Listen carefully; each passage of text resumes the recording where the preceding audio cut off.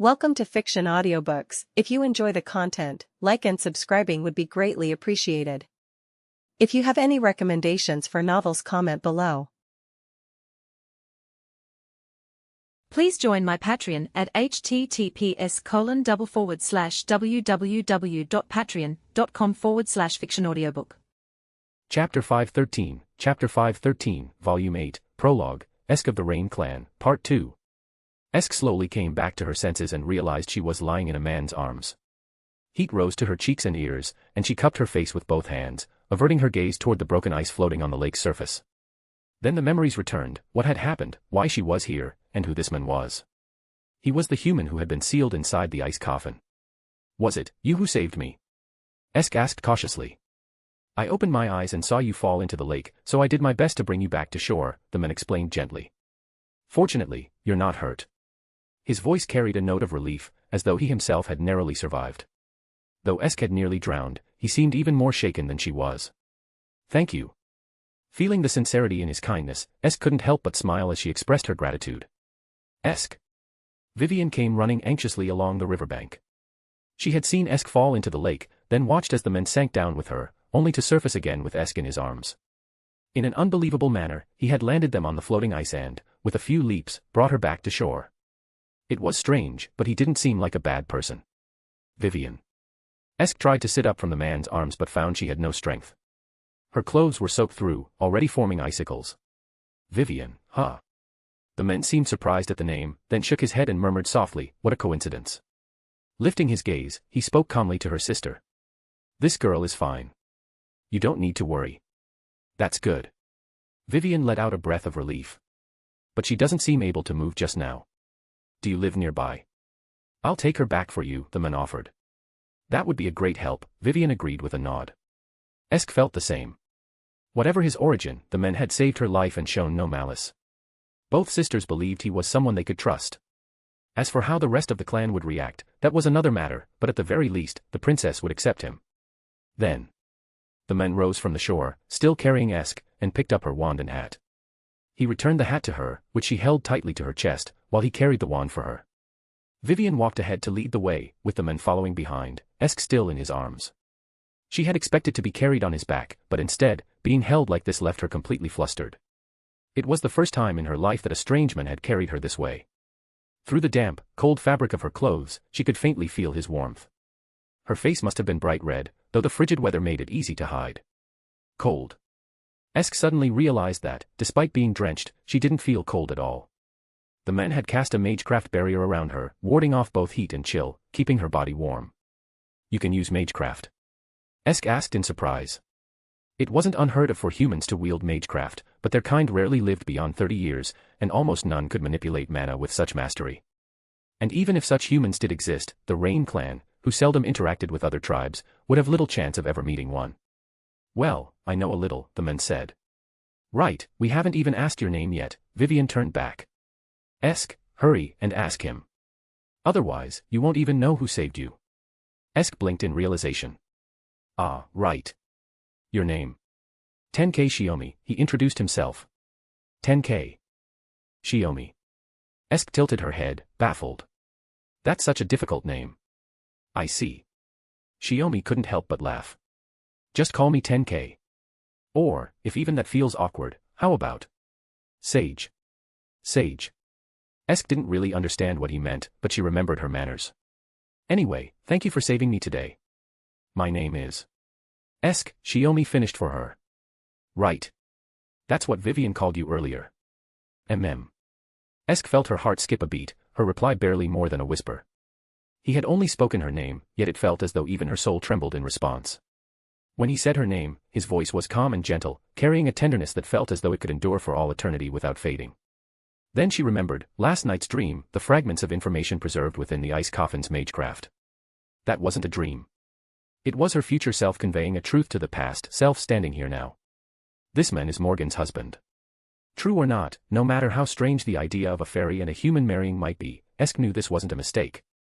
As the fragments of knowledge clarified in her mind, the reality only grew sharper. Her real name, Morgan Le Fay, was known to no one in the Rain Clan except her adoptive mother, the Queen. How could this be? Esk pulled her hat down to cover her face, then slowly lifted it just enough to sneak a glance at Shiomi. Her heartbeat quickened even more. Are you all right? You look a little pale.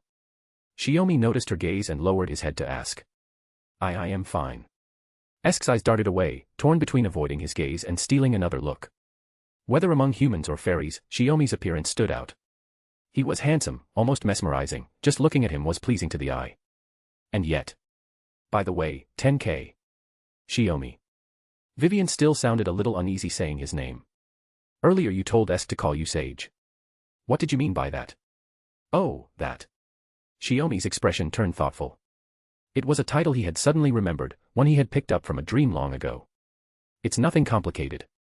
I came here, for Esk, Shiomi said. Esk's eyes widened, staring straight at him in disbelief. Her fairy eyes could pierce through lies. No matter how clever a person or fairy was, no one could deceive them. He wasn't lying. And because he wasn't lying, his words carried more weight, more danger, than any falsehood could. Esk buried her face against Shiomi's chest, too flustered to look at him any longer, afraid of where her thoughts might wander. Oh.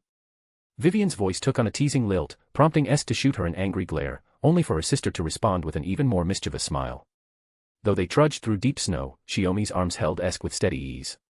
Before long, the exhaustion of the day's events caught up to her, and to the rhythm of crunching snow, Esk drifted into sleep. History. In the early winter of the 4000th year of the fairy calendar, the Fairy of Paradise encountered the sage for the very first time in the forest outside the Rain Clan city. In later records of fairy Britain, the origins of the sage were considered even more of a mystery than those of the Fairy of Paradise. No one knew the truth. By the time he appeared upon the stage of fairy history in human form, much time had already passed.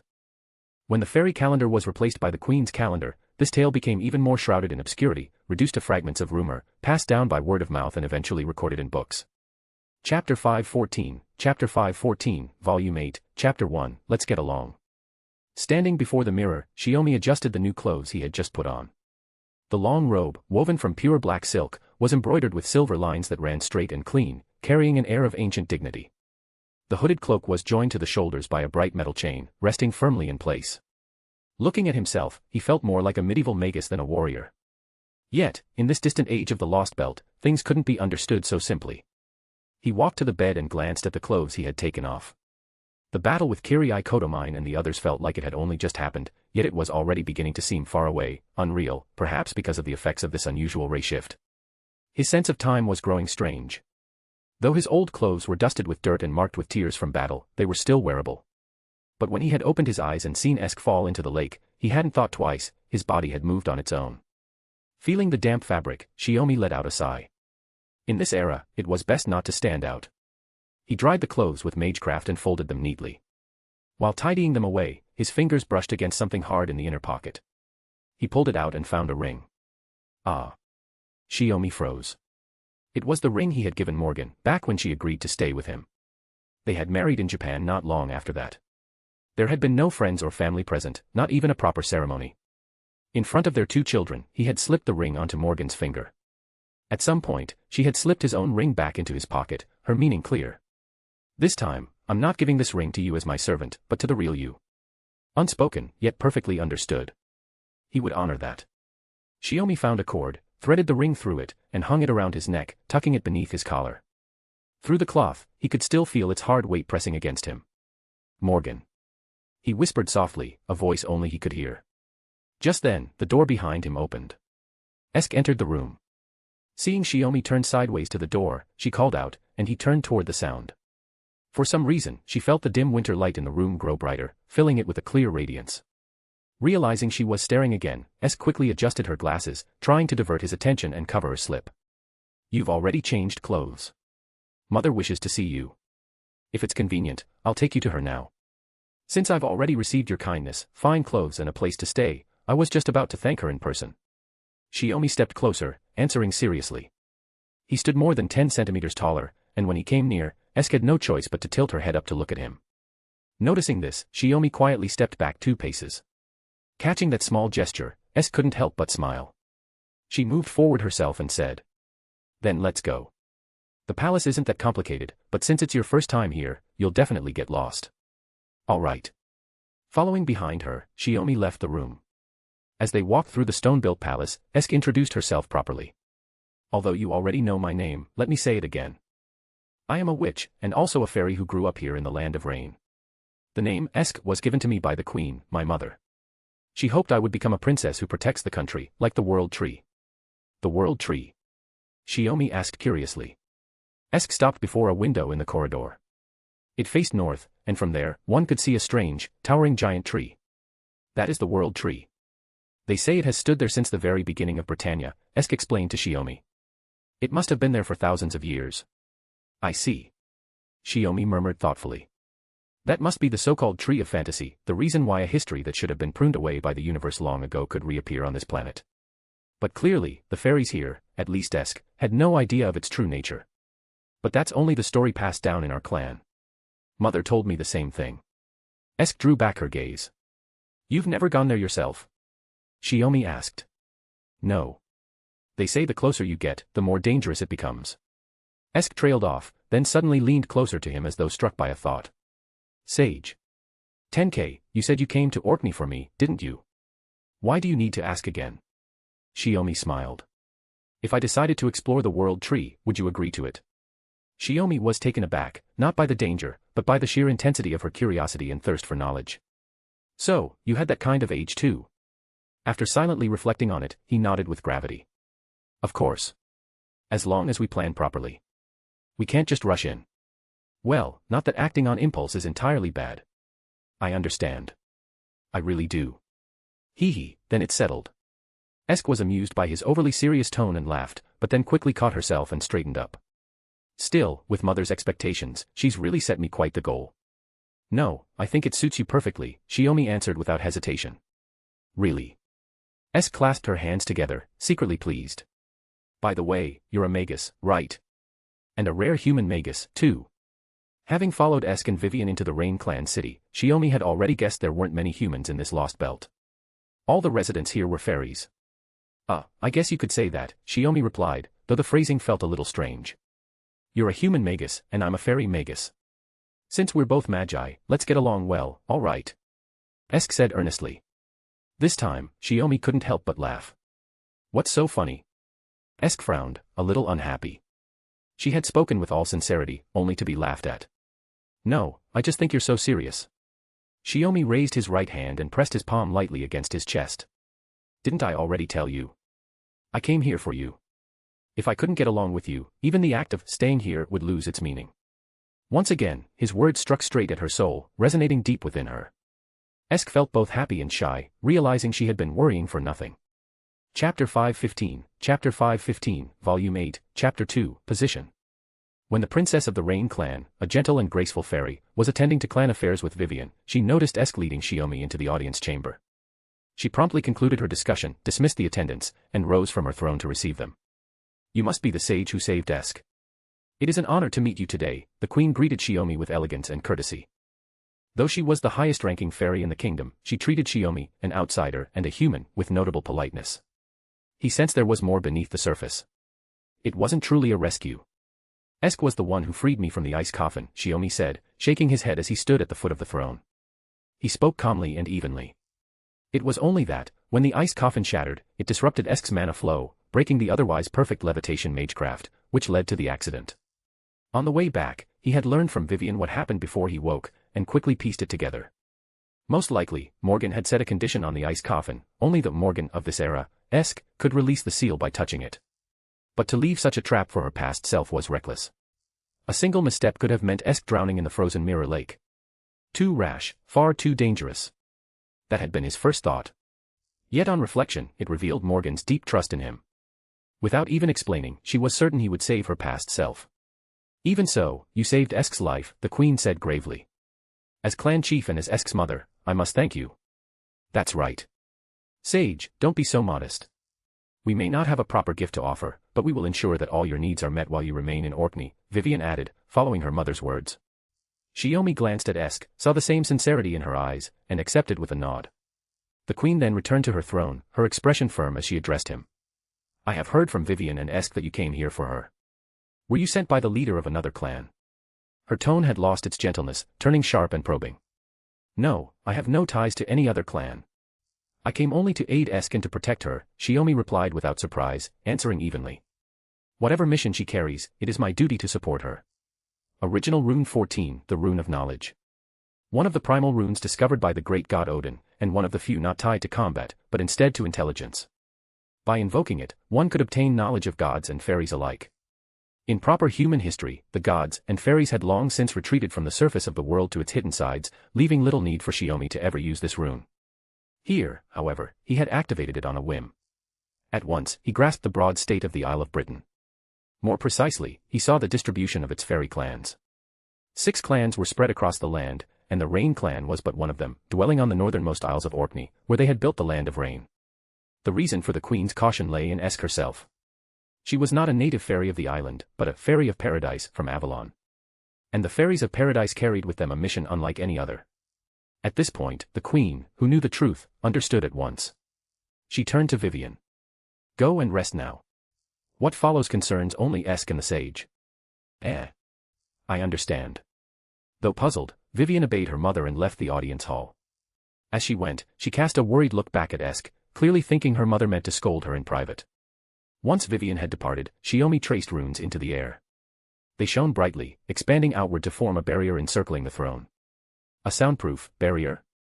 Esk instantly recognized its nature. The queen looked surprised, then gave a calm smile. Our country has no one who can teach Esk magecraft. Yet you, though human, are so well versed in it. I see now that your earlier words were no lie. No magic teachers. Shiomi was taken aback. So all the magecraft I know, I had to figure out on my own. Esk nodded, a little shy. Shiomi blinked, stunned. That's incredible. He could clearly sense Esk's rare aptitude as a magus. Even knowing the truth beforehand, seeing her like this made him admire her talent all over again, talent so extraordinary it even stirred a tinge of jealousy within him. By the way, Esk, how old are you now? Shiomi asked. I just turned 15 not long ago. Esk shyly adjusted her glasses, then looked at him curiously. What about you, sage? Why don't you guess? Shiomi didn't answer directly. For all you know, I might already be an old man on the inside. Esk squinted at him. You're not lying, could it really be true? But outwardly he looked only 3 or 4 years older than her.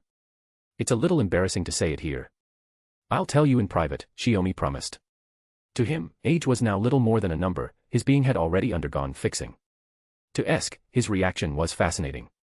He seemed to carry countless secrets, yet it was clear he had no intention of hiding them from her. An age that can't be judged by appearances, mastery of magecraft, and human identity. The queen calmly pieced together the information she had. So you truly are the sage who came here for the mission of the Fairy of Paradise. I've already said, I came only for Esk. It has nothing to do with identity or obligation. Whatever she intends to do, whatever path she chooses, I'll remain by her side, supporting her, becoming her strength. Shiomi's reply was steady, resolute. This was something he had already decided. I see. The queen smiled faintly, her gaze soft as it fell on Esk. I have always worried this child would have to embark on her journey alone. If the sage could stay by her side. Mother. Esk almost yelped. Her sudden reaction puzzled the queen. To the queen, the sage was simply a steadfast companion of the fairies of paradise. She had no way of knowing what her words meant to Esk, or why they flustered her so deeply. Chapter 516, Volume 8, Chapter 3, Esk's Library. Turning the ornate key handle, Esk pushed open the door to the library. She stepped aside to let Shiomi enter first, but he gently nudged her shoulder, motioning for her to go in ahead. So, Esk naturally walked inside. Behind her, the heavy wooden door slowly closed, shutting out the evening wind and the snow that had begun to fall once more. Through the window, snowflakes could be seen drifting down. The library was quiet and cold, with a faint dampness in the air that immediately made Esk tense in the dimness. It wasn't because she was alone at night with Shiomi, whom she had only just met, but because of that dampness. This room contained every book the Land of Rain had managed to gather. To Esk, they were priceless treasures. Her greatest joy was to sit here, reading them, learning new knowledge, and pondering her future. She carefully lifted the lantern and slowly paced the room, lighting the candles one by one before gently closing the glass shades that covered the flames. Don't worry. This level of dampness is probably just from the room being left unused during the day, Shiomi said quietly as she finished with the last lamp. Esk froze for a moment. She hadn't said anything aloud, so how did he know exactly what was on her mind? Shiomi raised his hand, brushing it lightly across the nearest bookshelf. His fingers traced the spines of the neatly arranged books as glowing runes appeared in the air, symbols unfamiliar to Esk. The shining letters scattered into faint specks of light, dispersing through the library. At once, the dampness faded. The air grew crisp and dry. That should do it. Shiomi lowered his hand naturally. Yes, that should be fine. Usually, I do the dehumidifying myself. Esk smiled in thanks. I didn't expect that the first time I brought a guest here, he'd end up helping with chores. Using magecraft for small, everyday problems, effortless and effective, was very much to her taste. It's nothing. I just did it because it came to mind, Shiomi replied with a shake of his head. What he didn't say was that he had only wanted to see her smile without worry. Esk cleared a chair piled with books from the corner and moved it to the center of the room. At the same time, Shiomi kindled a fire in the library's hearth, and the air grew warmer. He didn't immediately sit in the chair Esk had set out. Instead, with keen interest, his gaze wandered across the room, not just the shelves of books but also the jars and bottles scattered across the desk. One jar held blue flowers, a kind that shouldn't have been able to bloom in this season. The whole space had the atmosphere of a witch's study. Ah, the flowers are starting to wilt, Esk said softly, lifting the jar and examining it. Even though I protected them with magecraft, it's still a bit too much. Are you researching a spell to make flowers bloom in winter? Shiomi asked. No. It's just that in Orkney, winter covers everything in white. I wanted to grow flowers that could stay and bloom through the season, even if it required magecraft, Esk said quietly. Father and mother have both been so busy lately. If there were beautiful flowers decorating their room, I thought it might cheer them up a little. Father? Shiomi was surprised. I didn't see him today, not even at dinner. Esk gave an apologetic smile. Father had business with the Mirror clan. He won't be back for a few days. I see. Shiomi nodded in understanding. In the northern reaches of Britannia lived two clans. One was the Rain clan, who had established their kingdom in Orkney. The other was the Mirror clan. 2,000 years ago, during the Spring War of the 6,000th year of the fairy calendar, the six great clans waged war against the northern fairies. After annihilating them, they used the remains of the last dragon to expand the land and connect it to the Britannia mainland. 1,000 years later, the Rain clan and the Mirror clan migrated to this new territory and founded their respective capitals. Although the queen had spoken of this history in careful, understated words, Shiomi could hear the truth clearly enough. This land had been taken through the slaughter of other fairies. He almost asked Esk what she thought of this inherited sin, but in the end, he held his tongue. What's wrong? Esk felt that Shiomi seemed to be holding something back. At that moment, he took the vase of flowers from her hands. It's just that their vitality is fading. Magecraft may be a miracle that manipulates phenomena, but it also has its limits, Shiomi said softly. If you want to achieve your goal, I think it might be better to start from scratch and find another approach. As he spoke, Esk noticed the petals that had begun to droop slowly regain their vitality. The change was so subtle it could easily have gone unnoticed, yet when she accepted the vase back from him, she clearly felt the life force stirring within.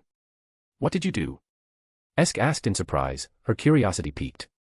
I only replenished the life force that had been lost, Shiomi replied, meeting her gaze. It's a clumsy method, you could do it yourself. But it requires using your own life force in exchange, even if just a tiny fraction, so it isn't exactly wise. But Tenkei, you're not, Esk felt his words contradicted themselves.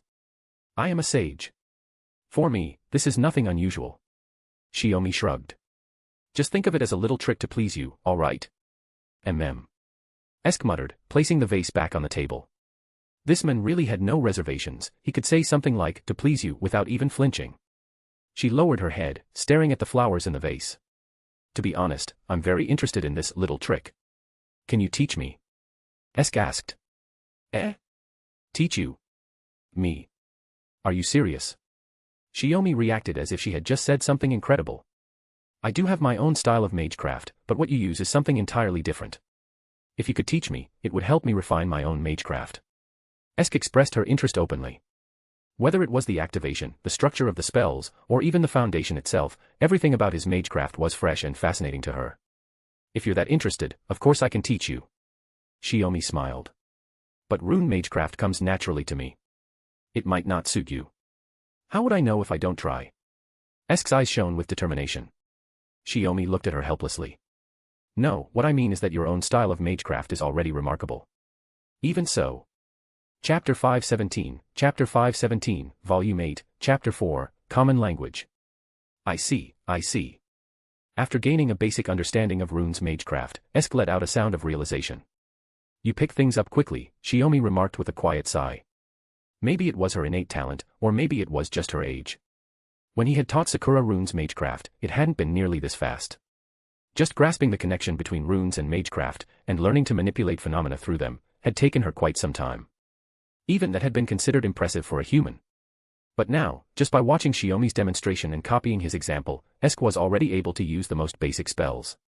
Shiomi estimated it had taken her less than half an hour, most of it spent on his explanation. At this moment, Esk was using runes to cast a simple illusion spell, filling the room with the faint fragrance of flowers that didn't belong to this season. It's fascinating. You don't need incantations or mental cues, just the right combination of runes, and you can get the result you want. Sitting on a stool, Esk shared her impressions cheerfully. To be honest, writing runes is itself a form of suggestion, Shiomi explained with a smile.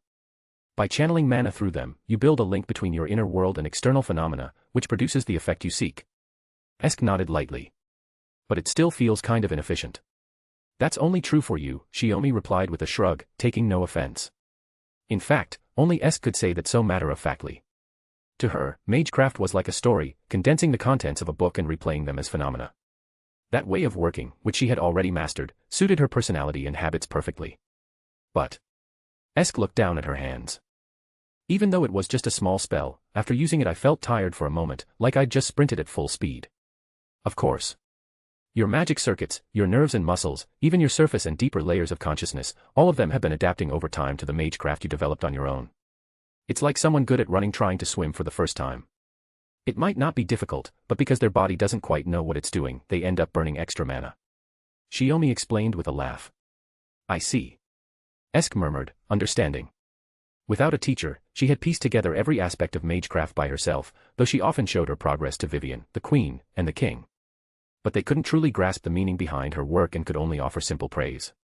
Esk wasn't dissatisfied, but she couldn't help but feel something was missing, that joy that came only from exchanging insights with someone who truly understood magecraft. Whether it's your unique magecraft or the runes I just taught you, they're both just tools to establish a stronger suggestion within yourself, Shiomi said, meeting her gaze. Once your subconscious changes, your mana moves with your will to interfere with the laws of the world. From mending broken objects to altering climates and landscapes, it's all the same.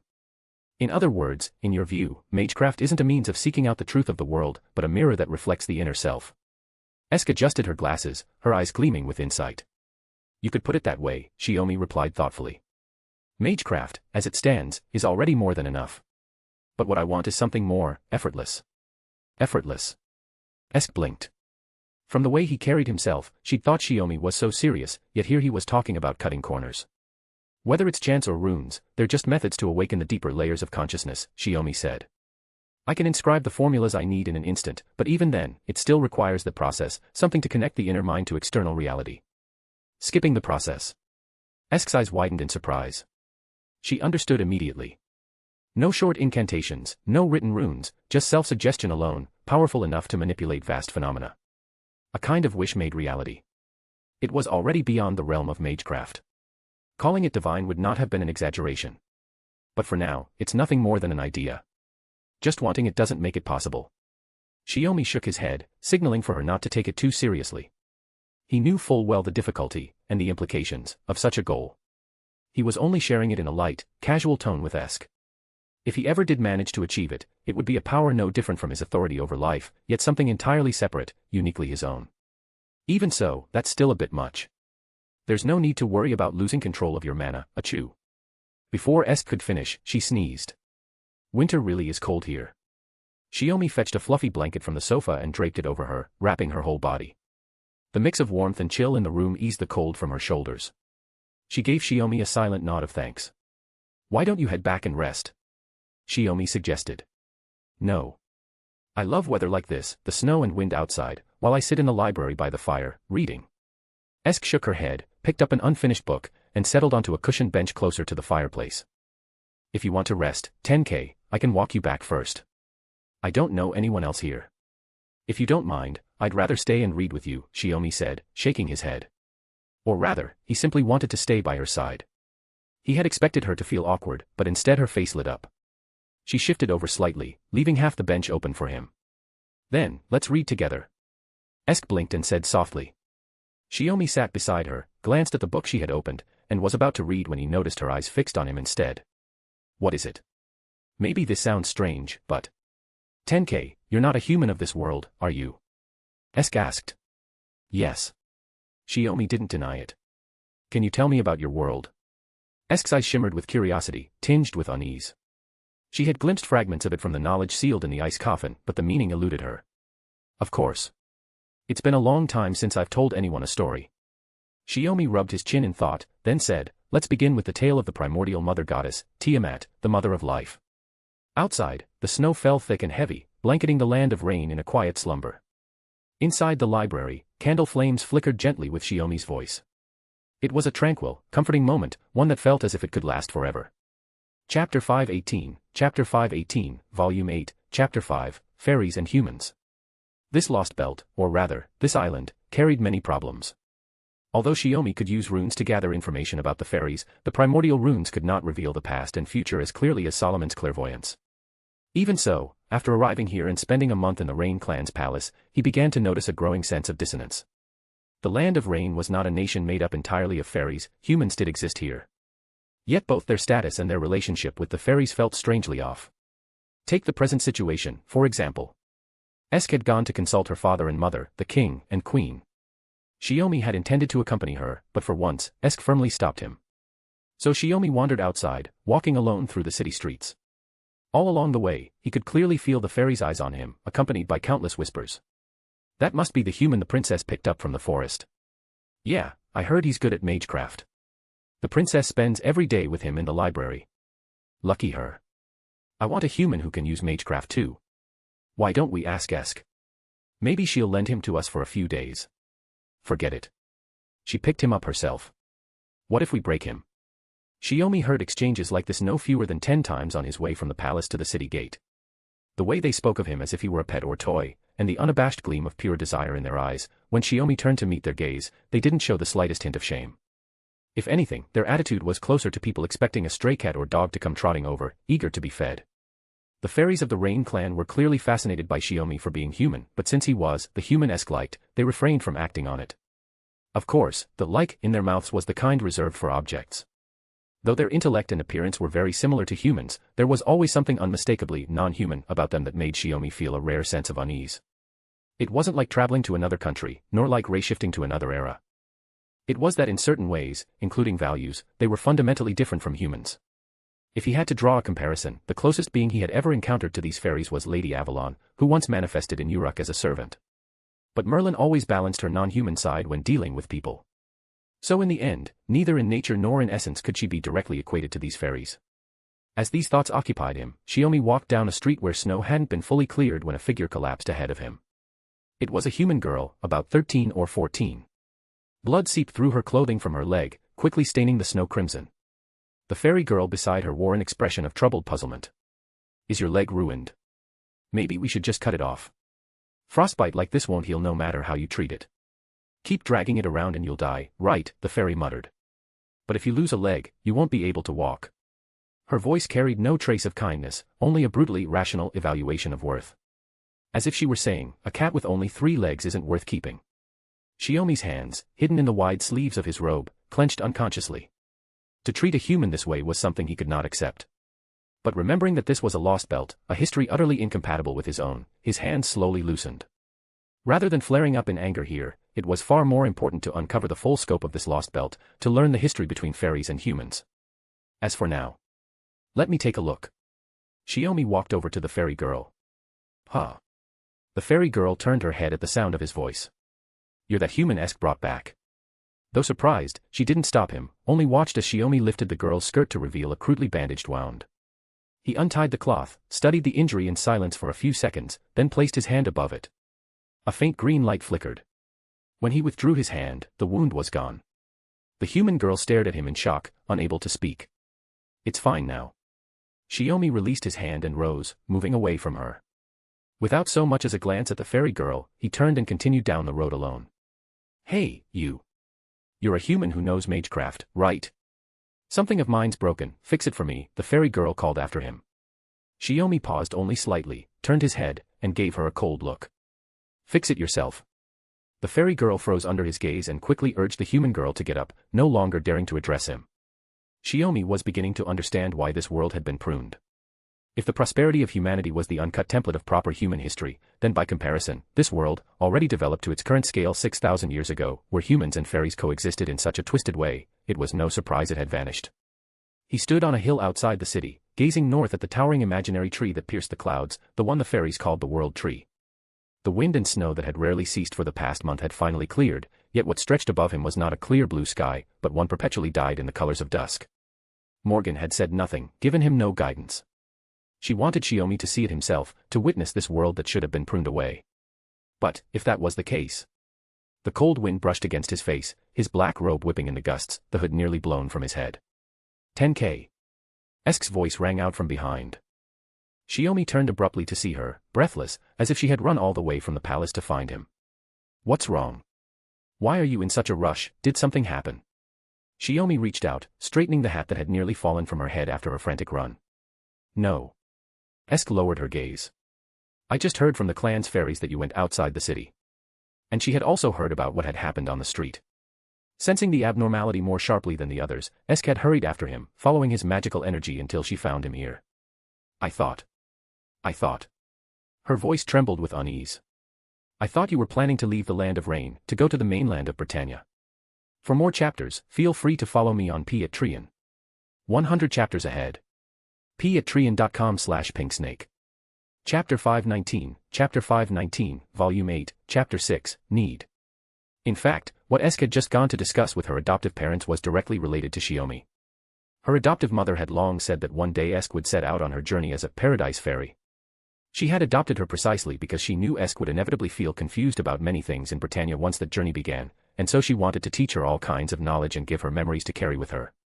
When Shiomi suddenly appeared, freed from the ice coffin by her hands, bringing with him information from the future, Esk felt a premonition that perhaps the time had come for her to begin her journey as a paradise fairy. That was why she went to her parents to ask their opinion. If Tenkei is going to take me on a journey, can I go with him? It might have seemed strange to travel with a human she had known for barely over a month, yet her inner sense of duty as a paradise fairy convinced her that Shiomi had come here precisely for the sake of her journey. Her parents, however, gave different answers. Her father thought it would be better for Esk to wait until she was a few years older. Her mother, on the other hand, believed that if Esk trusted Shiomi, she could leave with him at any time. They debated for half the day, but no consensus was reached. And then came this moment. Esk left the palace to look for Shiomi, only to hear from fairies she asked along the way, your human went out of the city. She didn't even bother denying the phrasing, Tenkei isn't my human, and chased after him all the way outside the city. But this possessive kind of relationship was not what she wanted. Actually, if you're leaving, at least tell me first. Esk clenched her fists and held them against her chest. You didn't even have time to pack your things, did you? Shiomi blinked. Pack my things. He hardly had any belongings. At most, there was his Chaldea uniform, sealed away with magecraft and stored in the cabinet of his room. Hardly enough to warrant packing. Because I've lived here since I was a child. I've seen fairies from other clans come here, but if I were to leave, I'd need to prepare properly. Esk began counting on her fingers. Magecraft supplies, books, clothes, money, and if we can't find a city, we'd need to prepare for camping in the wild. By the time she said this much, Shiomi realized his careless actions had led Esk to a serious misunderstanding. I only came out for a walk, nothing more. Shiomi gently pressed her hands, still caught up in planning. I'm sorry for worrying you. I see. Esk gradually calmed down at his words. In her rush, she had forgotten to ask clearly and instead leapt to conclusions about what the proper way should be.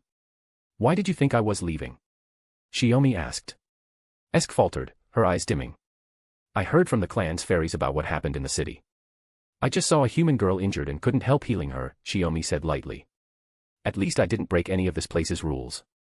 That's not it. Esk shook her head. If it were you, Tenkei, you must have noticed, there's something wrong about the relationship between fairies and humans. Yeah. Shiomi nodded in acknowledgement. My mission, the mission of a paradise fairy, is to end Britannia. Esk slowly lowered her hands, stepping to Shiomi's side to look at the world tree with him. Sometimes I wonder if that mission also includes ending this mistaken relationship between fairies and humans. Maybe so, Shiomi said without committing either way. Esk pressed further. Because in the stories you told me, Tenkei, the fairies had already returned to paradise. And the world prospered in a completely different way under the hands of humanity. That was the world Tenkei Shiomi came from. Esk had thought about it, and perhaps that was the true shape the world was meant to have. But as far as I know, only the innocent can pass into Avalon, said Shiomi. You're right, which means this world, Britannia, must be bearing some kind of sin, Esk replied with a troubled look. But I don't know what that sin is. I was simply given a mission and sent here. The information from the ice coffin had only revealed a vague outline of the future. Perhaps it was to prevent her present self from knowing too much, from acting too much, and thus twisting history into something unpredictable. But what was the meaning of all this? Esk could only ponder it on her own, convinced that only by setting out on her journey, by stepping onto the soil of Britannia itself, could she ever find the full answer. So I thought, after seeing what you saw here, you didn't want to stay anymore, Esk returned to the earlier subject. She could understand that feeling. It was precisely because of who she was that she could perceive the disharmony between fairies and humans. No. I'm not going anywhere. Shiomi turned, gripped her shoulders, and told her firmly, word by word, if you stay here, I'll stay here. If you set out on your journey, I'll walk beside you, unless you tell me you don't need me. I'd never say that. Esk blurted out without thinking. Never. But the moment the words left her lips, confusion washed over her. What did she mean by need? Did she need his strength? His identity as a human? Or, did she simply need him? Her chest tightened as if a small hand had clenched around her heart, leaving her breath uneasy and heavy. She couldn't untangle her feelings. Were they born from the knowledge that this man was her future husband, or from something else entirely? Esk? Shiomi asked gently, concern in his voice. No, I'm fine, it's just. Her eyes turned up to him, soft and vulnerable, but she couldn't find the words to voice the turmoil inside. The silence stretched, only to be shattered in an instant. A warped surge of magical energy swept over them, scattering the unspoken feelings between them. What is this? Shiomi frowned, looking toward the source of the aura. Foul mana, thick with curses, was drifting in from the direction of the coast. Even though it was still some distance away, he could sense the ominous nature of it. Mishandled, it could bring ruin to the Rain clan city itself. It's a disaster, one of the calamities that has plagued Britannia since the dawn of creation, Esk said tensely, staring in the same direction. We have to warn the clan, Moss has appeared again. Then let's go. Together, Shiomi said. Esk pulled back from his hands, only to clasp them again from the other side, her grip steady as she gave her resolute answer. Chapter 520, Volume 8, Chapter 7, Moss. In fact, the Land of Rain had its own means of dealing with disasters. While Shiomi and Esk stood on the hills outside the city and sensed the calamity's aura sweeping in from the sea, the fairies of the Rain clan detected it as well. After Esk reported the situation to the king and queen, they immediately took action. In a very short time, a fairy army was raised, though to Shiomi's eyes it looked far from impressive. The fairies carried weapons that were not finely crafted but kept in good condition, and they marched toward the outskirts of the city. However, instead of advancing further, they halted outside the walls and formed defensive lines with the city wall as their fallback. From atop the ramparts, Shiomi frowned. Even at a glance, their formation was disorderly. Still, the fairies seemed mentally prepared, aware of the enemy they would soon face, and thus they showed little panic. Before long, countless dark figures appeared on the horizon, racing forward at tremendous speed. In moments, they clashed with the main defensive force outside the city, and battle erupted. Through his magically enhanced sight, Shiomi made out the forms of the shadows. They had bodies shaped like congealed black mist, leaking a foul magical aura as they crept across the ground toward the Land of Rain. The glowing spots on their faces were most likely their eyes.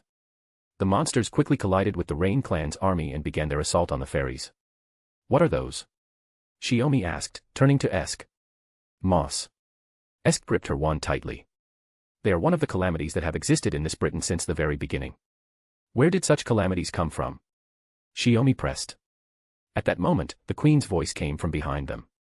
Moss are fairies who lost their purpose, lost their radiance, and in the end, even lost the ability to maintain their own form. I see. Shiomi's gaze shifted back to the battlefield, noticing something strange in how both sides fought. The Land of Rain's army was doing everything possible to avoid direct contact with the Moss, instead harassing their advance with arrows or flasks of burning oil. But such tactics only slowed them down. The true damage came from certain fairies who could wield mana, firing projectiles of pure magical energy. It wasn't even magecraft, but rather the innate power of the fairies themselves. Keeping distance. Shiomi immediately guessed the reason. The curse radiating from the Moss was no mere illusion. To the fairies, it must be like venom, taking effect the instant contact was made. The battle won't last long, Vivian. Go relay the order to the second wave, have them reinforce the vanguard. The queen immediately issued her command. I'll lead the fairies within the city to prepare for the counterattack. Yes, mother. Vivian promptly obeyed and hurried off to carry out her orders. The queen cast one more glance at the situation beyond the walls before preparing to depart herself. Mother, what about me? Esk asked at that moment. You stay here, Esk. The queen pushed her toward Shiomi. Sage, I entrust Esk to you. If we cannot withstand this wave of moss, I ask that you take her away from Orkney and escape to the mainland of Britannia. Shiomi did not answer immediately. Are you planning to throw your life away, Your Highness? It isn't throwing it away, it's the only choice we have. The moss are the natural enemies of our kind. Even the slightest contact will cling to us. A trace of fear flickered across her face. We can only pray this isn't the great calamity. Terrified though she was, she still had no choice but to lead her people into a battle steeped in despair. This forced Shiomi to see the fairies in a slightly different light. What about the humans, he asked, instead of refusing her request. He had already noticed that neither the vanguard nor the reinforcements led by Vivian contained any human soldiers, only fairies armed for war. Humans can't fight. On the front lines, they'd only end up as husks possessed by the moss. As she said this, the queen hesitated, casting a wary glance at Shiomi. She feared her words might offend him. Having said all she needed, she turned away from the ramparts. Mother. Esk tried to follow, but Shiomi pressed a hand on her shoulder. The pressure wasn't heavy, yet it held her firmly in place. Don't stop me, she pleaded, turning back to him. Do you have combat experience? Shiomi turned her fully around, gripping her arms as he asked seriously. She was not yet 16.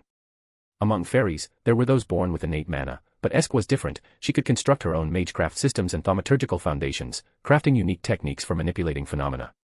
Even so, she didn't look like someone who had ever fought before. Shiomi could tell that much at a glance. No. Esk faltered under his question. The strength holding her wasn't overwhelming, and she slipped free of his grip. But I can use magecraft. Even if I can only attack from afar, at the very least, I can help hold back the moss. Shiomi's hand loosened, yet Esk didn't immediately run off. She understood the weight of her mother's words, and she knew Shiomi had promised to protect her. So she sought his permission. I knew it. Shiomi let out a weary sigh. Morgan had once said that the land of rain perished in this era. Seeing the moss appear and the army's decline, he had assumed that was the cause. He hadn't intended to interfere, content only to stay by Esk's side. But now, he couldn't ignore the look in her eyes, pleading, anxious, unwilling to lose. Whether the land of rain fell today or not, Shiomi had already made up his mind. So Esk thought Shiomi was about to firmly refuse her. Just as she was about to speak, he suddenly swept her into his arms. It was the same as that time they had returned from the forest. After more than a month, feeling his embrace again left her mind reeling. If not for the looming crisis, she might have been far less flustered. Tenkei, she tried to protest, asking him to put her down. If we're going to the battlefield, don't hide in the rear. Shiomi held her tightly. We'll be going up a little high, so don't scream, all right? Before Esk could question him, a fierce gust rushed past her ears. In the blink of an eye, she found herself soaring high into the sky. The army and the moss below shrank into tiny specks in her vision. Shiomi didn't linger in the air. He plunged downward at tremendous speed, straight toward the battlefield's center. As the ground rushed back up into view, Esk instinctively buried her head against his chest. Boom. The thunderous impact shook the earth, a shockwave rippling outward. Over 100 fairy soldiers staggered back, while the moss were forced to halt their advance for the moment. For more chapters, feel free to follow me on Patreon. 100 chapters ahead. patreon.com/pinksnake. Chapter 521, Volume 8, Chapter 8, The First Battlefield. Set down from Shiomi's embrace, Esk clutched her palm, her hat tilted askew as she staggered a few steps. Vivian, who had just led the reinforcements to the front lines, gasped in shock at the clear figure emerging from the scattered snow dust. Esk? She rushed over. And the sage? But you weren't. Shiomi swiftly shed his long robe, tossing it into Vivian's hands to reveal more agile attire, short-sleeved shirt and long trousers. Help me take my clothes. Then keep your kin in formation, don't advance any further. Shiomi rolled his shoulders. Next is Esk's combat training session. If you barge in, I can't guarantee I won't accidentally hit you. Vivian glanced at Esk, who gripped her wand tightly and stood ready for battle. She nodded silently. Esk, don't push yourself. Only after Vivian stepped back did Esk ask, how should we fight? After all, she hadn't anticipated facing these dangerous moss alone with Shiomi. Don't worry. I'll test them first.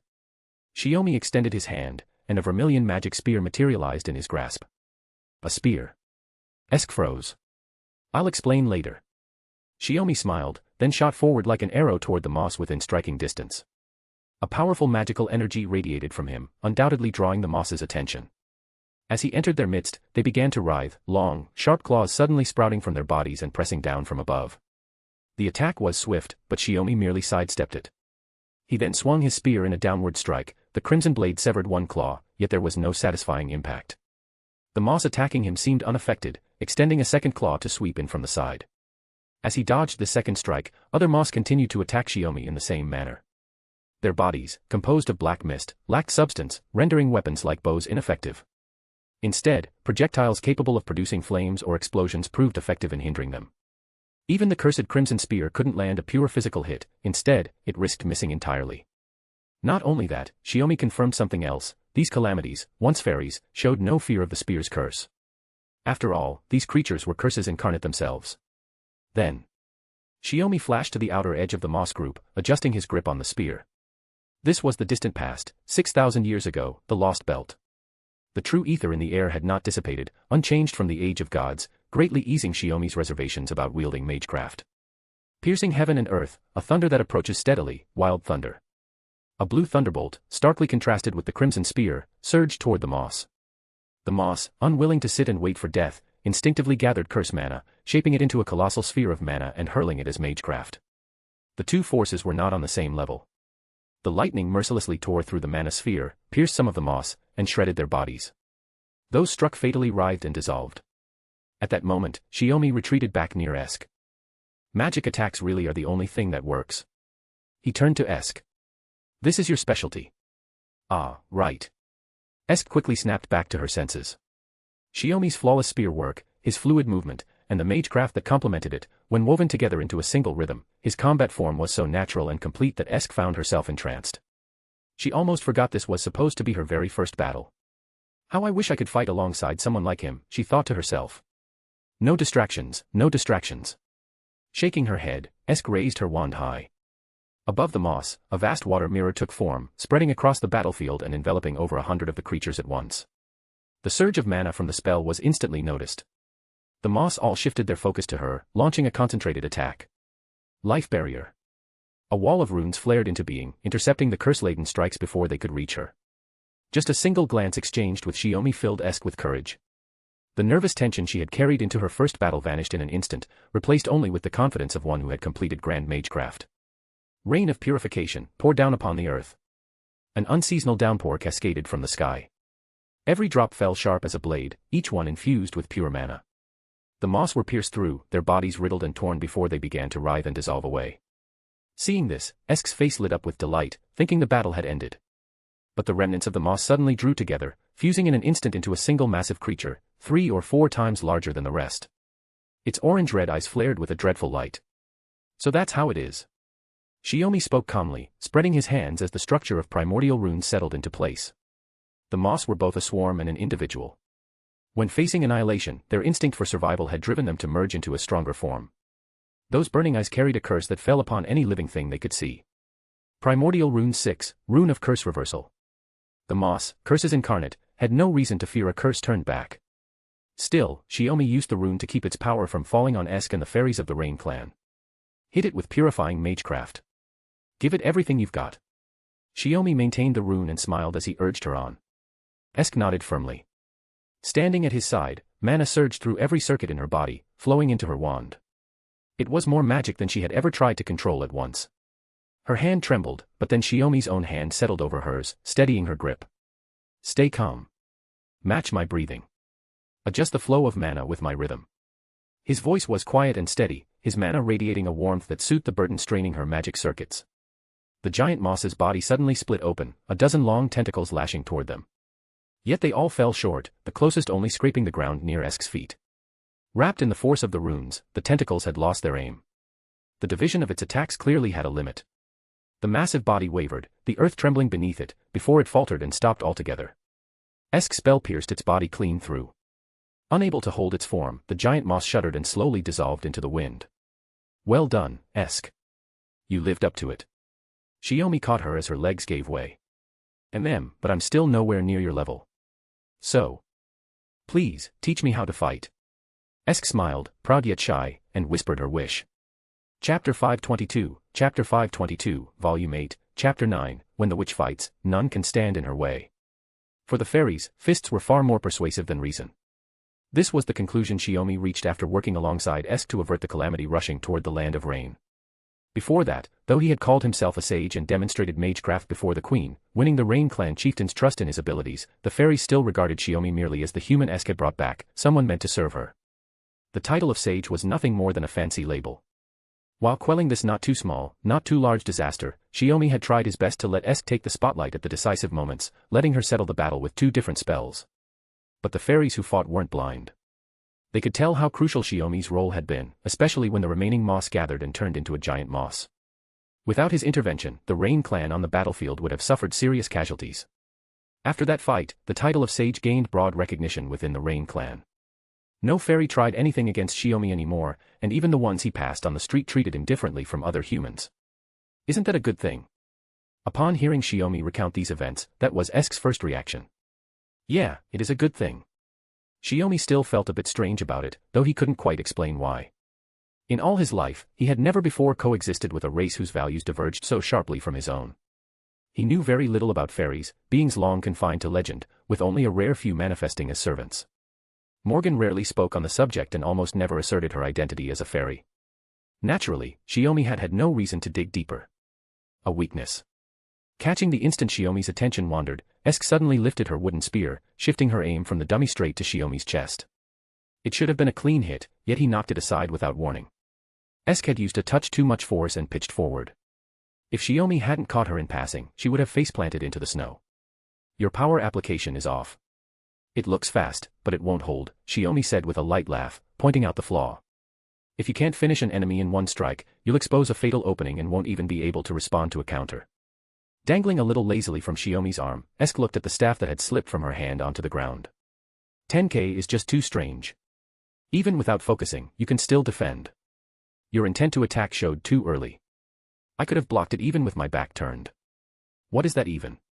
Shiomi's words felt a bit stream of consciousness to Esk. She was a natural magus, but not a natural fighter.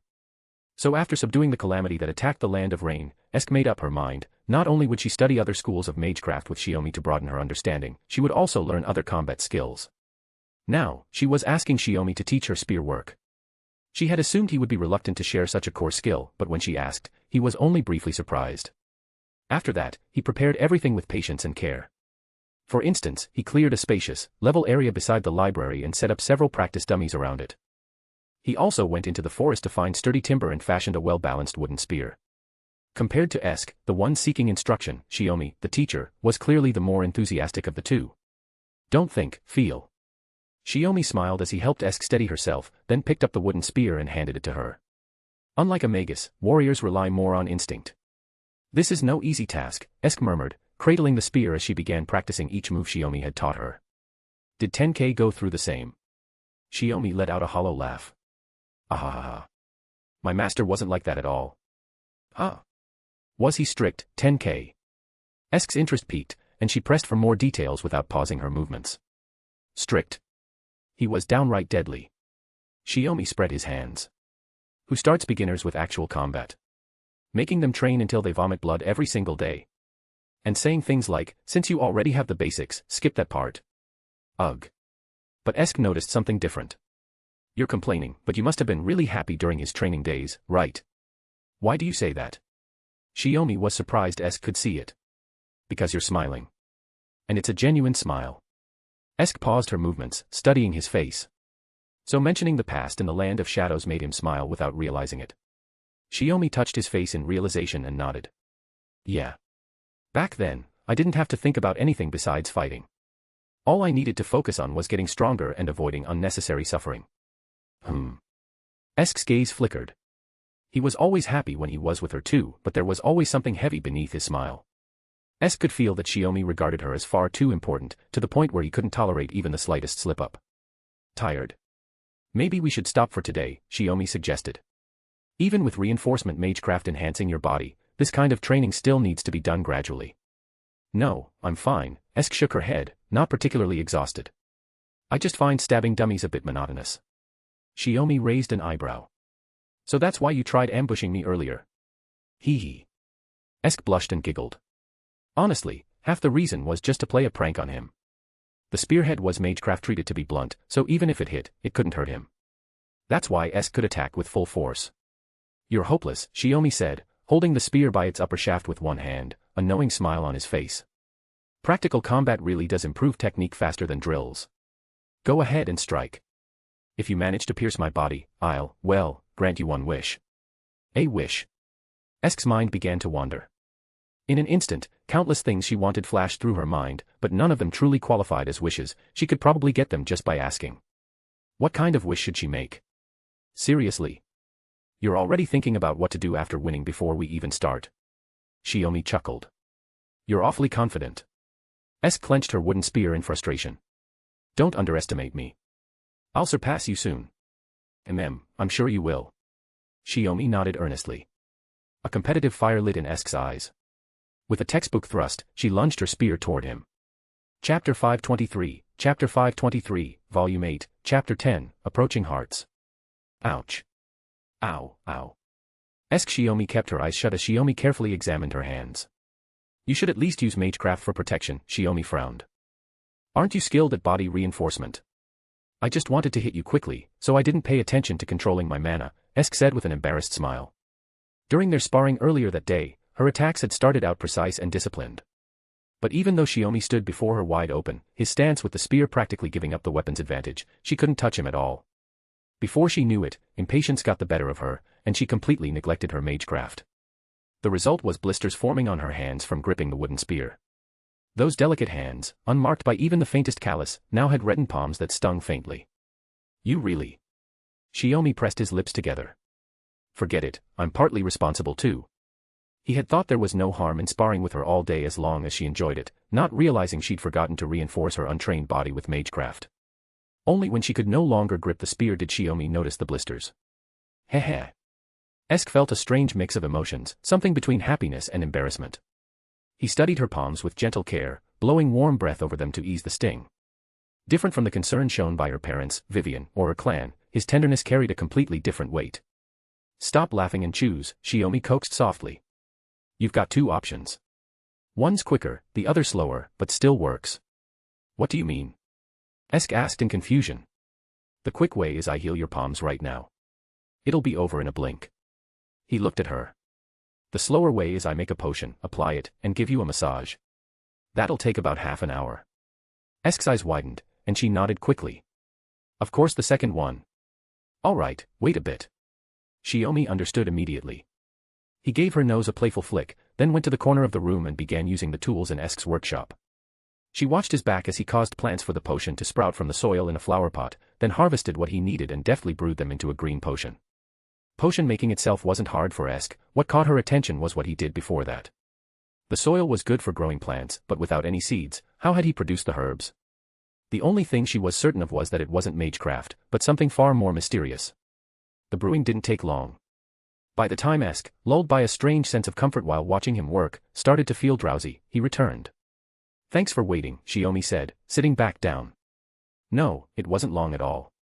Esk shook herself awake and leaned against the soft bench cushion, watching his focused expression as he tended her hands. The potion felt cool and soothing. When it touched her blistered palms, there was no pain, only a pleasant tingling that spread under her skin. She straightened instinctively, afraid she'd melt into the feeling and collapse. Relax. Shiomi noticed her tension. Is it hurting too much? No, not at all, Esk shook her head, easing again at the sound of his voice. Gentle mana flowed across her palms. She knew her hands would heal far sooner than the half-hour he'd mentioned. Sorry for worrying you, Esk apologized without thinking. There's no need, Shiomi said quietly, finishing one hand before starting the other. His tone was steady, patient. Honestly, I'm glad.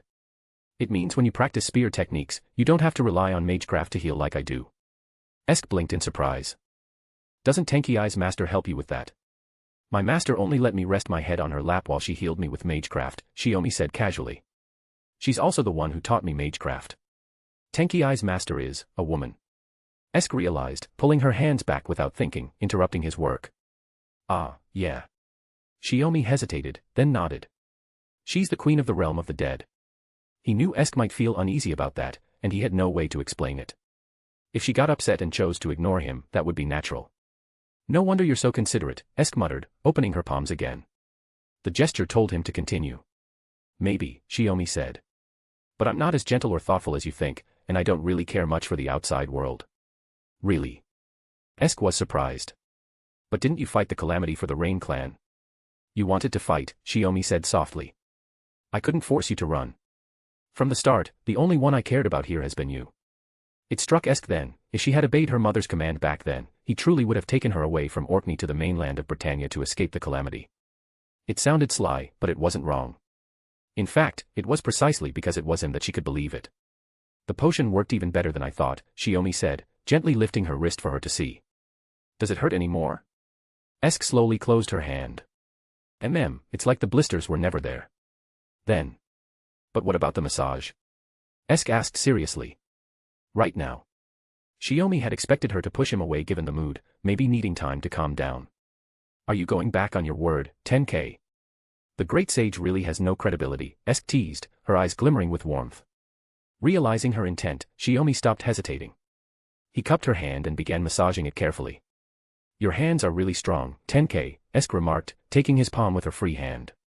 And big too. I don't take much care of them. They can't compare to yours, Shiomi smiled. That's why, whenever I hold yours, or when you hold mine, I feel safe. Esk's cheeks flushed as she interlaced her fingers with his. Esk. No, I was just, Esk let go, flustered, words tumbling out. What am I even saying? Shiomi slowly reached out, wrapping an arm around her shoulder and drawing her close, pausing for a moment midway. If I'm wrong, push me away. With that, he pulled her into his arms, brushing his hand through the hair that fell over her shoulder. Esk heard her heart pounding wildly. She leaned quietly against him, holding his hand even tighter. Chapter 524, Volume 8, Chapter 11, The Day of Rain. As winter gradually receded, the snowfall in Orkney turned to rain. Esk sat in the library, flipping through her beloved book, but her thoughts had unknowingly drifted away from the pages. Her gaze followed the rainwater gathering into thin streams on the glass window, slowly fading into the distance. Realizing she had become distracted while reading, Esk felt a slight surprise. She glanced at the page she'd just finished, reached to turn it, and suddenly remembered why. She loved this atmosphere, yet now it felt strangely empty. It must be because of Tenkei Shiomi. Ever since he arrived here, not a single day had been dull. They'd discussed magecraft together, exchanged stories, pondered strange questions, and even honed their combat skills side by side. Her gaze drifted to the wooden spear leaning against the room. She slowly leaned forward, resting her head on the desk, and let her eyes wander back outside the window. The gray, overcast sky, the light drizzle. The eaves, the stone-paved path, and the window panes wove a symphony of gradually shifting notes. Then, Esk remembered something. Future husband, She stared at the words on the page, murmuring to herself. Was it her future self who gradually shaped him into someone she liked, or was he simply meant to be with her? And upon closer inspection, why had he traveled from the future back to the past? What had happened in the future? She couldn't figure it out, and there was no clear answer. Perhaps only by taking each step forward could she reach the unknown outcome. Until then. She glanced around the library, now empty except for herself. He wasn't here again today. Early this morning, the fairy sent by Mother had taken him away, saying it was urgent. This had happened several times since the snow began melting into spring. Without his voice in the library, even the books she usually devoured with relish felt slightly dull. Click. The library door opened. She looked up as a figure clad in a long black robe entered. The familiar silver thread pattern, only one person would wear this. Tired? Then rest for a while. Holding books all the time is bound to be tiring. Shiomi placed the three-tiered box he was carrying onto an empty chair beside him before removing his hood and closing the library door. No, not at all, said Esk, still lazily sprawled out, watching his every move. Just a bit stuffy. Good. I don't know about fairy constitutions, but humans can lose their eyesight if they strain their eyes too long, Shiomi said. He was referring to Esk's glasses. Oh, these. Esk felt a bit embarrassed, taking off her glasses and handing them to Shiomi. See for yourself. After taking the glasses with interest, Shiomi held them up to examine them. When his gaze passed through the lenses and landed on Esk's face, he suddenly understood. So these are special tools to suppress fairy eyes, Shiomi realized. Of course, these glasses also serve to enhance vision, effectively eliminating the need to use mana to strengthen her eyes. In casters' terms, it was known as the Mystic Eye Killers. It merely slightly suppresses the power of these eyes, preventing them from activating indiscriminately, Esk said, looking slightly embarrassed. Don't you want to see lies? Shiomi asked. I just don't think it's necessary to be unable to tolerate even the slightest harmless lie, Esk murmured softly. Besides, the Rain clan elders harbored no ill intent, they merely told harmless little white lies now and then. Deliberately discerning truth from falsehood in such cases felt utterly superfluous. That was precisely why she had crafted these glasses for herself. Yet whenever she consciously sought to detect lies, the glasses naturally ceased to function. Speaking of which, Tenkei really is an odd one. He never lies to me, no matter what, Esk mused. And precisely because of that, her entire heart kept drawing closer to him. What's so strange about that? Shiomi leaned down, meeting Esk's eyes. I won't lie to you, nor do I wish to. That's all. Then, he placed the glasses back on Esk's face. The warmth of his fingertips, so close she could almost feel it, slipped away once more, leaving her wanting more. Yet, strangely enough, she'd recently noticed that during moments like this, her heart didn't race as wildly. Instead, she felt a lightness wash over her body and mind.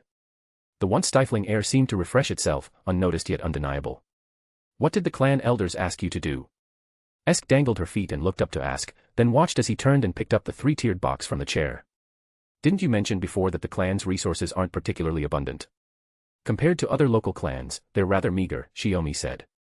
I'm just doing what I can within my means to help the clan improve that situation. Esk was quite surprised, and she recalled it too. Shiomi had demonstrated that ability, the one that made fruit trees grow, right before her eyes, showing it to the princess. The only thing she could be certain of was that it wasn't magecraft. The sensible Esk never inquired about its nature. Moreover, she could see that this power held no malice. Instead, it possessed a gentle quality capable of saving countless lives from suffering, a vast mystery granting new life to both the dying earth and its inhabitants. Thank you, Esk said sincerely. She could sense the clan's atmosphere had lightened considerably lately. Knowing this year would bring a bountiful harvest, the clan's fairies now carried a fresh sense of hope. If he was willing to wield this power, that dream, still unformed yet already deep within his heart, might become more tangible. It wasn't about bringing Britannia to an end, but about starting anew, saving the fairies tormented by the consciousness of sin, and building an ideal kingdom. Before that, however, she needed to share this idea with him, to let him know. Whether they could reach agreement, whether they shared the same aspirations, those were questions for later. Save your thanks for later. I borrowed the kitchen here and did my best to make some snacks. Shiomi opened the box. It's still a foreign land, and I'm not used to many things here. I hope the taste suits you. It was a three-tiered food box filled with various still-warm pastries. Closing the book, Esk picked up a pastry from the plate and took a small bite. The sweet flavor and soft texture were more delicious than any pastry she'd ever tasted in the Rain clan. Really delicious. Esk's eyes sparkled with delight. That's the best compliment I could ask for. Shiomi beamed warmly. Meeting his radiant smile, Esk's heart bloomed instantly. She naturally took Shiomi's hand, inviting him to sit down and savor the fruits of his labor together. For more chapters, feel free to follow me on Patreon. 100 chapters ahead. patreon.com/pinksnake. Chapter 525, Chapter 525, Volume 8, Chapter 12, The Day of Clear Skies. Though Orkney was perpetually rainy, there were still days when the skies would clear. On such days, Esk would practice martial arts outdoors with Shiomi. As her training deepened, her spear skills gradually became more proficient, and she started fighting with real skill. These sessions often attracted curious fairies from the clan who came to watch. However, practice wasn't a performance, and it didn't hold much entertainment value.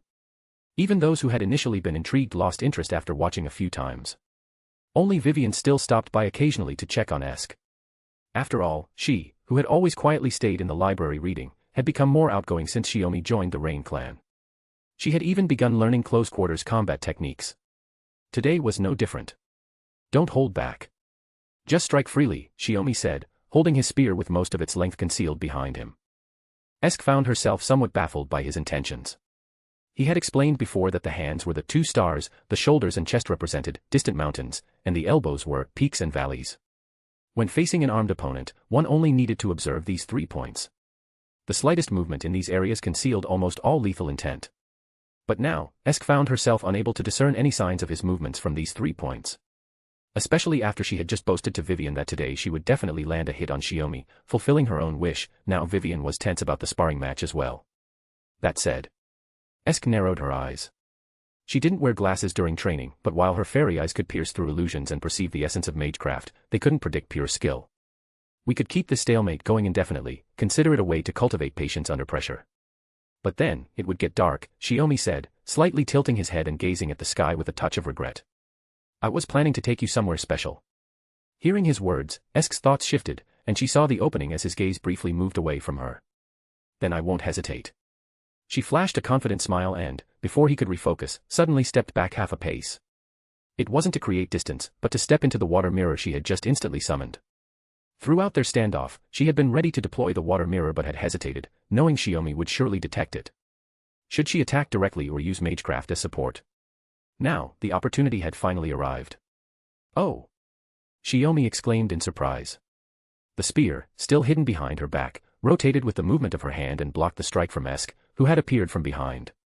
Knowing that a single strike wouldn't suffice, Esk used the recoil from the weapon's impact to step back again.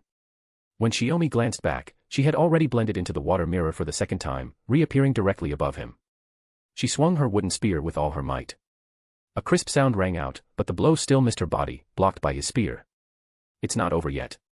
Esk's planned attack had 3 parts, yet she hadn't anticipated the second strike would also fail.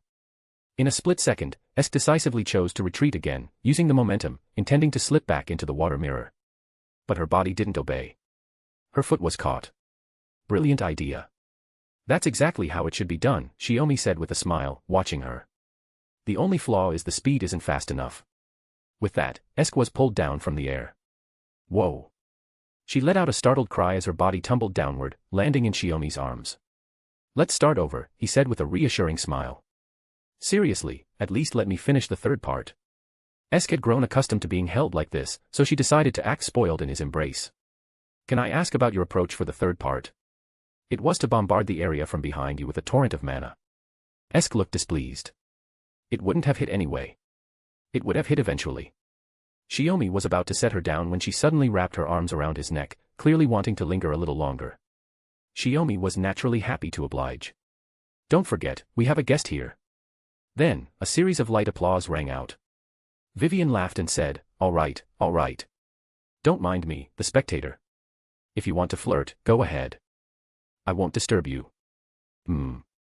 Esk had indeed forgotten that detail. Vivian's words made her face flush crimson, and she hastily covered her face with both hands. Refusing to come down, even if it meant burying her head in the sand, Shiomi found her so adorable that he held her a little tighter. Don't get yourself into an awkward spot with your own actions, he teased. I'm quite surprised too. The usually sensible Esk always gets flustered by Sage Sama's antics. Vivian glanced at Esk Shiomi, then back at Esk covering her face. Humans really are mysterious creatures. That's not, Esk hastily lowered her hands to protest. Well, I wouldn't know. You seem happier than ever. Vivian chuckled cheerfully a few times. Before Esk could reach out to retaliate, she had already skipped away with a light step. They're so close, Shiomi remarked with emotion. In the legends of proper human history, there's a tale that Vivian and Morgan are 2 sides of the same Lake Maiden. But in this history, they are 2 distinct fairies, yet also close sisters. But lately she keeps teasing me with comments like that, Esk said. She wasn't this mischievous before. Then she reached her own conclusion, the responsibility truly lay with Shiomi. After all, she was the one who, day by day, had grown to like this person who seemed to have descended from the heavens and appeared by her side. Perhaps from the very first moment she saw him, she had been deeply captivated. All right, don't be angry, Shiomi coaxed with a smile, though she wasn't actually upset. Didn't I just say I'd take you to a nice place? Before that, could you close your eyes? So mysterious. Esk obediently shut her eyes, her heart filled with anticipation. Following his footsteps, she could hear herself moving away from the clan, gradually reaching the open fields. She could feel the wind blowing in from the sea and smell the unique freshness of the earth after the spring thaw. But soon, the scent of earth and wild grass gave way to a fragrance that was both sweet and invigorating. It didn't come from Shiomi himself, but seemed to permeate the entire surroundings. Following Shiomi's motion to lower her, Esk found her footing on the ground but kept her eyes closed. Can I open them now? She was now filled with anticipation for the sight before her. Whenever you're ready, Shiomi murmured softly beside her. Bracing herself against the spring breeze, Esk opened her eyes. Before her stretched an endless sea of blossoms, a vibrant tapestry of green and gold enveloping her feet. This was a sight impossible to behold in Orkney, in the land of rain. It felt like a paradise homeland she had known since childhood, yet had never been able to experience its recurrence. Chapter 526, Volume 8, Chapter 13, Sea of Flowers. In the fairy kingdom, flowers themselves are not rare. What is rare is a sight like this, an endless sea of blossoms stretching as far as the eye can see. This was not only true for Orkney, where it rained year-round and winters were bitterly cold, but even for the British mainland. The fairies might know the reason, and Esk had some vague understanding as well. The island's very existence was a distortion. Even though life could thrive here, something was always missing. The most striking sign of this was that flowers, creatures most deeply tied to fairies, were rarely seen growing in clusters. The flower preserved in a bottle in Esk's library had been something she found by chance in the forest just before winter last year. She had transplanted it into the bottle together with the soil. Sustained by her magecraft, the flower did survive through the winter. But as the season drew to a close, it had almost completely lost its vitality. When Shiomi touched it, even casually, the flower bloomed back to life. During this time, he had even used what the fairies called magecraft to bring the Rain Clan crops that could grant them abundant harvests. So, while Esk was not rationally surprised by the scene before her, emotionally she lost all composure. Under the ever-unchanging twilight sky, her vision was filled with a sea of blossoms surging like a tide. The wind swept across the vast fields, and countless flowers swayed in waves of crimson and green, layer upon layer rippling outward. She stood awkwardly in place, feeling the soft touch rising from beneath her feet. Under the sea of flowers lay fresh green grass, making her almost want to run and roll about. But she held back, afraid of breaking these blossoms too beautiful to pick, and of wasting Shiomi's careful effort in creating them. You don't like it?" Shiomi asked hesitantly. "No, I love it." Esk turned quickly, answering with force, her eyes shimmering with irrepressible joy. "It's just. Shiomi tilted his head in confusion. "I'm afraid of hurting this sea of flowers," Esk said, troubled. "Even if I only take a single step, some of them might be crushed beneath my feet." Such a simple, pure reason made Shiomi instantly understand, washing away his earlier worry that she might not like it. He broke into a wide smile. "So that's all it is. How should I put it, it's just so like you." "Really, I was being serious about it," Esk muttered, slowly crouching down as she reached out to touch a nearby blossom. "In all my life, this is the first time I've ever seen such a beautiful sea of flowers." "Is that so?" "I see." Shiomi's voice grew low and thoughtful. He finally understood why Morgan had once asked him if he could create an endless sea of flowers. Though he had never tried it before, he had been certain he could. At that time, Morgan had been very satisfied with his answer. Now, he finally understood why. When spring came to Orkney, he realized that in this somewhat barren land, even flowers were hard to come by. And while he had only meant to make Esk happy, it was now clear that this was not something so simple. What came naturally to him might well be a sight Esk had never seen in all 15 years of her life. It truly was an era that even he couldn't help but find unbearably lonely. "These flowers aren't just a fleeting illusion, right?" Esk asked happily. "Of course not. It's just that Orkney gets a lot of rain, sometimes it pours for half a month or even a whole month straight. These flowers wouldn't survive that," Shiomi replied. "But if you come by regularly to tend to them, and if you help design a barrier, then maybe by winter, they might still be blooming." "Wow, waiting for the perfect moment to give me a hard task, aren't you, teacher?" Esk joked. "I haven't taught you anything. Everything you've learned comes from your own heart," Shiomi said, his brows knitting slightly. "So, don't call me teacher anymore." "But you clearly taught me how to fight," Esk pouted. She really did want to call Shiomi teacher, especially since no one else ever would. "Even so, it's unnecessary." Shiomi looked at her gently. "It would make it seem as if there's an imbalance between us." Esk's heart skipped a beat. She had thought he was harboring some kind of resentment, but the truth left her even more at a loss. The title of sage was just a mask he wore when dealing with other fairies. At his core, he was simply a human who wished to walk beside her. "Well then, I suppose I'll just drop it." Esk stifled a laugh and gave up on calling him teacher. Shiomi gave a small nod and leaned forward, extending his hand. Staring at it, Esk didn't really understand, yet her own hand instinctively reached out and took his. At some point, holding his hand had become something natural, yet the warmth of his palm still made her reluctant to let go. With Shiomi's gentle guidance, Esk rose from the bed of flowers. "Do you know how to dance?" he asked. "I know the clan's ceremonial dances," Esk replied, "but I don't think that's the kind you mean, Tenkei. It doesn't matter if you don't. I'll teach you." He guided her to place her other hand on his shoulder, then slipped his arm around her soft waist. The unfamiliar posture brought them close together. The wind passed over them, tossing their hair. She found herself staring dreamily at the face so close to hers, moving in time with his steps as they danced among the blossoms. Even though it was her first time, even though she stumbled again and again, stepping on his feet more than once, she felt no embarrassment. Little by little, she found her rhythm, and her steps began to match his. Many years later, when she became the Queen of Winter and took her throne, she would always remember this day. There had been no music, no audience, only the gentle whisper of the spring breeze through the sea of flowers, a quiet song for their dance. Clumsy steps, unrefined movements, and thoughts that wandered yet never strayed from the one before her. "You've stopped stepping on my feet completely," he murmured in her ear. "Even a fool can pick it up after being taught so patiently," Esk said proudly, her face full of triumph. "So, how about trying on your own next?" "Better not." "On my own, I'd just spin in circles," Esk admitted shyly. "Maybe once I get better." "You're already more than good enough," Shiomi replied lightly. Esk met his gaze.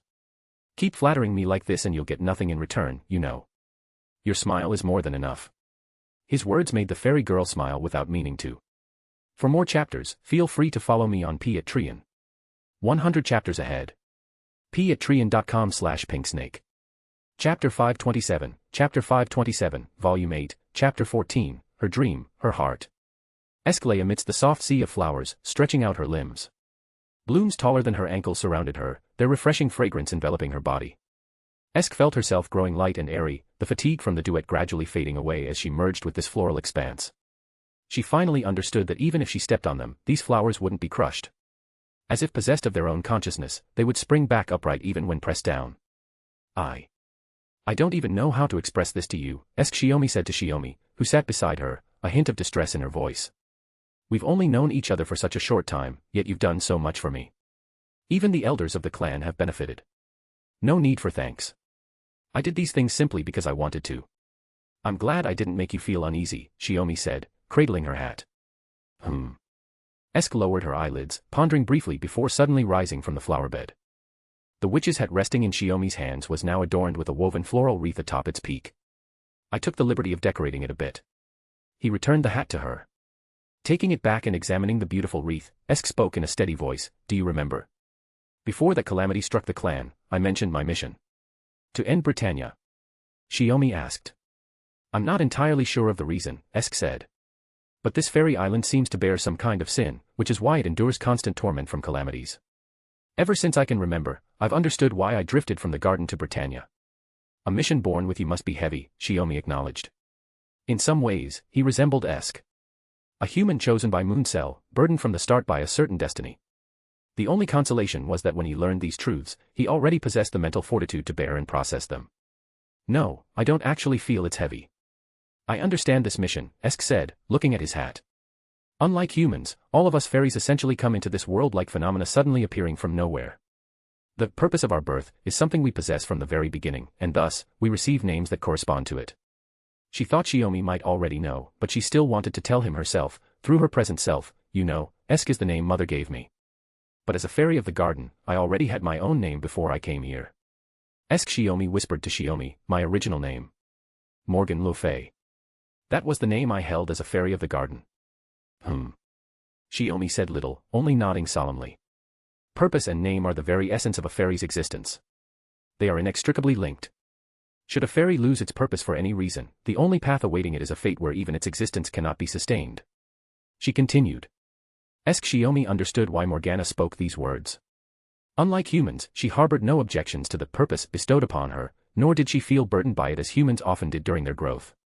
Fairies of the garden existed solely for that purpose. But Esk Shiomi's brows furrowed slightly, her gaze softening. "Even if Britannia harbor errors that require my end. Father, Mother, Vivian, and everyone in the clan have all gently protected me, allowing me to become who I am today.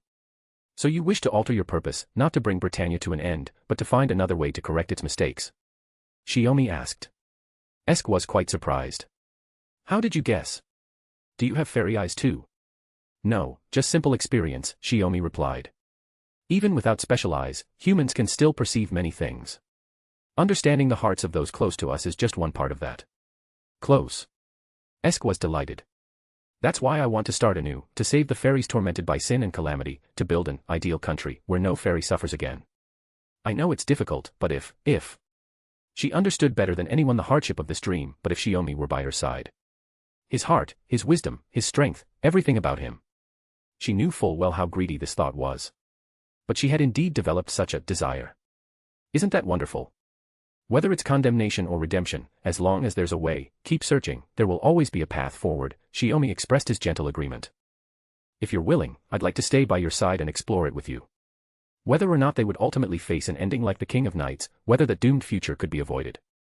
At this very instant, he still wanted to be stubborn, to walk hand in hand with Morgan Le Fay. Tenkei. Called his name.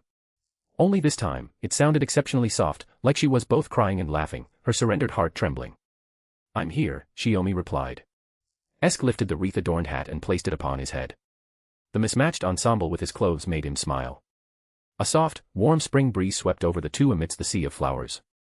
Her golden hair swayed in the wind, her sapphire eyes clear as sunlight-washed seawater, brighter and more captivating than ever before.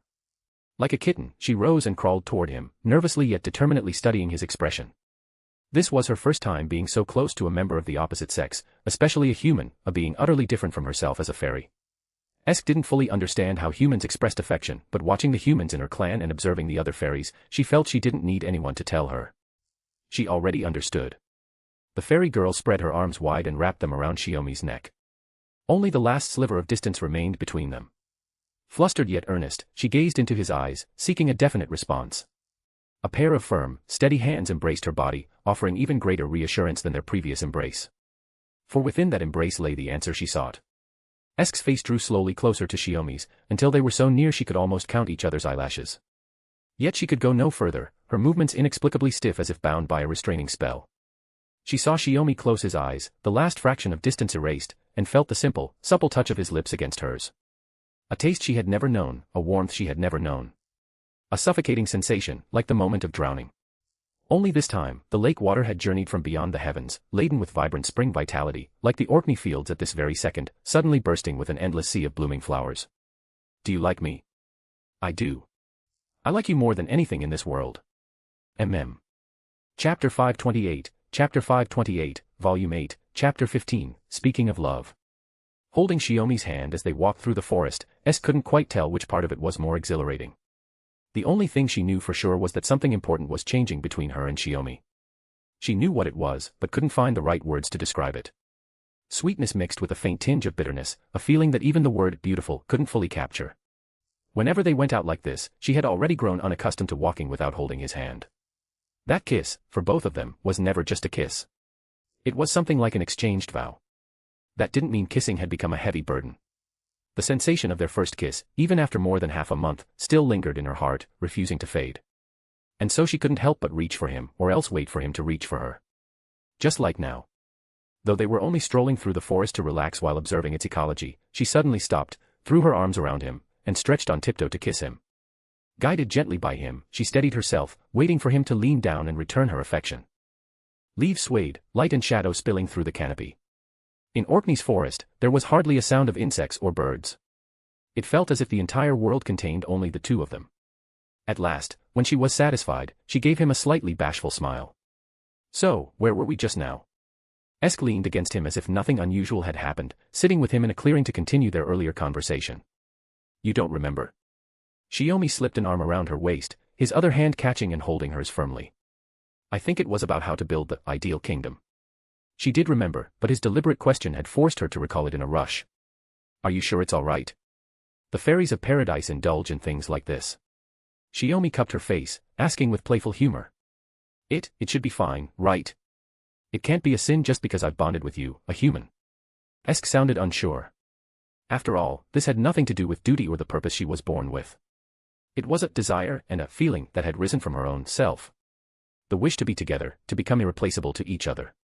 It was hardly something a fairy was meant to feel. Whether it betrayed the way fairies were supposed to exist, couldn't say. But when she finished speaking, she caught his warm smile and realized he had only been teasing her again. With a sulky little bump of her head against his shoulder, she squeezed his hand tightly, though not nearly enough to make him feel any pain. Building a kingdom isn't simple. You've lived all your life in the land of rain. You know nothing of fairy clans beyond the Rain clan, not even the Mirror clan, which is closest to here. Shiomi nodded steadily. So, no matter the purpose, setting out to travel across all of Britannia is essential. Agreed wholeheartedly. That's why Mother was so concerned about whether Tenkei would accompany me on my journey when she first met you. After all, traveling alone across Britannia to decide the future of this island would be far too difficult. Shiomi nodded earnestly. Especially now that you've resolved to build an ideal realm where fairies can be free from suffering. First, we need to travel across all of Britannia to learn the situation of every clan. Only then can we truly begin considering how to unite the fairies and build a single kingdom on this island. Esk recalled their earlier discussion, confirming the first step toward her dream. Not only that, Shiomi added, but along the way, we must find fairies from the 6 clans who will follow us, who will walk and fight alongside us, to form an army under your command. Fight. Esk's expression grew thoughtful. You said yourself that the calamity called Moss is only one among the many afflicting Britannia, Shiomi reminded her. Even if we can peacefully unite the 6 clans and found a kingdom, force will still be necessary. To Shiomi, even the Rain clan, the one they knew best, had already shown that fairies and humans held values worlds apart. Therefore, he was certain that all human common sense would have to be redefined once they made true contact with the 6 fairy clans. Their ingrained perceptions would need to change. Even among fairies, Esk was, in many ways, closer to humans than the rest. Shiomi preferred to see that as her own uniqueness, something irreplaceable, rather than place false expectations on all fairies, expectations bound only to collapse. Wouldn't it be even better if it could be done peacefully? Esk stood up, slipped off her shoes, and spun in circles on the dry grass. Yeah. Shiomi's throat tightened, and he could only force out a response. He knew the idea was far too idealistic, an impossible dream, yet he couldn't bring himself to shatter it now. But I haven't decided when to set out. I keep worrying I'm not strong enough yet to begin the journey. Esk suddenly stopped and looked back with a trace of uncertainty. So. I've got plenty of time. Just as much as you. Shiomi answered calmly. I'll wait until you're ready. Tenkei, you're the best. Esk threw herself into his arms, her voice bright with happiness. I'm so glad I met you. She could hear her own tone shifting, softening into something almost shamelessly alluring, but she didn't care. All she wanted was to lift her face to him. Her body was warm and yielding, completely trusting. Shiomi knew exactly what that meant. I really have become a little strange, haven't I? Whenever I'm with you, whenever I'm close, both my body and my heart won't stop stirring. She rose slightly in his embrace, looking up at him, shy and confused. No, not strange at all, Shiomi said softly. But, could you wait here for a bit? There's something I want to show you. Esk didn't quite understand, but she stepped back from his arms and watched as he disappeared into the depths of the forest. Moments later, she felt the surge of magical energy. He was casting magecraft. The ground trembled, the forest shook, yet none of it frightened her. When the strange disturbance finally stilled, his voice called faintly from afar. You can come now, Esk. She immediately set off, following the woodland path until his figure came into view. And beside him stood something that did not belong to the forest. For more chapters, feel free to follow me on Patreon. 100 chapters ahead. patreon.com/pinksnake. Chapter 529, Chapter 529, Volume 8, Chapter 16, Hot Springs. A pond ringed by rocks and trees lay hidden beneath the forest canopy, where steaming vapor pierced through the chill in the air. Steps of clean, solid stone stretched down into the pool of hot water. Is this a bathhouse? Esk asked uncertainly. To be precise, it's a hot spring, Shiomi replied at her side. Normally, something like this would form naturally in volcanic regions. This one, though, is just a replica I created with magecraft. Esk hugged her wand against her chest, pulling her robe tighter around herself. The restless unease she'd felt earlier now stirred even stronger. Tenkei, are you planning to bathe with me? Her face was scarlet. If you're embarrassed, I can put up a divider, Shiomi offered, uncharacteristically flustered himself. He couldn't deny it looked suspicious. After all, he had gone out of his way to create a hot spring in the middle of the forest, then invited her to join him. No need for that. Esk whispered softly. But, it's my first time undressing in front of someone. Could you turn away? All right. Shiomi turned his back to her. Esk rested her wand against the rocks that rimmed the spring, setting her hat down carefully beside it before slowly unfastening the complicated knots of her robe. Behind her, she could hear the quiet rustle of clothing being removed as well. Her heart raced with a mix of tension and anticipation. When at last her robe fell away, she covered herself shyly with her hands. Turning around, she caught sight of Shiomi equally bare, and froze. Unlike her own slender, curving figure, Shiomi's frame seemed lean at a glance, yet stripped of clothes, his body revealed sharply defined muscle. Just imagining the touch of it was reassuring in a way completely different from the warmth of her own hands. So this is a body tempered by relentless training. It's incredible. Esk's embarrassment was mingled with curiosity. Deep down, she already knew she had accepted it. Tenkei was her future husband. It was that acceptance that had led her to follow her heart and share a kiss like a vow. That was why, even in her shyness, she managed to keep a fragment of composure. It might sound a little self-satisfied, but, if you want to admire it, there'll be plenty of chances later. Shiomi took her hands and gently led her into the water, where they both sank into the warmth together. The steaming water lapped over her shoulders, and for a fleeting moment, Esk felt as though years of accumulated fatigue were being washed away. Her whole body melted into comfort, and she let out an unguarded sigh of relief. "Looks like you're enjoying it," Shiomi said with clear delight. "I'd wanted to create this hot spring back in winter, but at the time we hadn't known each other long, and things weren't like they are now." "Yes," Esk murmured, her face flushed, whether from the heat or her own embarrassment, she couldn't tell. "If you'd asked me back then, I definitely would have thought you were awful." Shiomi agreed. She hadn't expected him to take her joke so seriously, and it left her feeling a little guilty. Even now, she couldn't say for sure how she might have felt if, back in winter, they had been close enough to soak together like this, talking freely in the steaming spring. Fortunately, those little details no longer mattered. "Bathing in a place like this, out in the forest, makes me a little nervous." Esk spoke softly. She knew a barrier hid them from prying minds, yet a strange sense of openness still welled up inside her. "It's your first time soaking outdoors." "It's only natural to be nervous," Shiomi said, fully understanding. "That's not what I meant." "I mean, I'll try my best," Esk told him. "Me too. I'll do my best to leave you with wonderful memories." Bracing his hands against the bottom, Shiomi leaned in toward her. "I might be the first fairy to get this close to a human." Esk pecked his lips, half testing, half a shared, playful rhythm. "My heart's racing so fast." Even in the water, her mouth felt dry. Only by pressing her lips and tongue to his could she find a little relief. She wanted more. She wanted to know each other more deeply, to claim and be claimed. "I'm already completely taken with you, Morgan," Shiomi said suddenly, calling her by her true name.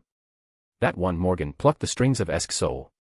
Unable to help herself, she drew closer, seeking him with her very being, until their souls twined tight. She wanted to become one, to merge completely, but that was beyond reach. All she could do was press closer and fill the parched hollows of her heart. Little by little, her heart grew calm at last. Two in harmony were better than either alone.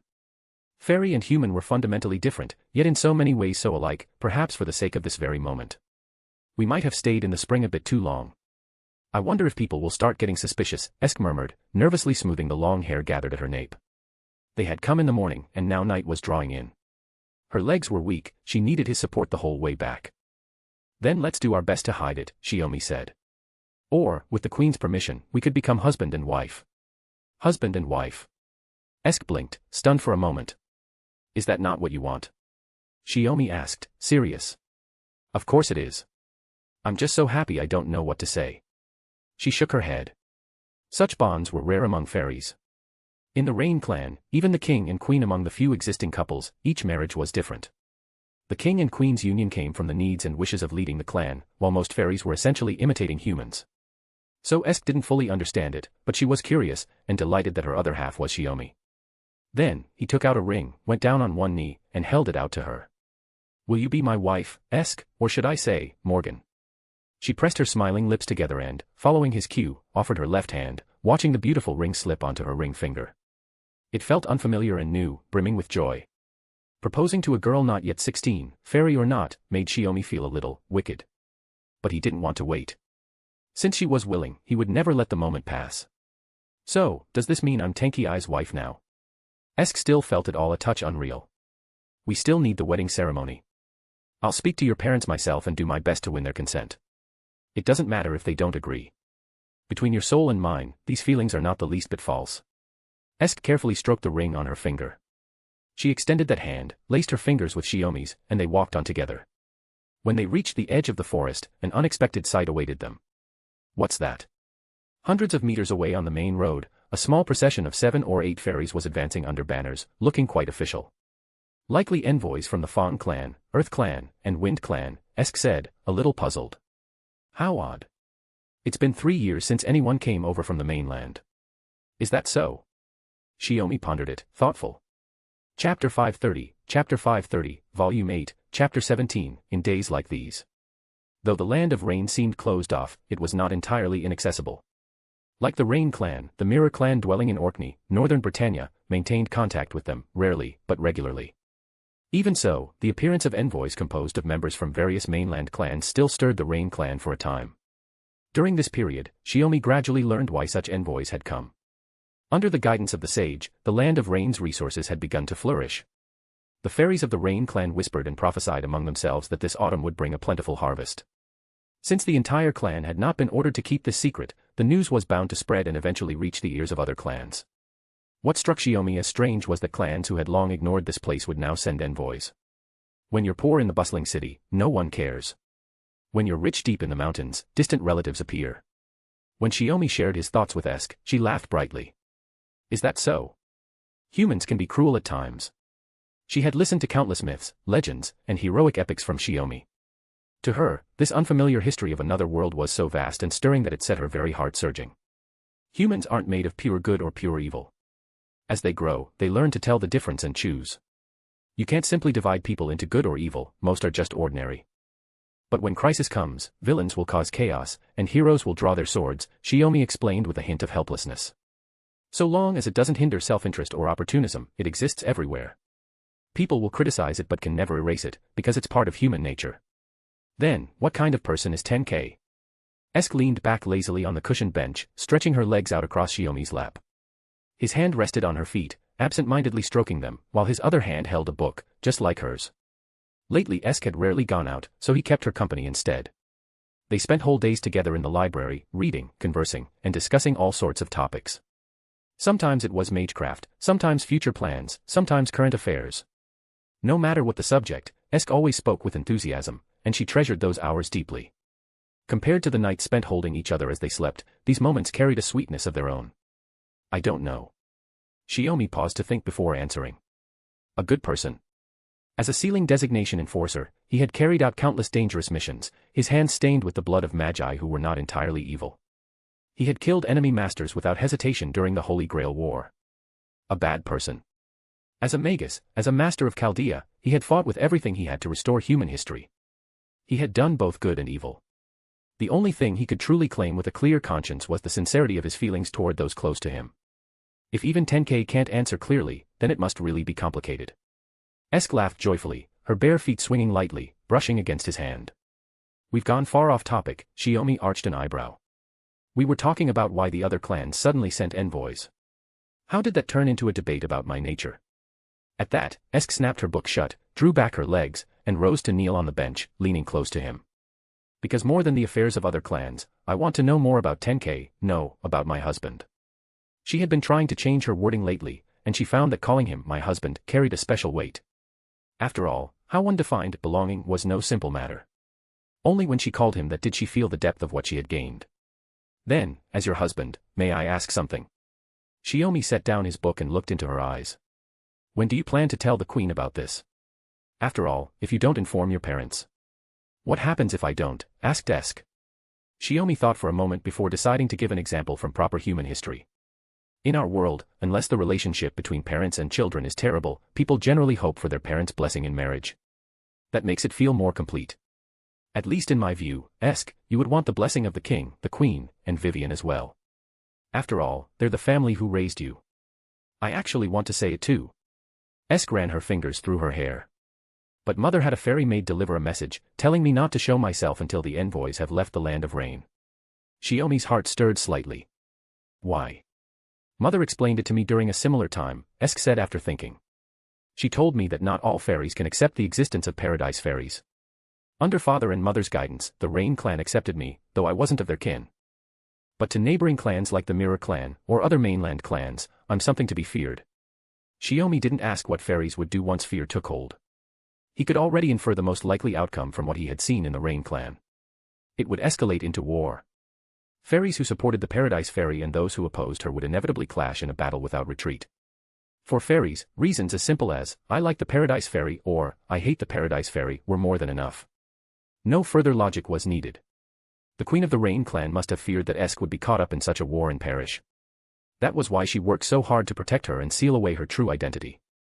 Then we'll just have to follow the Queen's arrangements, Shiomi said, gently stroking the hair that fell over her chest. Though in my eyes, the will of the ones involved matters far more than anyone else's blessing. Hee. Esk broke into a dreamy smile, looking nothing like the sharp, capable little witch she usually was. But if I remember correctly, the envoys should be leaving today, Shiomi mused. The Queen might wait until they're gone before calling you over. And as if to confirm his guess, a knock came at the library door. Esk quickly straightened her loose clothing, smoothed her hair, and slipped her feet into her shoes. By the time Shiomi opened the door and Vivian appeared with the message, Esk was already sitting with a book in hand, pretending to read. For more chapters, feel free to follow me on Patreon. 100 chapters ahead. Patreon.com/pinksnake. Chapter 531, Volume 8, Chapter 18, Concerning Both Sides. So the three clans sent envoys together just to wait until after the autumn harvest to trade for goods they don't have locally. In the council chamber, Shiomi, summoned by the queen, learned the general situation of the past few days alongside Esk. That's correct. In the past, the land of rain was far too barren, and the local fairies had no interest in what we produced. The queen nodded lightly. But with the blessing of the sage, we may have a plentiful harvest this year. That has drawn the attention of the native fairies. I see. Esk glanced at Shiomi, her expression filled with pride she shared with him. Even though it was entirely Shiomi's doing, Esk felt a unique sense of pride that belonged to her alone. But if that's the case, the meeting has gone on for quite a while, Shiomi remarked. Unlike Esk, I've been outside during this time. I often see fairies from the three clans moving around the city. On several occasions, those envoys even clashed with members of the Rain clan. One time, it nearly turned into a full fight until Shiomi intervened, and the matter ended on an unpleasant note. The instigator had been a fairy from the Fong clan. Though he lost in strength to Shiomi and was forced to back down, he still looked at him with disdain simply because he was human. I've heard of that incident as well. The queen nodded. The Fong clan is the most belligerent of the 6 clans. Their strength is also the greatest, so such incidents are unavoidable. Though her tone was resigned, it carried the acceptance of something that could not be changed. The Fong clan's power gave them free rein to bully other clans, even when serving as envoys abroad. For fairies, strength is the only law. Seeing the subtle look in Shiomi's eyes, Esk offered an explanation. I know. Shiomi raised his eyes and shook his head at her. Esk understood this well, yet she did not believe it was a truth that had to remain unchallenged. The ideal nation she sought to build would inevitably have to abolish such things. Still, I sincerely apologize for the Fong clan's offense against you, the queen said earnestly. They acted that way only because they failed to recognize your supreme power. Once you accompany Esk on her journey, the fairies of Britannia will surely come to understand. Ah. Shiomi was momentarily at a loss for words. Supreme power. He wasn't a god. How could he possibly have supreme power? And gods themselves weren't absolute beings. Since the queen puts it that way, I won't press the matter further, Shiomi said at last, conceding. He already knew that, as a fairy, the queen had an exceptionally kind nature. It was clear that it was precisely because of this that she had raised Esk into the person she was now. Still, whether it was due to her fairy nature or a genuine lack of calculation, the queen seemed to lack any real sense of crisis. That same quality had spread throughout the Rain clan as a whole. Shiomi believed it was most likely the long-term scarcity of material resources that had shaped this outcome. If there's nothing else, Esk, you should accompany the sage back first, the queen said. Vivian told me that under the sage's guidance, you've been improving rapidly in combat. Now that the envoys have departed, you may resume your usual training outside. I won't neglect my training, mother. Please rest assured. Esk nodded firmly, then stepped forward, her voice slightly tense. But before I leave, I wish to ask for your permission regarding one matter. What is it, Esk? Speak freely. The queen, who had always granted Esk's requests without hesitation, didn't think much of it. Esk glanced at Shiomi, then at her mother. Shiomi noticed her unease and was about to speak on her behalf, but Esk tugged at his hand to stop him. Actually, I want to ask for mother's permission to marry Tenkei, she blurted out in one breath. To become husband and wife. Marriage. The queen looked surprised, but her interpretation missed the mark. Sage, are you intending to become human for Esk? A marriage between a fairy and a human was unheard of, not just for the queen, but for the entire Rain clan. Thus, she instinctively assumed that this sage of unfathomable origins meant to condescend and become Esk's exclusive human. In that case, her consent wasn't even necessary. That's not it, mother. Esk denied quickly, her face flushed red. Oh, I see. The queen recovered from her surprise, murmuring with relief, marriage, with the sage. If it's Esk, then having the sage as her partner is surely the most fitting. It all went surprisingly smoothly, Shiomi whispered to Esk. Hidden beneath her sleeves, Esk's hand brushed against the ring on her left ring finger. She nodded firmly. It's just a bit of a misunderstanding. She had simply wanted to tell her mother of the decision, but her mother had read much deeper into it. That's just how parents are, Shiomi thought with empathy. As they spoke, the queen stepped down from her throne and came to stand before Shiomi and Esk. Since the decision has been made, This will be, perhaps not only the Rain clans, but all of Britannia's first marriage between a fairy and a human. Her brows softened as she gazed quietly at them. It ought to be more solemn, more grand. What does your highness mean? Shiomi asked. The sage has brought our clan the promise of a plentiful harvest, the queen said. When autumn comes, our traditional harvest festival will be held. This year will surely be livelier and richer than ever before. Let the wedding ceremony take place then. Esk's face lit up at once, bright enough to illuminate the entire chamber. Even the endless rain outside no longer felt heavy. If Esk has no objections, then I have none either, Shiomi answered first. Of course. And this way, we'll still have 4 or 5 months until the harvest festival in autumn, Esk said eagerly. That gives us plenty of time to prepare. Not only that, the queen added, her gaze resting on them as she spoke her blessing, but the entire clan will witness this extraordinary wedding. May your union open a new era for the fairies of Britannia. Shiomi couldn't help but smile. Isn't it a bit early for blessings, your highness? Exactly, Esk chimed in, tugging at her mother's hand with playful affection. According to Tenkei, you and father should bless us together at the wedding itself. The council chamber grew lighter, its air filled with a relaxed warmth. Everyone's thoughts drifted to the months ahead, already wishing for autumn's arrival. History. In the summer of the 4000th year of the fairy calendar, news spread throughout the Rain clan that a sage from a distant land would wed the queen's daughter, Esk. The entire clan believed, as one, that this would mark the beginning of a new era. Under the guidance of the human sage and the fairy princess, they would step into an age of prosperity that was truly their own. Chapter 532, Volume 8, Chapter 19, The Harvest Festival's Upheaval. Spring turned to summer, and then came the long-awaited autumn of plenty for the Rain clan. Not once in the 1,000 years since their migration to northern Orkney had the Rain clan fairies ever known such abundance. Grain and fruit were hauled in by the cartload, filling warehouses that had never even been imagined for such use. The fairies gathered together, holding banquet after banquet to celebrate. They believed that this winter would be more comfortable than any that had come before. The Rain clan shed its usual quietness, replaced by a lively atmosphere so dreamlike it felt unreal. A harvest this rare demanded a festival lasting no less than half a month. But more important still, this year's festival held something extraordinary. Esk, daughter of the king and queen, the other princess of the Rain clan, was to wed today, to the sage who had brought them this plentiful harvest. Most of the lower-ranking fairies couldn't fully grasp the meaning behind it. To them, the idea of a fairy marrying a human was so strange it bordered on unimaginable. Yet if it was the sage and the princess, it wasn't something they found impossible to accept. The revelry that had begun 2 days ago continued into the third, with fairies celebrating from dawn to dusk. Not a single corner of the land of Rain remained quiet. In her bedchamber, seated before a dressing mirror while Vivian personally styled her hair, Esk felt both joyful and nervous. Still, the boisterous sounds from outside kept tugging at her attention. All right, stop looking around. Vivian wove her fingers through Esk's soft, shining golden hair, smiling as she reminded her, once the ceremony is over, you'll be riding in the palanquin prepared for you and the sage, parading before the whole clan. Her tone carried a subtle warning that perhaps Esk would soon find the crowd's noise overwhelming rather than exciting. I wasn't looking around at all. I already joined the banquets the past 2 days, Esk said with mock seriousness, trying to hide the flutter in her chest. The day before yesterday, she had held Shiomi's hand as they attended several of the fairies' feasts. She had even tried some of the liquor Shiomi had taught them to brew from grain. Distilled and fermented 4 times, the fiery drink left her head spinning after only a sip.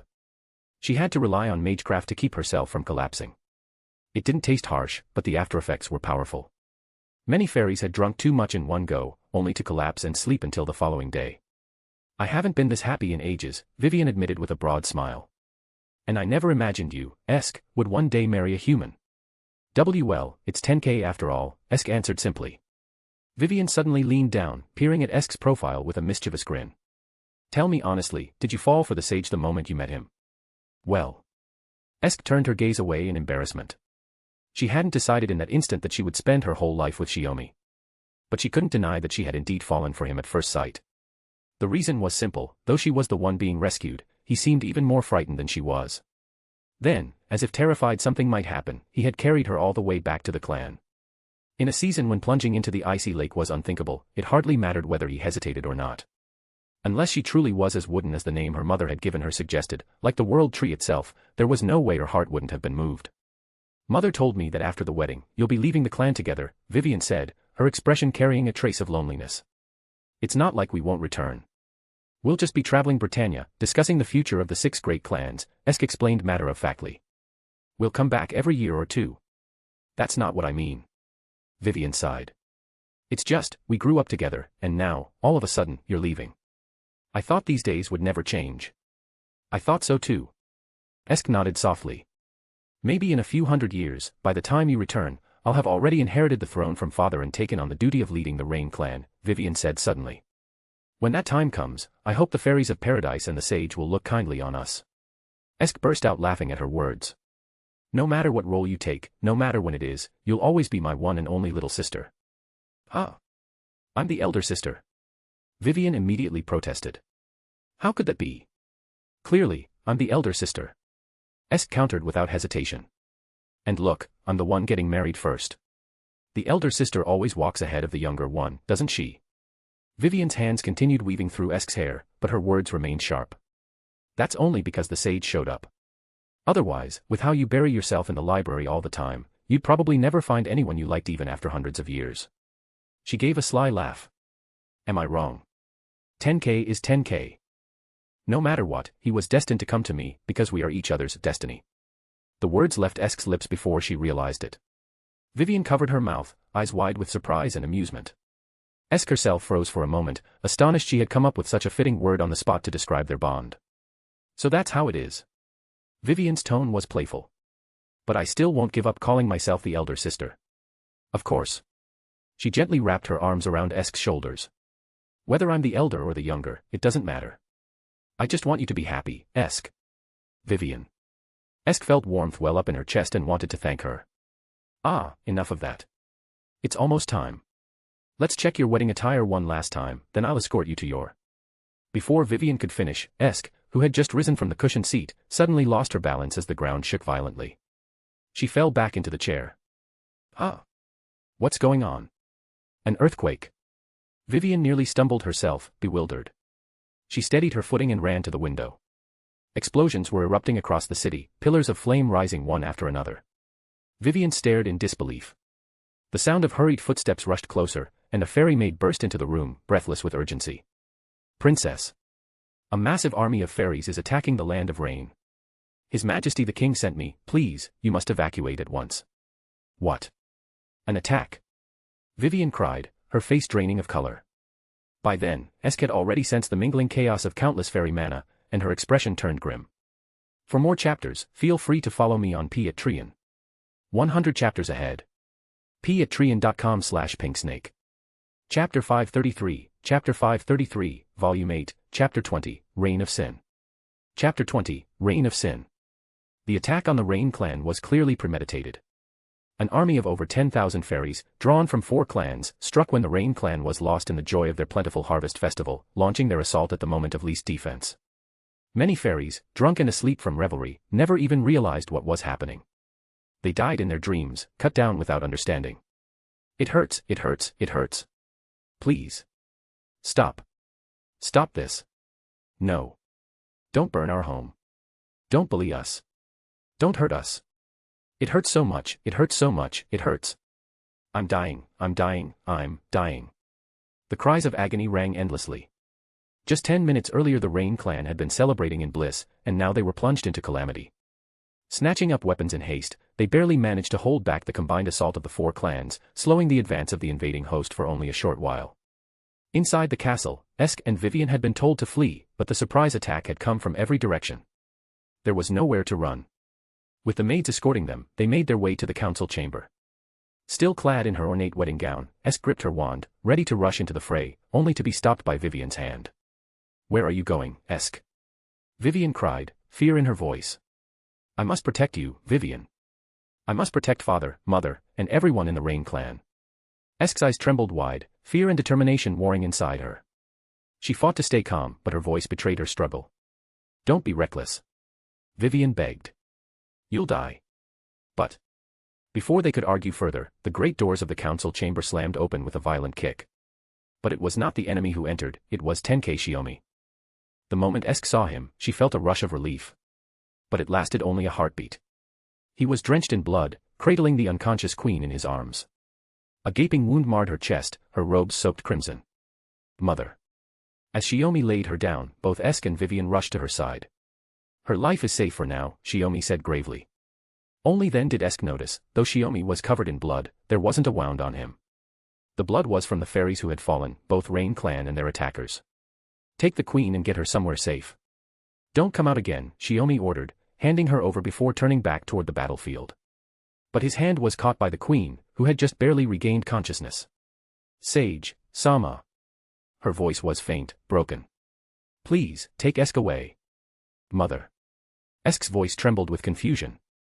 The other clans, they've come for the Paradise Fairy. The queen's blood-stained hand reached shakily for her daughter's tear-streaked cheek.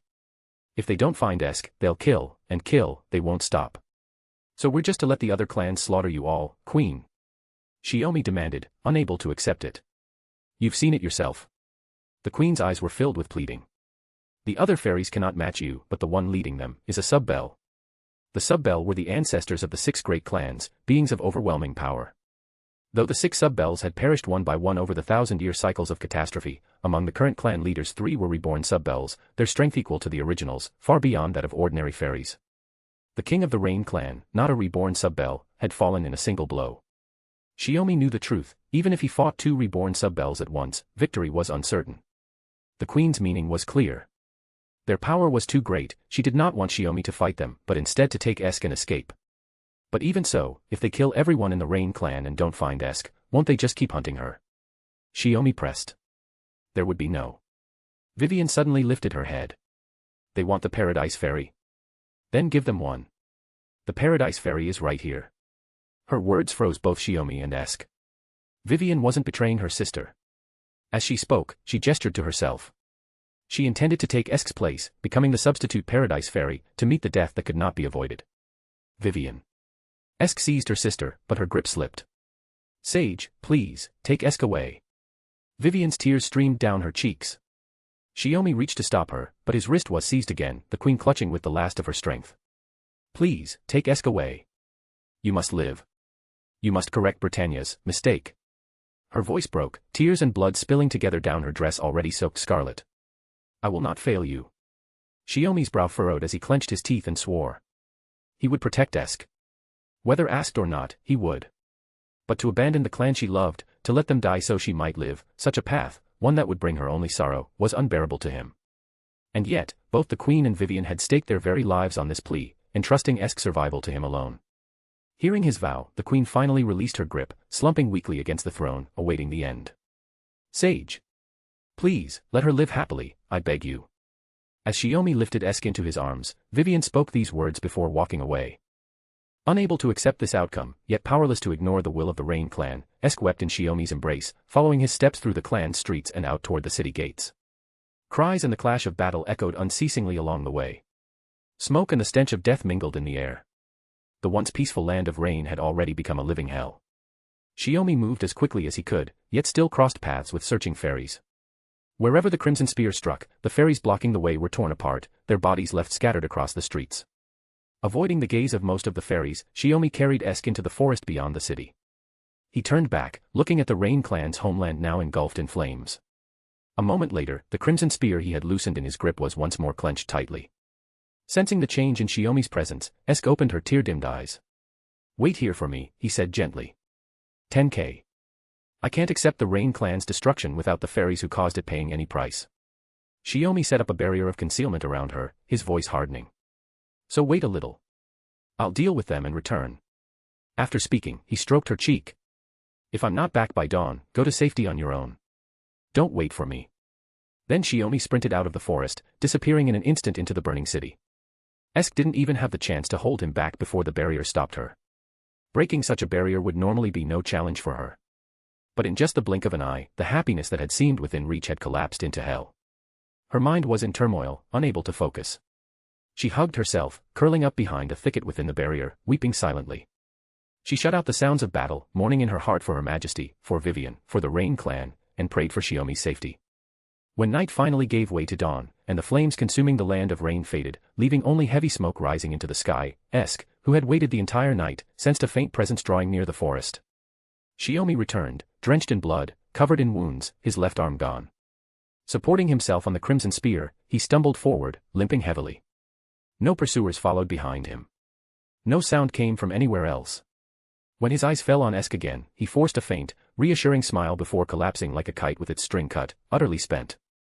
He fell into Esk's arms, who caught him tightly, holding him close. That morning, autumn rain once more fell upon Orkney. In the downpour, she clung to the unconscious, exhausted Shiomi, doing her best to warm his battered body, and the heart within her, torn and scarred beyond mending. History. In the autumn of the 4000th year of the fairy calendar, the Rain clan, who had sheltered the Paradise Fairy, was destroyed after an assault by the other 4 clans, and disappeared from history. But the leaders of the attacking forces, the chieftains of the Fang clan, the Wind clan, and the Wing clan, 3 sub-bell rivaling their ancestors, along with their army of tens of thousands of fairies, also vanished within Orkney's autumn. Months later, when winter came, the other clans, sensing something was amiss, dispatched fairies to Orkney to investigate. Yet on the Rain clan's homeland, now buried under snow, the fairies' remains had already returned to the earth, and the bodies of men were long since buried. No trace could be found. Realizing no answers would come, the 4 clans gave up their investigation one by one. Without even mourning their fallen kin, they closed the matter as though it had never been. As time passed, the fairies of the 4 clans sealed the affair as a forbidden subject, eventually forgetting the motives for the Rain clan's destruction.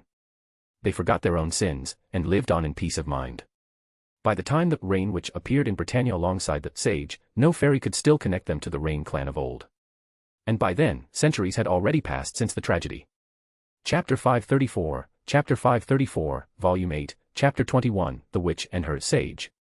Wood was tossed into the flames, feeding the bonfire and making it blaze even stronger. Shiomi watched it calmly, his jet-black eyes reflecting the firelight. Any fairy who met that gaze felt an icy chill pierce their heart. What are we supposed to do? One of the fairies pressed him for an answer.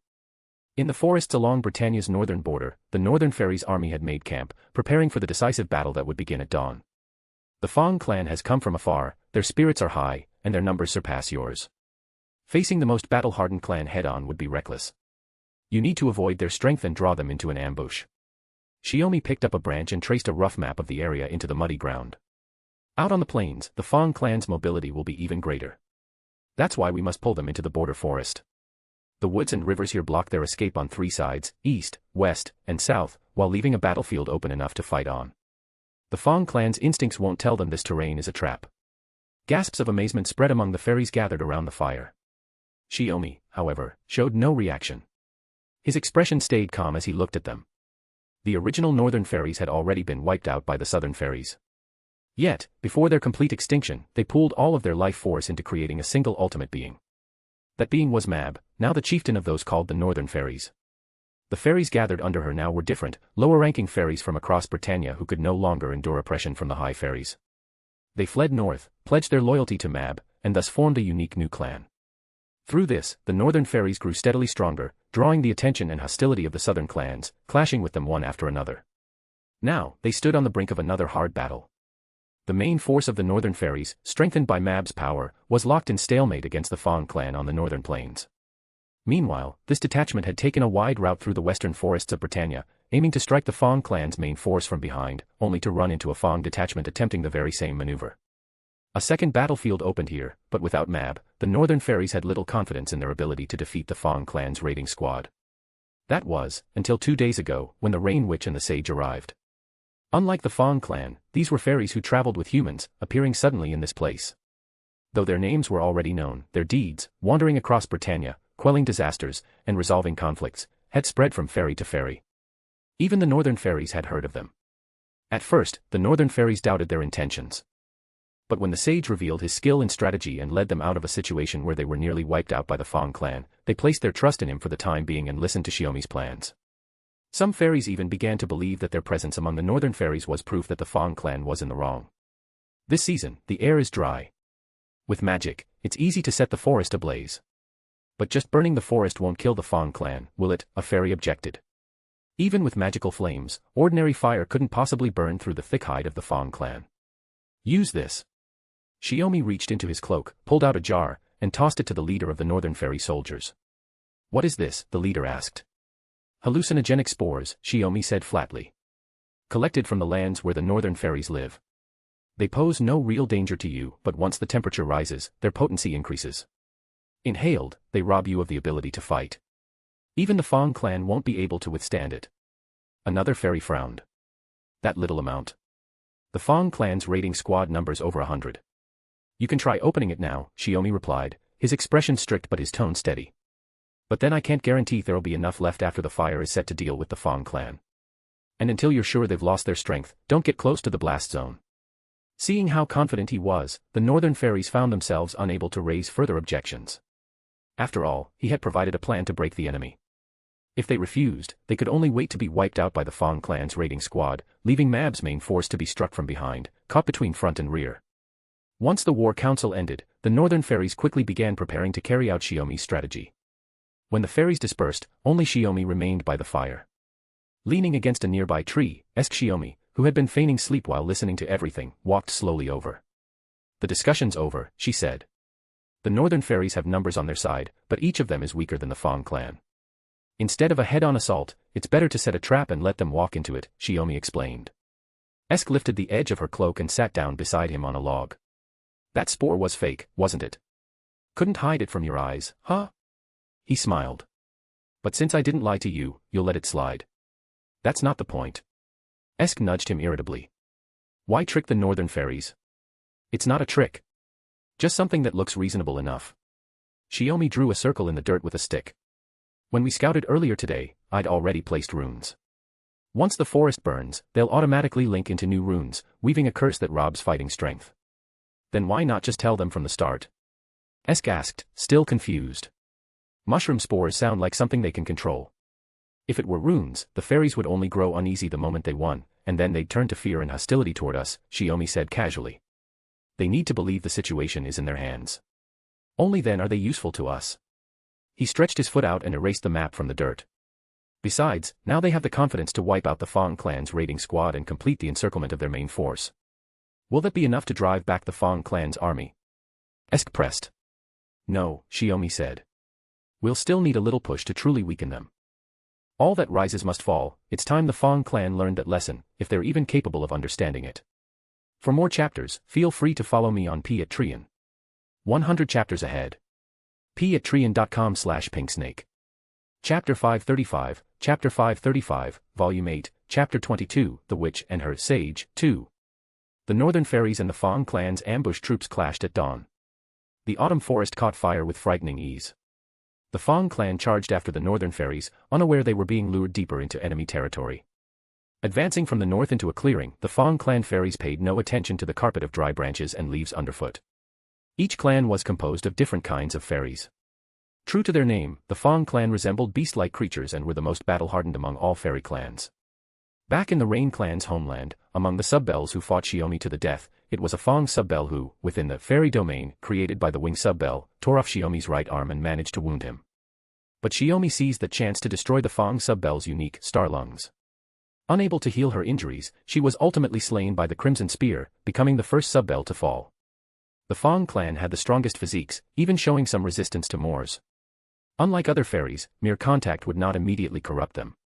Believing in the creed that might makes right, they were also the most arrogant and domineering of the fairies.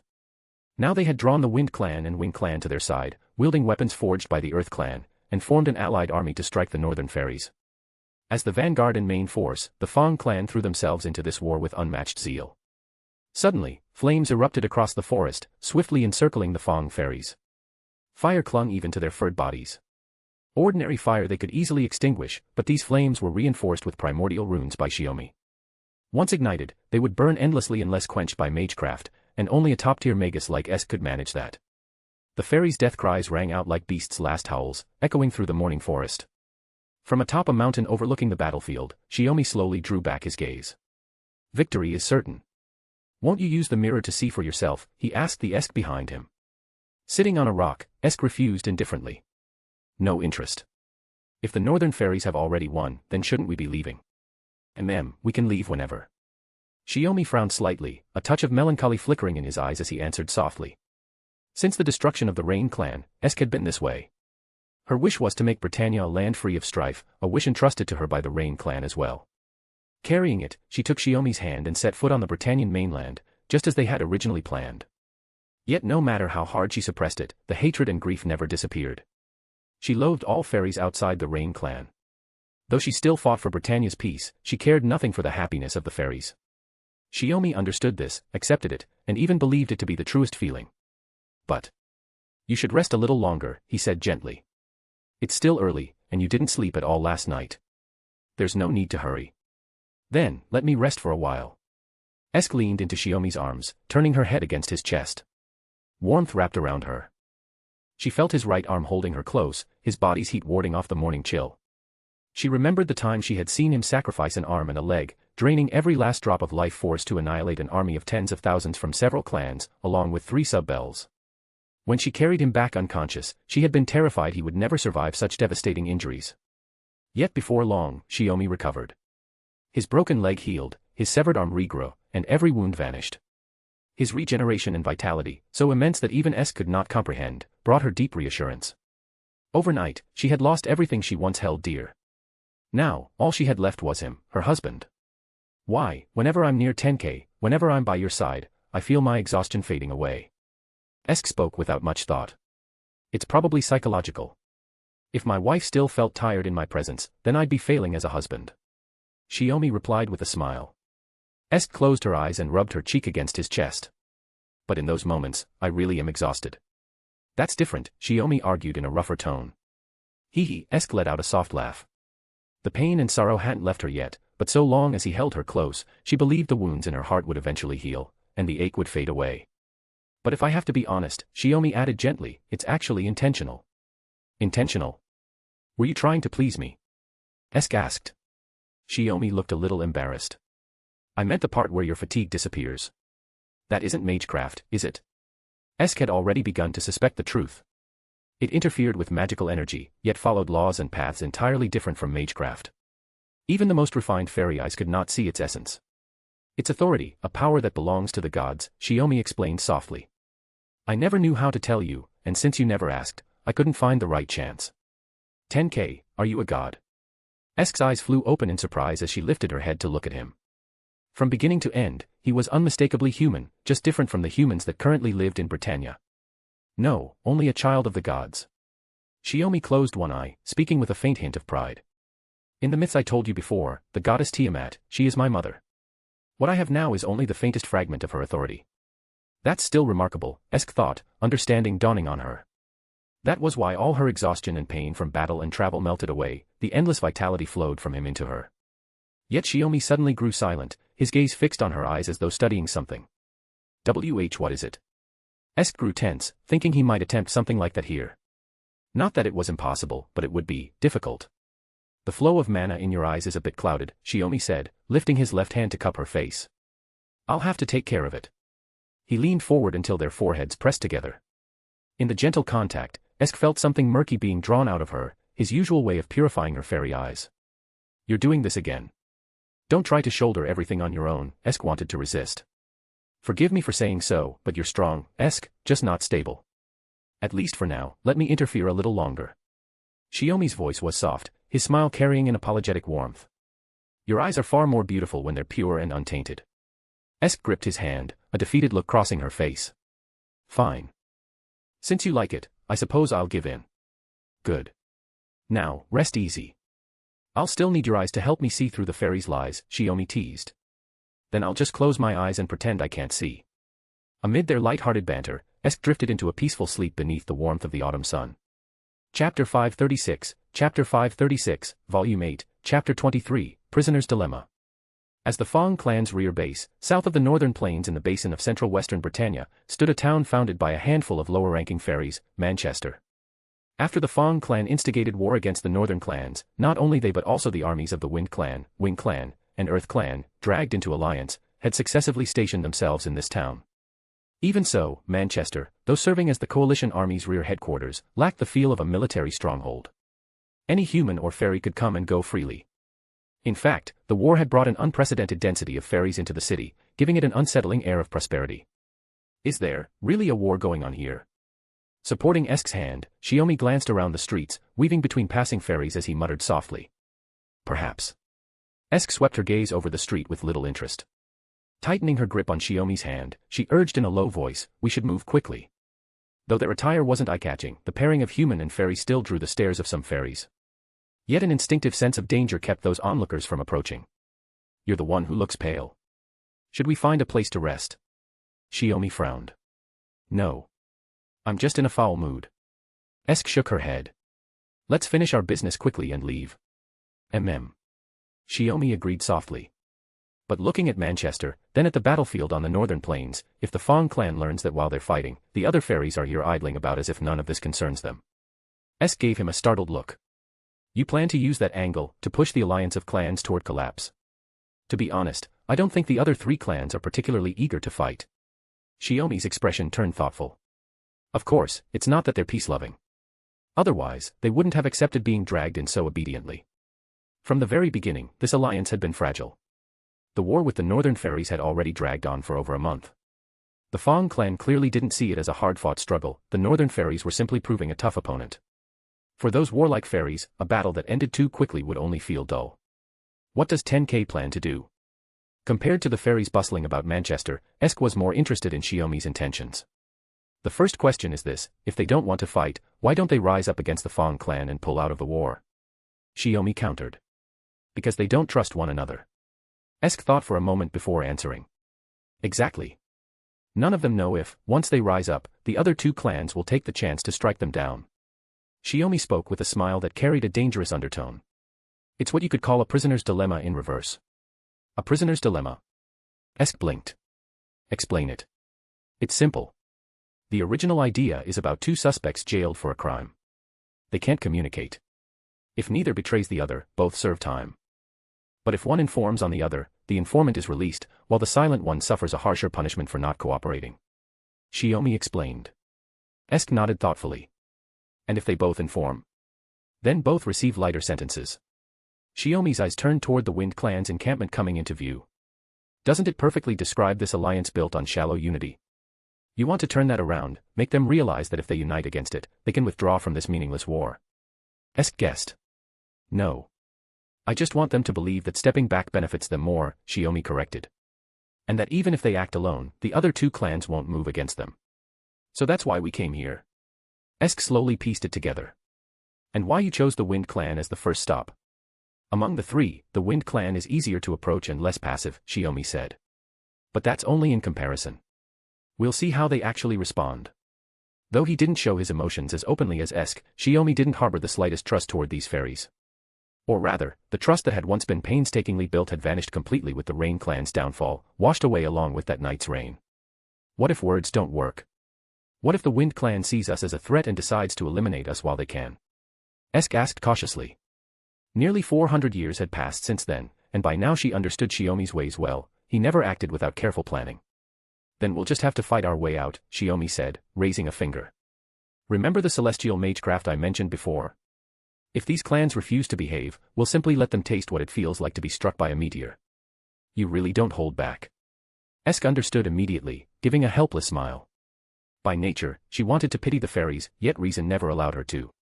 All of it is necessary. Your safety will always come first, Shiomi said softly. When he first set out on this journey, he had kept count of time, 1 year, 2 years, 10, 20. But once the numbers stretched into centuries, he stopped caring. Now, having lived for over 300 years, Shiomi had grown used to ignoring the flow of time. Long ago, his master Scáthach had spoken to him with grave seriousness about what it meant to live too long. When life becomes too long, memories inevitably erode, even turning dull. Every day feels the same.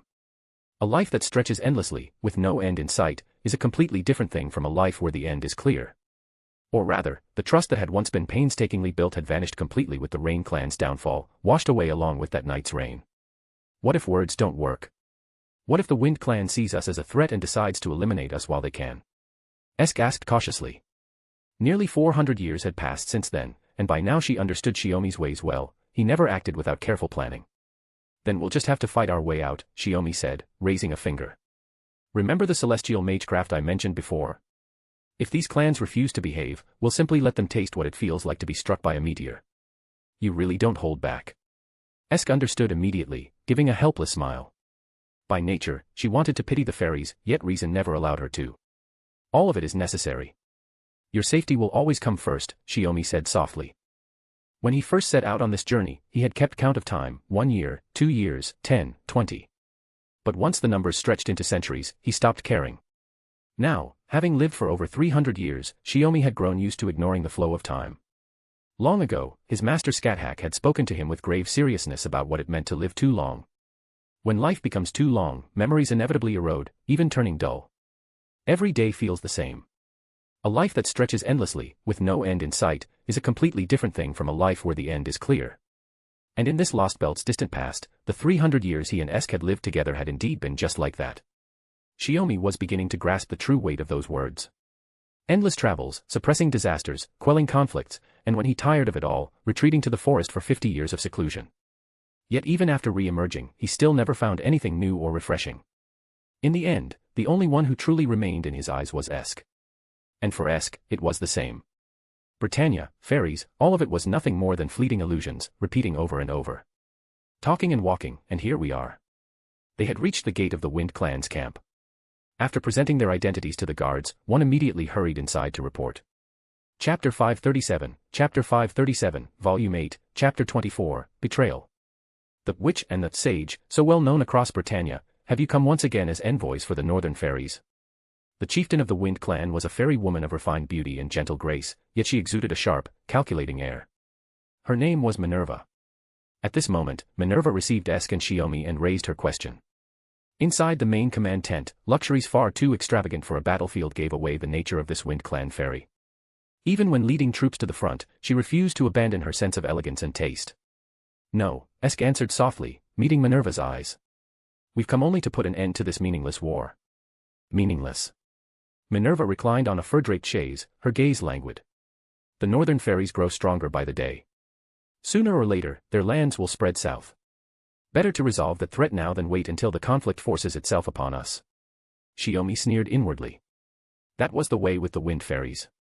Outwardly, they spoke with logic and poise, but their true intent was something else entirely. Their motives might be as petty as simply disliking the northern fairies. If we are to speak of future crimes, then allow me a word. I asked the chieftain of the Wind Clan to listen. Shiomi stepped forward, signaling with his eyes that he would take over. He was far more adept at this kind of debate. Go on. Minerva replied with feigned indifference, though her eyes never left Shiomi. A human so strikingly unique was a rarity. Keeping one as a pet would surely be amusing, enough to pass the long hours of boredom. But that would mean dealing with the witch, and Minerva found that rather troublesome. The northern fairies are nothing more than a force gathered under Queen Mab. At the current rate, it would take hundreds, perhaps even 1,000 years, before they could grow strong enough to threaten the southern clans. Shiomi glanced toward the map of Britannia spread across the tent.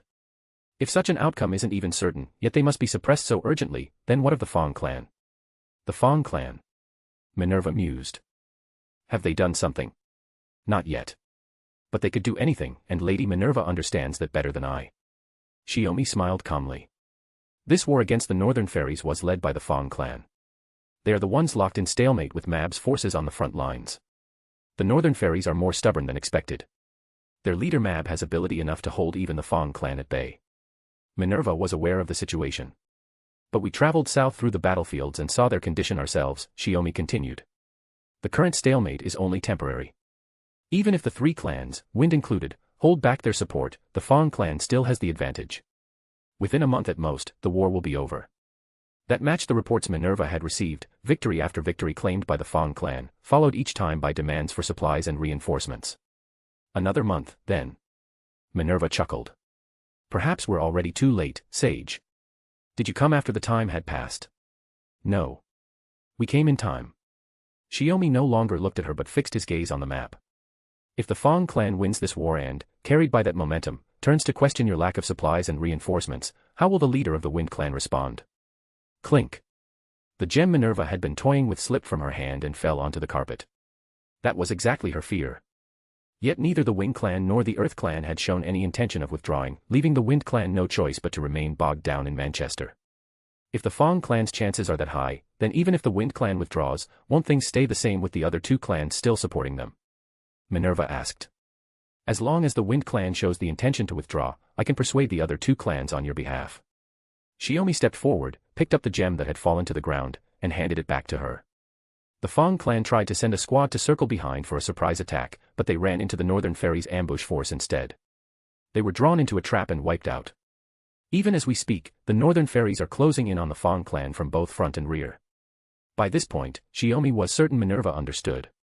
They could, of course, keep supporting the Fang clan and help them secure victory, only to risk the Fang clan turning on them afterward, using the war's complications as an excuse.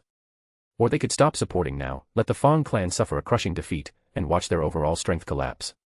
Then they would no longer be able to flaunt their power and drag other clans into wars like this one. The sage had now laid both options before the Wind clan. Sigh. The Fang clan has long bullied the others with brute force. If this continues, we'll be destroyed before the northern fairies ever are. Minerva spoke with righteous concern. To put it simply, she didn't trust the Fang clan to behave once they had won. As expected of the Wind clan's chieftain. Such keen judgment, Shiomi said with a light clap and a smile. But what if the Fang clan loses and decides to vent their anger on us? Minerva suddenly pressed. Shiomi caught the hidden meaning in her words. Rest easy. By then, the Fang clan will be no threat. Besides, the northern fairies have already cut off their supply lines and reinforcements, haven't they? His answer, half question and half assurance, finally put Minerva at ease. She accepted their mediation. When they left the Wind clan's quarters, Esk was at a loss for words. After a long silence, she finally muttered. Really, there's nothing one can say. Anyway, all it takes is pointing out which side is the greater hassle. No matter how slim the odds, they'll treat it as certain. Shiomi glanced toward the town beyond the camp. After all, they never liked each other to begin with. That alone is enough. Profit and loss just make their actions sound reasonable. No wonder we had to do so much groundwork before coming here. Esk looked thoughtful.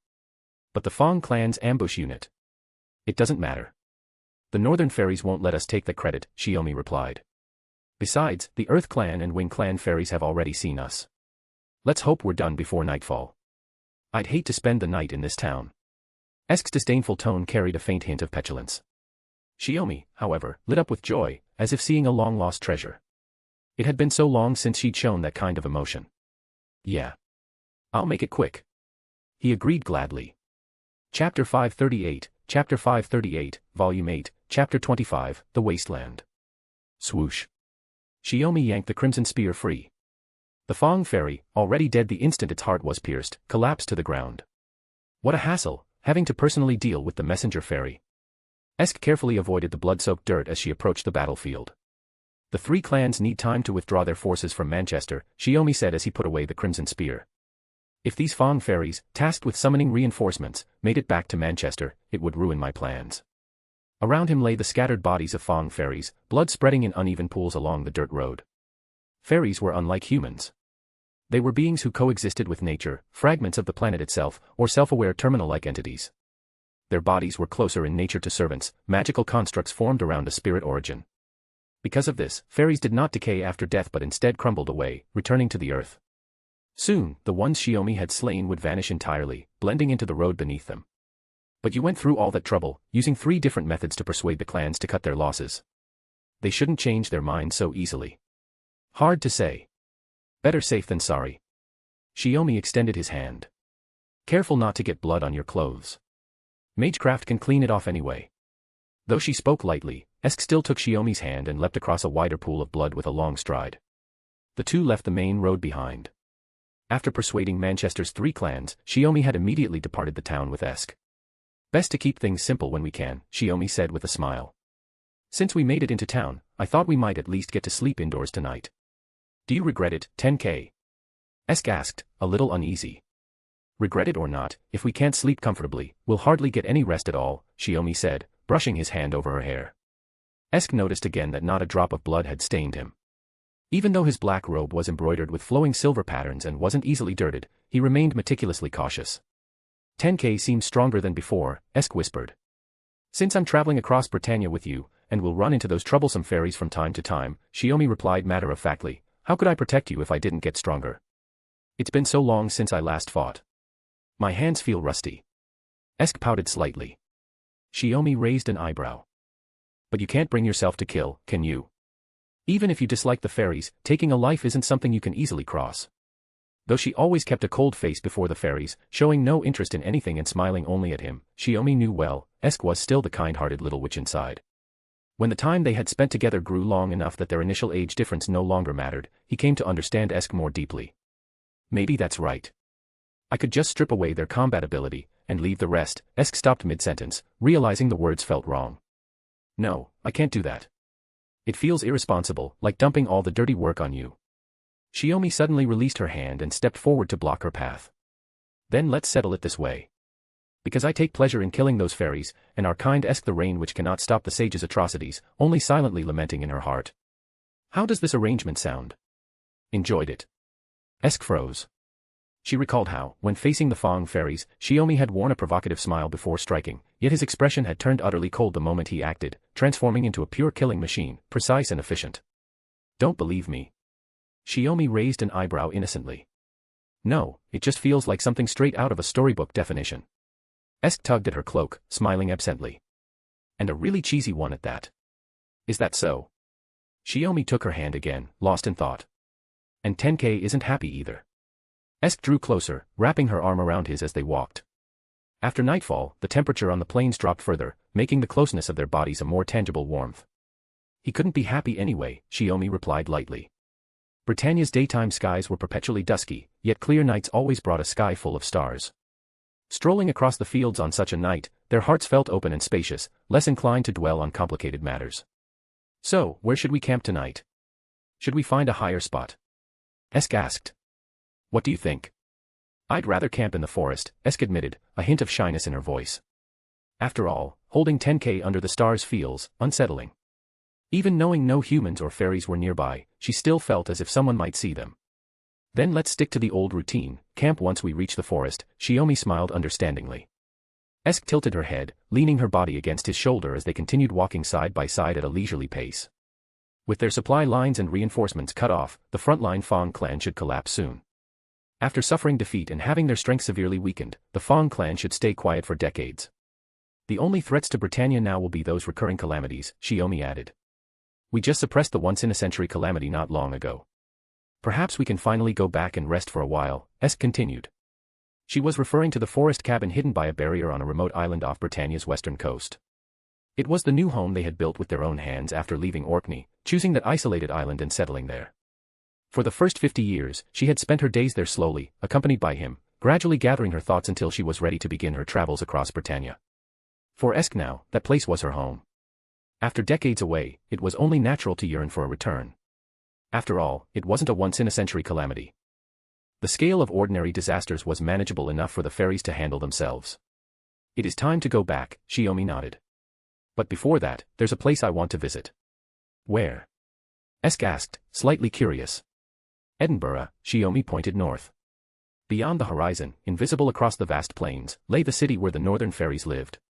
Up until now, we've never truly interacted with the northern fairies, Shiomi said. For the sake of future convenience, we need to try making contact with that unique group of fairies. For more chapters, feel free to follow me on Patreon. 100 chapters ahead. patreon.com/pinksnake. Chapter 539, Chapter 539, Volume 8, Chapter 26, Bonfire. But then again, how much does Esk know about the northern fairies? Shiomi asked. I mean, as a paradise fairy. Gazing at the campfire before her, feeling its warmth drive away the chill of the night forest, Esk shook her head. Not much. When they sent me to Britannia, paradise didn't give me that knowledge. All she knew was that more than 2,000 years ago, when Britannia's land expanded northward, they encountered the northern fairies living in what is now Orkney. After that came the great event known as the Spring War. The war ended with the victory of the southern fairies, who possessed humans, and in that conflict the northern fairies were slaughtered to the last. Only afterward did the Rain clan and the Mirror clan migrate to northern Britannia. The former established the land of Rain in the northernmost Orkney, while the latter settled in the Lake District further south. As someone who knew this history just as well, Esk remembered clearly that Shiomi had never once asked her opinion on the Rain clan's past actions. No matter what the Rain clan did during the Spring War, in the end they did build their nation upon the land left behind by the northern fairies. That sin undeniably remained. The reason he never asked was something Esk could more or less understand. Then there's nothing to be done. Shiomi tapped his head. I tried using the primordial runes to gain knowledge of the northern fairies, but perhaps because that knowledge is essentially the collective unconscious of Fairy Britain, the answers came out vague. The primordial runes, Esk murmured thoughtfully. I remember Tenkei once said they were the magical foundation discovered by the great god Odin. So gods really did exist. They did, Shiomi said, pressing a hand to his chest. But now things are different. I can't sense any trace of divinity in this world. The only one who still connects with me is Mother. Long ago, the mother goddess Tiamat had been cast into the sea of imaginary numbers by her own children, yet she had not vanished from the world. She could ignore the scale of time, but she had never interfered with Shiomi's actions or experiences. After all, Shiomi could not say for certain whether his mother might change depending on different choices in different events, or whether, within the countless woven and pruned timelines, goddess Tiamat possessed a singularity. The primordial mother goddess, present in every parallel world, yet one and only. Shiomi believed it was the latter. Perhaps goddess Tiamat was even waiting for him to call for help. At the sound of her child's plea, she would surely rise from the sea of imaginary numbers and appear before him, ready to extend her hand. Or perhaps, because this was an incorrect history, Mother simply disliked this place. Mother. Esk always felt a strange sense of awe whenever she heard Shiomi call the primordial mother goddess Mother, as though it elevated her own existence as well. I really want to meet Tenkei's mother someday. You'll meet her eventually, Shiomi answered, sounding a little uneasy. After all, Esk. Morgan was the only servant under the dragon spirit origin who could harm the mother goddess. When that meeting came, their relationship was unlikely to be harmonious. Even so, Esk held onto Shiomi's arm more tightly, her voice dropping low. Come to think of it, I once heard Mother mention, when the northern fairies were wiped out, their remains whispered, next, it's your turn. As Shiomi spoke idly, her own thoughts turned to the late queen. Shiomi pondered slowly. It certainly warrants further investigation. So that's why you want to go to Edinburgh, to see Mab, the High Queen of the Northern Fairies, with your own eyes? Esk asked. After all, based on what we know now, Mab is the most original Northern Fairy, and the others under her rule are merely outsiders she absorbed. Shiomi nodded. Perhaps meeting Mab will help us understand what the true Northern Fairies are, and how they differ from the Southern Fairies. What if you find nothing? Esk asked again. Then we find nothing. Shiomi shook his head. I'm not going just to gain something. Let's just treat it as an adventure. Esk smiled faintly, the heavy mood lifting once more. My husband truly is optimistic. I should learn from your positive outlook. Husband.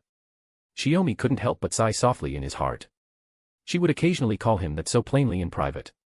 Yet every time she did, an unshakable sense of regret lingered within him. Their wedding ceremony had been held after all, though without any blessings, a simple, intimate ritual completed in their cottage on the island. But Esk had never felt it was a loss. After all that had happened, he had devoted everything to avenging the clan she cherished, and then fulfilled their unfinished marriage vows with her. She had once thought she'd lost everything, only to realize through him that she still had something precious. Even without blessings, we still had our wedding. I am already your wife, Esk, sensing his thoughts, gently reassured him. You are my everything now, Tenkei. Hearing this, Shiomi's heart melted. He instinctively pulled her into his arms, his fingers slipping through her soft hair and brushing against her delicate neck. The touch, for once free of desire, brought Esk a rare sense of ease and comfort before anything else. Seeing her tilt her head back, Shiomi suddenly laughed. You look like a kitten right now, Esk. A kitten. Esk blinked. In the fairy kingdom, ordinary animals didn't exist. She could only learn of such things from proper human history through the memories Shiomi shared. Kittens lift their heads when someone they're close to strokes their neck, Shiomi explained with a smile. What sound do cats make again? Esk murmured, enjoying the motion of his hand. That question made Shiomi hesitate for a moment before he awkwardly imitated it. I think it's... Meow. Tenkei, that was surprisingly good. Esk's eyes shone as she watched his rare expression. You've never seen one, how would you know if I did it well or not? Esk paused, then said softly, then, when I can go to where Tenkei is, I'll see it for myself. You will. Just look forward to it. For some reason, Shiomi felt his heart tremble. He nearly forgot the one hope he carried here. I must ensure your footsteps continue into the year 6000, no, into the endless future beyond. Even if it means offering myself as the price. Unable to hear Shiomi's inner vow, Esk only felt the warmth of his embrace, and in turn tightened her arms around him. Chapter 540, Volume 8, Chapter 27, Northward. The Fong clan's reason for attacking the Northern Fairies was simple, they found the resurgence of a race thought long gone unbearably unsettling. So, true to their combative nature, the Fong clan sparked the war. With the other three clans remaining largely passive, the conflict essentially became a direct clash between the Fong clan and the Northern Fairies. The Fong clan's raiding party vanished without a trace, reinforcements from Manchester never arrived, and their supply lines were completely severed. As these setbacks piled up, even the clan most skilled in battle among the fairies could no longer turn the tide through sheer combat alone. After 3 months, the war came to an end. Having lost the majority of their fighting strength, the Fong clan retreated in disarray. Want to rest for a bit? Crossing the northern plains where the war had long since ended, on their way to Edinburgh, Shiomi glanced at the shattered armor and broken weapons scattered across the battlefield and asked the Esk walking beside him. I'm fine. Esk paused, easing the soreness in her legs for a moment. With no proper means of travel, they could only make their way across the northern wilderness of Britannia on foot, heading for the northern clan's lands. But for Shiomi and Esk, who could use magecraft, channeling magical energy to strengthen their bodies made the long trek much easier. No matter how muddy or uneven the roads became, nothing could halt their steps. Your mana control, it feels unstable. Shiomi steadied her hand, then moved behind her, letting his fingers trace the line of her spine before finally stopping at the curve of her waist. The pathway from your sacrum to your fifth cervical vertebra, try to make it more refined. As he spoke, his mana flowed through his fingers into Esk's body. Strengthening her legs and boosting endurance, the fatigue weighing down her magic circuits began to fade at a visible pace. Ah. But Esk suddenly clutched her staff, let out a muffled groan, and crouched down with flushed cheeks, puffing her face at Shiomi. Esk? Shiomi asked, worried. Just say it. Don't touch me. Esk frowned. You know that spot is my weak point. Shiomi quickly raised his hands in defense. I wasn't teasing you, I touched it by accident. And you even interfered with my magic circuits. Esk abruptly stood, shoved her staff into his arms, and before he could react, began pounding on him with her fists. I almost felt it, you know. After all, sharing mana had become part of their daily life together. By now, their magical frequencies were nearly in perfect sync. When casting large-scale magecraft, they could easily draw upon the combined power of both. Sorry, stop hitting me. Shiomi endured the light blows as he pulled her into his arms to soothe her. I'll be more careful next time. Then. Esk spread her arms slightly, signaling him to carry her. But I'm tired too, you know. He chuckled, then gathered her up in his arms and kept walking. But it's strange. Your mana control should already be close to perfect. He mused aloud. Could it be that, since a battle ended here not long ago and so many fairies died, the remnants of death are interfering with your magical stability? Esk brushed her bangs aside. Maybe. Ever since we entered this area, I felt a subtle discomfort in my body. Magi are naturally more attuned to the spirits of all things. It's not surprising you'd be affected, Shiomi said, glancing at her. Place your hand on my chest. We'll synchronize our senses. Until we're out of this place, I'll share that discomfort with you. No need to change course, Esk replied. She actually enjoyed the feeling of sharing everything once their senses were synchronized. It felt as if they were truly one, an intimacy completely different from the union of bodies. Then I'll speed up. Shiomi quickened his pace noticeably. But why did Tenkei want to come through this battlefield at all? Esk asked, more concerned with that point. Just to see how both sides fought, Shiomi said. Even after it's over, you can tell a lot from the traces left behind. Esk turned her head, surveying the remnants of the battlefield. So, what did Tenkei figure out? Plenty. The Fang clan relies almost entirely on their natural physical strength. Each Fang fairy fought on their own, Shiomi explained. The Fang clan believes strength is justice. To them, coordinating with comrades is a sign of weakness, Esk added, giving the reason. Meanwhile, the northern fairies value cooperation. Most of the armor left here bears marks of being struck by several weapons at once. Shiomi stopped before a shattered set of armor. If it isn't that the northern fairies are skilled at working together, then it must be that their leader, Mab, is a masterful commander. Rather than relying blindly on strength, they gathered weaker fairies together and fought in organized formations. Even though their individual combat ability was far inferior to the Fang clan, the northern fairies still managed to hold their ground. Shiomi had to admit, it was impressive. Of course, this might just mean Mab is cautious, or simply that it's her nature, Shiomi continued. But if someone strong enough to crush an entire army alone appears, no strategy or formation would be anything more than a way to delay defeat. Esk nodded seriously. Conversely, if you can't guarantee you can wipe out an army alone, then you should be all the more careful with how you deploy your troops. At that thought, she couldn't help but remember that night. Shiomi had single-handedly destroyed tens of thousands of fairies and 3 sub-bells in one extraordinary battle. If she ever faced the same situation, she had to do even better than he had then. War is fought for the sake of a nation's gain, not as an outlet for personal grudges. The Fang clan, or rather, fairies in general, can wage war simply because they're displeased. Shiomi said. No wonder the prosperity of each clan is always so limited. War is the great affair of the state, the ground of life and death, the path to survival or destruction. It cannot be neglected, Esk suddenly said. You mentioned that once before, when telling a war story. You remembered that so clearly. Shiomi smiled, narrowing his eyes. But that's just the opening of the art of war, its core principle, like a preface. If you're interested, I can study it with you. Military strategy, huh? Esk nodded quietly. Her instincts told her she would need it. For more chapters, feel free to follow me on Patreon. 100 chapters ahead. patreon.com/pinksnake. Chapter 541, Chapter 541, Volume 8, Chapter 28, Northern Fairies. Chapter 28, Northern Fairies. Unlike the Southern Fairies who built towns like Manchester, the Northern Fairies' domain of Edinburgh was still little more than a primitive settlement. It carried the air of a nomadic tribal city. Having just ended their war, the Northern Fairies were now celebrating their hard-won victory after driving back the Southern Fong clan. Mab clearly couldn't stop the fairies from rejoicing to urge vigilance against opportunistic attacks from other clans. All she could do was post soldiers to guard the main roads leading into Edinburgh. And now, those very soldiers blocked the path Shiomi and Esk had to take. The helmeted fairy soldiers, with green skin marked by light brown patterns, made it difficult for Shiomi to tell which clan they belonged to. As soon as the two stepped into range, a volley of arrows came raining down, hundreds of shafts burying themselves into the mud at their feet. Humph. Shiomi plucked one arrow that had nearly struck them and tossed it aside. Put me down. There aren't many of them, but fighting while you're carrying me is inconvenient. Esk shifted slightly, trying to slip out of Shiomi's arms.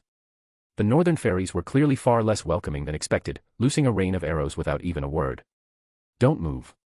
If you struggle, I'll have to worry about you getting hurt. Shiomi's voice was calm. There are a lot of them, but not enough to make me set you down. Besides. Esk pressed, sensing he had something else in mind. We're here as guests, not to start a fight. Shiomi's smile sharpened as he watched the Northern soldiers charge. If I put you down, I might not resist drawing Gi Balg. Esk's eyes widened, and at last she could only sigh helplessly. Until he knew why the Northern Fairies were hostile, Shiomi wanted to avoid needless killing. The soldiers were well trained. Once their first volley failed to land, the captain immediately ordered a charge. But even their discipline looked laughable before Shiomi, like children swinging blades at an adult. Carelessness could be fatal, yes. But if taken seriously, the children wouldn't even touch their target. Soldier after soldier fell, losing the ability to fight, while Shiomi still hadn't drawn a weapon. Holding Esk in his arms, he defeated them with only the smallest of movements. The captain quickly realized these two were not opponents his men could handle. He sent runners to inform the chieftain, then drew his own sword and charged forward. His speed and strength far surpassed those of the ordinary soldiers. He was, at least, a captain worthy of the title. Shiomi had to put in more effort this time, retreating step by step as the captain's blade slashed with speed and power. Yet by the 12th strike, the captain's strength was spent, his swings heavy and sluggish. Shiomi simply waited until the sword cut empty air and sagged downward. Then, with a single step onto the blade's edge, he pinned it to the ground, leaving the weapon unable to rise again. At times like this, you should drop your weapon and retreat to a safe distance, Shiomi said calmly. The fairy captain looked up in sudden realization, but before he could release his grip, Shiomi's knee smashed into his face. The iron helmet caved in instantly, blood spurting from its vents.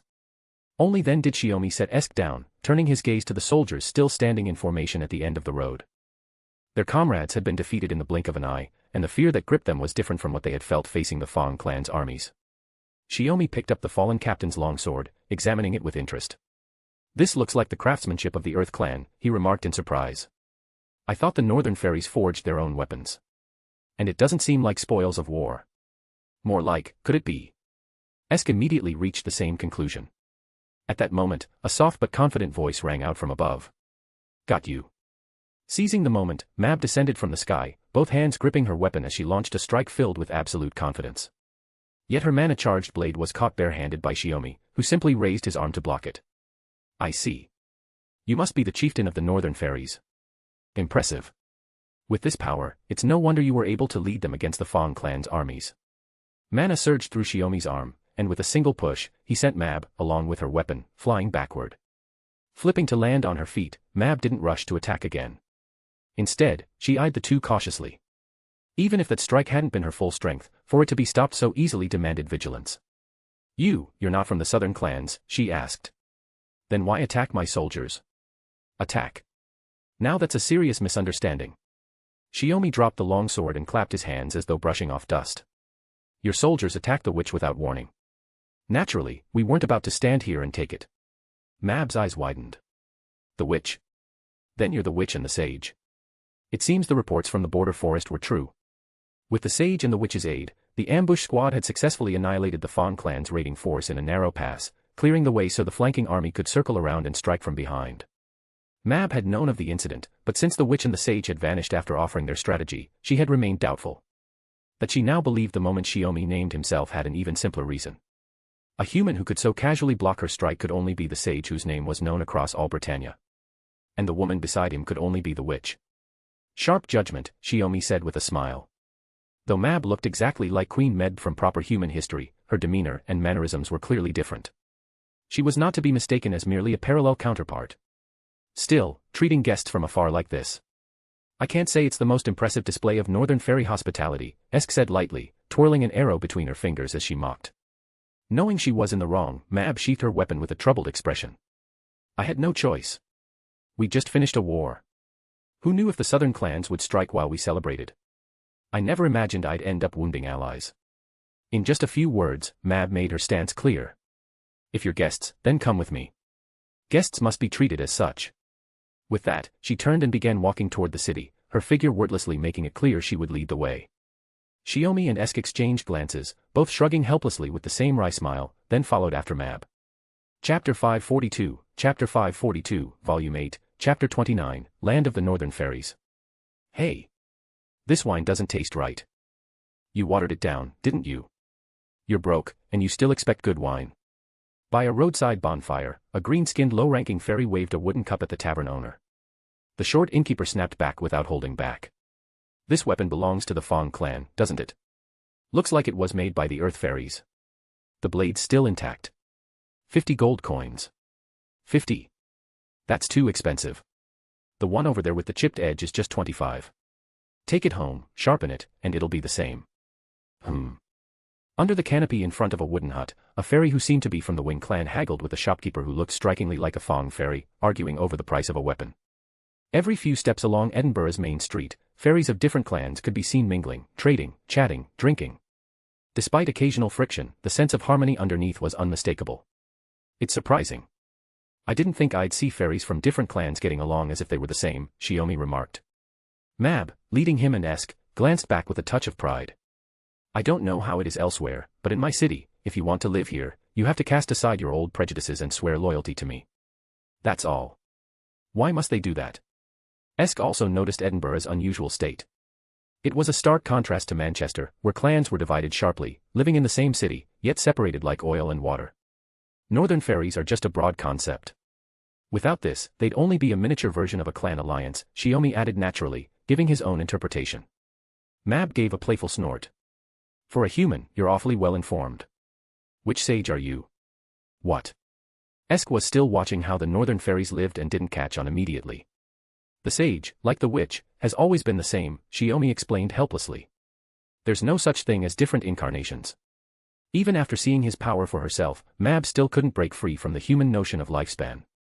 You're joking, right? The witch has been active in Britain for over 300 years. Can a human really live that long? Mab looked genuinely astonished.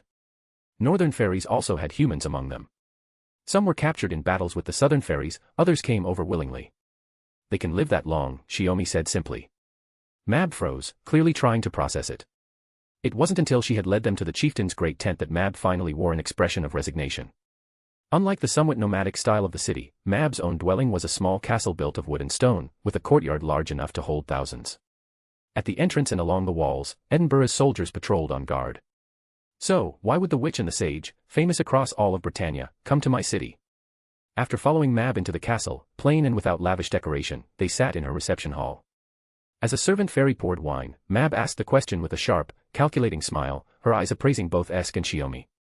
And not only that, you even supported the surprise squad I sent into the border forest. Is this your way of declaring to Britannia that the sage and the witch intend to serve under me, working for the prosperity of the northern fairies? That's not it. The two answered at the exact same time, not even a syllable apart, leaving Mab momentarily stunned. It's just that. The sage took an interest in the northern fairies, so he made the effort to come here. Esk looked down at the wine glass before her, not reaching for it. Interested. Mab fixed her gaze on Shiomi. Or do you think my wine is poisoned? Shiomi picked up the cup, sniffed it, then set it back down. No. It just doesn't taste good. Seems your brewing techniques are still far from refined. This is the finest wine in all of Edinburgh. Even compared to what the southern fairy clans drink, it's no worse. Insulted, Mab slammed her hands on the table and shot to her feet, glaring at Shiomi with fury. Her temperament had something in common with Meb's, quick to anger when prodded. But the reasons behind their anger were entirely different. Shiomi judged her silently, then turned to Esk. Do we still have any of our wine left? We brought plenty. Esk took a leather flask from her waist. Feels like more than half remains. Though it looked small, just enough for 2 people to share, Magecraft had compressed the wine inside, with a spell layered on to reduce its weight. That was why she could wear it on her belt like a mere ornament. In truth, the tiny flask held the capacity of a Bordeaux barrel, roughly 220 to 230 liters. It had already been 15 years since they left the island and began traveling through the Britannia mainland. I'll explain the brewing later. For now, try it. Shiomi poured some of Esk's wine into his own cup, then filled another halfway and slid it back to Mab. Her own hospitality had been mocked, leaving her displeased. Now they were offering her some unknown liquor instead. But the moment she lifted the cup, an intense, intoxicating fragrance struck her. Her doubts melted away. Even if it were poisoned, she thought, it would be worth it. As a true descendant of the original northern fairies, carrying the full strength of her ancestors, Mab had an extraordinary resistance to toxins. The instant the wine touched her tongue, her head seemed to swell, her mind exploding with euphoria. It was unlike anything she had ever tasted, rich, bold, exhilarating. The overwhelming flood of flavor drowned out her sense of smell and dulled even sight and touch. Back when he hadn't yet set foot on the mainland, Shiomi had studied brewing as a pastime. He was no natural brewer, his skill came only from the long, inhuman span of time he had spent accumulating experience. Fine. I'll admit you do have the right to speak that way. Mab slammed her empty cup on the table, having drained it in one gulp. She was in high spirits now. As a greeting gift, I'm satisfied. Now then, tell me why you've come. If it's just for travel, that's one thing. She already told you, Shiomi said, sitting upright. I'm simply interested in the northern fairies. Especially their origins. For more chapters, feel free to follow me on Patreon. 100 chapters ahead. patreon.com/pinksnake. Chapter 543, Volume 8, Chapter 30, Obscured History. Shiomi's words cooled the atmosphere that had just been warmed by wine. Mab slowly folded her arms, glaring at him in displeasure. Why would you ask something like that? As far as I know, during the Spring War, the 6 clans attacked the northern fairies who lived around Orkney. The cause was said to be the continent's expansion into that region, where the 6 clans discovered fairies and lands beyond their own. Shiomi spoke softly. I've been researching the history of this island, but unfortunately, none of the clans have a tradition of recording it. Be it documents, murals, or any other material, the sources are extremely limited. The traceable history of the fairy kingdom goes back to creation myths over 7,000 years before this age. The gods created land within the sea of nothingness for the original 6-winged sub-bells to live upon. This is the most widely spread myth. Converted into the calendar of proper human history, the era when Shiomi came here from 2017 AD, it would be around 12,000 BC. In the world of magi, there exists a fragment of ancient history known only to a rare few. After the age of gods receded from the surface, that knowledge became accessible only to the most exceptional of human magi. Shiomi had learned of it from his master, Scáthach. Around 14,000 BC, predatory cosmic invaders known as the Star Eaters, giant white titans, ravaged prehistoric Earth civilizations. In the end, they were defeated by the first wielder of the holy sword Excalibur, forged from the prayers of the stars, saving the planet from destruction. From then on, the decline of the Age of Gods became an irreversible path. But that was proper human history, the timeline Shiomi knew, the one that continued into 2017. Here, in this lost belt where fairies thrive and humans are kept as livestock, history must have diverged at some critical point. Since the history of the fairy island could only be traced back to roughly 12,000 BC, Shiomi formed a hypothesis. 14,000 years ago, the white giant was not repelled. For reasons unknown, it destroyed the planet instead, turning the surface into a sea of nothingness. When he and Esk lived in seclusion on a small island, Shiomi once created a familiar capable of flying from Britain to America. But when the familiar's mana ran out, there was no sign it had reached any land. What's more, the waters surrounding Britannia showed no trace of life, not even microorganisms. If all of this is seen as the white giant's doing, then there's only one conclusion: all life on the surface, along with the land itself, had been consumed. Britannia, then, was the new land born on Earth after the white giant left. By comparing the history of the fairy island with that of proper human history, Shiomi concluded that if he wanted to understand the reason this island came into being, and the true purpose of Esk's duty as a paradise fairy, the northern fairies were an existence they had to engage with. As the last true northern fairy, Shiomi believed Mab might carry the memories inherited from her entire lineage. That was why he asked. I see. So after going in circles, it all comes back to me, a northern fairy. Mab's expression showed some understanding, though her tone was hardly cheerful. Edinburgh was never the northern fairy's original domain. Our ancestral land now belongs to the Mirror Clan. The Mirror Clan? Esk was taken aback. There's no point in hiding it. In fact, telling you benefits me more, Mab said. We northern fairies originally built our land upon the corpse of the last dragon. Albion, Shiomi said quietly. Mab raised an eyebrow again. You're well informed. No. I just happen to know, Shiomi replied with a shake of his head. In proper human history, Albion never made it back to the reverse side, dying midway instead. His corpse became one of the cornerstones of the Mages Association, the spiritual tomb of Albion. Shiomi hadn't expected that in this history, Albion had died directly on the surface, drifting in the ocean. I heard, after the 6 clans destroyed the northern fairies, their corpses said, "Next, it's your turn." What did that mean? Esk asked suddenly. Exactly what it sounds like, Mab said bluntly. The 6 clans that annihilated the northern fairies would eventually be destroyed in the same way. Didn't the Rain clan already fall to the others? I think only the Mirror clan stayed out of it. She didn't know Esk's true background, but her words carried a biting sharpness all the same. Mab's remark cut into Esk once more. Her face paled, and she lowered her head in silence. Under the table, Shiomi clasped her hand, quietly passing her his warmth and concern. So, even as their descendant, you don't know why the northern fairies had to depend on the last dragon's remains to survive? Shiomi asked. I don't, Mab answered candidly. She had indeed inherited her clan's memories and power, born as the sole, next generation, but that didn't mean she knew everything, especially not why Britannia had come into existence. Realizing no more answers would come, Shiomi shifted to a few casual questions about the northern fairies' future. After leaving behind a guide to brewing techniques, he and Esk left Mab's castle. I'm sorry. My curiosity forced you to endure Mab's harsh words. Back on the streets of Edinburgh, Shiomi gently stroked Esk's back to comfort her. But Esk smiled softly and shook her head. I wouldn't call them harsh. Besides, Tenkei only wants to uncover Britannia's origins. You're probably thinking that once you've pieced it all together, you'll tell me your thoughts, right? That's true. But I think instead of analyzing everything alone, I should share with you what I've gathered over these 300 years, Shiomi said softly. Esk nodded earnestly, her eyes turning to him with quiet expectation. And, since we're already in the north, I want to go back to Orkney. Esk? Shiomi froze, worried she was forcing herself. Esk pressed a hand to her chest. All these years, I've been running away. I've quelled disasters, settled conflicts, but I never truly faced the wish the Rain clan entrusted to me. Because after seeing how the northern fairies live, you realize that a Britannia where all clans coexist in peace isn't such a distant dream. Shiomi guessed. No, it's more that I don't want to accept it. If I end up doing nothing, and Mab is the one to realize that ideal in her own way, wouldn't that be terrible? Esk whispered shyly into Shiomi's ear. That's just like you. Chapter 544, Volume 8, Chapter 31, Lost Homeland. After more than 300 years, setting foot once again on Orkney in northern Britannia, Esk felt a swirl of conflicting emotions. She had spent the most beautiful 16 years of her life here, and just before her 16th birthday, she had met the man she loved. What should have become a lifetime of cherished memories, a homeland that would forever remain her place of return no matter where she traveled, was reduced to ruins on the very day she turned 16, the day she was to pledge her life to the one she loved. The closer she drew to her homeland, the heavier her steps became. Shiomi noticed this and considered trying to persuade her otherwise, but once she set her mind on a course, she never changed it easily. He had long known this about her. What he had not expected was that this willfulness was an innate part of her nature, not something shaped by experience.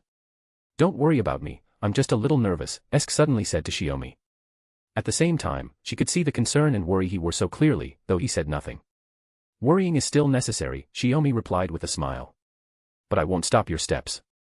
The road is rough and difficult. Without you supporting me, I doubt I would have made it this far. With those words, Esk pressed against his solid arm, using it as a pivot to leap over a muddy pit in their way. Though it was midsummer, Orkney was still buried under relentless snow. Rather than forcing her way through drifts that reached her knees, Esk chose to wait. The two of them camped for more than half a month, just 2 days' journey from her homeland, until they finally found an overcast day with no snowfall. Clearing a path as they went, they pushed forward. Enough of that. Esk lowered her head to check the hem of her cloak. Some snow clung to it, but it was no trouble. The snow crunched beneath their feet, each of their steps sounding just slightly different. There's something I never clearly told Tenkei. Not because I meant to hide it, Esk said softly, her tone calm. But after that day, all I thought was, I don't want to care about the Paradise Fairy's mission anymore. I just want to live quietly with my husband until the end of time. Shiomi nodded. I could sense it. During those first 10 years in seclusion, you wouldn't even discuss magecraft with me. Back then, Esk was like a fairy of Britain who knew only indulgence, numbing herself with pleasure of body and spirit, sinking into the haven he had built for her. It wasn't until a great calamity struck Britannia, shaking awake the mission she had never truly forgotten, that Esk resolved to set out again. Yet even then, she only wandered the land, making shallow attempts at exploration. It was only now, at last, that she chose to face her mission fully and step onto the homeland she had avoided deep in her heart, but had never truly left behind. Because power means responsibility, and I didn't want to accept responsibility, Esk said earnestly. I never imagined Tenkei would tolerate me to that extent, staying true even as I wasted my days away. As a husband, how could I abandon my wife? Shiomi slowly shook his head, his resolve firm. Esk knew he thought that way and smiled. But that's not the point. What I need to tell Tenkei is that my journey as a paradise fairy isn't simply about traveling through Britannia and meeting with different clans. I had a feeling it wasn't that simple. Shiomi nodded, motioning for her to go on. To be precise, Esk continued, this is my pilgrimage as a paradise fairy. In the city of the Rain clan, there is a bell tower that holds something called the Pilgrim's Bell. According to the original plan, after Shiomi and Esk's wedding, on the final day of the harvest festival, he, as her husband, was to witness Esk, in her role as a paradise fairy, strike the bell for the very first time. So this trip back to Orkney is to visit the bell tower, to see and ring that bell. Shiomi understood and asked, confirming Esk's feelings. She pressed a hand to her chest. Yes. After delaying for 300 years, it's about time I faced it. The only thing I didn't expect was that, as I drew closer to my homeland and the city's outline became clearer, I realized my heart still aches. This might sound a little irresponsible, but feeling both joy and sorrow is proof that you're alive, Shiomi replied softly. 300 years is still too short for you. Perhaps it will take more time before that pain fades. His words suddenly made Esk laugh. 300 years is actually quite a long time. Aside from Tenkei, no other person or fairy has stayed with me this long. The thought that such time would continue endlessly into the future filled her heart with happiness, dulling the sharp sting of losing her homeland. Just as he said, sooner or later, the pain would fade naturally. Esk hoped that when that day came, she would not forget the sorrow tied to it, nor the meaning behind that sorrow. As they spoke, they arrived before the ruins of the Land of Rain. Beyond lay the city of the Rain clan. Once tranquil and peaceful, its streets had been battered by wind and rain, worn down over 3 centuries into crumbling walls and broken remains. In truth, the city had already been destroyed in the flames of war, long before that, during the assault of the 4 clans. Walking across the snow-covered ground, Esk looked around at the devastation. Vines climbed walls of uneven height, while roofless houses were choked with weeds taller than a person, the weeds themselves buried beneath snow. These were the plants Shiomi had grown with his life force after his awakening, before leaving Orkney, as a way to bury the Rain clan. A long wind swept down the streets, making the vines and wild grasses sway, their rustling echoing faintly among the ruins. At a 5-way intersection, Esk lifted her head blankly, as though she could once again hear and see the lives once lived here by the Rain clan. That summer, after her marriage had been arranged, her hand had been held in Shiomi's as they walked together through these streets. She could still clearly recall the fairies of the Rain clan greeting them along the way. Tears slid down her cheeks. Before she could wipe them away, Shiomi reached out and brushed them from her face. Then, holding her gently, he pressed a soft, tender kiss to her lips. Familiar warmth, familiar softness. Her heart, once drifting like a tumbleweed, was held tightly in his embrace, no longer wandering. Where the heart finds peace, there is home. For more chapters, feel free to follow me on Patreon. 100 chapters ahead. patreon.com/pinksnake. Chapter 545, Chapter 545, Volume 8, Chapter 32, Lost Land. Unlike humans, when fairies die, their bodies dissolve into dust and merge with the earth. This is the unique trait they possess as the planet's sensory terminals. Thus, no matter whether their remains are collected or buried, they will eventually vanish completely. So when Shiomi returned here to pay respects to the Rain clan, all he could do was stand before the castle ruins with his hands pressed together in silent mourning. Esk didn't quite understand his gesture, but she followed his example, standing quietly with her hands joined. What kind of ritual is this? She asked after a long silence. It's a gesture my people use when remembering the departed at their graves, Shiomi explained softly. But it seems fairies don't have such customs. I wonder if this might seem disrespectful. Not at all. Esk smiled faintly, though sorrow lingered in her eyes. Father, mother, and Vivian all loved the things humans created, so. Shiomi let out a relieved breath. Then that's good, that's all that matters. Hearing his voice, Esk suddenly understood the reason behind such a gesture. It wasn't about reaching the dead. It was about giving grief a vessel, offering comfort to the living, so that they could continue walking forward with resolve. Even though Shiomi had avenged them that very day, and even though he was never particularly close to or fond of the Rain clan, a part of him still regarded the calamity as the result of his own lack of strength. He no longer bore any obligation to take responsibility, yet he shouldered nearly all of it regardless. If only he could have slain 3 Subbell with a single motion. If only he could have wiped out tens of thousands of fairy soldiers in an instant, with ease and laughter. Esk knew all of this. Standing beside him with her hands pressed together, commemorating the Rain clan, she could feel his heart more clearly than ever. In the past 3 centuries, no new ancestral Subbell had appeared among the 5 clans. But what about the future? During the time Esk had let herself drift, he never once abandoned his training. Not even for a single day. Even though he was now far stronger than the men he had been 300 years ago, Shiomi still found his strength lacking. His growth had slowed, as if he had reached some kind of limit. Even though you're always telling me not to push myself too hard, Esk murmured with a slight frown as she gazed at the ruins, the same goes for you, Tenkei. You're already strong enough. Strong enough. Shiomi shook his head. Not at all. Among his spoils from the Uruk singularity, Marduk's axe still rested in his hand. Yet even after 300 years, Shiomi had not mastered its power. Marduk, god of war. Marduk, king of the gods.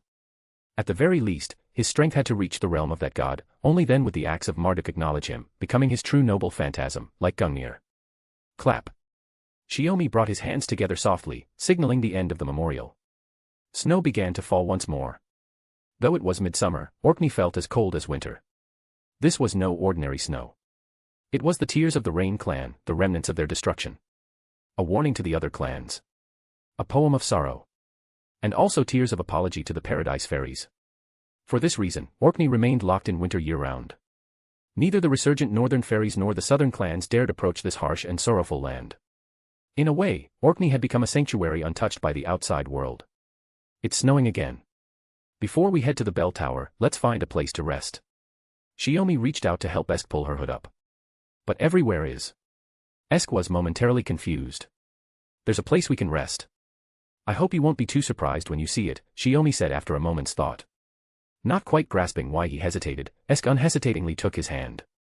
Warmed by the embrace of his sleeve, she followed his footsteps as they wound their way around the castle, entering through a collapsed section of wall. Parting snowdrifts and weeds, they came upon a room overgrown with vines, appearing at first glance like a long-abandoned dwelling. It was her library. After Shiomi tore away the vines covering the walls and windows, Esk pushed open the newly revealed doorway. Stepping inside, she instinctively raised her sleeve to cover her mouth and nose, yet found none of the expected dust. The entire land of Rain had been destroyed, and the clan chieftain's castle had only narrowly escaped, its shattered outline still standing on the land of Orkney, its interior completely ruined. Only this beloved library remained unchanged. Books sat quietly on the shelves, and in the corner, the magical workshop contained items arranged neatly and tidily. The answer was simple. The entire library had been protected by runes and then anchored in place. It wasn't destroyed. Esk lowered her arms, wandering through the library in a daze. It was close, Shiomi said. Because he had made a sudden counterattack, the fairy coalition forces setting fires and killing within the city had been drawn into battle, preventing further destruction of the castle. Before the flames could engulf Esk's library, a downpour swept over the city, dousing the conflagration. Before leaving Orkney with her, Shiomi had returned alone to inspect and clean up, discovering the library had only suffered minor damage. Holding on to the thought that, perhaps I'll return here someday, Shiomi repaired the damaged sections with runes, then sealed the entire library away.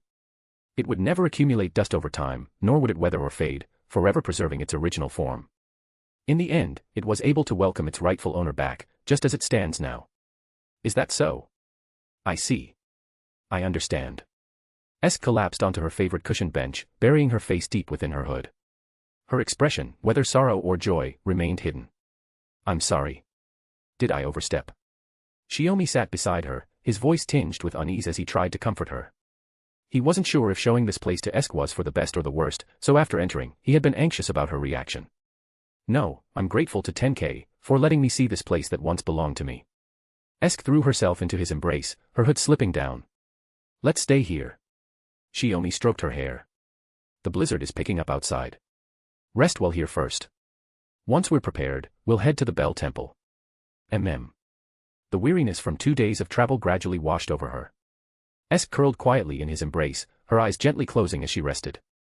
Chapter 546, Chapter 546, Volume 8, Chapter 33, Seed of the Stars. The hot springs in the snow had a unique charm. Esk couldn't help but think so. She hadn't forgotten the purpose of this trip. Her plan was to rest briefly, wait for the weather to clear, and then head to the Bell Temple. But Shiomi kept persuading her, saying things like, "How can you have the strength to ring the pilgrim's bell if you don't rest properly?" Unable to resist his persistence, Esk finally gave in and let herself enjoy it with him. The artificial spring nestled in the forest outside the city walls was the place where she and Shiomi had once met in secret. No other fairies knew of it, and it had been spared from destruction. After Shiomi made a few small adjustments, the hot spring was ready for use again. Letting the steaming water wash away the dust and fatigue of their journey felt out of place amid the ruins of her homeland, yet Esk couldn't help but enjoy it. But sharing a bath often led to complications. Perhaps because their first stirrings of passion had happened in a hot spring, the moment she stepped into the water, Esk always felt an illusion, as if her body burned hotter than the spring itself. Desire bloomed in her mind. Was it she who clung to him, or he to her? It hardly mattered.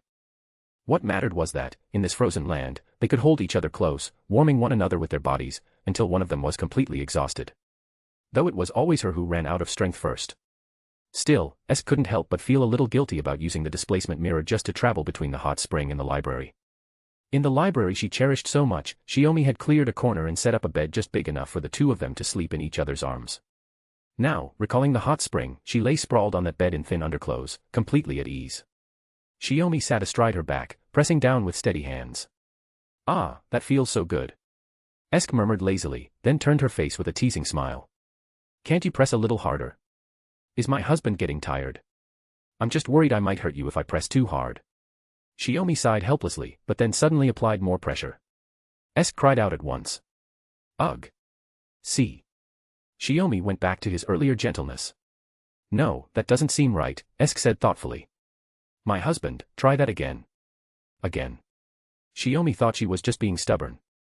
But Esk shifted slightly, raising her hand in a small wave to signal him. In the glow of the lamp, it looked like a white butterfly fluttering, its wings flickering between light and shadow. "It's not like you could really hurt me anyway." "Try again," Esk said. "All right," Shiomi agreed, pressing down once more. This time, her cry wasn't nearly as sharp as before. It was more like she had been caught off guard by the sudden change. "Ah, it really does feel better with more pressure.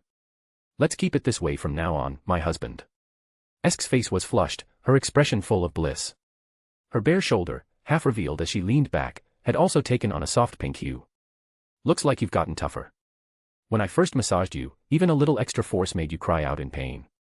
Shiomi laughed heartily, his hands moving with even more precision. "If only your skills could improve this fast too." "Oh, well." Esk hesitated, looking as if she wanted to say something but stopped short. She was trying to figure out how to explain it to Shiomi. Around the age of 20, her body stopped growing. As a paradise fairy with a lifespan far longer than the fairies of Britain, she would remain forever youthful unless she chose otherwise. But in exchange came the limitation of her combat abilities. Her study of magecraft theory had advanced again after the wasteland period, but her aptitude as a magus, especially her mana capacity, had reached its absolute limit. Unlike Shiomi, whose growth was merely slow, she could go no further. The reason was simple. It was one of the traits of being a paradise fairy. The paradise fairy, as the name suggests, is a fairy dispatched from the inner sea of the planet Avalon. But as I've said before, the mission itself was vague. The only words I heard at my birth were, "Go to Britain and correct the error." Esk began her explanation from the start. So did Avalon do anything to you to prevent accidents? Adjustment might be a better word. The fairy of paradise is a seed of the stars flowing down from paradise. If it's fortunate enough to take root and sprout on Earth, it grows as a larva. Before becoming an adult, it develops like a human. It is a fairy that can grow. Esk's voice grew quieter. As you've seen over these 300 years, even when I try to disguise myself as an ordinary fairy, the purer the bloodline of each clan, the more instinctively they reject me. Like the leader of the Wind clan, who, upon seeing Shiomi, revealed an intent to take him away. Even though that glance lasted only a moment, Esk noticed it. Because Minerva wanted to kill her. She had never liked Esk much to begin with, so killing her would be no problem. That was the thought behind it. Because I'm not a native fairy of Britain. To them, I'm an invader from that foreign land called Paradise, the true heir of the island. Shiomi understood this well. Even concealing her identity led to such rejection. If her true identity were revealed, she would likely face a fate similar to the annihilation of the Rain clan. To make these fickle, blood-drenched fairies submit, requires a shadow larger and clearer than Moore's, something that can never be destroyed, that will never stop slaughtering them. The foundations of human society no longer apply here. A simpler, harsher method is needed. Your hand, it stopped, Esk reminded him. Got too caught up in thought. I can't multitask, Shiomi replied apologetically, pressing down again. Esk raised her brows but stayed silent. In the moment she glanced back, she caught the flicker of darkness in Shiomi's eyes. It had nothing to do with her, which only made her worry more. So you still haven't said it. Why can't your strength grow? Shiomi asked.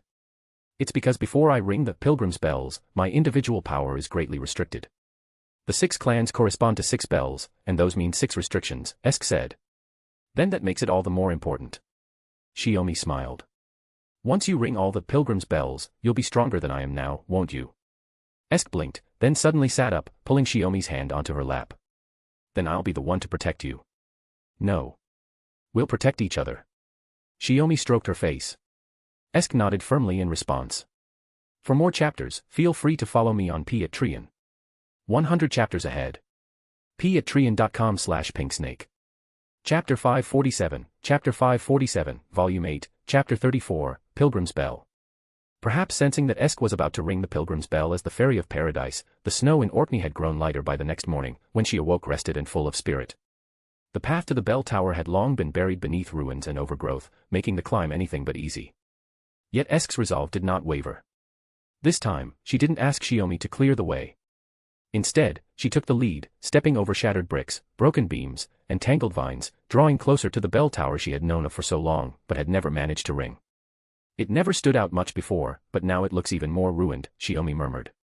Yes. Esk tightened her grip on her wand. Together, they climbed the long, crumbling staircase. At the top, beneath a wide pavilion, hung a great, ancient bell. This is the pilgrim's bell. Shiomi studied it with mild surprise. That's right, this is it. Esk glanced around. From here, she could see the ruined city. The pilgrim's bell was formed from the remains of the chieftain of Life's End. The 6 original clan chieftains, the 6 primordial sub-bells, had all perished over the course of 7,000 years. No matter the reason, within each clan's territory a bell was always hung, weathered by time yet never leaving its place. But according to Mother, while the bells were originally the ancestors' relics, some clans lost theirs to calamities. When that happened, the chief of that generation would transform into the bell instead, Esk continued. The worst case was when the bell was destroyed and the clan itself wiped out in disaster. Then, the last fairy of that clan to die would become the pilgrim's bell. Judging by the material, it's closer to bone, but not as light as bone. Shiomi raised his hand, brushing against the pilgrim's bell to test its texture. A bone bell. That's why it's also called the bone bell. Esk gave a helpless smile.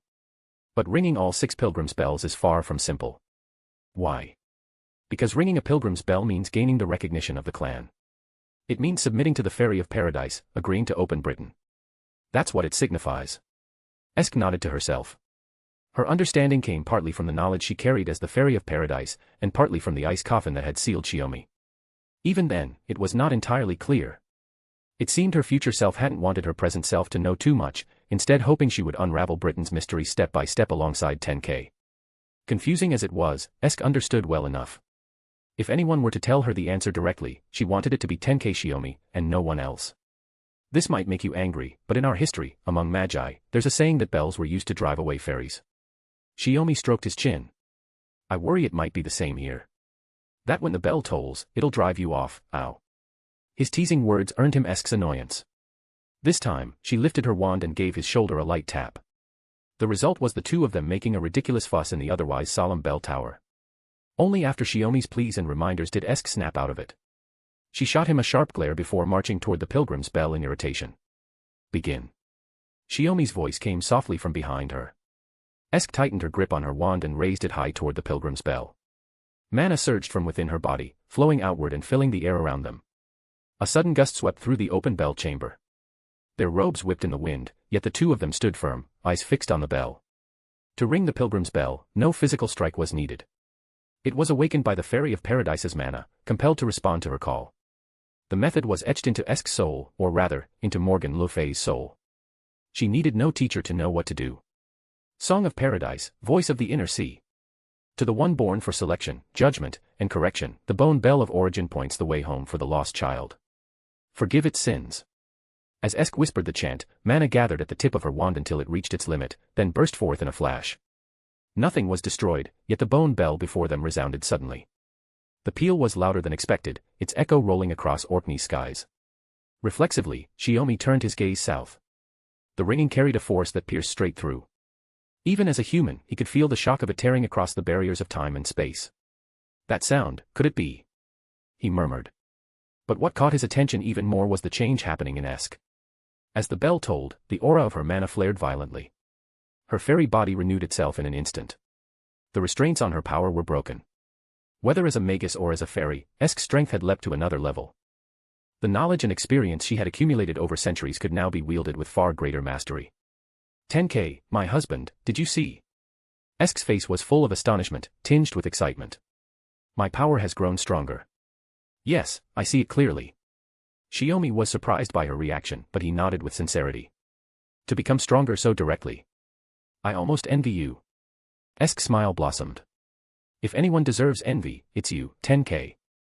A human who has touched the divine. Without such cheating, I'd have been left far behind already. Now I'm even more curious how strong you'll be once all 6 pilgrims' bells are rung. Shiomi extended his hand. Do you want to spar here, to test my progress? Esk asked, eyes bright with anticipation. The road ahead might be difficult, but she was not alone. Not that I don't. Shiomi broke off mid-sentence, his pupils narrowing sharply. He spun around, pulling Esk behind him. Still a step too slow. Your efficiency is frighteningly high. A youth dressed in Celtic garb, leaning on a blue wooden staff, was slowly climbing the final steps of the bell tower, his gaze fixed on them. Kuchulayan, or should I call you Satanta? Shiomi raised his arm protectively before Esk. Or are you, like Mab, just a fairy who happens to look the same? The first guess is right. The second is wrong. But I'd still prefer you call me Grimmer for now. Otherwise, the output and stability of my spirit origin will drop, Junior. The youth's sharp expression softened into something familiar and almost friendly as he greeted Shiomi. Chapter 548, Volume 8, Chapter 35, Destiny.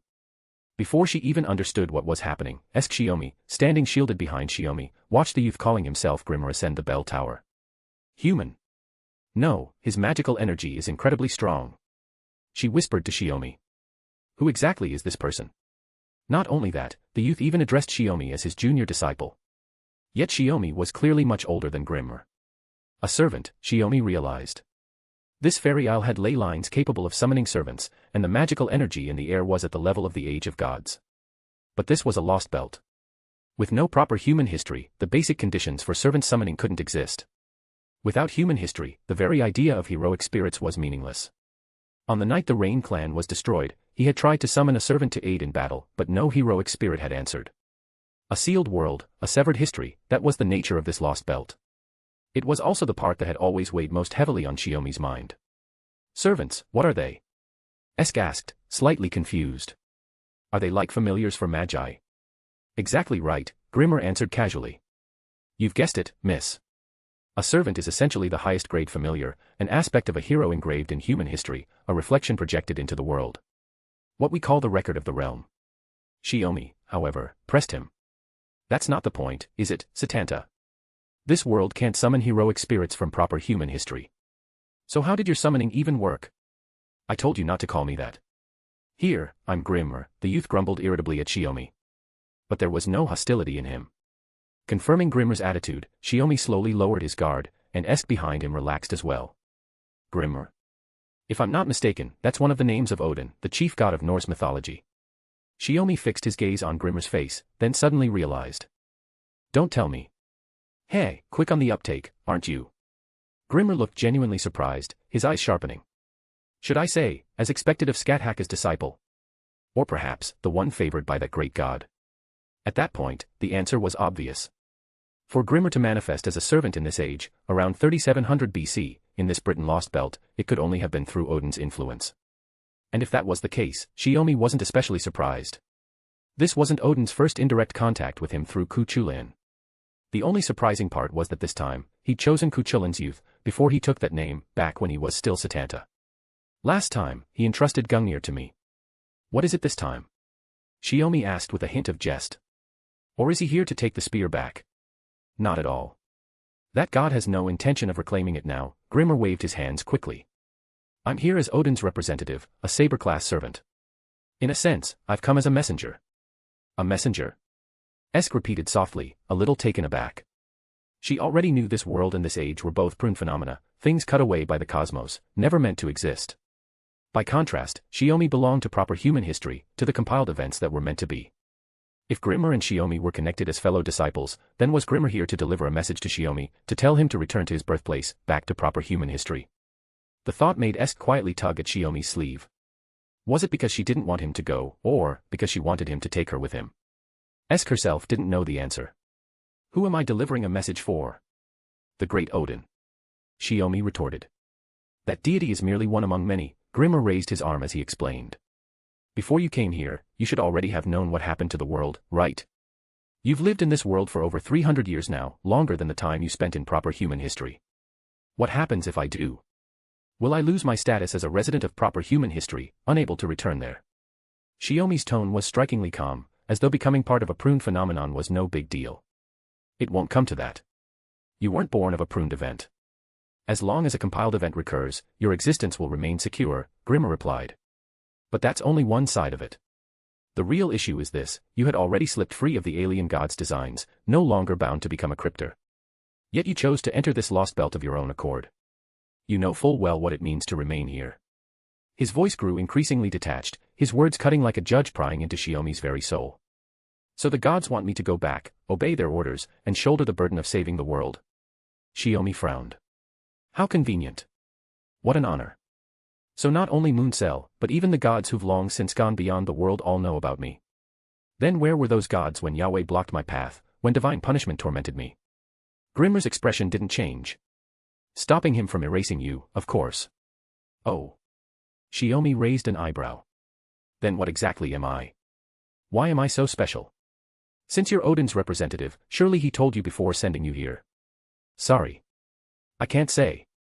It's not time yet. Grimmer refused flatly. TCH. Shiomi could only click his tongue. He knew that even if he tried force, it was useless. As a servant, Grimmer would simply retreat rather than answer. You did indeed come here on a one-way trip, but Odin has prepared the power to send you back.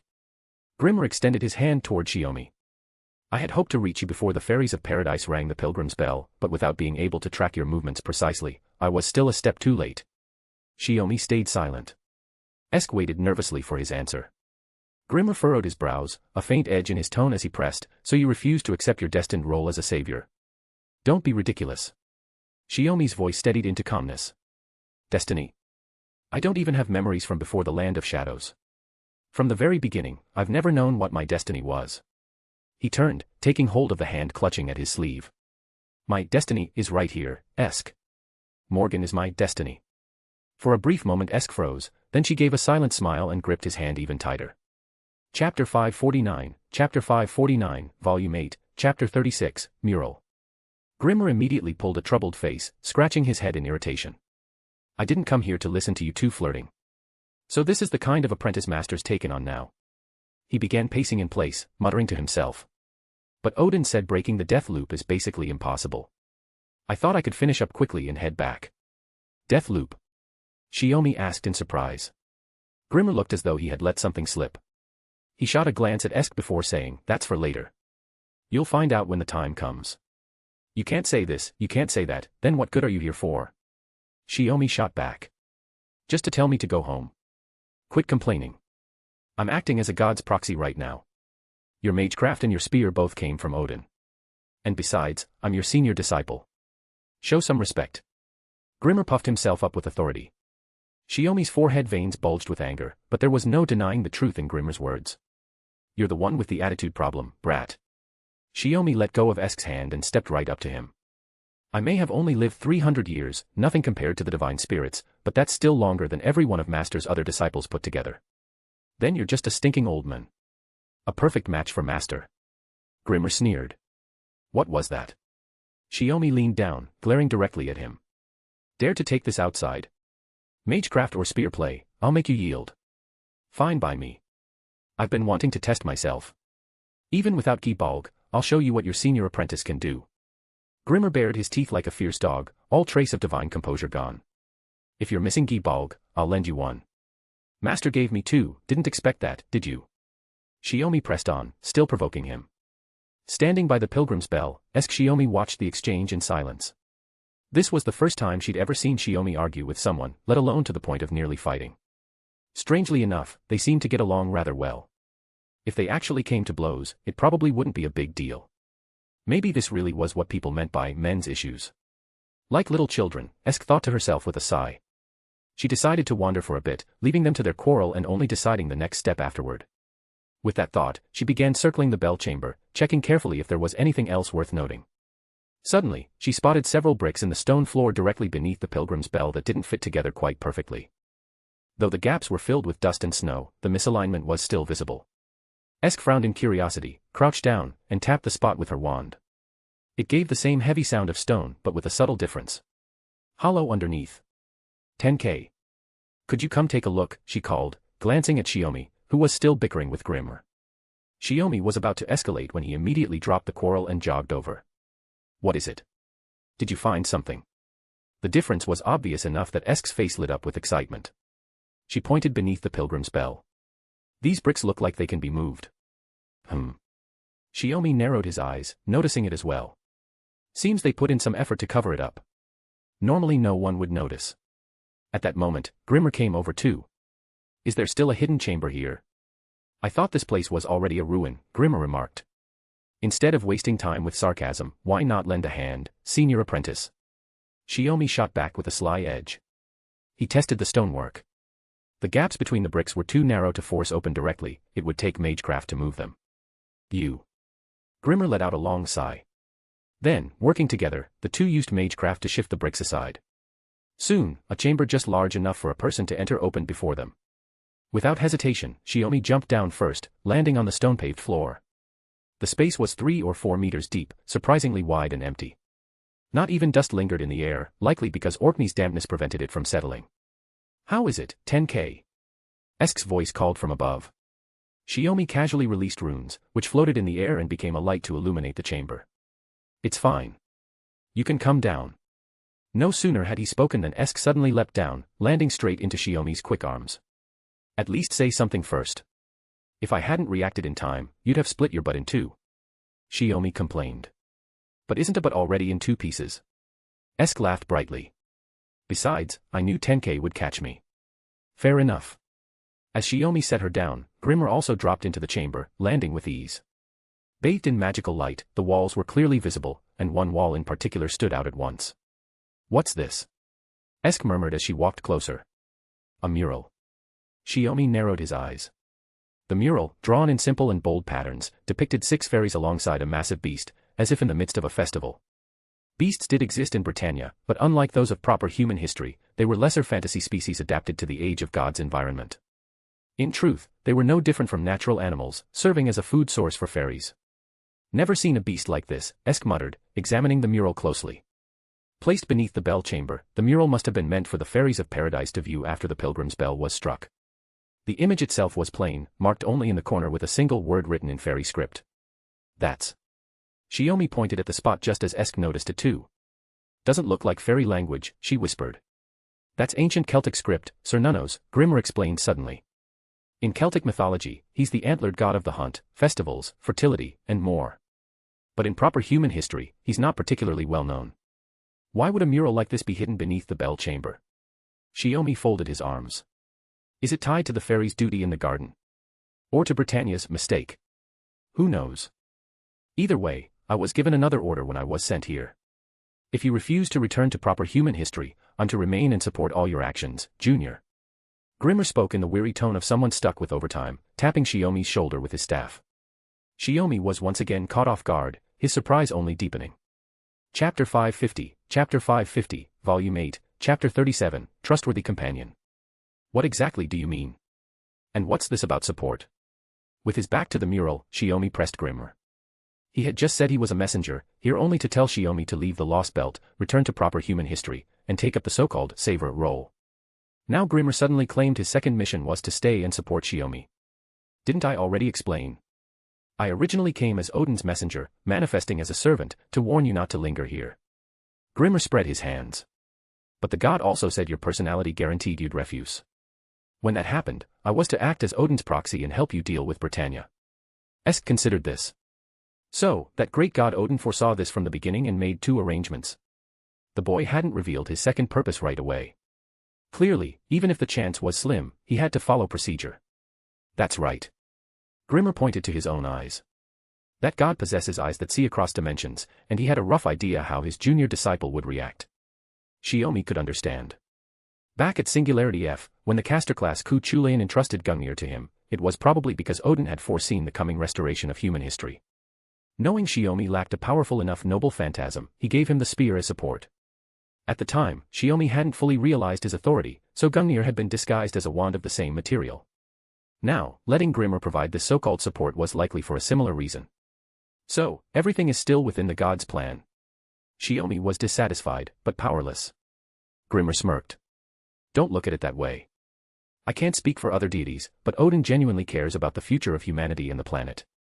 Otherwise, he wouldn't keep stepping in like this. I know. Shiomi nodded. But I don't see the point of you staying. If it's just to strengthen our side, that's fine, but... Marduk's axe, Grimmer cut him off. Even after 300 years, you still can't wield that noble phantasm. You're only holding it, right? So. Shiomi raised an eyebrow. Grimmer pointed at him. In Odin's view, staying here in the fairy kingdom, gaining more time and undergoing trials, will serve as the test that leads to unlocking the true power of Marduk's axe. Couldn't Marduk just grant it directly?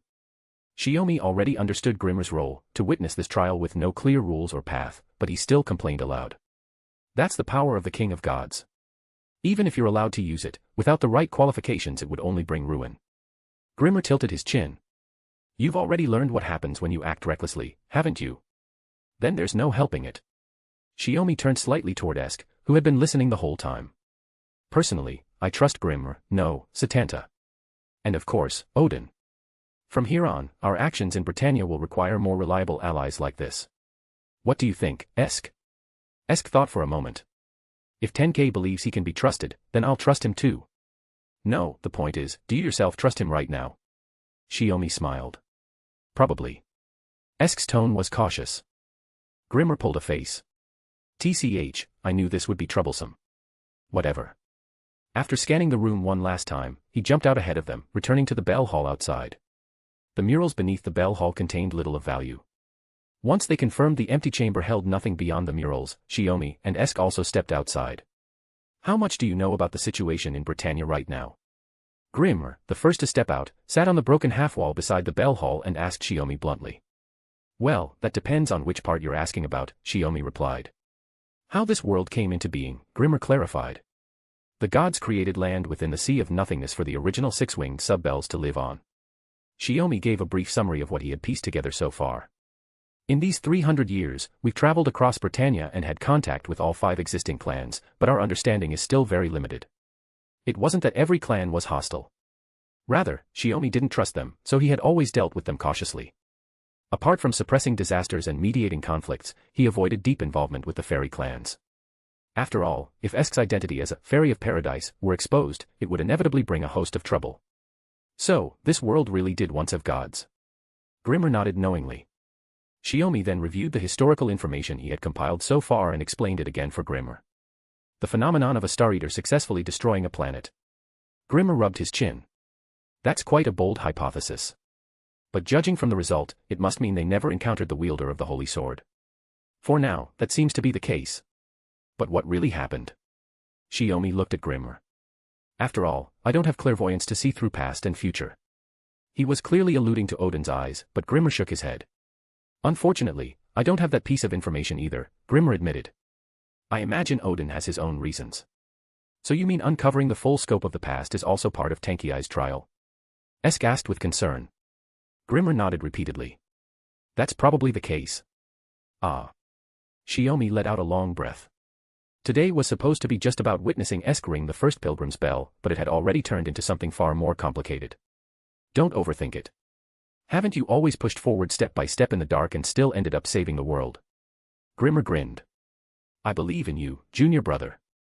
I believe in myself too. Shiomi pressed his lips together, giving a polite yet subtle smile. Good.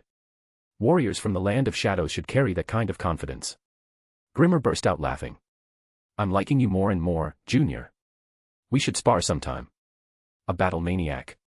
Asked Shiomi, slightly puzzled. Pretty much. All of our master's disciples are like that, except me.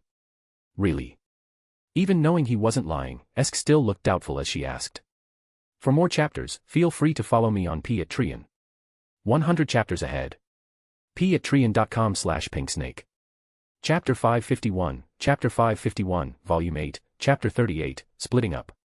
Since Grimmer would now be traveling with them as a companion, Shiomi felt it was necessary to make introductions. This is my wife. As you know, she's a fairy from paradise. Her true name is Morgan Le Fay, though she currently goes by Esk. On their way out of the Bell Hall, Shiomi introduced her to Grimmer with pride. Morgan. King Arthur's half-sister. Grimmer looked at her as though he'd stumbled across some rare creature. No, more like a parallel counterpart, right? Her origin and birth must be completely different. That's correct. Shiomi nodded lightly, then turned to Esk. As he mentioned earlier, though he calls himself Grimmer now, his true name is Setanta, later known as Kuchulayan, the Hound of Kilin. The hero from the cattle raid of Cooley. Esk's face lit with astonishment. To actually meet him in person. Grimmer raised an eyebrow. You've told her my story. Yes. All the legends of proper human history I could remember, Shiomi replied. Esk enjoys hearing them, so of course I wouldn't keep them from her. Then, as if suddenly remembering, he added, by the way, just call him Setanta from now on. He's only acting as a proxy, no need to use Odin's name. Got it. Then I'll be counting on you, Setanta. Esk smiled warmly as she nodded. I told you not to call me that. Grimmer yelped. It lowers my spirit origin output. Then I'll call you Odin, Shiomi said, closing one eye. That should raise your output considerably. Setanta is fine. Grimmer nearly lost control of himself, fighting the urge to tackle Shiomi then and there. Truly, the disciple who spent the longest time under their master knew how to torment people even better than the master himself. No wonder he had been gifted the twin spears. Thankfully, they hadn't all studied under the master at the same time. If they had, he would never have endured training alongside someone with such a temperament and would have run away long ago. So, where do you plan to go next? After resealing the entrance to the hidden chamber beneath the Bell Hall, the three of them left and walked through the abandoned streets of the Rain Clan. Only then did Grimmer ask seriously about their next steps, adding a warning. Just in case you didn't know, the bell isn't ordinary. Once it rings, all of Britannia can hear it. The other bells are the same. I realized that after ringing it, Esk said with a nod. Shiomi's expression cleared. No wonder the sound carried so powerfully. That explains it. The sound of the pilgrim's bell is the voice of souls accepting their sins. You should be ready for the possibility that not every clan will accept you ringing their bell, Grimmer added. We've prepared for that, Esk said firmly. When the bell tolls, every fairy across Britannia hears it, don't they? Shiomi looked toward the south. That means it won't be long before investigation teams from the clans arrive. Then it's best to leave here quickly, Grimmer said. Unless you're looking for a fight. That won't be necessary for now. Shiomi spoke lightly. But Esk and I don't plan on leaving Orkney just yet. Grimmer grinned. I see. So. Since you'll be assisting us, this is the perfect chance to split our efforts, Shiomi said. What do you mean, Tenkei? Esk asked curiously. Grimmer should return to the mainland first and start gathering intelligence on the clans, Shiomi explained, gesturing toward the Bell Hall. That mural, what happened between the god Cernunnos and the six fairies, without more information, we can't make sense of it. The implication was clear, before Shiomi and Esk returned to the mainland, Grimmer should already begin investigating. It would make things far more efficient. Fine by me. Grimmer tapped his staff against his shoulder. You just can't stand me tagging along and ruining your couple time, right? He didn't bother hiding the real meaning behind Shiomi's perfectly reasonable plan. Shiomi stayed calm, and Esk didn't seem surprised. Tenkei's senior brother is so forward, she teased, covering her mouth. I just happened to manifest as a servant in this form. Grimmer snapped. I had a wife and children in my life before. His son had even died by his own hand in the end. Shiomi thought about it and decided not to say anything, true or not, it was too cutting to voice. Anyway, I'm glad you understand. Once we finish up here, we'll contact the Mirror Clan directly. Shiomi waved a hand. You should start your investigation with the southern clans. Got it, got it. Grimmer looked exasperated. You really know how to boss people around. I'll head out now, take care. With that he turned and left without fuss. There was no need to exchange contact details or set a meeting place. As fellow magi, they could re-establish contact quickly using the same runic magecraft. Watching Grimmer head toward the city's edge, Esk, who'd paused on the street to see him off, said, "Next, we're heading to the World Tree." That had been their planned route on the way back to the Rain Clan's old lands. "I feel like I promised you ages ago, and we never got around to it," Shiomi said. Investigating the World Tree was their first stop after Esk rang the pilgrim's bell in the itinerary they'd drawn up together. Though Shiomi and Esk were concerned with different things, their goals converged. "It's not too late." Esk took his hand. "Honestly, having you with me is what makes me feel safe. More importantly, are you all right?" Shiomi asked. "Huh." Esk paused. "After ringing the pilgrim's bell, your power leapt qualitatively," Shiomi said. "Are you adjusting to that change? Do you need to rest?" Esk had been about to insist she felt energetic enough to leave for the World Tree immediately, but the words shifted. "I'm a little tired, actually." She opened her arms and fell into Shiomi's embrace. "You're right. I should rest for a bit. There's plenty of time, no need to rush." "What worries me more is how the clan fairies will react," Shiomi said softly. "This is a good opportunity to watch. Let's use magecraft to hide our traces as much as possible, make it look like no one's been here." Chapter 552, Volume 8, Chapter 39, Lake of Mirrors. Lake of Mirrors, a vast lake north of the Rain Clan's ancestral lands, nearly split the northern territories in two, its shores surrounded by subarctic forests. Whether frozen in winter or thawed in other seasons, the waters remained as clear as glass, hence the Rain Clan's name for it. To the north of this great lake stood the colossal tree the fairies of Britannia called the World Tree. But because the lake almost severed the northernmost lands, crossing it was the shortest way to reach and study the World Tree. Compared to circling the shoreline, it saved nearly a full day's travel. "Will this be all right?" Esk held the side of the boat, carefully watching the surface of the lake. For Shiomi and Esk, who intended to reach the base of the World Tree, the lake's current state could hardly have been worse. It wasn't frozen over, yet it wasn't fit for boating either. Ice floated across the surface, and one wrong stroke could smash them into it, cracking the hull, flooding the boat, and sending it under. "I've placed a voyage rune on this vessel. A little ice like this is nothing." Shiomi rowed steadily, answering in his usual composed tone. As if to prove his words, the rough-hewn wooden boat pressed on unfazed. Ice thick enough to stand a hand upright split apart at the touch of the hull, scattering to either side and leaving behind a narrow but steady channel across the water. "Isn't it tiring, rowing alone? Should we switch?" Esk asked. "You want to try?" Shiomi shook his head, showing he wasn't tired, though he already guessed her thoughts. "Whether we were heading back to the mainland or sailing to the islands, it's always you handling these things." Esk rested her hands on her knees, her wand lying diagonally across the boat. "Sometimes I think I've just been taking your kindness for granted." "It is meant to be taken for granted," Shiomi replied evenly. "Or do you think I need some benefit in return to treat you well?" Esk faltered, unable to respond right away. Shiomi chuckled. "If I had to give a reason, it's because of what we are. In every sense of the word. Then I've hardly lost out." Esk stretched her legs and let out a soft hum. "Because it really has been wonderful. As long as you're happy." Shiomi nodded. "So if you want to make things fair, then go ahead." He set down his oar and offered it to her. The two oars were fixed at the boat's middle, making it easy for either of them to row. "All right." Esk's voice carried a touch of excitement. "You're like a child," Shiomi said fondly. Esk blinked. "I think the day before yesterday, you seemed more like a child than usual, my husband." "Oh. No, I should say, I never thought you could be so childish." Esk adjusted her words. "From the moment I met you, Tenkei has always been steady and considerate, handling everything with care." "Really? I always thought I was pretty unreliable," Shiomi laughed. "After all, seducing a 15-year-old fairy maiden into tasting forbidden fruit, then tricking her into marriage, where I come from, that's a very serious crime." Esk's face went red as she tugged at Shiomi's foot. "Don't twist the truth on purpose. If I hadn't wanted it, you never would have touched me. You know that. And don't change the subject." Esk rowed while steering the conversation back. "I've just never seen you act that way. It wasn't losing control of your emotions, it was more like shedding a disguise." Shiomi asked. "Not a disguise.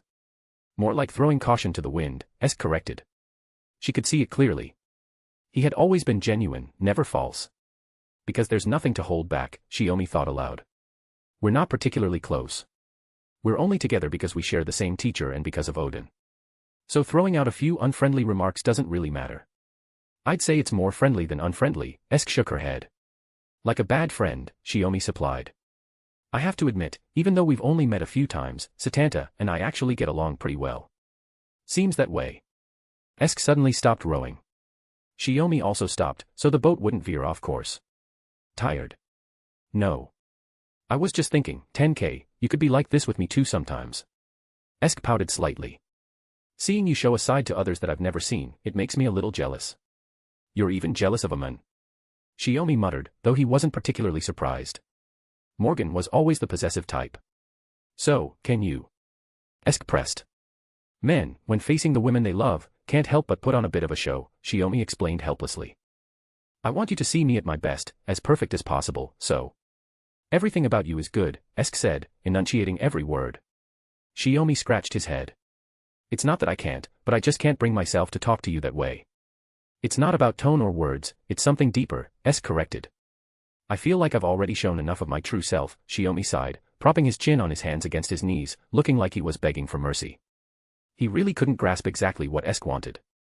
Yes, that's it, Esk's eyes lit up. You don't have to stay composed. Just react however you feel. Whether it's impatience, unhappiness, or fooling around, all of it belongs to me. Esk took his hands in hers. I see. So basically, everything about me is yours, right? Shiomi smiled, leaning in until his nose was almost touching hers. Esk nodded quickly, then hurried to add, I don't mean my husband is my possession, but rather. You're mine too, so it's fair, Shiomi said. Esk's expression brightened with sudden clarity, her joy plain to see. Exactly. I belong to you, you belong to me. There's no better answer than that. Of course not. Shiomi flicked her forehead lightly. If you decide you want to spend the night on this boat, I wouldn't mind. Right. Esk started rowing again. Come to think of it, this is where we first met. Yesterday's clouds and mist, yet still vivid in memory, Shiomi said with quiet feeling. Through the softly falling snow, the two rowed at an easy pace toward the northern shore. For more chapters, feel free to follow me on Patreon. 100 chapters ahead. patreon.com/pinksnake. Chapter 553, Chapter 553, Volume 8, Chapter 40, Beneath the Fantasy Tree. The closer they drew to the World Tree, also known as the Fantasy Tree, the more overwhelming its mana became. Shiomi still remembered the sight of the 7 fantasy trees descending from the sky, crashing into the earth. Were they the same as the aliens that had invaded the planet 14,000 years ago, born of some distant cosmos? Or, were they something else, a special kind of creation? Either way, this towering giant certainly deserved to be called a world tree. In fact, it even matched the image he carried from Norse myth. The only difference was that the world tree in his mind was lush and teeming with life, not this barren, ominous presence steeped in menace. The mana flowing from it was of the age of gods. Even brushing against it was enough to feel its vast, indescribable scale. The closest point of comparison Shiomi could think of was the Holy Grail the king of magecraft had placed in the 7th singularity. And yet, the two were fundamentally different. Shiomi wasn't skilled in analyzing magecraft. Faced with something of this magnitude, all he could do was stand guard while Esk investigated the fantasy tree. He worried that a being radiating such overwhelming magical power might instinctively lash out against any life that drew too close. But in reality, it didn't. Perhaps because neither he nor Esk showed any hostility, the fantasy tree's mana responded to their presence, but went no further. This thing could roll back human order itself, bleach the surface of the planet into a blank page, then take root and inscribe a new world and a new history. Who had created it, and why? Questions long pushed aside rose again now that they stood before this unnatural, towering tree. Back then, BB hadn't said much. Only that he was to deal with the 7 lost belts, and by doing so, decide the fate of the planet. Remembering what Grimmer had told him, Shiomi found himself circling back to the very first question. Why him? There was no answer. Whoever knew the truth, human or god, kept silent, waiting for the right time. My husband. Esk's clear voice rang out, though her tone was heavy. You've waited long enough. Shiomi pulled himself from his thoughts, looking toward her as she stepped away from the roots of the fantasy tree and walked toward him. Have you figured it out? Shiomi asked. More or less. Esk lowered her gaze. This isn't so much a world tree as it is a reenactment of a vanished history. A tree that fixes lost events onto this bleached planet and brings them back, the fantasy tree. I know. Shiomi folded his arms. That's exactly why I came here. Why? Because otherwise, we never would have met at all. His voice was quiet, almost gentle. For some reason I still don't know, the you of the future turned into a servant while still alive and came to my side. So I have to do the same. That's all there is to it. But what if even our meeting, and these centuries we've spent together, are just results the fantasy tree calculated after inserting you as a variable? Esk gripped his arm. What would you think then? Shiomi thought for a moment, then decided action was the better answer. As naturally as if it were part of his daily routine, he kissed his wife. Esk blinked in surprise, then, as always, accepted it without resistance. A quiet sigh welled up inside her. It was because he always understood her feelings like this that their years traveling Britannia had been so full of joy. The knowledge they had gained from the world tree, and the distracting thoughts it stirred, dissolved completely in that moment. If only he hadn't followed it with one of his teasing tricks. Does it hurt? Shiomi asked. It's not just pain. A lot of feelings are tangled together, Esk frowned, though without anger. But why so suddenly? To distract me. Whether it's pleasure or pain, what matters is that you can feel it. That means this isn't some dream or illusion. You're here, I'm here, everything is real. But, Esk's unease showed. The fantasy tree rooted itself in this planet, reviving pruned events and overriding the original history. Shiomi looked into her eyes. I know the proper choice would be to abandon this world, let it meet its end, and allow it to erase itself. That's the path I should take as someone of proper human history. He pressed his forehead against hers. But I can't. I won't throw you away just to save the world. So even if this is all wrong, I won't change my decision. I'll let this history continue for millennia. I'll pull you out of fantasy and anchor you here on this planet. You're so stubborn. Esk's voice carried both joy and sorrow. And she understood exactly what it meant. For her sake, he was willing to turn against the world he had once fought to protect. Could he really cast aside so much for her? The mana of the fantasy tree is among the greatest I've ever seen. Shiomi raised his head, staring at the roots stretching out until they nearly blotted out the sky. Esk pressed her cheek into his hand. This tree won't actively interfere with Britannia. But if you tried to cut it down, it would certainly retaliate. To make it ours, we'd have to drain its mana all at once. Wouldn't that cause this world to collapse? Shiomi asked. Isn't this tree what keeps it alive? No. I know how to handle it. But there's no need yet. Esk shook her head. As long as the fantasy tree won't threaten you, that's enough. Shiomi's words were firm. My husband really does, only think about me. Esk smiled, a single tear slipping down her cheek. History. In the year 3670 of the fairy calendar, the sound of the pilgrim's bell rang from Orkney in northern Britannia, echoing across the land. The sound of the pilgrim's bell was the voice of souls accepting their sins. It declared the existence of the fairy of paradise. The 4 clans who once took part in destroying the Rain clan each dispatched a new investigation team. This time, the teams returned, but found nothing. During that same period, the Mirror clan, possessors of foresight, though rarely involving themselves in worldly affairs, welcomed 2 special visitors. For in their prophecies, the coming of the Sage of the Foreign Land, and the Fairy of the Garden, had long been foretold. Chapter 554, Volume 8, Chapter 41, The Mirror Clan. The Mirror clan were fairies born with the purpose of serving and protecting. Because of that purpose, every mirror fairy possessed the ability to see the future. They could weave the futures they glimpsed into poems and prophecies, a gift so extraordinary that, among all fairies of the fairy kingdom, it stood far beyond comparison. To Shiomi, this ability was something like a fairy's version of Gilgamesh's clairvoyance. However, unlike the King of Heroes' power, theirs carried a curse. Once a fate was confirmed, no matter how tragic the outcome, it could never be changed. So that's why, Shiomi said, even though you foresaw the Rain clan's annihilation, you, who were once close allies of theirs, chose not to warn them, and simply watched their destruction unfold. When Shiomi and Esk reached the northern lake district where the Mirror clan lived, they were received personally by the clan's chief. After explaining the nature of the Mirror clan, the chief was met with Shiomi's sharp question. As rumors claimed, the Mirror clan were peaceful fairies, much like the Rain clan had been. Even knowing of the 2 visitors' arrival beforehand, thanks to their foresight, they made no unusual move. Such is the way of prophecy, said Ainsel, the Mirror clan's chieftain, a girl in appearance, but carrying an air far older than her years. There were fairies in our clan who once tried to fight against fate.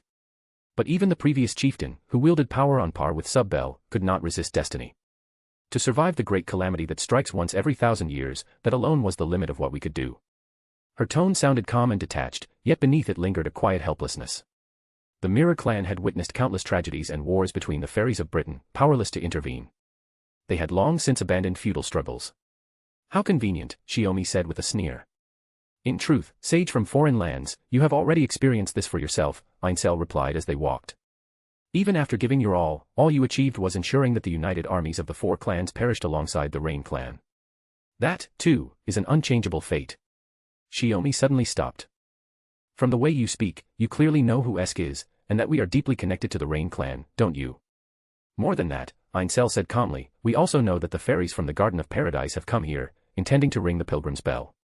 Even sensing Shiomi's hostility, Ainsel remained composed, continuing to lead the two toward the bell hall. Once the pilgrim's bell kept by the Mirror clan is struck, its sound will echo across Britain again, Esk said. And you may share the same fate as the Rain clan. Does that truly not concern you? There is no prophecy of destruction, Ainsel replied without hesitation. The other clans still don't understand what the pilgrim's bell truly signifies. So no matter what the two of you do, it makes no difference to the Mirror clan. Shiomi halted again, his mana surging violently, on the verge of turning into destructive magecraft. Is that so? Then if I were to destroy your Mirror clan right here, that would also make no difference. Tenkei. Esk cried out. The Mirror clan hasn't done anything wrong. There's no reason to. They have the power to see the future, Shiomi said coldly, yet they've stood by and watched every disaster in Britain unfold, justifying their inaction with fate cannot be changed. If we were to accuse them of the crime of indifference, wouldn't that be perfectly fitting, Esk? Even so. Esk knew she could stop Shiomi, could stand before him and protect the Mirror clan. But. Do as you wish, Ainsel said slowly. If the destruction of the Mirror clan today is our fate, then for fairies blessed with foresight to have failed to foresee it, our end is only natural. In any case, such destruction would be preferable to endless, unending calamity. Compared to the terror of annihilation, release from centuries of suffering almost seemed merciful. That had always been the Mirror clan's way, and what Ethel expressed now was precisely that conviction. That's pretty pessimistic. Is that the price of seeing the future? Shiomi stopped channeling his mana and gave Esk an apologetic smile. I was just joking. Did I scare you? Not scared, just not quite in agreement. Esk shook her head. She could see it clearly, Shiomi's words were half true, half false. They could easily become reality in the next instant or fade away as an unfunny joke. It was her first time witnessing words balanced on such a delicate edge, truth and lies layered atop each other. Without her fairy eyes, she might have believed him completely. That's how fate works. Just like the inevitable bond between you and the witch, Ainsel's voice remained low and calm, as if none of it concerned him. Besides, if you truly meant to destroy our Mirror clan, you wouldn't have intervened in Morse's calamity when you arrived at this lake district. Shiomi turned to Esk with a wry smile. So, to the fairies of Britannia, we're such kind and convenient beings. That's not exactly it, Esk said with a hint of helplessness. Fairies were fairies, and calamities were calamities. If a disaster threatened the Mirror clan and would hinder their future plans, then it was necessary to act. Even if that ended up benefiting the clan, Esk didn't think much of it. That was all there was to it. Up ahead lies the Pilgrim's Bell safeguarded by our Mirror clan, Ainsel said, pointing toward the bell hall in the distance. It is the bone bell formed from the remains of our ancestor Subbell, thousands of years ago. Though it suffered through many upheavals, it has remained preserved to this day. Unlike the Rain clan's bell hall, this one was perfectly maintained, showing no signs of ruin. Shiomi thought that the other clan's pilgrims' bells must be much the same. Before that, I'd like to ask something of the Mirror clan, who possess the gift of prophecy, Shiomi said, halting his steps. About Britannia's history, about the myths of creation, does your clan have any records? Ainsel looked somewhat surprised at the question. There are no written records, but the myths of creation have been passed down through generations in our clan as oral songs. If the sage and the witch wish to hear them, I can recount them to you both. That would be most welcome. Esk nodded. For more chapters, feel free to follow me on Patreon. 100 chapters ahead. patreon.com/pinksnake. Chapter 555, Chapter 555, Volume 8, Chapter 42, Age of Creation. It ended as an ocean, and in the beginning, there was an ocean. After a meteor streaked across the sky, the entire land turned into rivers. This is a tale from a time so distant that it can no longer be measured, a story from ages long past. 6 fairies went outside and found that the world had become nothing but an ocean. There was no land, no rocks, no fish, no birds. Even the mountains and forests they cherished most were gone. Helpless and sorrowful, they wondered if they should return. How pitiful. To think the world has turned into this. Just then, a colossal figure rose from the sea, a vast, soft, and furry form. Upon its shoulder sat an animal that should have ceased to exist. The animal perched there called the fluffy being Sir Nunnos. Sir Nunnos and the animal became friends with the 6 fairies. The endless sea was dull, inhospitable, and harsh, but Sir Nunnos shielded them from the waves, making life easier for the 6 fairies. However, because Sir Nunnos was a god, the animal said he required offerings. So the 6 fairies offered Sir Nunnos their joy. They offered Sir Nunnos their wishes. A sea without waves is nice, but we still long for the land. Their wish was granted. The celebration came to an end. The god, weary, fell into slumber. The 6 fairies held a solemn ritual for Sir Nunnos and carefully used what remained of his blessings. And thus, Britannia was born. May the original 6 fairies one day find salvation. After the Mirror clan's bell hall conveyed this history, clan chief Ainsel departed, leaving Shiomi and Esk alone. Esk, what do you think we should make of this Age of Myths account? After hearing Ainsel's retelling of the myth, Shiomi asked for Esk's thoughts. She lowered her gaze and thought quietly. It's just a very simple story. From the content alone, I see no problems, but I don't understand why it ends with the hope that the original 6 sub-bells will find redemption. However, this account did seem to support Shiomi's earlier hypothesis, that an alien from the outer cosmos had devoured everything on the planet's surface before departing, leaving behind a sea of nothingness. Afterward, Britannia was born from the ocean, and it was clearly related to Sir Nunnos, who also appeared in the murals of the Rain clan. Up to that point, it all seemed like an ordinary tale. Perhaps because the events were too ancient, the details had grown unclear. Is that so? I have a different thought, Shiomi said with a faint smile. Do you remember the creation myth of proper human history I told you about? Esk frowned slightly. Tenkei has told me so many creation myths. Which one do you mean? The Mesopotamian creation myth, Shiomi replied. In that tale, the primordial mother goddess Tiamat was slain by her children, and after her death, her body became the land of Mesopotamia. Though in truth, the myth diverged somewhat from reality, Tiamat was never truly slain, only banished by her children into the sea of imaginary numbers. Shiomi's words instantly changed Esk's expression, a flicker of alarm crossing her eyes. You mean, the land of Britannia appeared because Sir Nunnos was killed? At least to me, that seems like the hidden part of this story, Shiomi said with a shrug. Indeed, it was his deep connection to goddess Tiamat that made him first think of such a possibility. The sub-bells are powerful beings, but could they really kill a god? Esk asked doubtfully. In the myths my husband once told, it was Marduk, the later king of the gods, who slew goddess Tiamat. But gods aren't beings without weakness, nor are they truly immortal. Even the mother of the primordial mother goddess was no exception, Shiomi replied softly, shaking his head. So long as one finds the chance, even humans can accomplish the feat of god-slaying, let alone a sub-bell. Esk began pacing back and forth in the bell hall. If that's really the case, then was the mission given to me when I was sent to the surface because the original 6 sub-bells killed Sir Nunnos? This is only my personal speculation, Shiomi said, lightly pressing his foot against the ground. After all, even if it were true, Sir Nunnos has already become the land of Britannia. There's nothing left that could serve as proof. Esk's eyes filled with quiet concern. Fairies are beings who live content with the present. Whether Tenkei's accusation is true or false, once they learn the truth, once they realize we've come to pass judgment, they'll surely rise against us as one. Without a sub-bell by their side, they're nothing more than a mass of corpses. Shiomi gazed out over the lake beside the Mirror clan's bell hall. Though well aware of Shiomi Tenkei's strength, Esk shook her head. Tenkei is powerful, but if our strength can't increase any further, wouldn't it be better to add more weapons to your arsenal? Weapons. Shiomi turned back to her. I've told you before, my wand is something I created myself to align with my own magecraft system. Setting the wand down, Esk lifted both hands as if presenting something invisible. In truth, when I drifted from the garden to Britannia, a chosen sacrificial instrument drifted along with me. When I was around 10, my mother returned it to me. A weapon shimmering with radiant white light appeared in her hands. A spear. Shiomi asked, slightly surprised. This is a weapon meant to save fairies, yet fairies themselves cannot use it. Only the innocent may wield it, Esk said softly. Tenkei, perhaps you could. When the light faded, Shiomi recognized the shape of the spear. Longinus. Within the Temple of Time, one of the Knights of the Round Table who answered Artoria's call, Sir Percival, had wielded this very spear. Is that its name across all of human history? Esk smiled gently. Then let it be called that. I'd originally planned to keep it for myself, but now, perhaps it's better in my husband's hands. Originally, since Shiomi already wielded not only 2 crimson spears but also divine weapons like Gungnir, Esk had thought this chosen spear paled in comparison. However, after ringing the pilgrim's bell, studying the world tree, and now facing the second pilgrim's bell, Esk had grown increasingly uneasy, afraid that when the next bell tolled, her inner balance would break, and her duty as a paradise fairy, her growing sense of mission, would overshadow her heart. Therefore. Then, with joy in my heart, I'll accept this gift, given to me with such love by my wife. Shiomi extended both hands and caught the spear Esk offered. Chapter 556, Chapter 556, Volume 8, Chapter 43, Prophecy.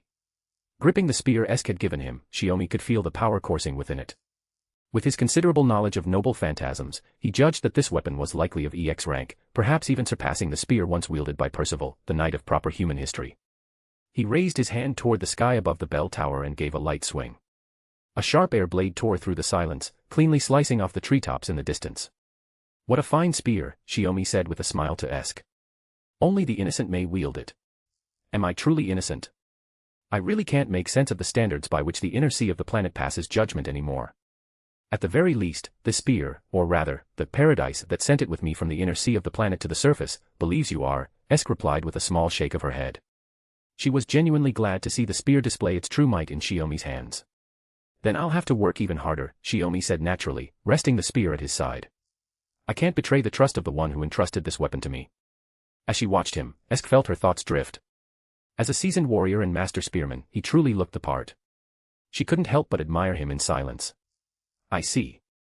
Then, as though a thought suddenly struck him, Shiomi's expression shifted, like a man awakening from a dream. Esk tilted her head slightly. It's nothing, Shiomi said with a faint laugh. Just realized something trivial.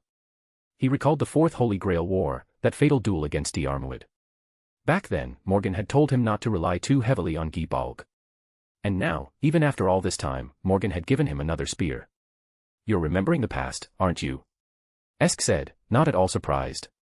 She clapped her hands lightly, then turned to pick up the wand leaning against the wall. There were more important matters to deal with now. Her gaze lifted to the bone bell hanging above. Entrusting the chosen ritual implement was nothing more than a simple exchange between spouses, something that could be done at any time. Wait. Shiomi suddenly called out. Esk looked back at him in mild surprise. From all directions, fairies of the Mirror Clan emerged, gathering around the bell tower. The Mirror Clan didn't have a particularly large population. At a glance, Shiomi estimated there were about 3,000 to 4,000 of them. They came in all forms, men and women, young and old. At the head of the group was their clan chief, Ainsel, who appeared as a young girl. So they've all come, Shiomi said, holding his spear loosely before him.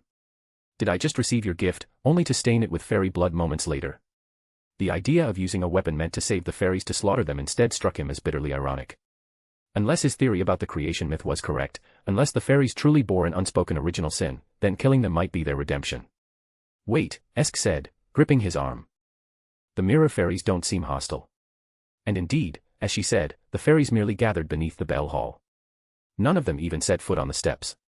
Only Ainsel ascended, step by step, before stopping before the two and kneeling on one knee. What is the meaning of this? Explain yourself, chief of the Mirror Clan, Shiomi asked calmly, still keeping his guard up. Ainsel lowered her gaze. Just now, our Mirror Clan received a new prophecy. What does it say? Esk asked.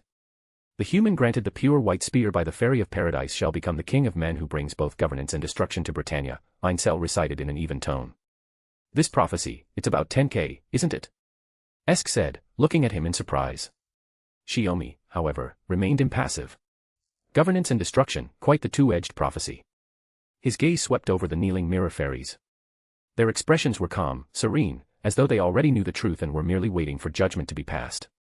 Your prophecy, does it not mention the Fairy of Eden? Shiomi relaxed slightly, leaning on his spear as he asked. The Fairy of Eden remains ever at the king's side, ensuring his judgments remain ever wise, Ainsel answered once more. Esk's expression became unusually animated, but none of the fairies looked up. As a result, even Shiomi, who hadn't turned around, did not see her reaction.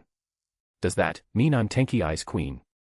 Esk muttered to herself, finding the leap a bit too much. Shiomi couldn't help but laugh quietly. A fairy queen in every sense of the word. Your fairy queen, huh? The title had a pleasant ring to Esk's ears, though whether it would come to pass depended entirely on what they decided next. You gathered here specifically to proclaim me king? Shiomi asked, unwilling to accept the so-called prophecy at face value. He was merely a magus, a warrior, hardly qualified to be a king. And in that instant, he recalled Gilgamesh's mocking words from that long-ago banquet, deepening his resistance to the notion. We merely deliver the prophecy. Whatever choice you two make, the Mirror Fairies will accept it with calm hearts, Ainsel said. It was clear that the Mirror Clan's composed reaction stemmed from the prophecy's revelation. Since it could not be changed, they had simply chosen to submit to it. Shiomi raised an eyebrow slightly. Turning, he took Esk by the hand and led her a few steps away from Ainsel before speaking in a low voice. Whatever their true intentions may be, we can make use of the Mirror Clan's current attitude. Does Tenkei intend to become king of Britannia? How could that be? I merely realized we could use the Mirror Clan's obedience to our advantage. By taking them as a foundation, we might be able to form alliances and divisions among the other clans, gradually splitting and drawing them in, Shiomi said with a shake of his head. The Mirror Clan's willingness to let us access the bell so easily doesn't mean the others will be as accommodating. You don't want needless slaughter, and I don't want your eyes stained with blood.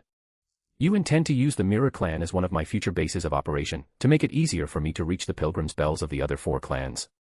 Esk asked, already understanding his plan. They can be used, but never trusted. Remember that, Shiomi said softly. Then, I shall follow my husband's plan. Esk smiled knowingly. Then, Shiomi stepped forward once again. Ainsel, chieftain of the Mirror Fairies, Esk and I will speak with you later, he said, flicking his wide sleeves lightly. For now, let us await the ringing of the pilgrim's bell. Ainsel remained kneeling on the ground, her head bowed respectfully. Then, Esk's voice rose in chant. The Song of Paradise, the voice of the inland sea, for the being born to be chosen, judged, and corrected. The bone bell of origin, guiding the lost child home. Forgive their sins. History. Late summer to early autumn of fairy year 3670. The bell rang within the domain of the Mirror Clan, located in the northern lake region. The second toll to echo across Britannia marked the arrival of a special existence upon these lands. After that, records began documenting Esk the Savior stepping onto the stage of Britannian history and beginning her activities throughout the land. In fairy year 3400, the Earth Clan, the most peaceful of the remaining 4, grew closer to the Mirror Clan through the mediation of Esk the Savior and the Sage. In fairy year 2700, the Wind Clan finally joined the 2, seeking prosperity and survival. By fairy year 2200, even the Wing Clan could no longer remain idle and joined the clan alliance.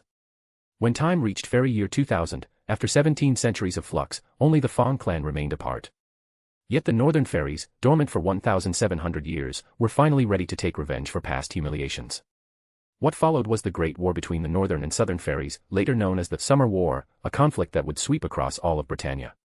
For more chapters, feel free to follow me on Patreon. 100 chapters ahead. Patreon.com/pinksnake. Chapter 557, Chapter 557, Volume 8, Chapter 44, The Storm Before the Battle. Are we really going to Oxford to personally confirm the Fawn Clan's intentions? Grimmer asked as he studied the map of Britannia spread across the table, drawn by Shiomi. The Fawn Clan is the only one left that hasn't joined the clan alliance, Shiomi said casually, leaning back in his chair. If the intelligence you brought back is accurate, it won't be long before Queen Mab's Northern Fairy army departs from Edinburgh. They'll cross the plains just east of Manchester and march straight toward the Wing Clan's territory, Gloucester, right here. It's been 1700 years already. Even if you're not sick of it, I am, Grimmer said, lounging in his seat with one leg propped up on the chair.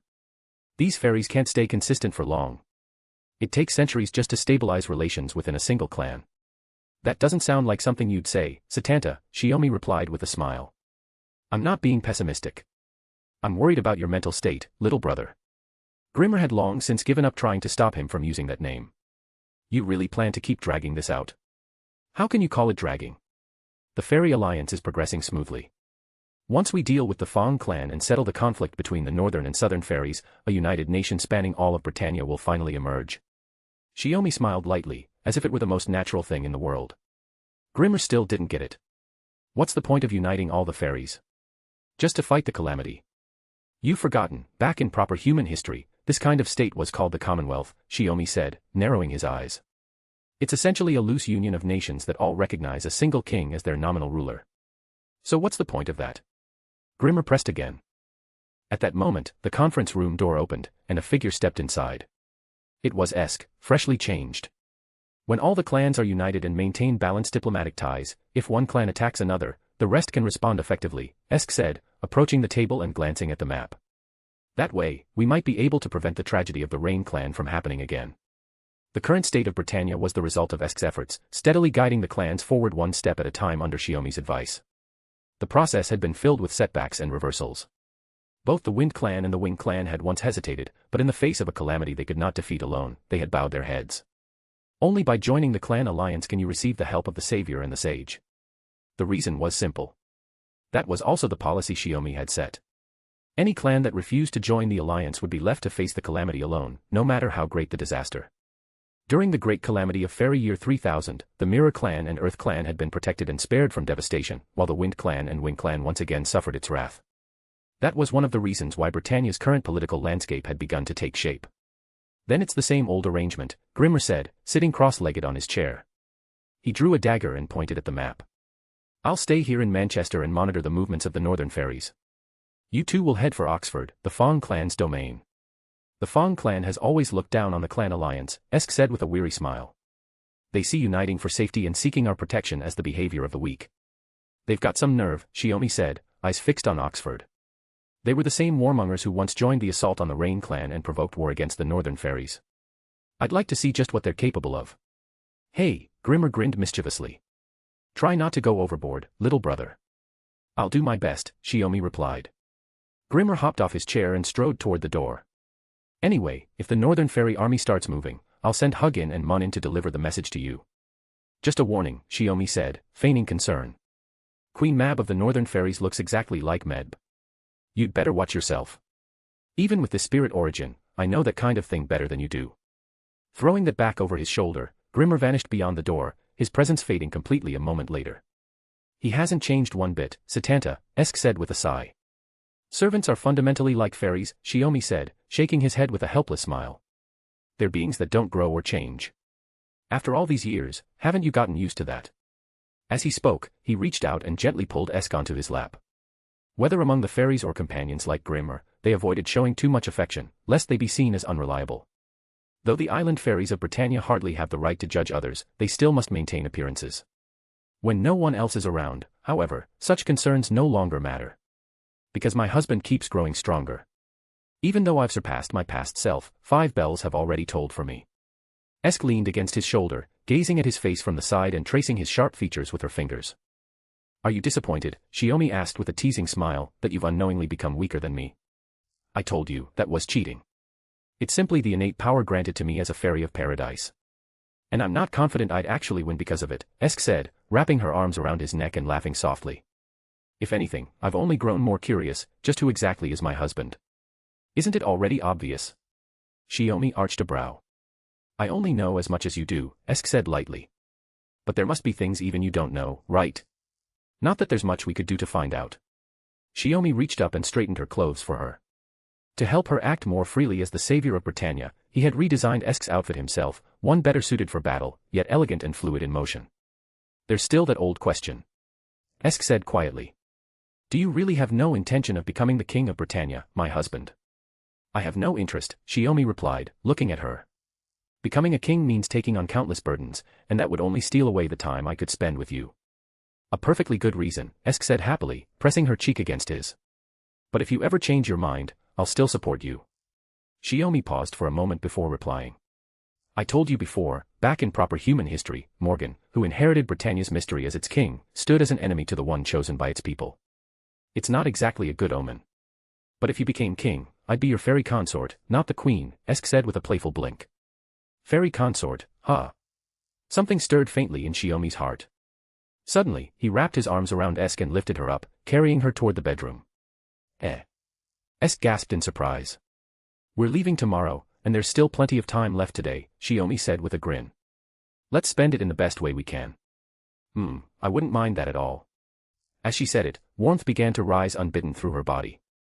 Chapter 558, Volume 8, Chapter 45, Morning Tenderness.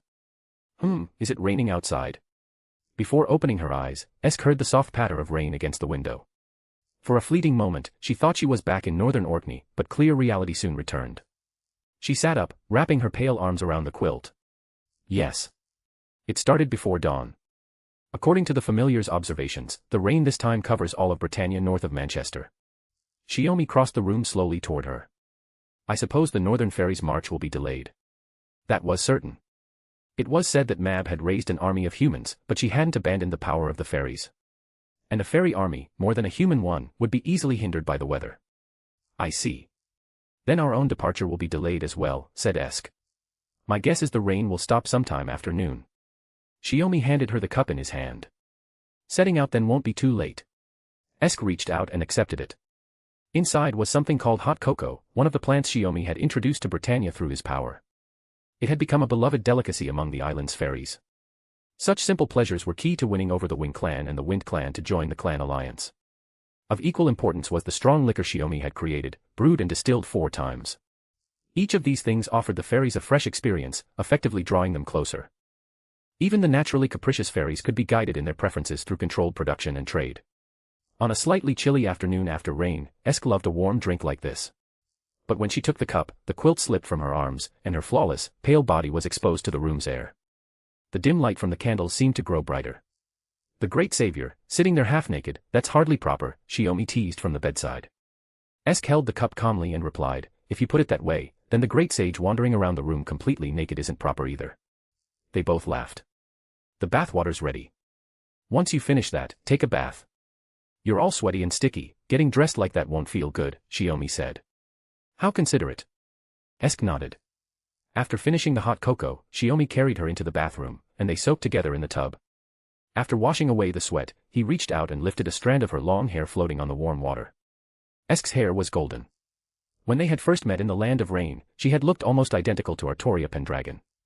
But as years passed, some of those golden strands had gradually turned icy blue, setting her apart from Artoria, just as Shiomi had known she would become. What is it? Esk asked, not quite understanding. Nothing. I was just thinking how fast time flies. Shiomi's voice turned distant. Your hair's changed color too.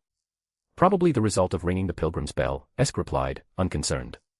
It had been nearly 1,700 years since the Mirror clan rang their bell. Under Shiomi's direction, they had allied with 3 clans and gained access to the pilgrim's bells of Earth, Wind, and Wing. Now, only the Fang clan's pilgrim's bell remained unstruck. For fairies, hair color reflected a fundamental transformation of mana. Having grown stronger after ringing 5 pilgrim's bells, Esk hadn't paid much attention to such unconscious changes. I can tell.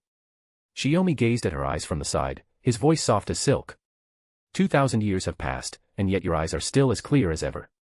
2,000 years, within proper human history, that span was long enough to encompass the entire era after the Age of Gods withdrew from the surface, an age vast and grand as a flowing river. Countless heroes had risen and fallen, each carving their own legends.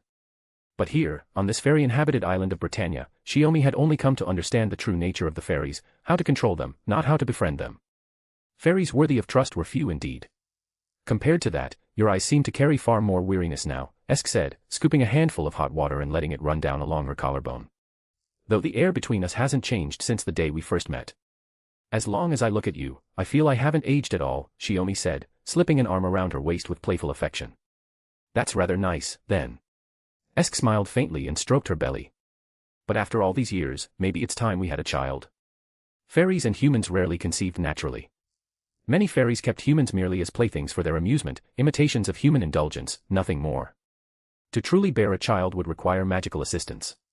And more importantly, a child born of fairy and human blood meant a weakened lineage, neither as powerful as a fairy, nor free from the frailties of humanity.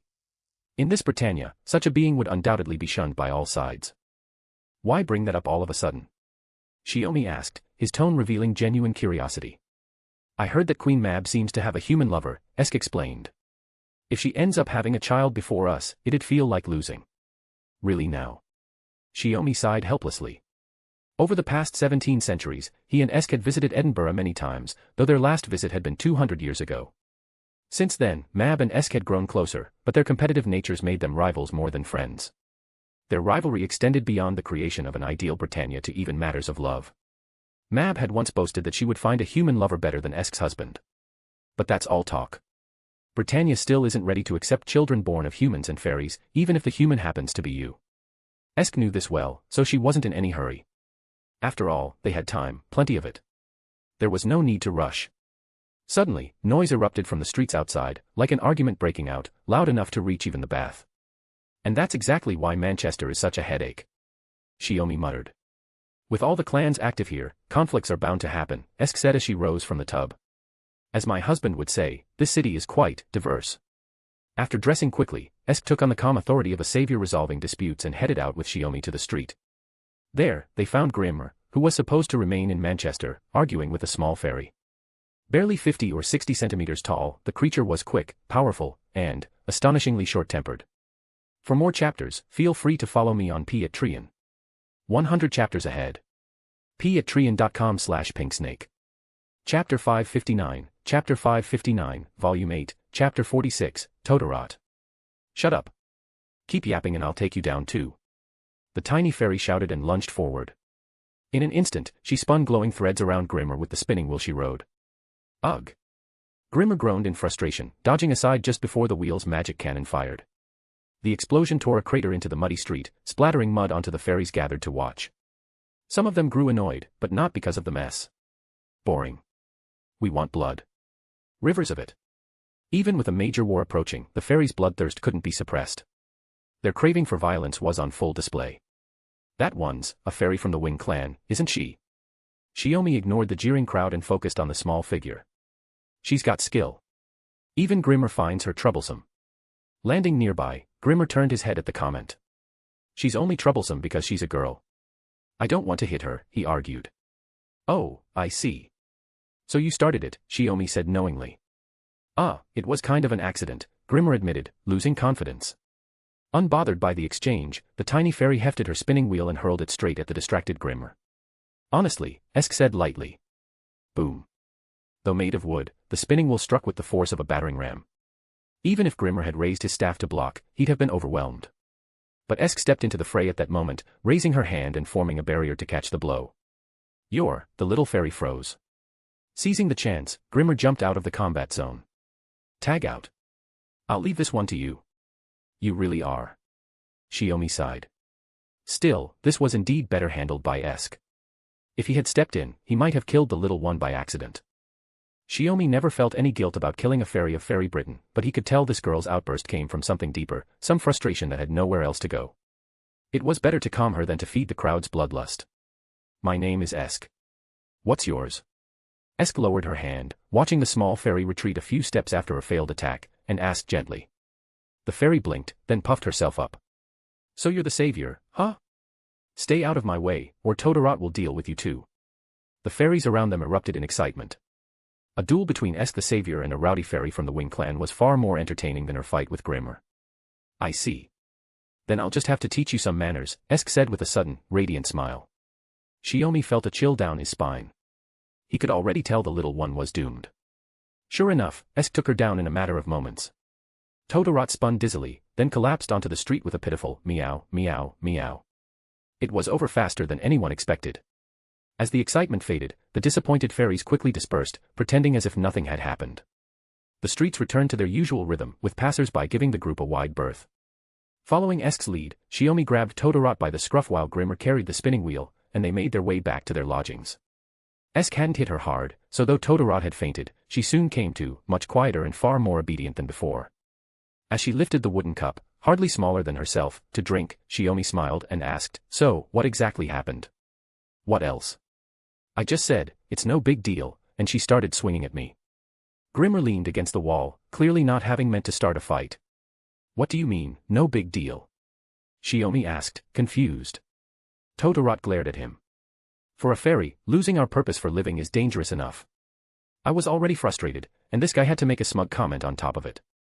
Maybe I was just trying to comfort you, Grimmer protested with one eye closed, but it was obvious he knew he'd said the wrong thing. A purpose for living. Esk murmured, surprised. For fairies, losing that purpose meant degenerating into a moss. Todorot hadn't reached that stage yet, but at this rate, it was only a matter of time. In short, it's about concepts like weddings and brides, Grimmer added. Those ideas don't really have any foundation here in Britannia. True enough, Shiomi frowned. The wedding the Rain clan had once planned was a concept Shiomi had tried to introduce himself. But in the end, the fairies treated it merely as a more elaborate celebration, they never truly understood what a wedding meant. I was born to be a companion to brides, a fairy who makes their dresses, Todorot said with a gloomy tone. But whether it's in Gloucester or Manchester, I can't find a single bride. So just leave me be, I'll turn into a moss sooner or later. Got any alcohol? Give me a drink. Water's boring. Well, if that's the case. Shiomi said with a faint laugh, glancing toward Esk. Esk touched her chest, a bit embarrassed. To tell you the truth, you're looking at someone who's already a married bride. Even if they'd never had a proper ceremony, they had lived together for 2,000 years. The thought made her feel a little sorry for Todorot. You're kidding. You're the bride. Then who's the groom? Todorot's eyes darted straight to Shiomi. Her instincts as a fairy were sharp, too sharp. She saw the truth immediately. Good intuition, Shiomi said with a smile. If only you used it in battle. For now, Todorot didn't seem particularly dangerous, but Shiomi made a mental note to keep watching her carefully. After all. Hey. Let me make you a wedding dress. Todorot suddenly grabbed Esk's hand, her eyes shining with excitement. Esk looked troubled. But we're about to set out. Reports everywhere say the Great War between the northern and southern fairies is about to break out. Then let me come with you. Even if it costs me my life, I'll protect the bride and deliver her safely to her groom. Todorot declared with fierce determination. Faced with such fiery enthusiasm, Esk and Shiomi exchanged a glance, each seeing the same answer reflected in the other's eyes. Grimmer grinned, raising his hands in amusement. Looks like you've picked up a tag-along. Chapter 560, Volume 8, Chapter 47, A New Companion.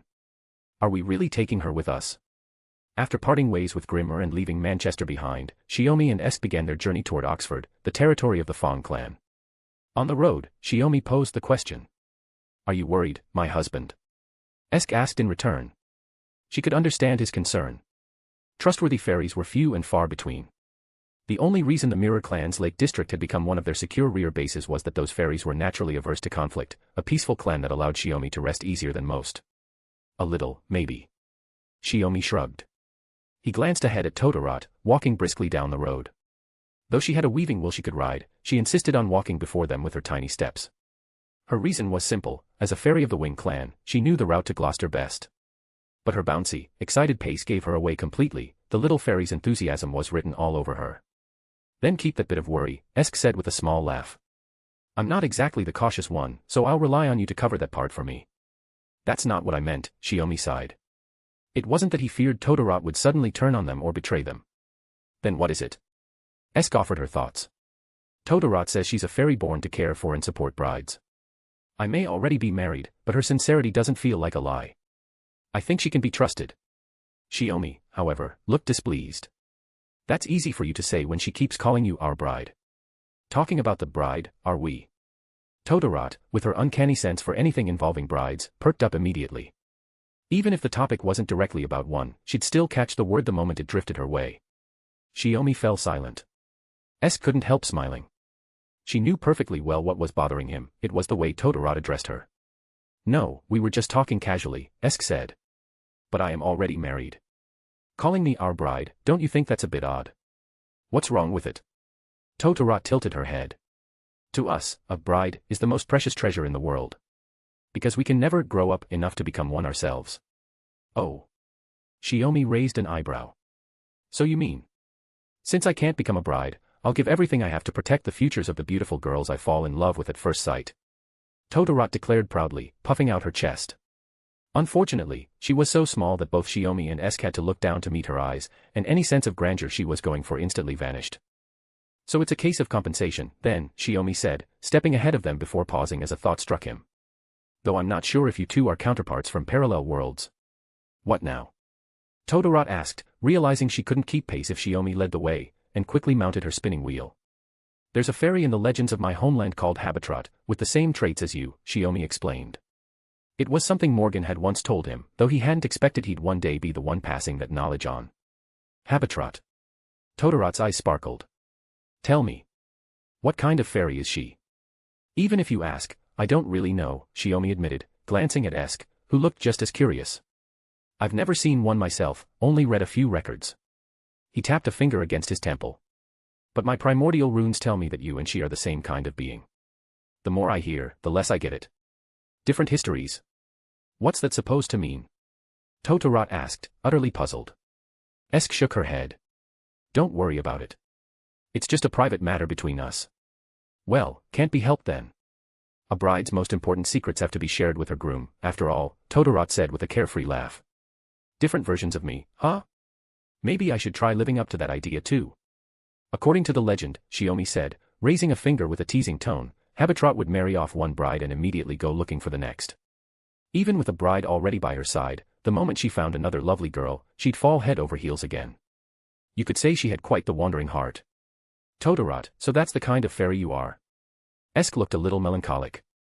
Todorot, the one being questioned, turned her eyes away guiltily. Probably not. Sigh. Esk let out a long sigh. Her fairy eyes had already discerned the truth. And here I thought I'd finally found a friend I could truly get along with. Don't say that. I'm not Habitrot, I'd never just abandon you like that. Todorot quickly explained. Unfortunately, Shiomi's earlier words had already pointed out the truth of her fairy nature, leaving Todorot unable to deny it. My husband really is the best, Esk said as she moved gracefully closer to Shiomi, slipping her arm through his and resting her head against it, matching his stride. Compared to fairies, he's in a league of his own. I feel like I was just insulted, Todorot protested. No, not at all. Esk smiled. She was only teasing. Todorot's excitable, easily riled nature made her especially fun to mess with. Shiomi, on the other hand, was always calm and composed, no matter how outrageous Esk's jokes got, he handled them without missing a beat. So, you finally found yourself a toy, Shiomi said, shaking his head. It's not a toy, Esk corrected, tapping his shoulder lightly with her wand. It's an interesting companion. True. Compared to Grimmer, who looks reckless but is actually steady, or the Black Knight Ector, who's so serious it's stifling, Todorot is definitely different from the rest. Black Knight. Todorot's eyes lit up. You've got other companions? Shiomi nodded. A fairy from the Earth clan. We met after the Earth and Mirror clans joined forces. Later, during the battles against the Wind and Wing clans, and the Great Calamity, they contributed quite a bit. Oh, I get it now. So the human man beside Esk the Savior, the sage rumored to have lived for countless years, that's you, isn't it? Todorot finally realized. That was fast. I thought you wouldn't figure it out until my husband introduced himself, Esk said, covering her mouth with a soft laugh. I'm not stupid. Todorot protested again. For more chapters, feel free to follow me on Patreon.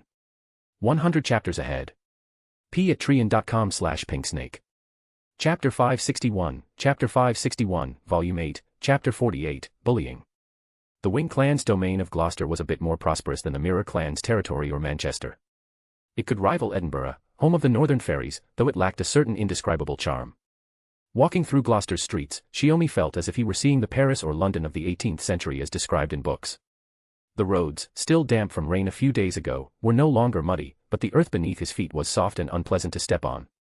Without the use of cleaning magecraft, both his and Esk's shoes would already be covered in grime. Still, compared to the less-than-ideal environment, Gloucester's commercial spirit stood out. Goods from all over Britannia could be found here, some even smuggled in from the northern fairies. If you gave the right signal, the shopkeeping fairies would discreetly lead you into a back room to show their rare contraband. In reality, these so-called treasures were usually Edinburgh specialties like chocolate or spirits. Over the past century, relations between northern and southern fairies had soured once again, forcing what was once ordinary trade into the shadows. This fabric doesn't feel quite right, does it? Todorot ran her fingers over the cloth on the counter as she spoke to Shiomi. Before visiting the Wing clan's chieftain to warn them about preparing for war, the group had decided to take their time browsing through Gloucester's markets. Shiomi gave the fabric a quick glance. You're right. It's not suitable for a wedding dress. The material was clean, thick, and smooth, good for robes or undergarments. But a wedding dress? In his mind, such a gown should be made of silk or chiffon. This heavy fabric didn't fit his sense of beauty. It might suit the island of fairies, but it was lacking something. Maybe we should call Esk to take another look. Hey, boss, bring us some higher-grade cloth, will you? Todorot said, noticing that Esk was no longer in the shop. Ah. Where'd she go? She just stepped out. Said the air was stuffy. Shiomi set down the fabric in his hands and turned to head outside to call her back. But when he stepped out, Esk wasn't at the door either. Following the traces of residual mana, he soon spotted her at a street corner, confronting several fairies. From her posture, Shiomi could tell she was struggling to hold back her temper. These useless fairies who can only suck blood, they have nothing to do with the savior, right? One of the fairies sneered. They clearly recognized the unfamiliar outsider who had come to Gloucester. Another fairy tugged at her companion's sleeve. Ugh, what's the point? Bullying a worthless fairy as filthy as a rag is boring. And it's even worse when the savior steps in. Anyway, this one's our toy. What's it to you? The third fairy shot back, refusing to back down. She yanked the ragged fairy by the hair and threw her against the wall, glaring defiantly. Her attitude made it clear, this was the winged fairy's internal affair. Even the savior had no right to interfere. They didn't realize that their baseless hatred for Esk came from fear of the paradise fairies, not from her presence. No. I'm not your. Ah. The red-haired fairy tried to deny it, but one glare from the leader silenced her. Terrified of worse punishment, she dared not speak again. Let her go. The northern fairies are about to attack, and you're wasting time tormenting your own kind. Esk raised her hand sharply, her tone cold and commanding. She hadn't meant to get involved, but these fairies were merciless. They clearly intended to torture the red-haired girl to death right there in the street, for their own amusement. The fairies passing by didn't even look. To them, it was just another ordinary scene. This is just the most useless low-level fairy. If she's gone, she's gone. She wouldn't have been much use in battle anyway. The leader of the fairies spoke indifferently. Get lost. Shiomi suddenly spoke from behind Esk. His cold gaze, sharp as a blade against their throats, froze the three fairies in terror. One of them, clutching a dagger, trembled so hard that the weapon clattered to the ground. Esk immediately realized her earlier urge to strike them wasn't misplaced. If they didn't leave right now, Shiomi would kill them here in the street, even if it meant offending the winged fairies. Of course, that was assuming the other winged fairies wouldn't find the spectacle entertaining. The three fairies fled in a panic, clearly aware their lives were in danger and knowing no one would come to their aid. Shiomi looked down, expression flat, and kicked the fallen dagger aside in disdain. These fairies were utterly spineless. Sigh. Esk let out a quiet breath, realizing how much more decisive Shiomi was compared to herself. She stepped forward and reached out to the low-level fairy slumped against the wall, covered in mud, bruised, and bloodied. The red-haired fairy girl looked up at Esk in stunned disbelief, as if seeing a ray of light pierce through endless darkness. Can you stand? Esk asked. No, it's fine. I'm too dirty. I'd only soil the hands of the savior. The red-haired fairy girl scrambled to her feet, wiping tears from her eyes as she spoke. The tears mixed with the mud and blood on her face, blurring her features until they were unrecognizable. Then she stumbled away. Too dirty. Esk murmured, not understanding what she meant. For a lowly fairy like her, Esk's existence is unreachable. Even if you extend a hand, it's still the same, Todorot said from behind. She had seen everything. Throughout their journey from Manchester to here, Todorot had come to understand the couple's personalities quite well. They shared many similarities, yet were complete opposites in many ways. Esk possessed a genuine kindness, she was the perfect bride. Shiomi, on the other hand, was far colder than he appeared, especially toward fairies. Just like those three who fled in fear, Todorot had no doubt that if they hadn't run, Shiomi would have killed them without hesitation. Is that so?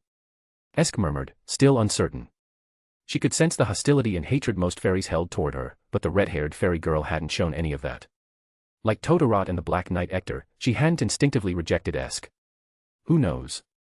Shiomi brushed a blade of grass off Esk's collar.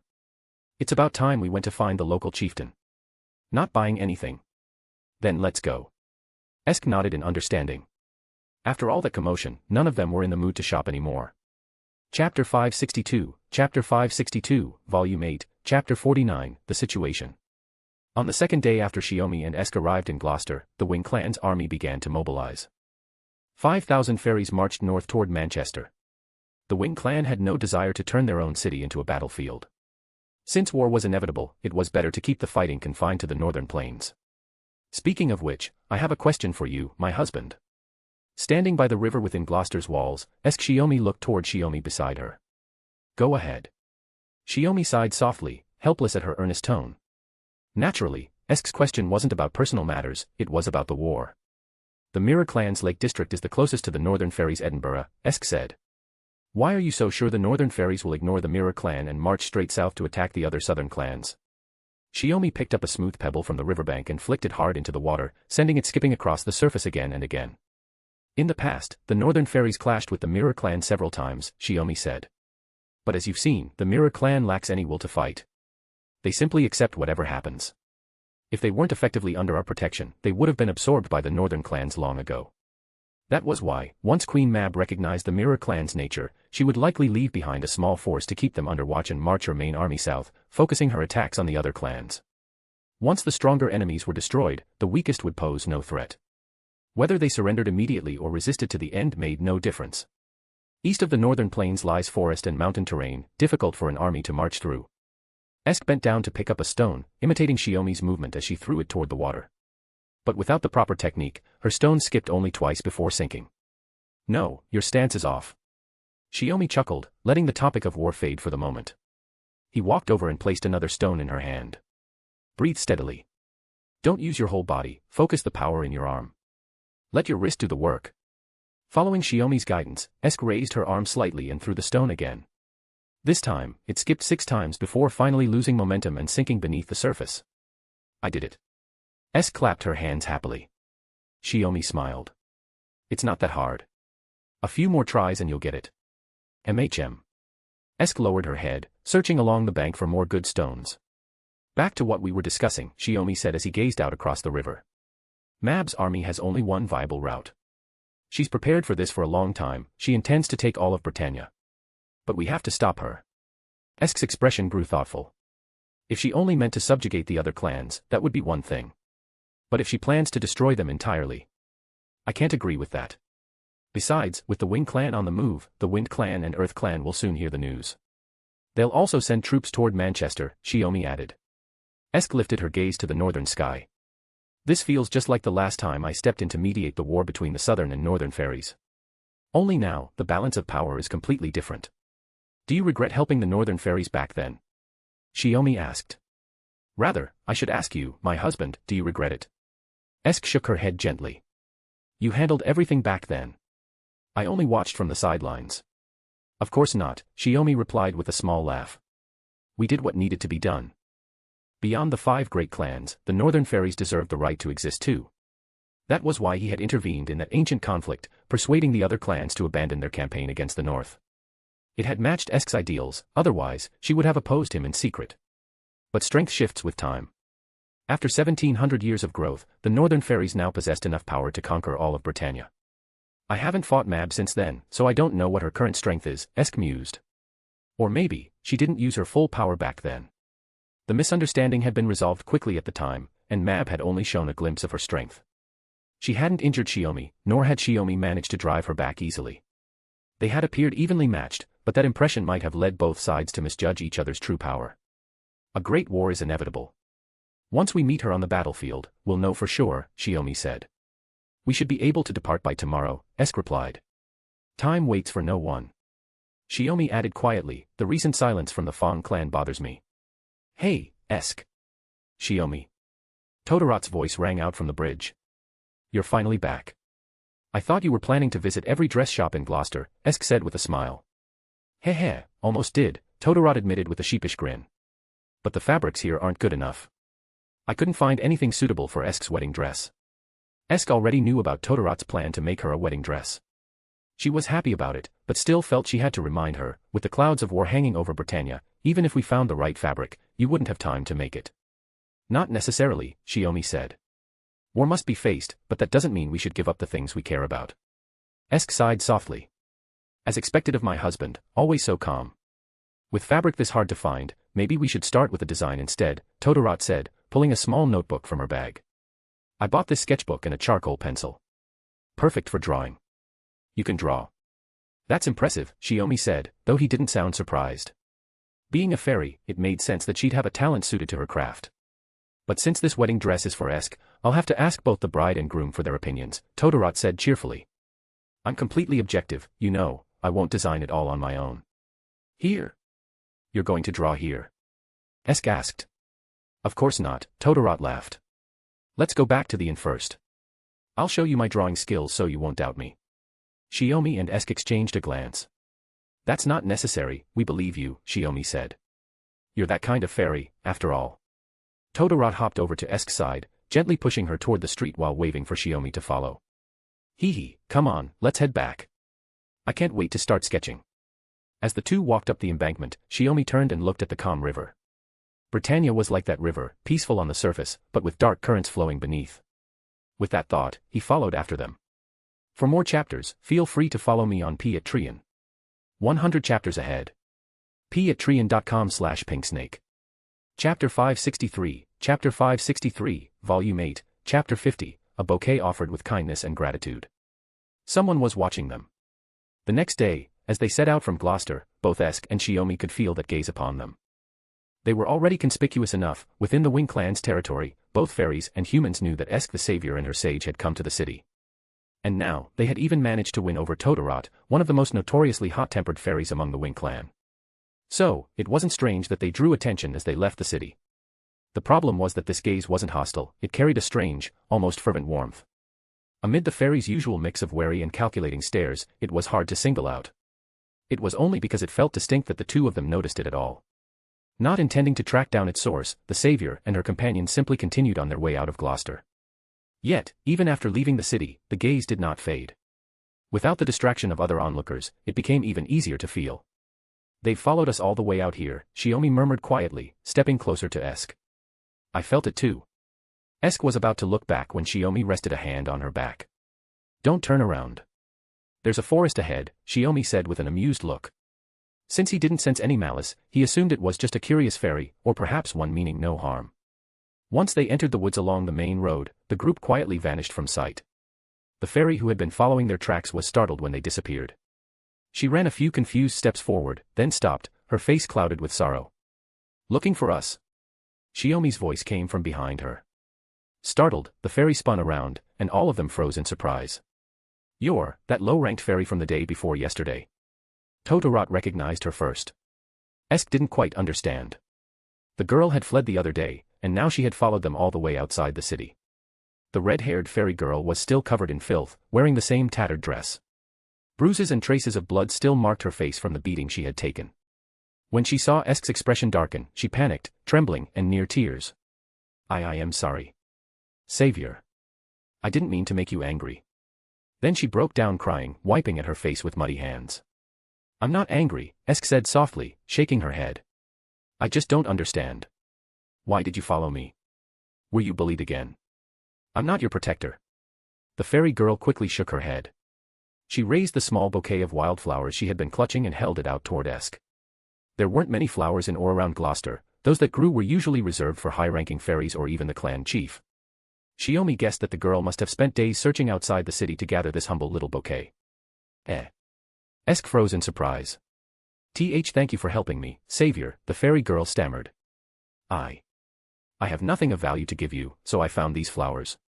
Esk stared at her for a long moment, as though struggling to process something so unexpected. Then she slowly reached out and accepted the bouquet. I see. You must have spent a lot of time gathering them. Then I'll gladly accept them, Esk said with a gentle smile, her eyes softening. The fairy girl, who had been crying moments ago, finally managed a small smile. Her bruised and dirt-streaked face looked fragile, even endearing. Seeing her gift accepted, she stepped aside to let them pass, quietly watching as they walked on. Esk looked down at the flowers in her hands and continued forward without a word. Shiomi sighed inwardly. In the 2,000 years since setting foot on Britannia soil, this was the first time he had ever seen a fairy show Esk such pure, heartfelt gratitude. Even if it was insignificant, even if they were just wildflowers picked from the fields. He thought to himself, I should do something. When the fairy girl saw Shiomi step toward her, she froze in terror. She knew how frightening the sage could be when angered, and feared she might have provoked him. So when Shiomi reached out a hand, she immediately thought she was about to die and squeezed her eyes shut in panic. But the pain she expected never came. Instead, a gentle hand rested softly atop her head. It's all right now, Shiomi said quietly. The fairy girl blinked in confusion. It took her a few seconds to realize that all her wounds had vanished, and even her left eye, which had nearly lost its sight, had completely healed. She touched her face in disbelief. Thank you, sage, but I have nothing I can give you. It's fine. It was nothing, Shiomi replied, withdrawing his hand. Besides, Esk really liked your gift. That's more than enough. Really? The fairy girl's expression brightened in surprise. I won't bother you anymore then. Please have a safe journey. Her purpose fulfilled, she reluctantly bid them farewell, then turned back toward Gloucester. Perhaps she would face torment again. Perhaps she would die tomorrow. Yet she no longer felt afraid. She felt she could face the still grey dawn ahead with a smile. Wait, Esk suddenly called out. You haven't told us your name yet. The fairy girl stopped, startled, then quickly ran back and bowed slightly. I'm Baobin Sith. Baobin Sith. Shiomi murmured, recalling the blood-drinking fairies of Scottish legend. Or rather, the name itself meant, female fairy. The Baobin Sith of proper human history had indeed been a vampiric fairy, much like the girl standing before them. So your name is Baobin Sith, Esk said, glancing at Shiomi, who gave a small nod of acknowledgement. We're traveling to save Britannia. Would you like to come with us? But I don't have any combat ability, Baobin Sith said, clearly wanting to agree but hesitating. But that's something you can learn, Shiomi said with a teasing smile. The savior could use a maid. I think you'd fit the role nicely. A maid. Baobin Sith froze for a moment. If you don't mind, I. Not a maid or a servant, Esk interrupted with mild exasperation. A companion. Shiomi raised his hands in surrender, showing he'd only been joking. Really? Even a useless fairy like me can travel with the savior. As Esk clarified her words, Bayabansith almost thought she was dreaming. She quickly pinched her cheek, only to wince at the pain. She wasn't dreaming. Having another companion who can talk isn't bad, Todorot said cheerfully. Otherwise, I'm always the one getting teased by you two. Realizing she didn't have to go back to Gloucester, that she could choose something she'd never dared to hope for, Bayabansith burst into tears again, then smiled through them, like a child finally being comforted. I would be honored too. Savior-sama. Chapter 564, Chapter 564, Volume 8, Chapter 51, The Gradually Lively Journey, 1. Regardless of the cause, the topography of the Lost Belt version of Britain bore a striking resemblance to that of proper human history's Britain. A land formed from a blend of highlands, mountains, and plains, the highlands dominated the western and northern regions, while the center and east stretched out in wide, level plains. Over the course of 2,000 years, Shiomi and Esk had traversed the entire island of Britannia on foot. Comparing his own observations with what he had once learned during his years at the clock tower, Shiomi had arrived at a conclusion. The greatest difference lay at the center of Britannia, at its very heart, where there yawned a vast, bottomless hollow. Such a phenomenon was something that could never exist in proper human history's Britain. If one sought a comparison, perhaps only the spiritual tomb of Albion beneath the clock tower could serve as an analogy. Now, having left Gloucester, their group was traveling eastward along the western edge of that immense hollow at the island's core. From there, they would only need to head directly south to reach the territory of the Fong clan, the region known as Oxford. Hey, Shiomi, there's something I still don't get. Why did Esk bring Bayabansith along with us? They had set up camp a day's journey from Fong clan territory when Todorot approached Shiomi, who was tending the fire, to ask. At that moment, Esk was chatting with Bayabansith. It was mostly Esk speaking, while Bayabansith listened with a look of admiration and awe. What's wrong? Do you dislike low-ranking fairies? Even if they're from your own wing clan? Shiomi asked. That's not it. Todorot said quickly. It's just that, well, we've known each other for a while now, and I've noticed you two hardly ever travel with companions. Aside from Grimmer and that Black Knight you keep talking about, I've never seen you with anyone else. Shiomi chuckled lightly. Then what's your impression of Esk? My impression? Todorot crossed her arms, frowning in mock seriousness. Her bride power's kind of questionable. I mean, if she wants to be a proper bride, she still needs some training. How did she already manage to get married? As she said this, her eyes shifted toward Shiomi, and the realization hit her. Oh, I see. It must be that your bride power is way too high, it makes up for hers. She had seen it for herself. Shiomi could be cold and decisive when necessary, but he truly cared for his companions and was remarkably attentive. Before joining Shiomi and Esk on this journey, Todorot had never imagined that traveling could actually be enjoyable. Whether camping or picnicking, everything was surprisingly comfortable and lively. It was all thanks to Shiomi's attention to detail. She had never met any fairy, or human, so capable of handling everything so smoothly. Across the whole of Britannia, he was probably one of a kind. Is that so? Shiomi gave a small, amused smile and shook his head. But that's not what I meant. I wasn't asking for your opinion of her, I meant, as a fairy, what was your first impression when you saw Esk? Ah. What do you mean?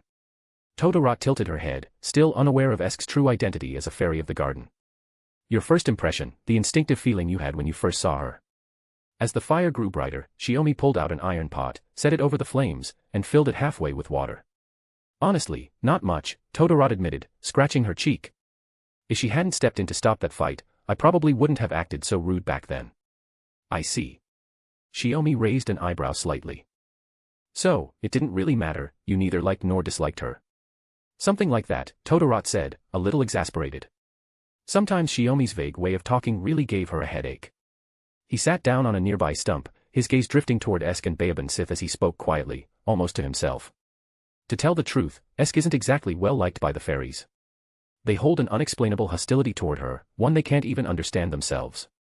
Of course, that was only the surface explanation. In truth, it was because Esk was not an island fairy at all, but a fairy of the garden. That difference in origin alone was enough to create a deep, instinctive divide, even among those who shared the same name, fairy. Unlike humans, the fairies' values and ways of thinking were incomprehensible. Because of that, their emotions and actions often erupted with far greater intensity. The idle Mirror clan and the honest Earth clan were no exceptions. Among the countless fairies that roamed Britannia, only one, Black Knight Ector, had ever become their companion. That fact alone spoke volumes. Totoro was the second. Oh. Totoro let out a slightly downcast sound. She had noticed it too but never really understood why everyone seemed to dislike Esk. After all, Esk was the savior, the one who had quelled chaos and suppressed calamities across Britannia. In any case, Shiomi said with a gentle smile, Baobin Sith is the first fairy I've seen who's ever expressed genuine gratitude toward Esk, without even a trace of malice, filled only with kindness. Even a low-ranking fairy with no fighting ability can still be a companion. Having witnessed the cruelty of Britannia's fairies firsthand, Shiomi understood far better than Esk how rare and precious such pure goodwill truly was. Esk, who had only ever seen the short-lived humans on this island and had never encountered true humanity, couldn't fully comprehend that value. That's pretty important, Totoro said, folding her arms. But I think having more companions is always a good thing. Don't go picking on Baobin Sith just because you're a higher-ranking fairy, Shiomi teased. Even if she's a companion, I won't hesitate to step in and give you a lesson. Totoro shot back immediately, who'd do something that pointless? I'm not that kind of fairy. I can tell, Shiomi replied with a small smile. His gaze drifted toward Esk and noticed Baobin Sith's clothes, a coarse, tattered dress and straw sandals that looked ready to fall apart at any moment. Totoro, he asked, can fairies who aren't brides wear the clothes and shoes you make? Why are you asking that? If you don't mind, could you make Baobin Sith a proper outfit and shoes? Shiomi's expression softened. Oh, that's all. Totoro laughed, spinning cheerfully on her spinning wheel. Leave it to me. I'll go take her measurements now. You'll see her new outfit tomorrow, guaranteed. Then she shot off like a cannonball toward Esk and Baobin Sith, landing beside them. She immediately began inspecting Baobin Sith from head to toe, measuring and muttering to herself. Startled and utterly confused, Baobin Sith trembled where she stood, too frightened to move. It took Esk a moment to realize what Totoro was doing, but she quickly guessed someone must have put her up to it. Turning toward the campfire, she saw Shiomi adding ingredients into the pot. Through the drifting steam, their eyes met, and both smiled in quiet understanding. For more chapters, feel free to follow me on Patreon. 100 chapters ahead. patreon.com/pinksnake. Chapter 565, Chapter 565, Volume 8, Chapter 52, The Gradually Lively Journey, 2. Lifting the lid, a wave of steam rose, carrying with it the rich fragrance that instantly declared the meal's success. There's quite a lot today, Esk remarked. With more mouths to feed, of course we have to cook more, Shiomi replied, picking up the bowls laid out on the ground and filling them with soup and food.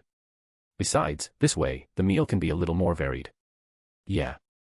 Back when it was just the two of us traveling, I was always worried about making too much and wasting it, Esk said as she took the bowl Shiomi handed her. After distributing the food to everyone with a smile, Shiomi rested the ladle on the edge of the pot, adjusted the fire to a gentler flame, and sat beside Esk to eat. Ah, I'm really starting to think traveling with you two was the right choice, Totoro said happily, holding a bowl nearly half her size as she blew on the hot food before taking a bite. 2 bites and you're bought off.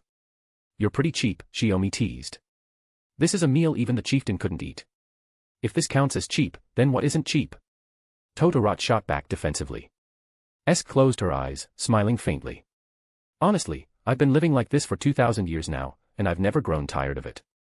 I just worry that your tastes have gotten too refined, Shiomi said with mock seriousness. One day, my cooking might not meet your expectations anymore. Laughter spread easily around the campfire. Then Esk noticed Baobin Sith holding her bowl motionless, not touching her food or saying a word. What's wrong? Does my husband's cooking not suit your taste? She asked gently. And no, it's not that. Baobin Sith quickly picked up her spoon, shaking her head. It's just, is it really okay to let me eat such wonderful food with the savior every time? Why wouldn't it be? Totoro asked, tilting her head. What do you usually eat? Shiomi asked, already sensing the truth behind her hesitation. If the first day's meal had felt like a reward, and the second like a blessing, then by the third day Baobin Sith must have realized that this was simply their normal way of life. Having been tormented for so long, she had probably long since tied her sense of self to words like worthless and unfit. It was likely she had never truly eaten well in her life. Nothing special. Baobin Sith murmured, unable to say more, afraid she'd ruin the mood. Food on the verge of rotting. Scraps dropped on the ground. Meals bought with hard-earned coin only to be stolen away, leaving her with nothing but crumbs to lick from her fingers, and the pretense that it was enough. Then eat without worrying, Esk said softly. This is how it'll be from now on. You'll get used to it.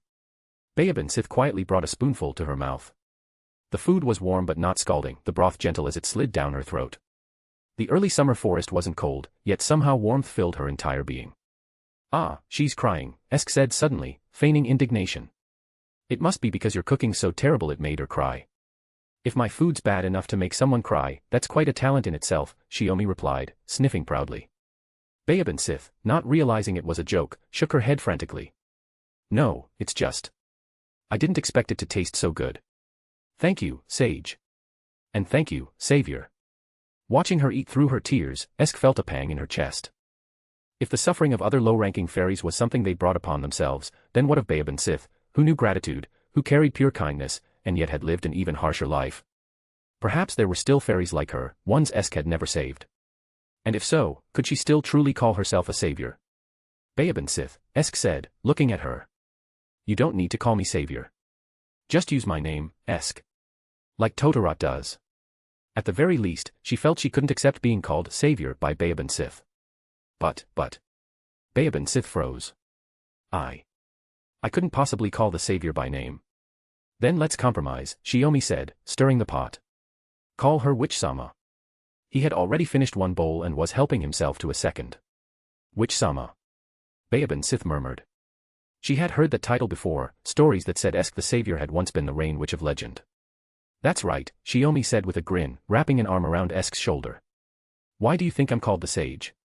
Only a sage is fit to be a witch's husband. You're absolutely right. Bayaban Sith said earnestly. You're too good at that, Esk muttered, pressing her lips together, though a smile tugged at the corners. So which came first? Totoro asked suddenly, sounding serious. Did you become the sage because you married Esk, or did you marry Esk because you were already the sage? She paused, then frowned. Ugh, my head feels weird. Like it's growing a brain. Shiomi suddenly put on a solemn expression. Don't think, Totoro.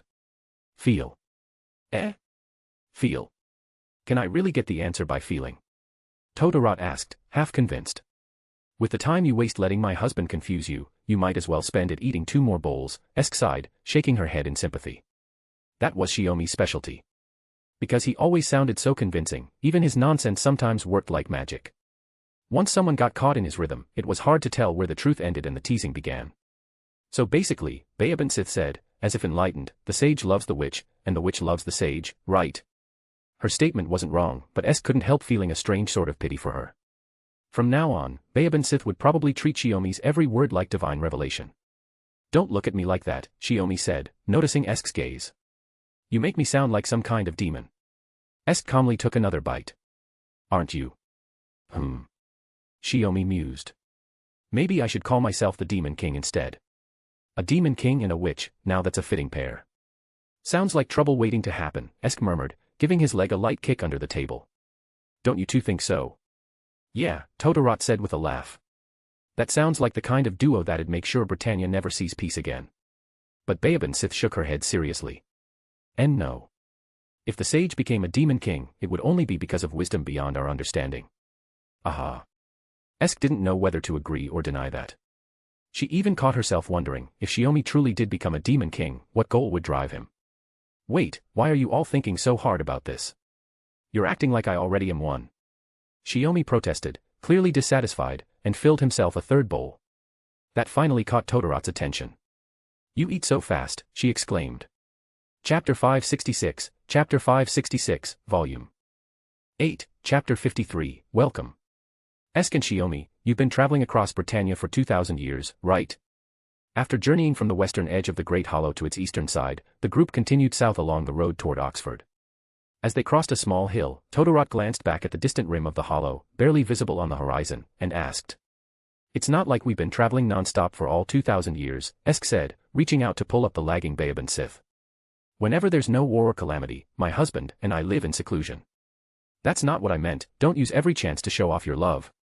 Totoro protested with a grin. I meant, in all that time, you've never gone to investigate the Great Hollow. The fairies of Britannia all followed an unspoken rule, never approach the Great Hollow. Totoro was no exception. But passing close to it like this, it was impossible not to notice, and curiosity inevitably stirred.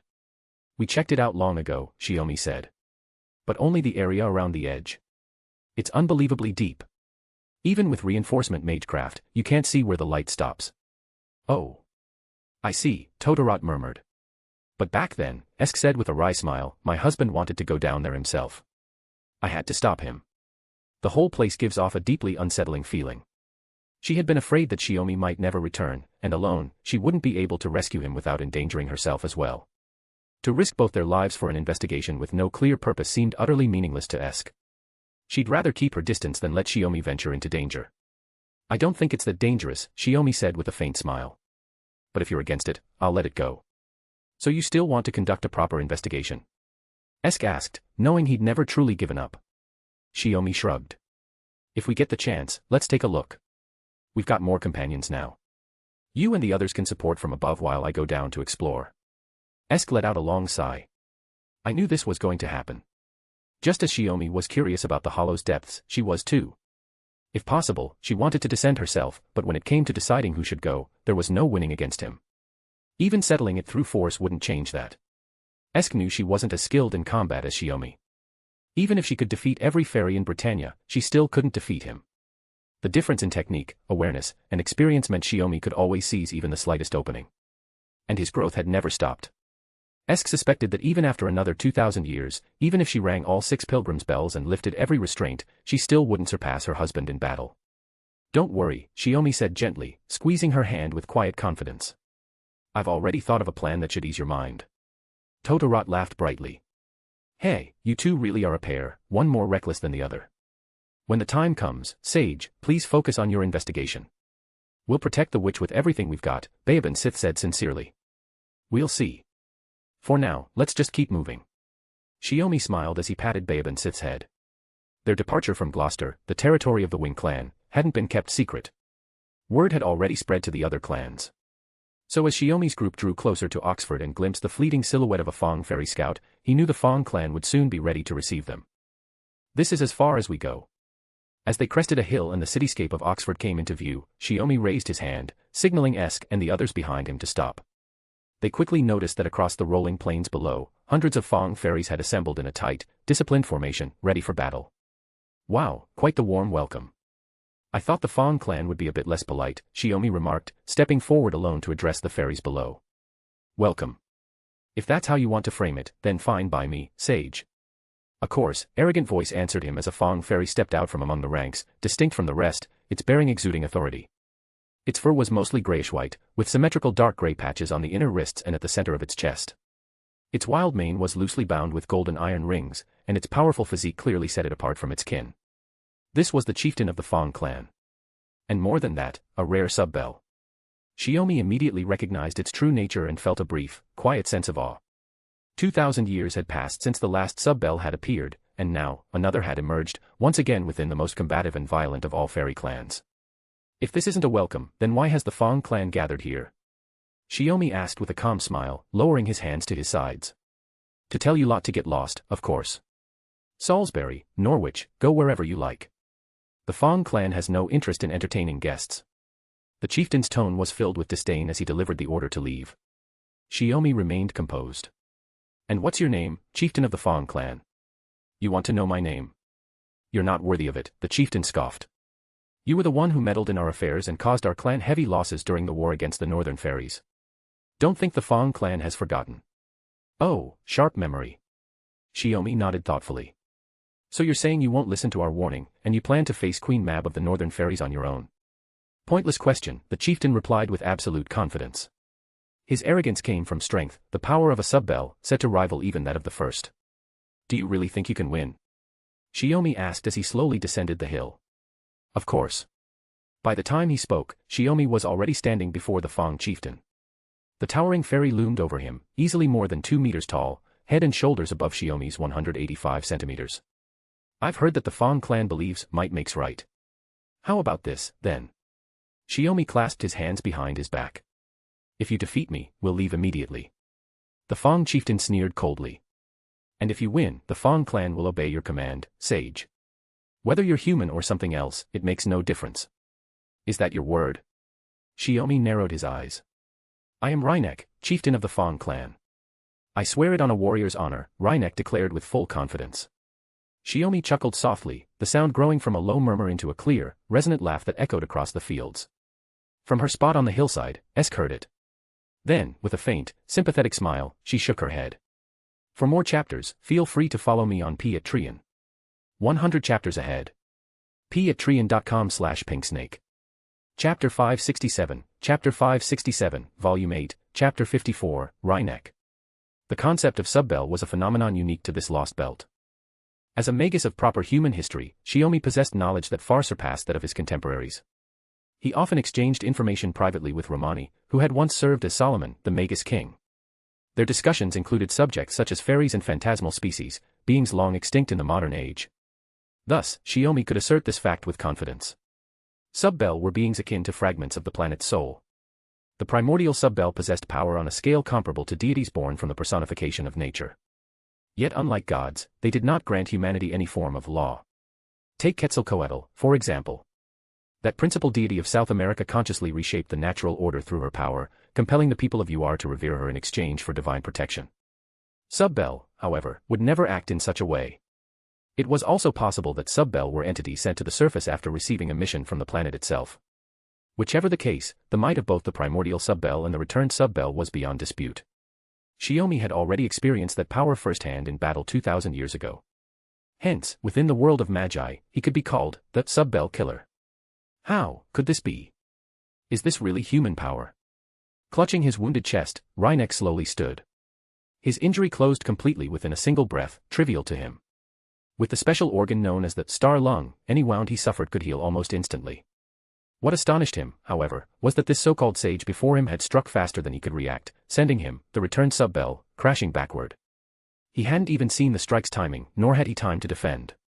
Surprised. Just as among the fairies, a returned subbell sometimes arises with strength rivaling that of the primordial, it's not impossible for a human to appear who can match a divine being. Shiomi strode calmly across the open field, closing the distance between them. The Fong fairies watching from afar stepped back, widening the space for their duel. This battle had already become sacred. To intervene rashly would only earn Wryneck's fury. They could only wait until the fight between this human and their kin reached its conclusion. Spare me your arrogance. Wryneck's hands elongated into sharp claws as he lunged forward with a growl. Shiomi stopped in place, unflustered, calmly parrying his lightning-fast strikes. Those claws had the strength to cleave mountains and shatter stone. Even the sturdy armor forged by the Earth Clan would be pierced like paper. So rather than meet them head-on, avoiding contact was the wiser choice. Yet Wryneck began to feel as though he were cursed. Every blow seemed certain to land, but each fell short by the slightest margin. His claws lashed out faster and faster, the slicing wind pressure around them widening in range. Then, after another missed strike, the gust tore through Shiomi's sleeve. His expression flickered with mild surprise. Before Wryneck could follow up, Shiomi's fist slammed squarely into his chest, driving him back once more. Almost forgot, this outfit tends to catch on things. Still, you're the first opponent in a long time who's actually managed to damage it. Shiomi gave a slight shake of his head, then spoke as if nothing had happened. Go on. I'll be more careful this time. Or is that all your so-called strength can do, tear my sleeve, subbell? Before he had even finished speaking, Shiomi flashed forward, appearing before Wryneck in an instant. He raised his foot and stomped down hard, but Wryneck's agility saved him. He sprang upward, soaring more than 10 meters into the air. It's not over yet. As he shouted, Wryneck's eyes flared crimson. The space around Shiomi instantly grew heavy. The crushing pressure of subbell. A binding force emanating from the eyes. Somewhat reminiscent of Tuko's mystic eyes of enchantment, yet fundamentally different. In a sense, it too could be considered a type of fairy eye. Oh, this move again. Shiomi casually flexed his fingers, unfazed by the crushing pressure around him. Even the weight of space itself couldn't make him bend. Wryneck had already raised his expectations. He knew defeating the sage with sight alone was impossible, this was only the preliminary stage of his sealing plan. As the force lifting him waned and he began to fall, Wryneck raised one hand. Mana surged instantly into his palm, condensed, and fired as a beam of violet light. A pure mana strike, no chant, no preparation. It was the innate ability of a subbell reverting to their ancestral state. In that instant, Wryneck's hand became a cannon turret, unleashing a barrage of beams at Shiomi. The ground erupted around them, explosions shaking the field as dense dust veiled the scene. Just as Wryneck prepared to press his assault, he felt a sudden weight on his back. Fall. At Shiomi's voice, the chieftain of the Fong fairies crashed into the earth, carving out a crater half a meter deep. Shiomi sat on his back. When did you? Wryneck's eyes trembled violently, he hadn't even seen what happened. Shiomi looked as though he were simply resting, his weight pinning Wryneck so firmly that he couldn't move. One question. Have you ever killed a fairy? Yes. Wryneck tensed, but couldn't break free. Humans. The same. Then. Subbell. Shiomi suddenly shifted the topic. Reinek froze, uncertain what he meant. Shiomi rested his chin on his hand, propped on one knee. 2,000 years ago, I killed 3 returned Subbell, 1 from the Fang clan, 1 from the Wind clan, and 1 from the Wing clan. You and that Fang clan Subbell look different, but your strength and fighting style are nearly identical. It was you. Reinek's voice shook. He'd always wondered how the previous Subbell had died, but could never find the truth. Could it really have been this human? A human who had lived for 2,000 years. Suddenly, the weight lifted. Shiomi stepped lightly out of the crater, his robe swaying in the wind. A rare chance to meet another Fang clan Subbell. Let me give you a proper lesson and help you understand the sins your clan has committed. Shiomi raised one finger as mana surged through his body. Reinek, now on his feet and keeping his distance, noticed the change and crossed his arms in defense. Was it going to be a mana blast, or hand-to-hand combat infused with mana? Even now, he still didn't understand Shiomi's fighting style. Accumulating like rain, piling up like dust, melting like snowflakes, vanishing like lies. This is the hope you've sealed away, this is the sin time has buried. Now, I shall reveal its true form. Shiomi intoned calmly. Reality Marble, Eternal Orkney. Magecraft, the power that drives the world. As the final words left his lips, an icy chill swept across the plain. Chapter 568, Volume 8, Chapter 55, Shiomi's Reality Marble. The chant Shiomi spoke reshaped the world. Icy blades tore through the earth, carving a cold and merciless boundary across the wilderness. A chilling mist filled the air, shrouding the entire plain until, in the next instant, the surroundings transformed into another world. Reinek, the Fang clan Subbell who knew nothing of magecraft, stared in stunned disbelief at the sudden change. Reality Marble, a grand forbidden art that erodes reality with the caster's inner landscape. Thanks to you, I've finally completed the metamorphosis of this magecraft. Shiomi stood amid the swirling snow, his voice carrying faintly through the storm. Originally, he possessed no inner landscape. Instead, he had constructed a unique barrier magecraft based on the primordial runes, modeled after a reality marble he had once witnessed. Its essence was simple, to create a space that favored him, granting superiority in both magical and physical combat. It surpassed ordinary barrier magecraft, yet still fell short of a true reality marble. At the time, when Morgan had witnessed the completion of this spell, she personally named it Eternal Orkney. Shiomi hadn't understood why she would go so far as to give it a name herself. It wasn't until he entered the fairy kingdom, came to this era, and experienced countless events that he finally understood. For a magus, a name is a form of suggestion. Through that act, Morgan had given him a subtle hint, binding his barrier magecraft to the name Orkney itself. When Shiomi personally witnessed the destruction of Orkney, that connection was finally completed. Over 2,000 years of hardship refined it, until it solidified into his inner landscape.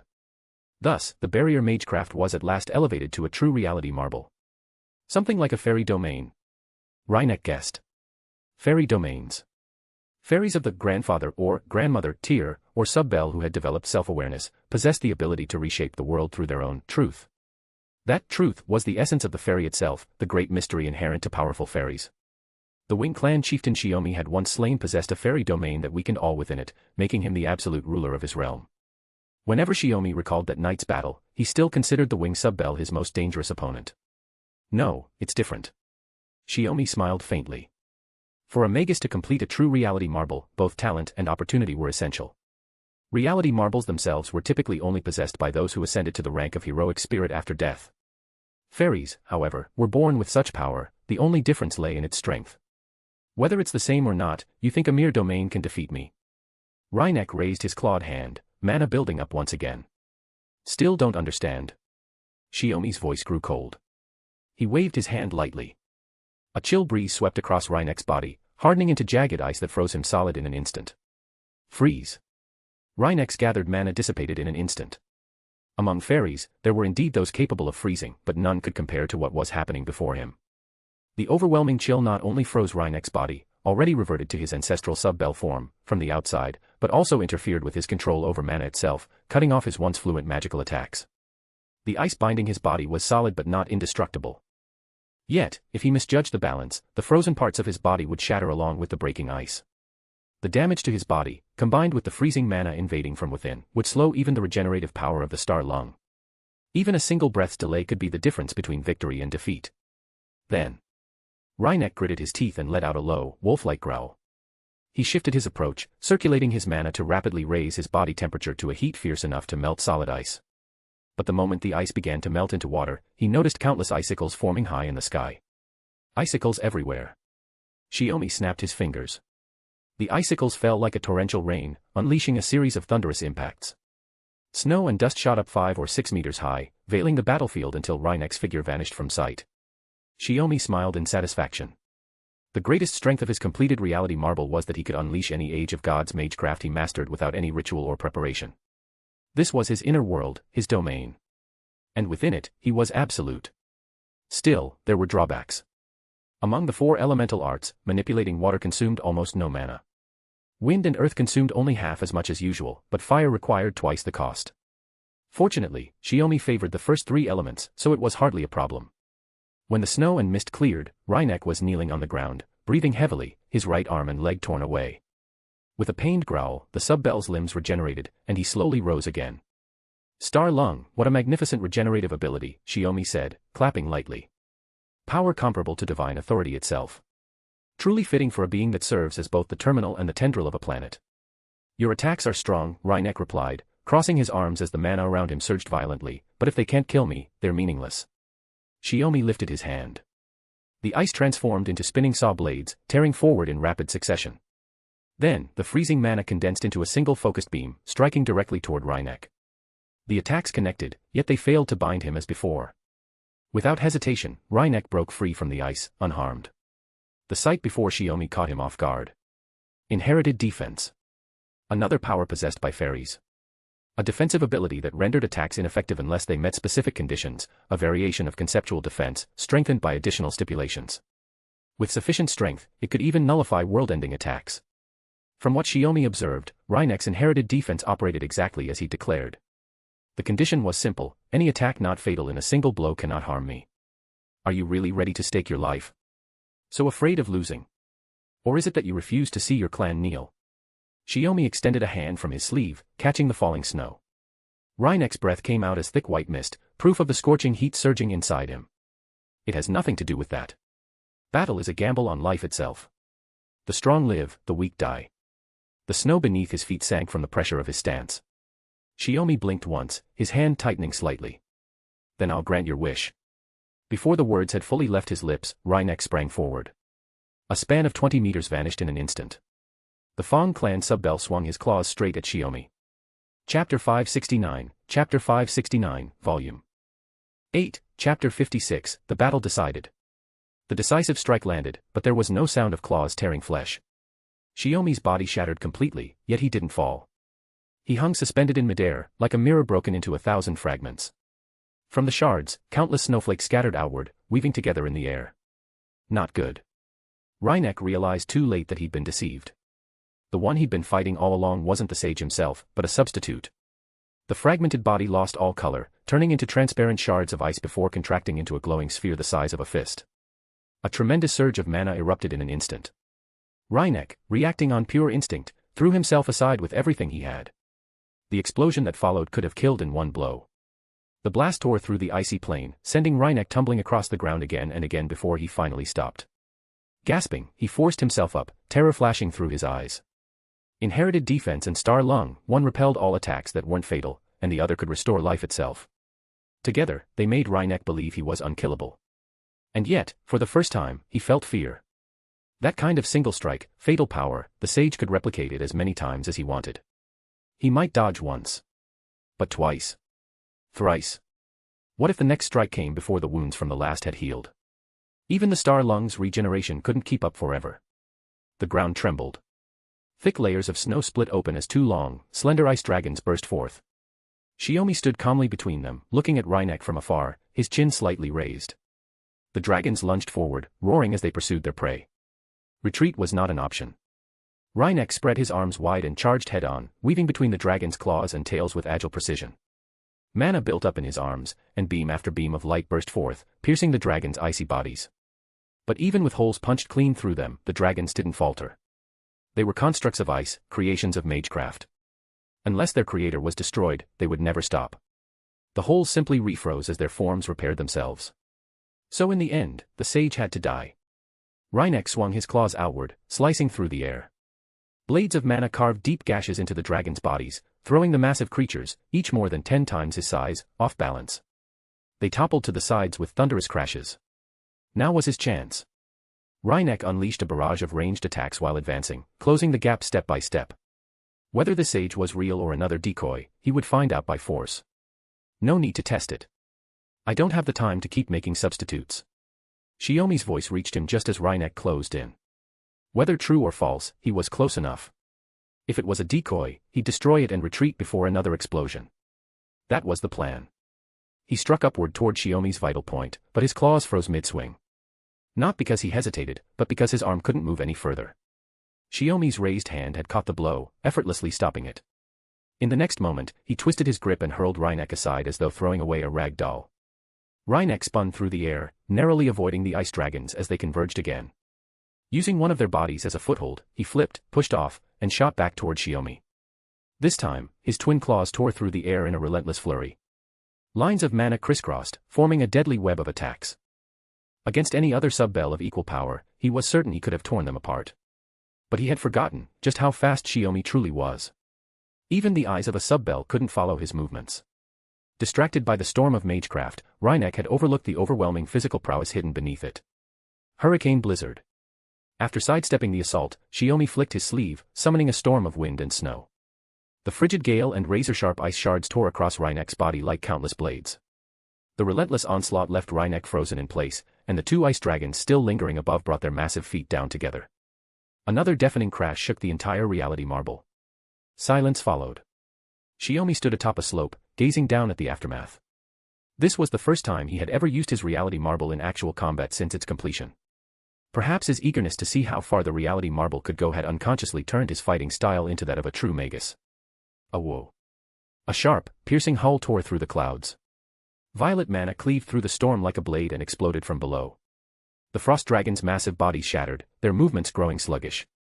The Fang clan were fairies born in beast form, and as their chieftain, Reinek was a white wolf. Driven to the brink, he abandoned all restraint and unleashed his final trump card. A compressed sphere of mana, no larger than his fist, formed in his hand. Sensing the surging power, Shiomi's expression finally shifted.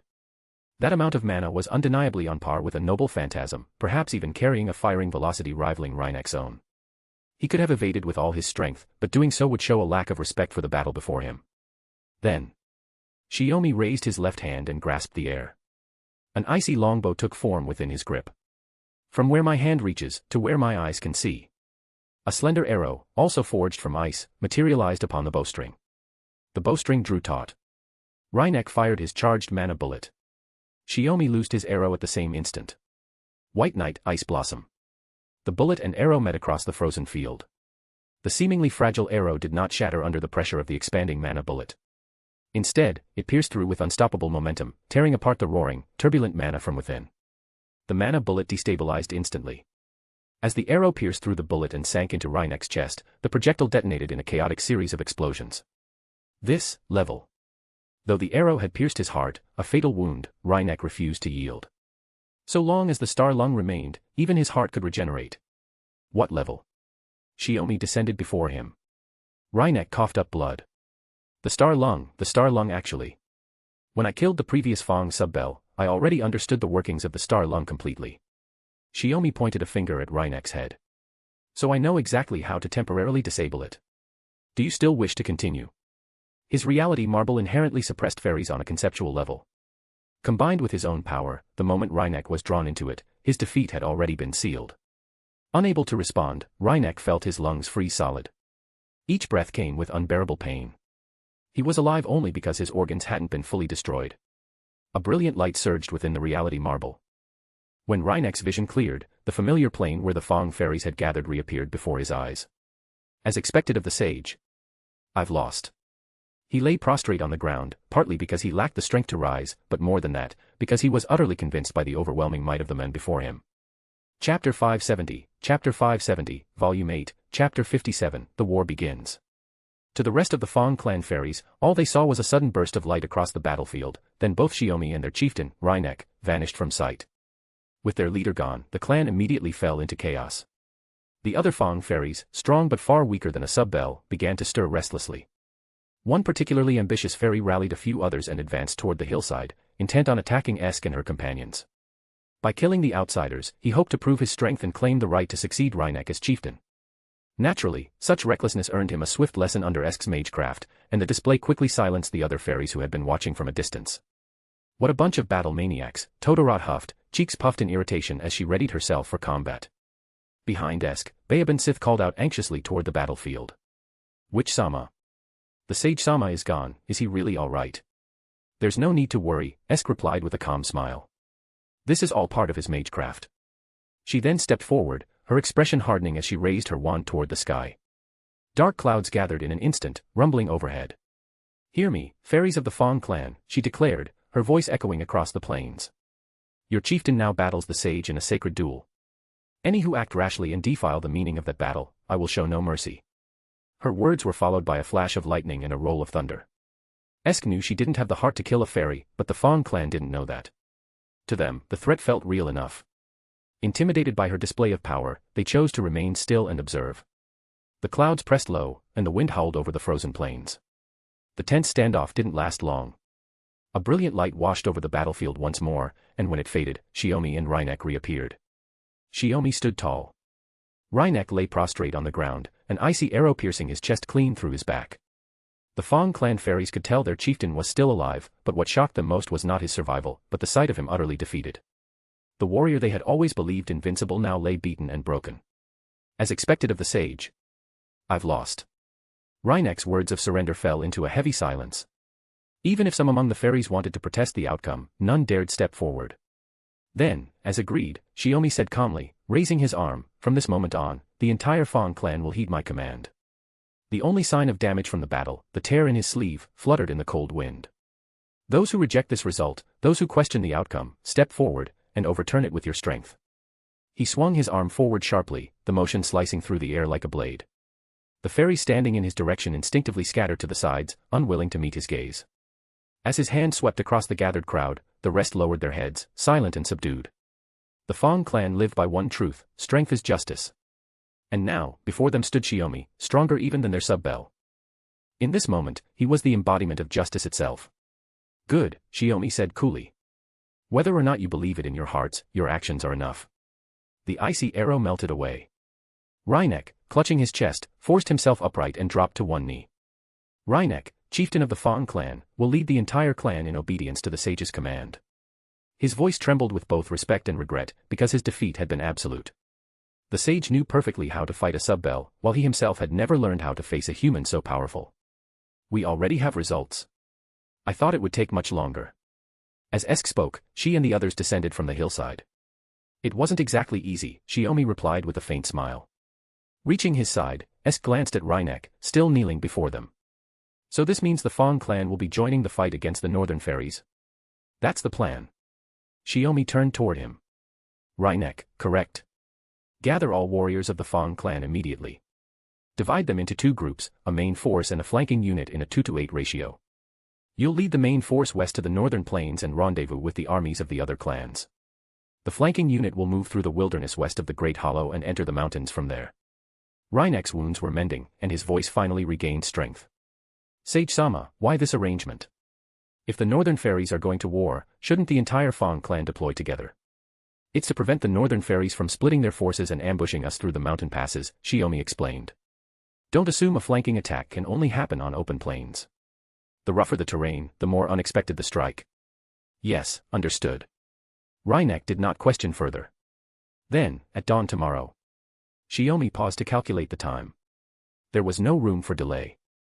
The Fong clan had already mobilized nearly their entire force to greet them today, proof that they were long prepared for war. Just as he was about to give the departure order, a raven's cry rang out above them. The Fong fairies looked up. A raven with sleek, jet-black feathers beat its wings and descended, landing neatly on Shiomi's outstretched arm. Mun-in. Grimmer's familiar. Once one of Odin's own ravens, now serving under the great god's proxy, Grimmer had the authority to command them as well. What's the matter? Esk asked, noticing a flicker of runes shimmer across the raven's feathers. The condensed magical message had already reached Shiomi. That was fast. The northern fairy army has already entered the northern plains. Shiomi quickly inscribed a reply in runes and released the raven back into the sky. Reinek, take the Fong ferries and move out immediately. There's no need to split your forces. I expect the northern ferries have already clashed with the Wind and Wing clans of Manchester by now. At his command, Reinek rose to his feet and began shouting orders. Thousands of Fong ferries thundered across the wilderness, racing along the main road toward the northwestern plains. Dust and grass scattered in their wake. Shiomi lifted his sleeve to shield Esk, Babe and Sith, and Todorot from the gale stirred by their charge, keeping them from being knocked off balance or trampled. Amid the roaring current of passing ferries, Shiomi and Esk stood unmoving, like islands in a rushing sea. When the last of the Fong ferries had gone, silence returned. Shouldn't we be heading to the battlefield? Esk asked. With Grimmer there, the front lines won't collapse anytime soon, Shiomi replied, listening to the wind. As for the Earth clan, Hector has followed us for nearly 5 or 6 centuries. Even without direct orders, he knows what must be done. He's likely already on the move with the troops and supplies. We'll go join him.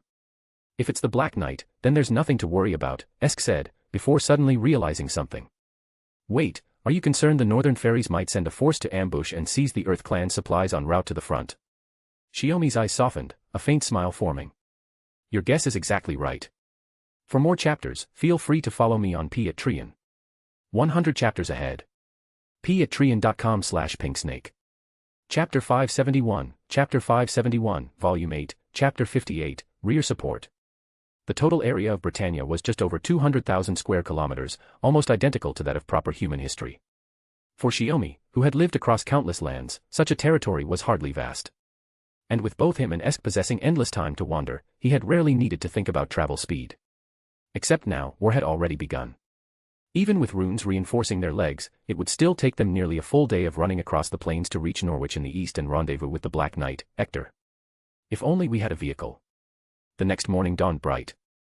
After resting and recovering, Shiomi reapplied runes magecraft to strengthen everyone's legs, murmuring the thought absently. A vehicle. I recall the Fong clan had some ferries good at pulling carriages, Esk said. Wouldn't that work? It wasn't that vehicles didn't exist in the fairy kingdom, rather, there simply weren't large phantasmal species like horses to pull them. So after humans had invented carriages, the fairies had relied on lower-ranked fairies or humans to draw them, using them only for short-distance transport. If you don't mind, I could pull the cart, Babe and Sith offered hesitantly. Back when I was with the Wing clan, I used to pull them too. Shiomi frowned. That was just them bullying you, wasn't it? But Babe and Sith wanted to help, to do something for the sage and the witch she respected so deeply. Don't worry about it, Esk said gently, brushing a hand against Babe and Sith's cheek. I'm just happy you're traveling with us as a companion. So cheer up. All right. Babe and Sith nodded, a trace of regret still in her voice.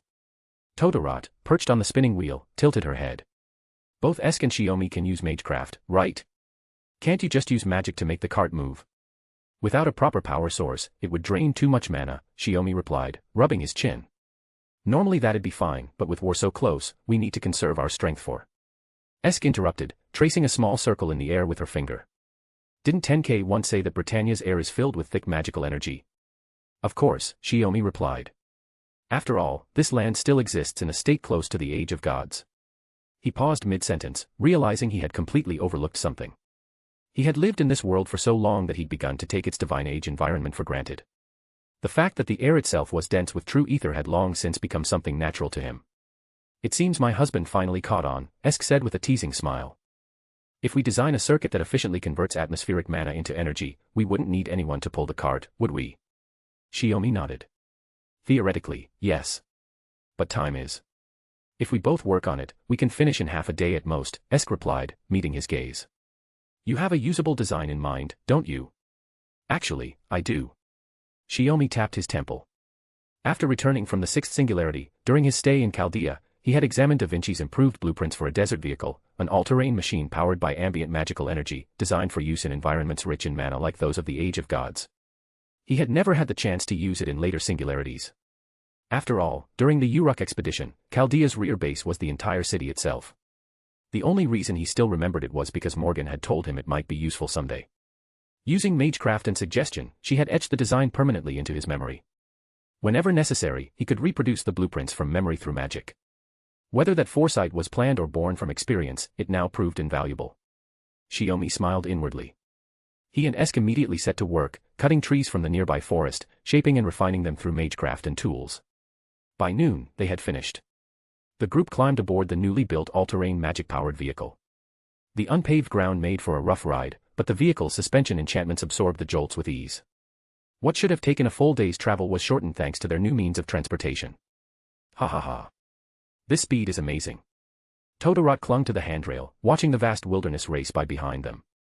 Shame it's not a sightseeing trip, Esk replied lightly. Otherwise, we could have taken it slower.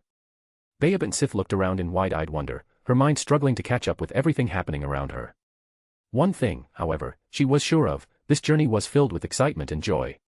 But even so, this is really fun, Witch-sama. Bayab and Sith held down her wind-tossed hair and voiced her delight.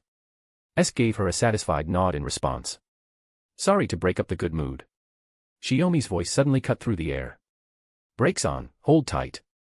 The vehicle swerved sharply, its tires carving 4 long tracks of churned mud across the plain. The reason was simple. A battlefield lay ahead, 2 armies locked in combat. One side was the Earth Clan, led by the Black Knight Ector, defending a convoy of supply wagons stationed along the road. The other side, attacking fiercely in an attempt to seize them, were unmistakably northern fairies. So they crossed the forests and mountains, planning a surprise attack from the east. Esk leapt off the vehicle. Shiomi's hand tensed around the holy lance, Longinus. Whatever the case, we help them now. He turned back. Totoro, Bayab and Sith, guard the vehicle. Leave this treasure to me. Totoro declared proudly. Exchanging a brief glance, Shiomi and Esk sprinted toward the battlefield, joining the fray. A halberd aimed at Ector's back shattered mid-swing under Esk's magecraft. Realizing the ambush, the Black Knight spun around, swinging his warhammer in a brutal arc. It slammed into the enemy's chestplate with a crunch, crushing both armor and bone, sending the fairy sprawling to the ground. Witch-sama. Sage-sama. Ector blinked in surprise. Why are the 2 of you? Shiomi's answer came in action, as 2 crimson spears soared across the battlefield, skewering enemy soldiers one after another. We came to reinforce the Earth Clan. The northern fairies have already begun their assault on Manchester. The war's officially begun, and from here, it's a struggle for survival between your clans and theirs. So the Sage-sama was right after all. Barely over a meter tall, the dwarf fairy Ector shoved aside an opponent more than twice her height, sending him crashing into the dirt. No time for small talk, let's finish off the enemy first. She gripped her wand in both hands. Mana swirled around her, gathering into a powerful gust that lifted her slowly off the ground. Then you take the offensive, Shiomi said. I'll cover you. He knew full well Esk could never bring herself to kill. Esk nodded firmly, raising her staff high and shouting. Rain, wash away the filth. In the next instant, the skies opened. Torrential rain poured down in sheets, drenching the battlefield and striking every enemy soldier in sight. Chapter 572, Volume 8, Chapter 59, The Human Soldiers Who Step Onto the Battlefield. On the island of Britannia, wars and local skirmishes among the fairies shared one defining trait, an absence of any. The fundamental difference between fairies and humans, combined with their innate powers, allowed each clan to secure crushing victories even when outnumbered. This was especially true when the clan had someone like a Subbell, whose power was overwhelming. The Fong clan was a prime example. Dividing their forces to flank and ambush the enemy was among the most common tactics seen across the Britannian battlefields. Thus, Shiomi had fully expected the northern fairies to do the same.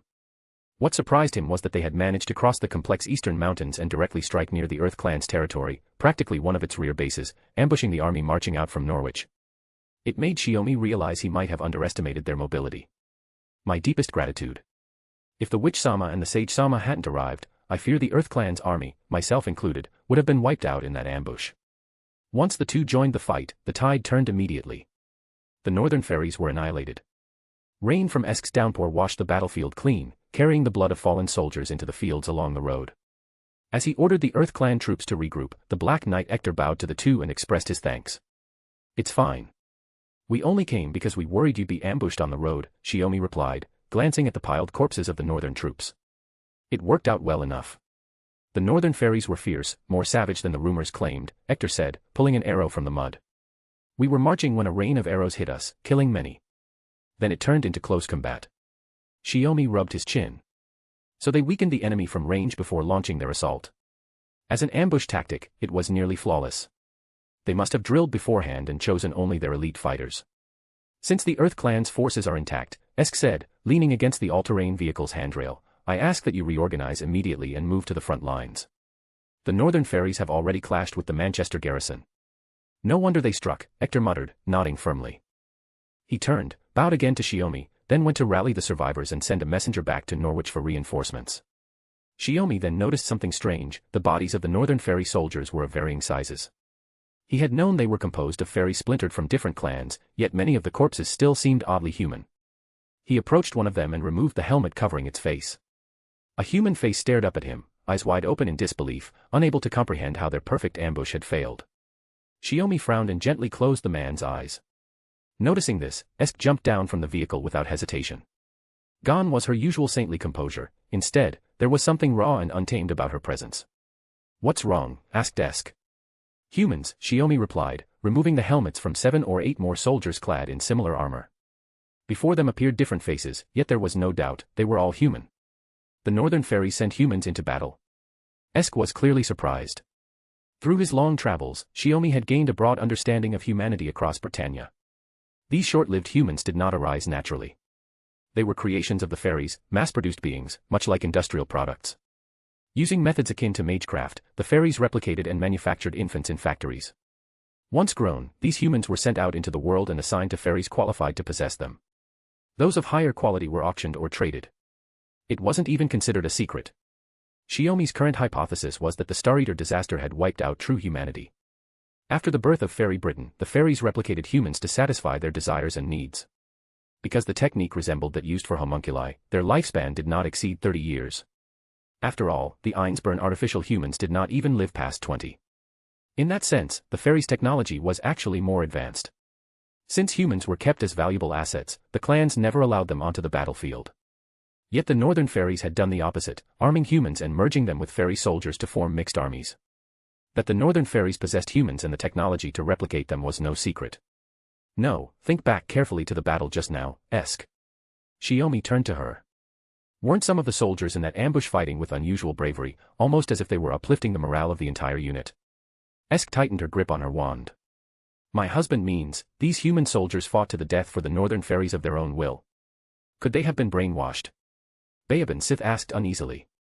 Some fairies excelled at psychic abilities, capable of mesmerizing weaker fairies with their gaze, and humans would be even more susceptible. No. Esk extended her hand and used magecraft to examine the corpses of the human soldiers. Even in death, there's no sign their minds were tampered with. Totorot shifted uneasily. What in the world did Mab do to make humans march into battle willingly, and fight to the death like that? Whatever the reason, it proves Mab and the Northern Fairies have prepared thoroughly for this war. Shiomi looked toward the distant sky where the battlefield lay. We must reach the front lines immediately. Otherwise, the Southern Fairies are doomed to lose. But the Fong clan has already. For the Northern Fairies, the only real threat among the Southern Fairies is Subbel Rhynek, Shiomi said. But what if Mab, the true descendant of the Northern Fairies, possesses strength equal to, or even greater than, a Subbel's? In the Fairy War, the presence of powerful individuals could decide the entire course of battle. Then there's no time to waste. We must depart immediately and reach the front lines as soon as possible. Esk Shiomi gripped Shiomi's arm tightly. If the Southern Fairies are wiped out, everything we've done will be meaningless. Shiomi nodded. Yes. Then Esk and the others returned to the vehicle. Shiomi, stepping out last, turned to look at the bodies being dragged into the fields by the Earth Fairies for burial. Mab might be a Subbel's equal, but perhaps the true deciding factor in this war would be these short-lived humans. A quiet voice within him whispered that thought. For more chapters, feel free to follow me on Patreon. 100 chapters ahead. patreon.com/pinksnake. Chapter 573, Chapter 573, Volume 8, Chapter 60, The Power of the Heart. Traveling from eastern Britannia to the western battlefield took a full day and night at full speed. Skipping rest would make it faster. Even if Shiomi and Esk could go without sleep, Totorot and Bayaban Sith could not. Fairies also grew weary and needed rest. Especially under the looming clouds of war, mental strain could not be ignored. All life born of this planet shared that truth, even if their nature differed from humans. Shiomi knew there was no point in rushing, yet Grimmer's ravens arrived almost every half-day, with Hug-In and Mun-In taking turns delivering messages. The Windwing Alliance in Manchester had collapsed almost instantly. Lacking real understanding of war, the fairies were driven apart by the Northern Fairy Army. In just half a day, Manchester fell. Some fairies surrendered, while others fled south. Mab's army occupied the city, using it as a temporary base to rest before advancing further south. As a result, the Mirror clan, who lived in the Northern Lake region, was completely cut off from the Southern Fairy clans. Can't sleep. Esk lifted a flask and handed it to Shiomi. A sip might help you rest. Shiomi gave a small, bitter smile. Whoever got drunk on their own brew. It's still better than staring at the fire, Esk said, sitting beside him. Todorot and Baeban Sith are already asleep. Through the firelight and the bushes, Shiomi could faintly make out their tents and bedding. I'm just surprised. Shiomi took a small sip. According to Grimmer's reports, there are a lot of humans in the Northern Fairy Army. Mab trained human soldiers to make up for her numbers. Esk asked, still not quite understanding. The last time she had traveled to Edinburgh was 70 years ago. Why not think the other way around? Shiomi said. Maybe Mab realized the difference between humans and fairies, and the unique strength humans possess. I'd guess that this surprise assault across the northern mountains only succeeded because humans were involved. Unlike plains or forests, the eastern mountains were nearly impassable. That alone explained why fairies rarely ventured there. Aside from a few who loved the mountains, no one, human or fairy, had ever crossed that terrain. True. Setting aside my husband, I've met many humans over the years. How to put it? Esk's expression turned thoughtful. They have an aura completely different from ours. Though they knew their lives lasted only about 30 years, nothing compared to fairies who lived for centuries or millennia, those short-lived humans never despaired over the unfairness. Instead, they lived each in their own way, with vivid determination. Even when kept by the fairies, even when treated as mere tools by them, they possess something uniquely their own. Esk tilted her head, leaning against Shiomi's shoulder. Their eyes, always shimmer with a light like stars. Shiomi nodded softly. Then what exactly is it? Esk asked. The power of the human heart. Divine power is the radiance of the stars, fairy power stems from all things in nature. Shiomi pointed to his own chest. But human power lies here. The heart. Esk placed her hand over her own chest. I have that kind of power too. Of course. Shiomi clasped her hand. But I'm a fairy too. Esk teased softly. The heart isn't exclusive to humans. Fairies possess one too. It's just that most fairies don't pay it much mind. Shiomi shook his head. Esk felt her heart skip a beat. She recalled those earliest days, so many years ago. That elusive, unsettling emotion, neither here nor there, might have been her heart gradually taking shape. A fairy with a human-like fairy heart, Esk murmured, unable to suppress a smile, though it didn't feel awkward. Shiomi nodded softly. Yes. That's why I think. Think what? Never mind. Let's talk about it after the war ends. Shiomi suddenly embraced Esk, gently laying her down on the soft mattress. For now, let's just think about simpler things. Esk pushed his shoulder softly, her gaze darting around nervously as she whispered, this isn't the right time. We're not alone. Todorot and Baeban Sith are sleeping right over there. But I can't sleep. Shiomi whispered into her ear, his breath faint. Her ears instantly burned, her body twisting involuntarily as she tried to suppress the flame ignited within her. So. I told you no. Esk's heart raced. Even when suppressing the great calamity, she hadn't felt this tense. Whispering sweet nothings and tangling in passionate embrace, she'd done that countless times before. She wasn't the type to lose her composure over something like this. The real problem was the snoring of Todorot, fast asleep just beyond the bushes, and the occasional mutterings of Baeban Sith in her dreams. She dreaded accidentally waking them, knowing she'd never be able to face them afterward. It's okay, Shiomi murmured, his voice tinged with pleading. I'll be quiet. Just try not to make a sound.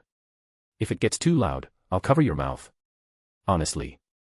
I should have just stayed away from you tonight and gone to bed early with them. Esk frowned reproachfully, yet found her voice utterly devoid of the required emotion. Amidst their ambiguous entanglement, their clothes gradually slipped away. Their bare chests pressed together, burning hotter than the campfire beside them. Esk knew she hadn't refused him. Had she pushed him away firmly, nothing would have happened next. Yet she also wanted to deny that this slightly reckless intimacy stirred something curious in her. She could only desperately suppress the sounds rising in her throat. Only after it ended did she wrap her arms around Shiomi's head in a sort of retaliation, tugging hard at his hair to express her displeasure. Are you angry? Shiomi asked, leaning close to her face, a hint of pain in his voice. If I am angry, could you even touch me? Esk murmured, her face flushed and breath ragged. Are you uncomfortable? Shiomi asked, concern in his voice. Esk immediately turned her face away, pressing the back of her hand to her mouth, hiding her expression in the shadows beyond the campfire's light. No. That's good. Shiomi lay down, pulling her into his embrace. Are you planning to sleep like this? Esk asked in surprise, her voice muffled. They'll wake up before us tomorrow. Won't everything be exposed? Just hold me a little longer. I'll help you get dressed later. Shiomi stroked her soft cheek. You're impossible. Esk murmured again, basking in the lingering warmth. Chapter 574, Chapter 574, Volume 8, Chapter 61, Turmoil. Returning to the western Great Hollow, they made their way toward the northern plains front lines. Along the road, Shiomi and the others saw fairies and humans fleeing south from the northern war, their sheer numbers clogging the wilderness paths so badly that carts could no longer pass. Manchester had already fallen. The fairies who doubted Mab's mercy fled southward, some dragging humans along, others abandoning them entirely. Their destination was Gloucester, the Wing clan's territory, but that too was only a temporary refuge. By the time Shiomi's group arrived, even the fairies of the Wing clan were already retreating further, toward the Wind clan's territory in Salisbury. A complete rout. Carrying Esk and the others across the rooftops to avoid the chaos below, Shiomi, for once, spoke with a rare tone of condescension as he assessed the state of the fairies. Though each clan usually lives under its chieftain's rule, when war breaks out, chieftains without unifying strength can't control the situation, Esk said, leaning over to observe the turmoil within Gloucester. The streets were filled with frantic fairies, their panic overwhelming the calm composure they had shown just days before when danger loomed. The truth was simple, they had no real understanding of war and knew little about the northern fairies' current power. Even when word spread that the northern fairies were preparing to march, most believed the fighting would never reach them, thinking the battles would remain near Manchester. But when Manchester fell and the remnants of the army retreated to Gloucester, chaos erupted. Didn't the Fong clan go to reinforce them? How did they still lose? Totorot asked, bewildered. Bayaban Sith hesitated, then spoke cautiously. Maybe the Fong clan's reinforcements arrived just in time, and that's the only reason the front line wasn't completely wiped out. The moment she finished, both Esk and Shiomi turned to her in surprise. Realizing she might have spoken out of turn, Bayaban Sith quickly lowered her head, falling silent. It's all right. We're not blaming you, Esk said with a small, helpless smile, resting a hand on her shoulder. You're quite sharp. You don't need to worry about saying the wrong thing around us. Yes. Bayaban Sith replied softly, a hint of relief on her face. Shiomi gave her an approving glance. According to our latest intelligence, because they joined the war later and kept their forces mostly intact, the Fong clan is currently stationed outside Gloucester. So that's why the city hasn't fallen into complete disorder, only some fairies are fleeing toward the Wind clan's territory, Esk mused. But staying here won't help. We need to meet up with the Fong clan and Grimmer first. Just then, Shiomi lifted his arm. A blue familiar bird fluttered down, landing gracefully on his forearm. It wasn't one of Grimmer's ravens, but a monitoring familiar created by Shiomi himself. With a tap of his finger, the jade-hued bird dispersed into light. Mab's army is already marching south. At this rate, she'll reach Gloucester by tomorrow, Shiomi said quietly. She's moving fast. She must be trying to strike before the clans can organize, Bayaban Sith said after a moment's thought, encouraged by Esk's earlier praise. If everyone's still unsettled, she can crush them one by one. Shiomi chuckled. Correct again. You seem to be learning a lot. And no, not really. It's just that the sage, the witch, and Totorot have been talking about these things for days. I've just heard enough to remember some of it. Flushed with pride, Bayaban Sith smiled shyly. Totorot, however, looked troubled. Oh no. If Bayaban Sith ends up smarter than me, won't that make me the dumbest one here? It's not too late to start worrying about that, Esk teased. They laughed lightly as they continued forward, too focused on their own conversation to notice how little attention the fairies around them paid to their presence. The fairies were too busy arguing, bickering over food, water, and supplies with others from their own or different clans. Outside the city. Within the camp, where disorder lingered beneath a thin veneer of control, Rhynek, chieftain of the Fong clan, was deep in discussion with the leaders of the Wind and Wing clans about how best to confront the enemy. Rhynek insisted that the Fong clan, whose forces remained largely intact, should take the initiative. Under his command, they would strike the northern fairies head-on and crush them completely.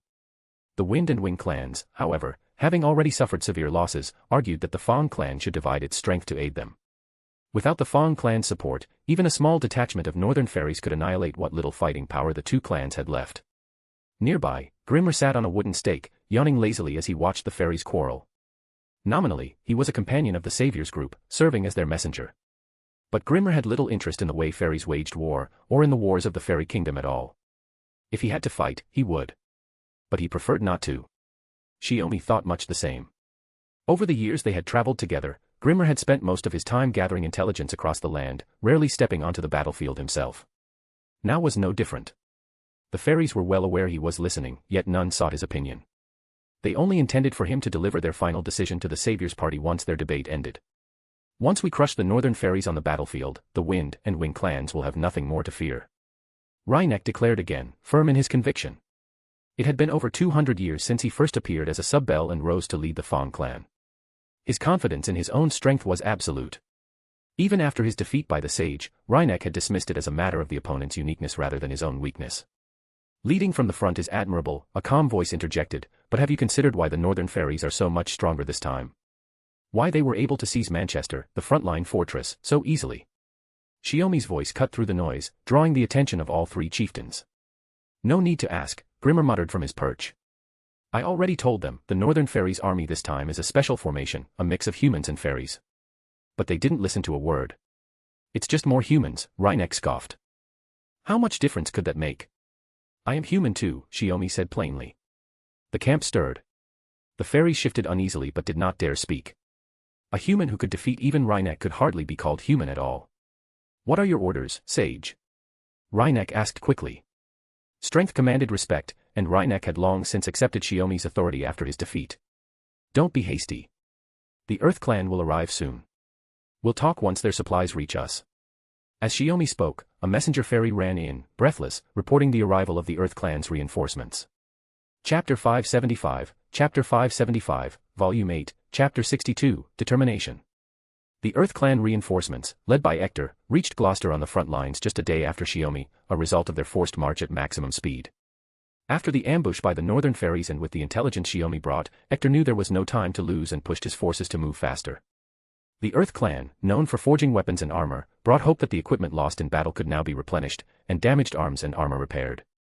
This news quickly lifted the morale of the other clans. The Fang clan was no exception. Reinek's personal strength didn't mean the Fang fairies had no need for weapons. Some bad news, Grimmer told Shiomi. Besides Mab leading the northern fairies, there's also a human among them. You should know him, the lover who was with Mab 10 years ago. Inside a tent in the main camp, the Saviors group held a private meeting. Shiomi folded his arms. We've only heard rumors. We've never had time to visit that side, let alone meet him. Who he is doesn't matter. The key point is that, as Mab's husband, he's her right-hand man, Grimmer said with a sly grin. There were even rumors that Mab had been imitating Esk's example by marrying him, though no one could confirm it. My husband is also my right-hand man, Esk remarked. Or should that be the other way around? That's not the issue here, you two. Grimmer sighed, exasperated. From reorganizing the Northern Army to designing their strategy and tactics, that man's the one who handled it all. At those words, Shiomi immediately realized the problem. Humans in Britannia might have short lifespans due to their artificial nature and innate flaws, but their overall aptitude was high. That was why humans could create the culture and luxuries the fairies themselves never could. If, by chance, a human with exceptional talent for warfare and command appeared, Mab had found such a human. She was drawn to him and allowed him to fully unleash his abilities. 10 years ago. Shiomi calculated. And they married. So how old is that human now? Grimmer shrugged. If my information's right, he's 30. If that's true. Shiomi pressed his lips together. Does my husband intend for the Allied forces to stall the northern fairies until Mab's husband dies of old age? Esk asked. Hard to say. It might just be false intelligence. For all we know, that man's far from reaching his lifespan limit, Shiomi replied, shaking his head. If this war drags on, the southern fairies will be doomed. The clans can't agree. The Fang clan wants a decisive victory, while Wind and Wing want to conserve strength. The Earth clan, being the last to arrive, hasn't been blamed yet, thanks to us keeping order. Esk noted the fragile state of their so-called alliance. Shiomi called out, Bayaban Sith, bring the map. Yes. Bayaban Sith immediately fetched the map, ran to a nearby rack, hung it up, and secured the corners with weights. Gloucester's geography was much like Manchester's, open plains to the front, mountains to the rear. From Gloucester, one could head east, then north to connect with Manchester or south to reach the Wind clan in Salisbury. What if we use Gloucester as bait, to lure the Northern Fairy army deeper into our territory? Grimmer suggested. Mab's intelligence is likely similar. She'll probably try to cut off Gloucester's connections to the other cities first. Divide and conquer, Esk said, scanning the remaining clan territories. Mab's strategy was clear, move southward, conquering city by city. If Gloucester fell, the northern fairies could attack from both the north and south simultaneously, while the southern clans would lose access to the northern plains, further shrinking their strategic room to maneuver. Contract our defenses to lure the northern ferry's main force deeper in. Shiomi's finger rested on the central plains. Once the northern ferries begin monitoring Gloucester while severing the central plains, the allied forces of the four clans will launch a three-pronged assault from Gloucester, the western edge of the Great Hollow, and Salisbury, Esk pondered. But our forces here are limited. This is no ordinary war. Shiomi looked at Esk. As individuals, our very existence and combat power will overturn conventional battlefield strategies. Grim wore an amused smile. You wouldn't be planning to lead a decapitation strike on Mab's headquarters with your esteemed wife while the allied clans execute the three-pronged assault, would you? Is that not possible? Shiomi asked. You've seen real battle before, you know better than I do. Of course it's possible, Grimmer replied.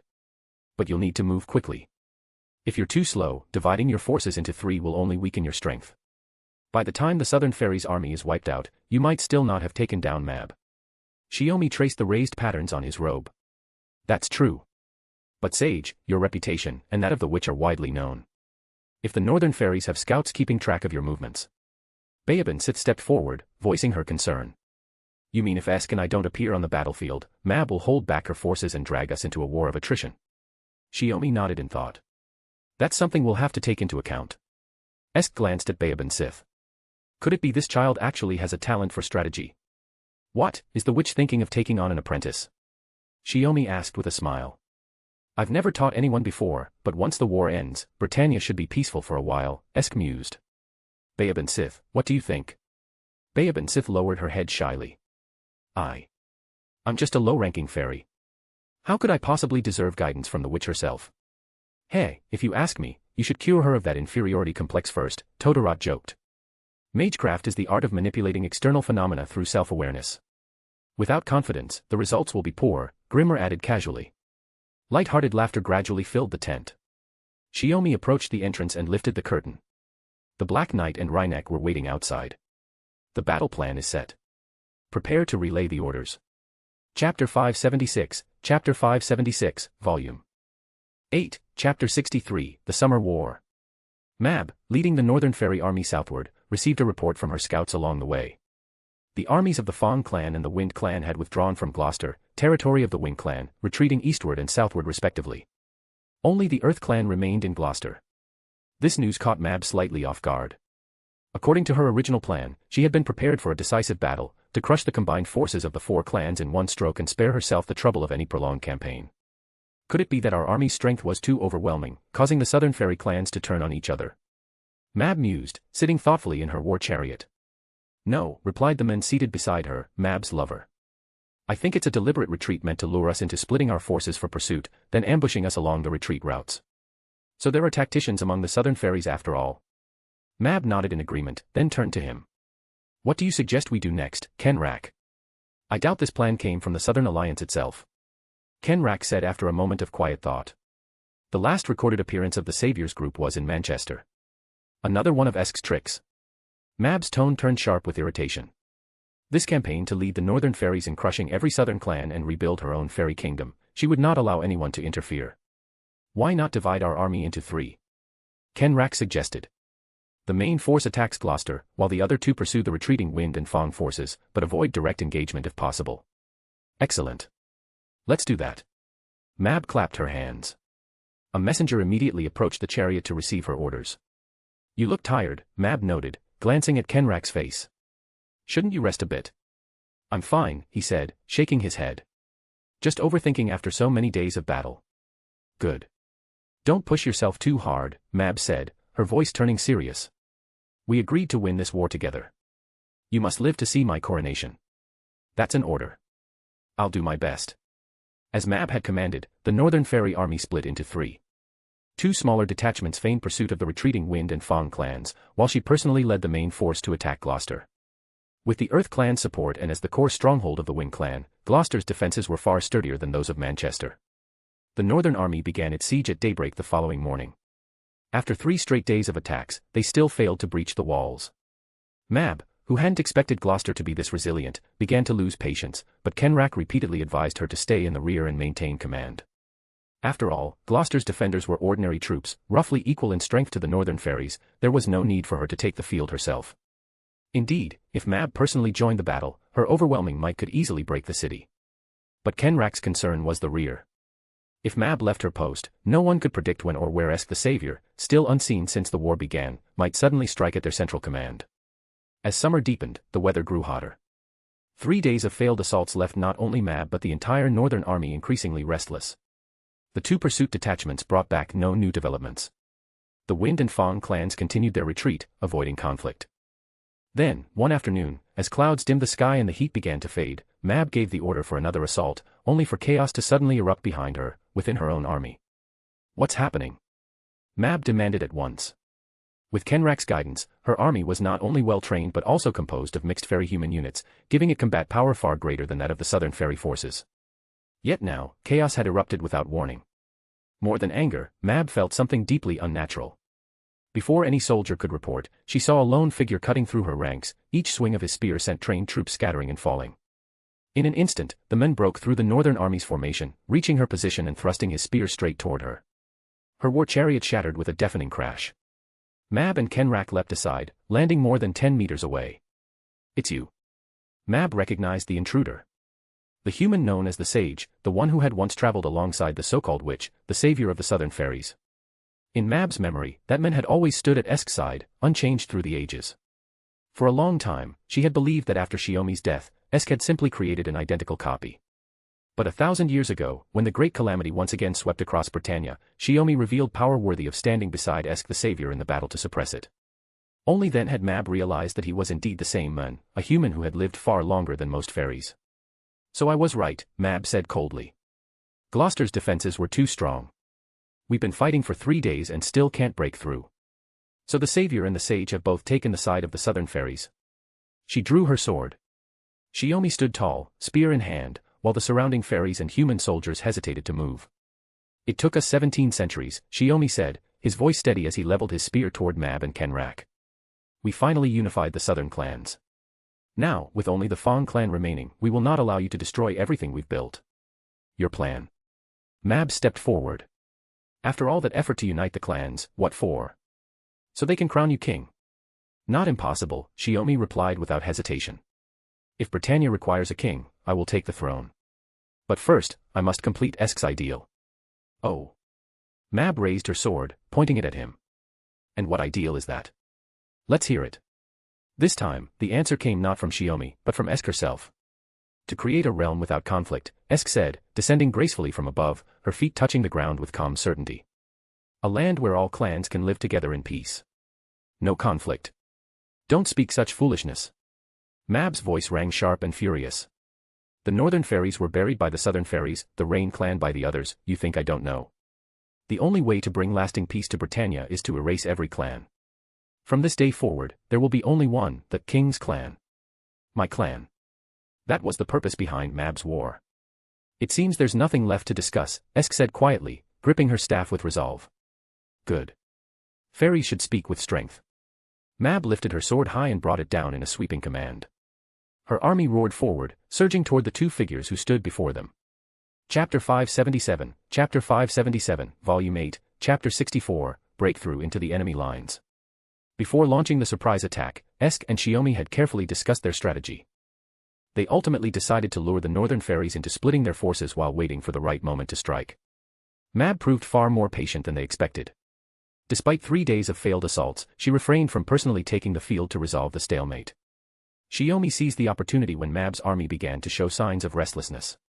Striking from the rear, he plunged into their ranks, throwing the entire formation into chaos and halting the siege's momentum.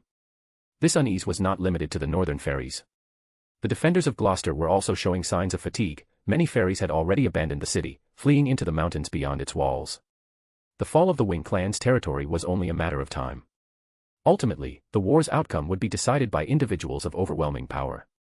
Thus, swiftly defeating Mab became the key to ending the conflict. Mab charged forward with her sword raised high, each swing releasing sharp waves of cutting wind. Esk moved like a feather in the air, her movements light and fluid, slipping past each strike with effortless precision. For the battle against Mab, Esk had insisted on facing her alone, leaving Shiomi to confront Mab's elite forces. Move quickly, Shiomi had told her before the battle. Don't make me finish off the entire army before you defeat Mab. If that happens, I can't promise I won't lose control. It was half a jest, half a serious warning. Now, on the battlefield, Esk dodged and countered Mab's fierce attacks with refined magecraft. As the purest surviving descendant of the northern fairies, Mab wielded the combined might of her extinct kin, her power even surpassing sub-bells. Esk, who had originally planned to travel to the Fang clan to ring the final bell, had been forced to abandon that plan as the situation changed too quickly. Even so, Mab had no chance of defeating her in a short time. Realizing this, Kenrak ordered the Queen's Guard to attack Shiomi. "Well now, quite impressive," Shiomi remarked, blocking Kenrak's thrust with his spear. "Are all northern humans this skilled in combat?" "No need for words." Kenrak barked, giving no time for conversation as he pressed forward. His spear flashed again and again, moving in perfect rhythm with his soldiers' coordinated strikes. "We're all human," Shiomi said calmly as he parried. "Do you really intend to fight me to the death?" He could tell that most of the Queen's Guard were human. Though battle demanded ruthlessness, he had no desire to slaughter them, their lives were already far too short. If he could make them surrender without further bloodshed, all the better. "Do you really believe that yourself?" Kenrak stood behind the royal guard, his eyes fixed on Shiomi's movements. "Your lives are far too short compared to the fairies. Isn't it a waste to throw them away for Queen Mab?" Shiomi asked, as if seeking confirmation. "If you still value your lives, withdraw while you can." Kenrak took a step forward, pressing a hand over his chest plate. "Then allow me to ask you this, could the sage abandon the savior and surrender to our army?" "What?" Shiomi's eyes widened in surprise. "You can't, can you?" Kenrak shouted, his voice resolute. "I'm the same as you. I won't betray the one I love for the sake of my own life. We could never betray our beloved queen." "That's true." Shiomi lowered his gaze. No matter how they were born, once humans found meaning in their existence, they became remarkably tenacious and strong-willed. He had known this long ago, and he should have realized that words of persuasion were meaningless. Yet he still spoke them, only to confirm one thing. To confirm that the humans fighting for Queen Mab were not manipulated or coerced, but driven by their own will. "In that case, come at me. I won't hold back." Shiomi raised his head again. The sharp gleam in his eyes alone was enough to make the well-trained guards instinctively step back. But their hesitation lasted only an instant. Kenrak stepped forward, spear in hand, banishing their fear. In a flash, the clamor of clashing weapons filled the air. These soldiers were far from ordinary. They infused their bodies with mana for physical reinforcement, and their precise coordination made them formidable. Together, they had crushed the Southern Fairy army. Now, surrounding Shiomi, they could at least delay him in close combat. "It should be fine, right?" Esk cast a worried glance toward Shiomi, now surrounded by the enemy. That moment of distraction cost her, she failed to dodge Mab's next strike and could only brace her wand to block the heavy swing of the sword. "Still have time to look away. I really am being underestimated." Mab pressed her advantage, forcing Esk back step by step. Yet even after reinforcing their bodies with mana, their physical strength remained evenly matched. "I'm not underestimating you," Esk said through a strained smile. "But you're the one I have to defeat, not my husband." Light flared from the top of her wand, and Mab instantly sensed danger. Though Esk appeared distracted, she had deliberately exposed a weakness to draw Mab closer. "At this distance, even you won't walk away unscathed." Mana surged violently. On the flat, riverless plain, a towering wave suddenly burst into existence, crashing into Mab and hurling her several meters away. The next moment, Esk's figure vanished into a glowing mirror. Before Mab could think, her instincts reacted, she raised her sword to block as Esk reappeared behind her, bringing her wand down in a crushing strike. The blow failed to land cleanly. Esk retreated, disappearing into the mirror once more, then struck again from above. Mab quickly rolled aside, narrowly avoiding the attack. Without looking back, she focused her mana and unleashed a blast diagonally upward, colliding head-on with Esk's next emergence. The explosion blasted both of them apart. Esk landed on the ground, staring at Mab, whose power still radiated fiercely. This tactic, though effective against most fairies, had little impact on equals.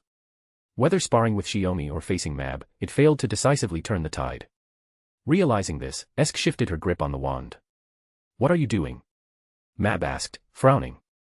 She could tell that holding a wand like that would make precise magecraft impossible. "I've given up," Esk said. "Rather than drawing this out with spells, brute strength will do just fine." She charged forward, her wand blazing with mana. The weapon was infused with reinforcement magecraft, enough to make the air itself tremble. Even for her, taking the full force of this strike would be painful. Mab, who never liked evading, stepped forward to meet her. "Don't underestimate me." Mab's fighting spirit flared. She spun, swinging her longsword in a wide arc, clashing directly against the wand. The two forces collided, mana crashing against mana, incompatible energies grinding together until they erupted outward in a blinding shockwave that consumed the battlefield. Chapter 578, Chapter 578, Volume 8, Chapter 65, Evenly Matched. Amid the turmoil within Mab's main army, the defenders of Gloucester seized their chance. They threw open the city gates and launched a counterattack, attempting to strike the northern army from both sides. Even so, while the central formation fell into chaos, the morale of the northern vanguard remained firm. They tightened their ranks, forming a defensive wall that prevented the Wing clan garrison from breaking through. Both sides quickly became locked in a deadlocked clash outside the city walls. Shiomi observed the situation without much expression. Typical fairies, spot a small opportunity and charge in headfirst without a thought for what comes next. At this rate, they'd be forced back into the city soon enough. And if that were all, it wouldn't be too bad. The real problem would be if the northern army used this moment to breach the city walls. Though, would that truly be a bad thing? A thought crossed Shiomi's mind. If the Wing clan suffered a heavy loss, it could become the perfect excuse to tighten control over them later. After all, these fairies never learned from experience, neither from pain nor defeat. 2,000 years had long since taught Shiomi not to expect much from them. With that thought, he raised the crimson spear, gripping it horizontally, and thrust forward with sudden force. The Queen's guards before him were blasted backward as one, their encirclement momentarily broken. A fierce wind swept across the battlefield. Feeling the surge of magical power from afar, Shiomi glanced toward Esk's position and saw that her battle was holding steady. Then he would continue to stall for time, and if needed, strike again, just enough to draw Mab's attention through her connection to her lover. As the thought passed, a towering guard behind him raised a massive sword and brought it down with brutal force. Shiomi shifted slightly to the side, letting the blade crash into the earth before spinning around to thrust his spear. The crimson spear pierced the man's throat. His strength left him instantly, his arms went slack, and his sword fell into the mud. 37. Shiomi flicked the spear clean and counted the lives he had taken. Most were fairies, though a few were humans, fierce ones who fought with reckless courage. And this was him holding back, avoiding a full massacre. The effortless slaughter of the Queen's elite guards only heightened the pressure on the remaining soldiers, forcing them into a tense standoff. Good.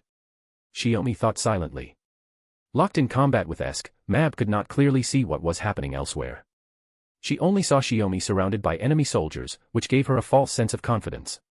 She focused her attention entirely on Esk. Not bad at all. I thought you were just the type to hide behind your allies and fling magecraft from afar, Mab said, gripping her longsword with both hands, the blade angled behind her.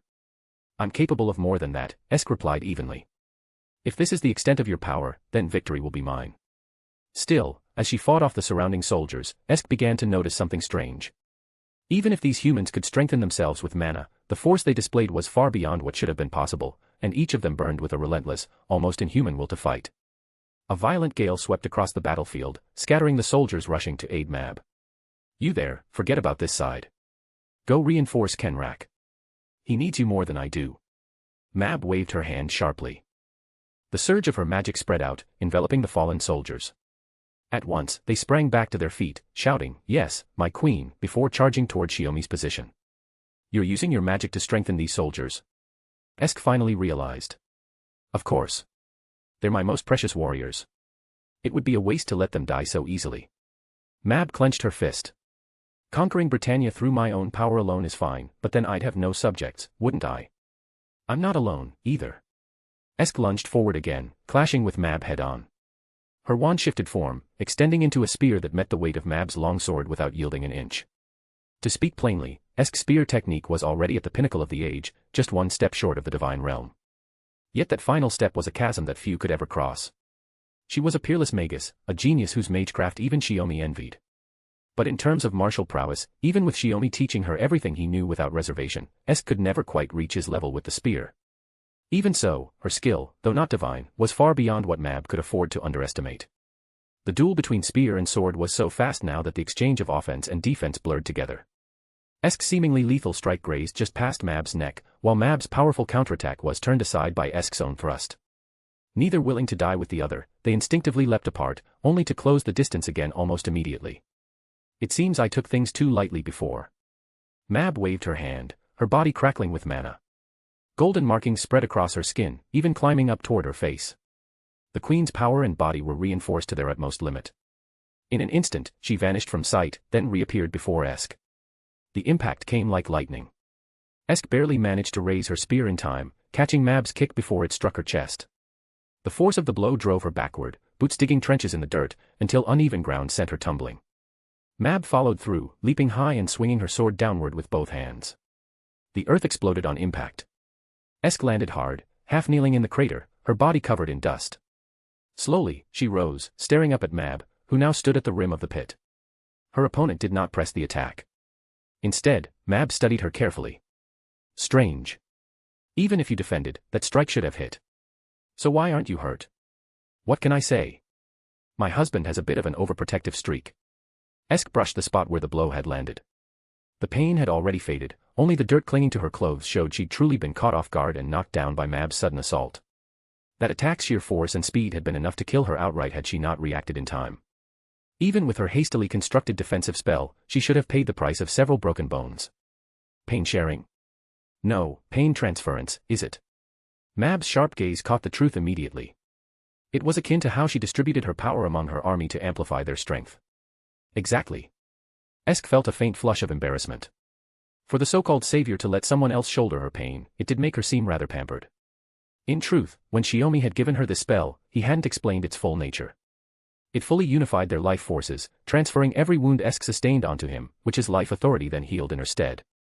Had she known it worked that way, so utterly one-sided, she would have refused without hesitation. Only now, having truly felt what it meant to be wounded, did Esk finally understand.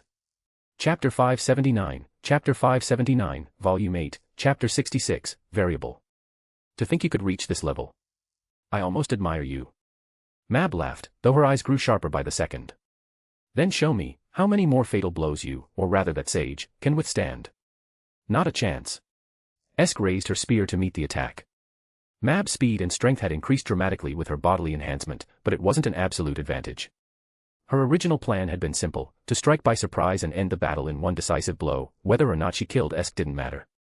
The confirmed defeat of Esk the Savior would be enough to shatter the Southern Fairy's morale and make the coming conquest effortless. But her supposedly certain strike had failed. Not only was Esk uninjured, she had already begun adjusting to Mab's new speed and power. Within just 2 exchanges, Esk had adapted enough to meet her attacks head-on. Her raised spear narrowly caught the long sword that came slashing down toward her shoulder. So unwilling to let him keep taking your wounds? Mab sneered. Or are you afraid he'll die before you do? Such nasty words, Esk replied with a strained smile. There isn't a being in this world capable of killing him, not even you, Queen of Fairies.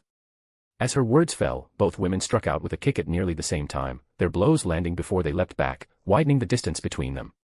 Esk knew all too well that Shiomi could not die. It wasn't simply that his lifespan surpassed the fairies, he had long since transcended the very concept of death itself. Having shed the notion of death, Shiomi existed as pure life. His body would never age, his soul would never decay, his spirit would never rot. No pain, no suffering could ever end him, nor could he ever reach his own conclusion. Even so, Esk couldn't bear to see him take fatal wounds for her again and again. An undying human. Mab frowned, clearly not understanding. Human. Even among gods, only a rare few escape death. Esk shifted her weapon back into a staff. The sky darkened. The magecraft she had begun preparing during their duel, the same one once used to terrify the Fang clan, was now complete. Lightning and thunder crashed down, rain sharpening into blades as it poured toward Mab. Within dozens of meters, everything was swallowed by the spell's range. But Mab had strengthened her body to an almost monstrous degree. Golden magical lines ran across her entire form, creating a beauty that was both radiant and terrifying. The rain blades, sharp enough to cut stone, struck her body only to explode into showers of molten sparks. This level of power. Mab began moving forward. Step by step, her pace quickened until she was sprinting. As Esk shifted the area of her spell, Mab broke free from its reach with sheer speed. I won't lose to you. Their weapons met again, this time intertwined with magic. Mab retaliated in kind, one swing of her sword split the ground, sending jagged spikes of earth lunging toward Esk in rapid succession. The battle had shifted from pure melee to a clash of magic and force. Esk's magecraft was intricate and varied, weaving multiple elements into her attacks. Mab's, in contrast, was brutally direct. She wielded her mana like a weapon itself, raw and overwhelming. If this keeps up, we could fight until sunrise and still not have a winner. Esk rose into the air, expanding her range of movement to evade Mab's relentless pursuit. We'll fight all the same, Mab said, deflecting Esk's magecraft with her sword. Or you could surrender now, it's not too late. You and the sage are both exceptional forces. If you're willing to assist me in suppressing the calamities and maintaining my rule, I'll grant you the finest treatment. Esk frowned. You should know, it's been 1,000 years since the last great calamity. No one knows where or when the next one will begin. Why start a war now? You mean if I'd started it earlier or later, you wouldn't have interfered? Mab retorted. The result would be the same either way. The timing doesn't matter. Even without you, I can suppress the great calamity on my own. With the power you've shown, that's not an empty boast, Esk admitted with a nod. But rejecting every other clan and founding a nation of only one, that's a mistake. Uniting all clans under one banner, making every fairy bow before me. Mab's tone was dismissive. Isn't that the peaceful, strife-free country you claim to want? Even if united, conflict won't disappear. Esk could already see how it would end. Such unification would be achieved without understanding or compromise, through Mab's sheer personal might and the overwhelming strength of her army. The fairies would submit only out of fear, not loyalty. After all, fairies could never truly accept kneeling to one of their own kind. That's not your concern, Esk. Raw mana collided with refined magecraft in bursts of blinding light. As the battle grew fiercer, both of them understood that this was no longer just a clash of strength, it was a collision of ideals. Only one could shape Britannia's future.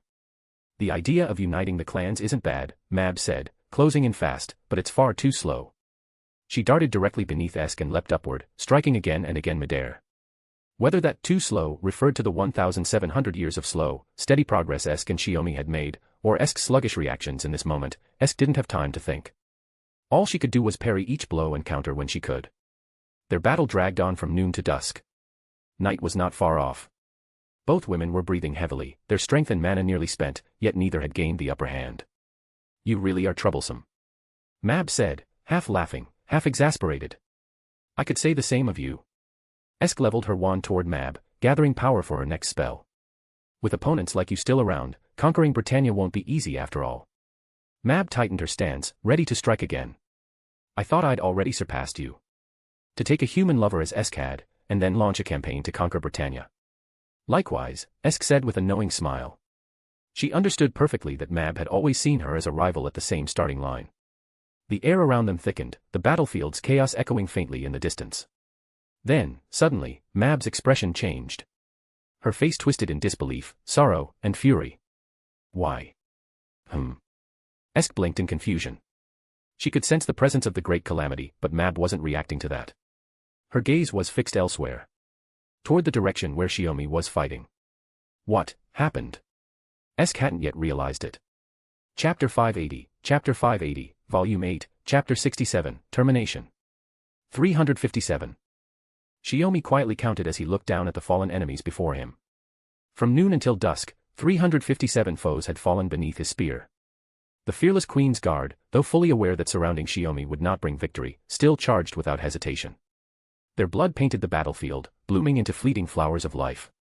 Flexing his stiff fingers, Shiomi glanced at the fallen soldiers with faint respect. Fairies were one thing, but for human soldiers to fight so desperately, so willingly to the death, went beyond mere loyalty. Queen Mab had given these short-lived mortals a reason, a new meaning to their existence. There was no other explanation. To die for righteousness, to give one's life for justice. Perhaps the humans of Fairy Island could not articulate such ideals, yet they had understood one truth: better to die fighting for something worth dying for than to live a meaningless, empty life. Shiomi felt both admiration and sorrow. He raised his head, watching as the Queen's Guard hesitated again at the sight of their fallen comrades, their encirclement slowing. As he stepped forward, careful not to tread on the bodies of the dead, the soldiers instinctively drew back. At the front stood a man, Queen Mab's lover, leaning on his spear, his body covered in wounds. Kenrak, the strongest among the human soldiers. Still intend to fight? Shiomi asked, leveling his spear at them with calm composure. If you still value your lives, surrender now. He felt no exhaustion. He was merely buying time, holding back so the soldiers would not interfere with Esk and Mab's battle. Without magecraft or mana reinforcement, he had slain 357 enemies with nothing but his own skill and a single spear. To reenact Cuchulain's final stand would not be impossible, but unlike the Hound of Ulster, Shiomi had no need to bind himself to a rock. He would keep killing until the Northern Fairy army was annihilated or forced to surrender. It's not over. Kenrak pulled his spear from the ground. For Mab, and for the Northern Fairies, we will defeat you. Then come. As Shiomi spoke coolly, Kenrak roared and charged, spear point aimed straight for Shiomi's throat. Fierce and relentless, he thrust with all his strength. Shiomi didn't move.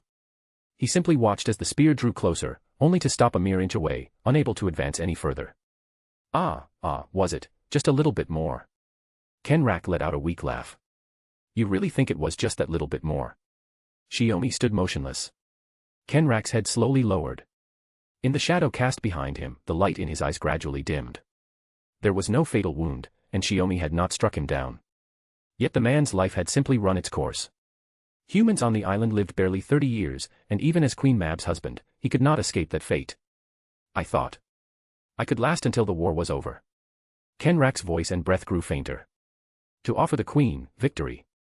His final words faded, and he died, still frozen mid-thrust with his spear. The once clamorous battlefield grew silent.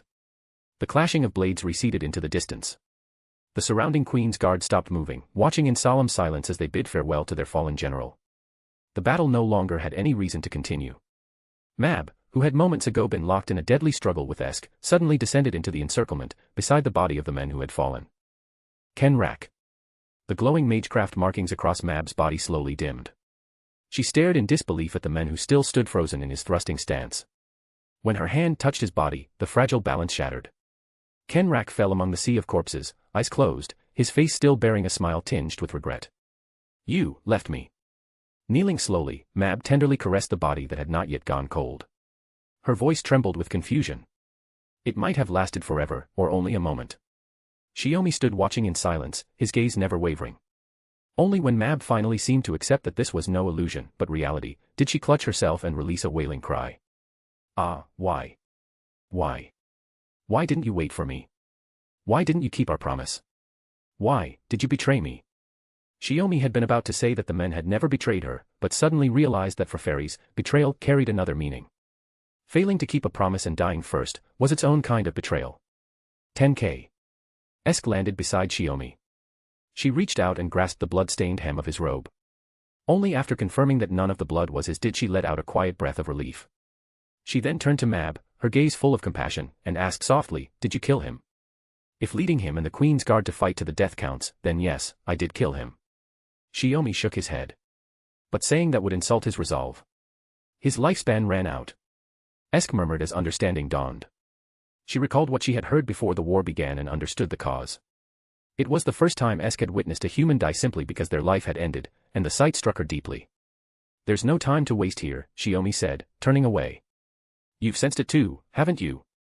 The aura of the Great Calamity. Perhaps stirred by the war between the northern and southern fairies, the 1,000-year Great Calamity is coming again. Can you still fight?" Esk asked, concern evident in her tone. "That's what I should be asking you," Shiomi replied with a weary smile, shaking his head. He glanced around. The soldiers surrounding them had already stepped aside, opening a path on their own. They understood, if even their queen had lost the will to fight, continuing held no meaning. Mab, filled with both fury and despair, cradled her lover's lifeless body, staring blankly up at the sky. Esk had meant to ask if Mab would help suppress the Great Calamity, but seeing her state, she knew such a request would be meaningless. She wanted to remark that Shiomi pulling her away like this felt a bit heartless, yet she couldn't bring herself to resist. Suddenly, Esk realized she was, in a way, fortunate. The first person she had ever loved was human, yet not an ordinary one. 2,000 years had passed like flowing water, and she had never once needed to think about losing him, or being separated by life and death. "Even though we won and ended the war, it still feels hollow," Shiomi said quietly. "Yes," Esk replied softly. For more chapters, feel free to follow me on Patreon. 100 chapters ahead. patreon.com/pinksnake. Chapter 581, Volume 8, Chapter 68, The Outcome. The fighting had stopped, but Esk and Shiomi's work was far from over. Gloucester had recklessly marched out to confront the northern fairies and suffered devastating losses. The surviving troops had retreated back into the city, barely capable of holding the walls.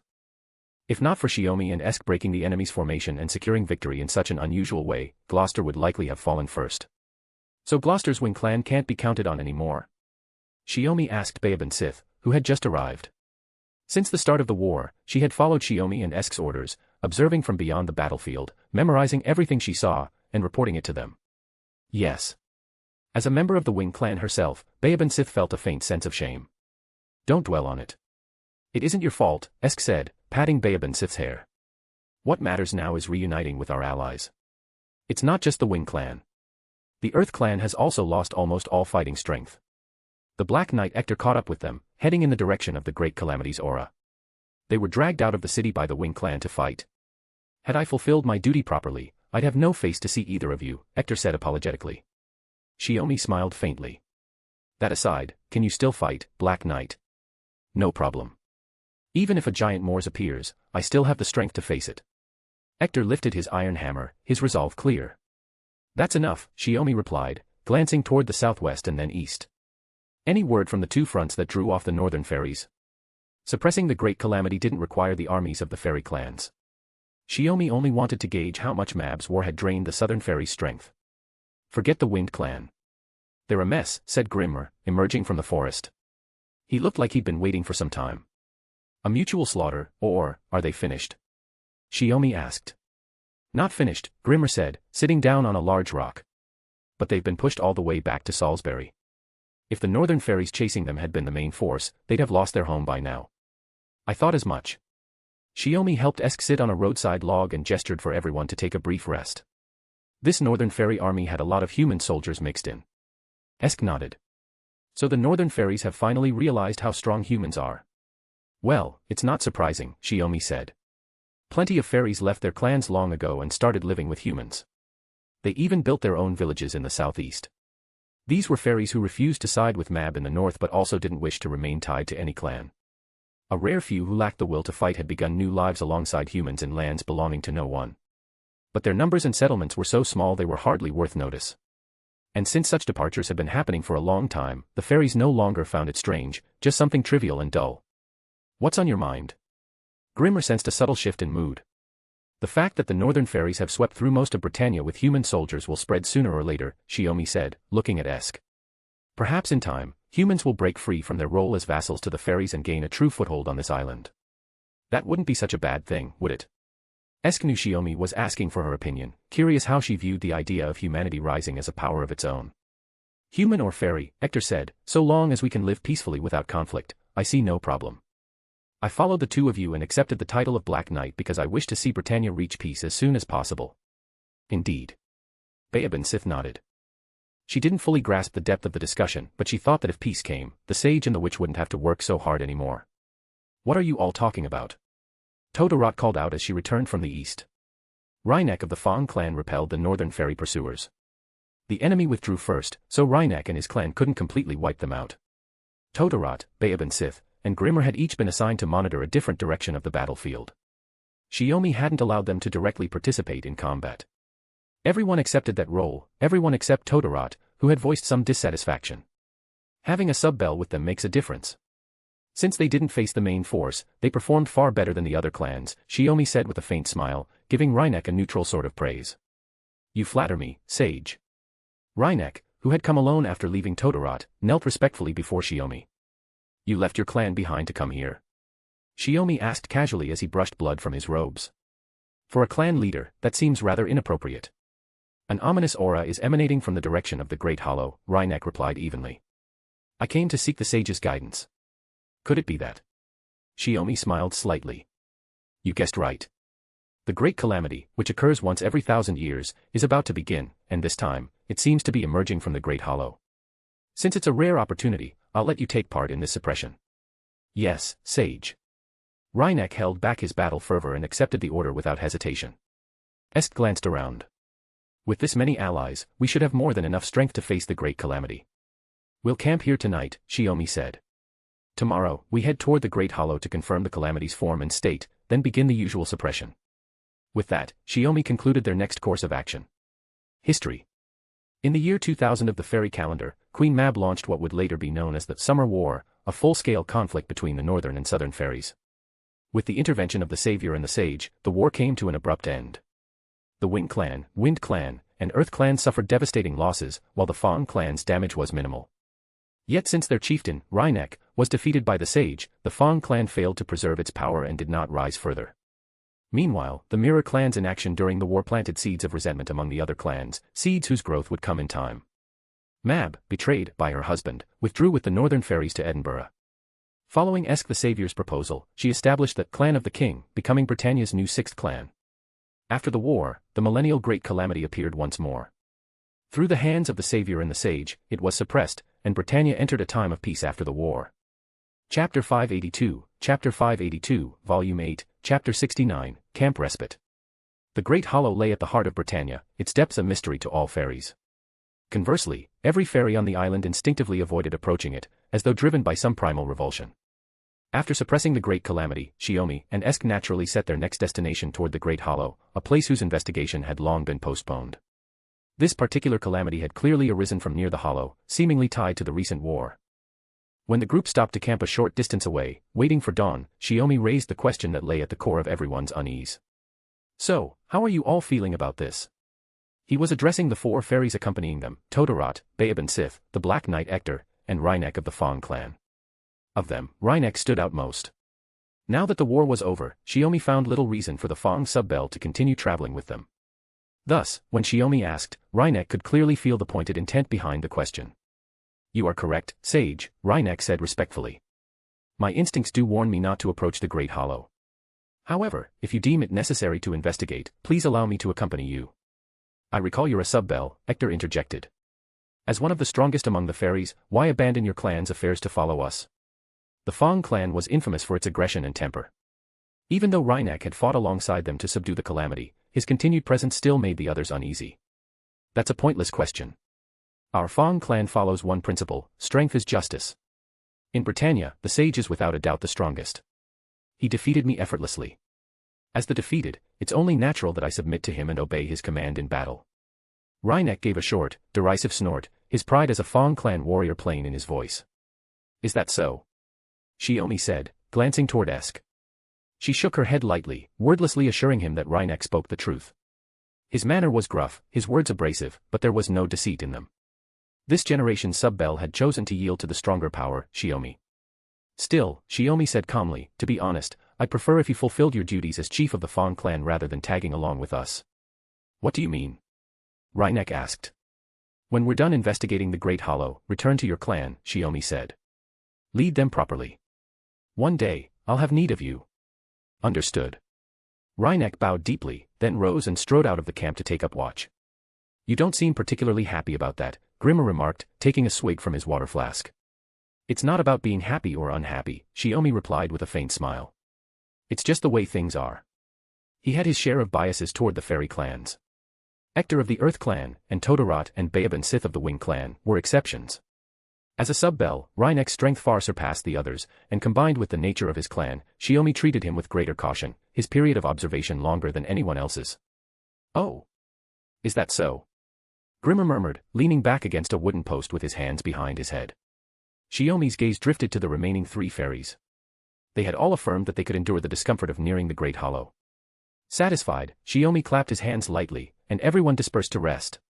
But while Esk and Shiomi were chatting idly with Babe and Sith, they overheard Ector nearby, speaking rather sternly to Todorot about something. "No, that's wrong. How many times have I told you? To dye something yellow, you need onion skins. For fading, use salt.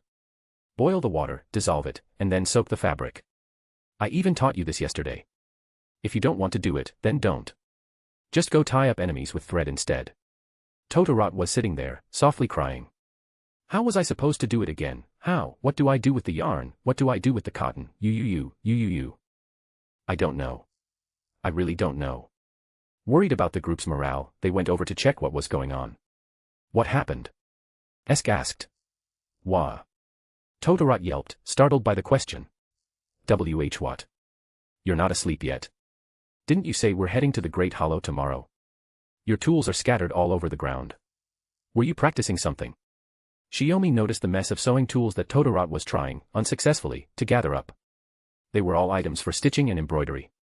"Because I said I'd make a wedding dress for Esk," Todorot confessed, realizing there was no point in hiding it. "But I only know how to stitch. I can't do anything else." "So that's why you asked Ector to teach you," Shiomi said, understanding dawning on him. "Judging by how this looks, it's not the first day you've tried. You must have started asking him for help sometime after we suppressed the Great Calamity, on the way here, right?" "Yeah." Todorot hung her head.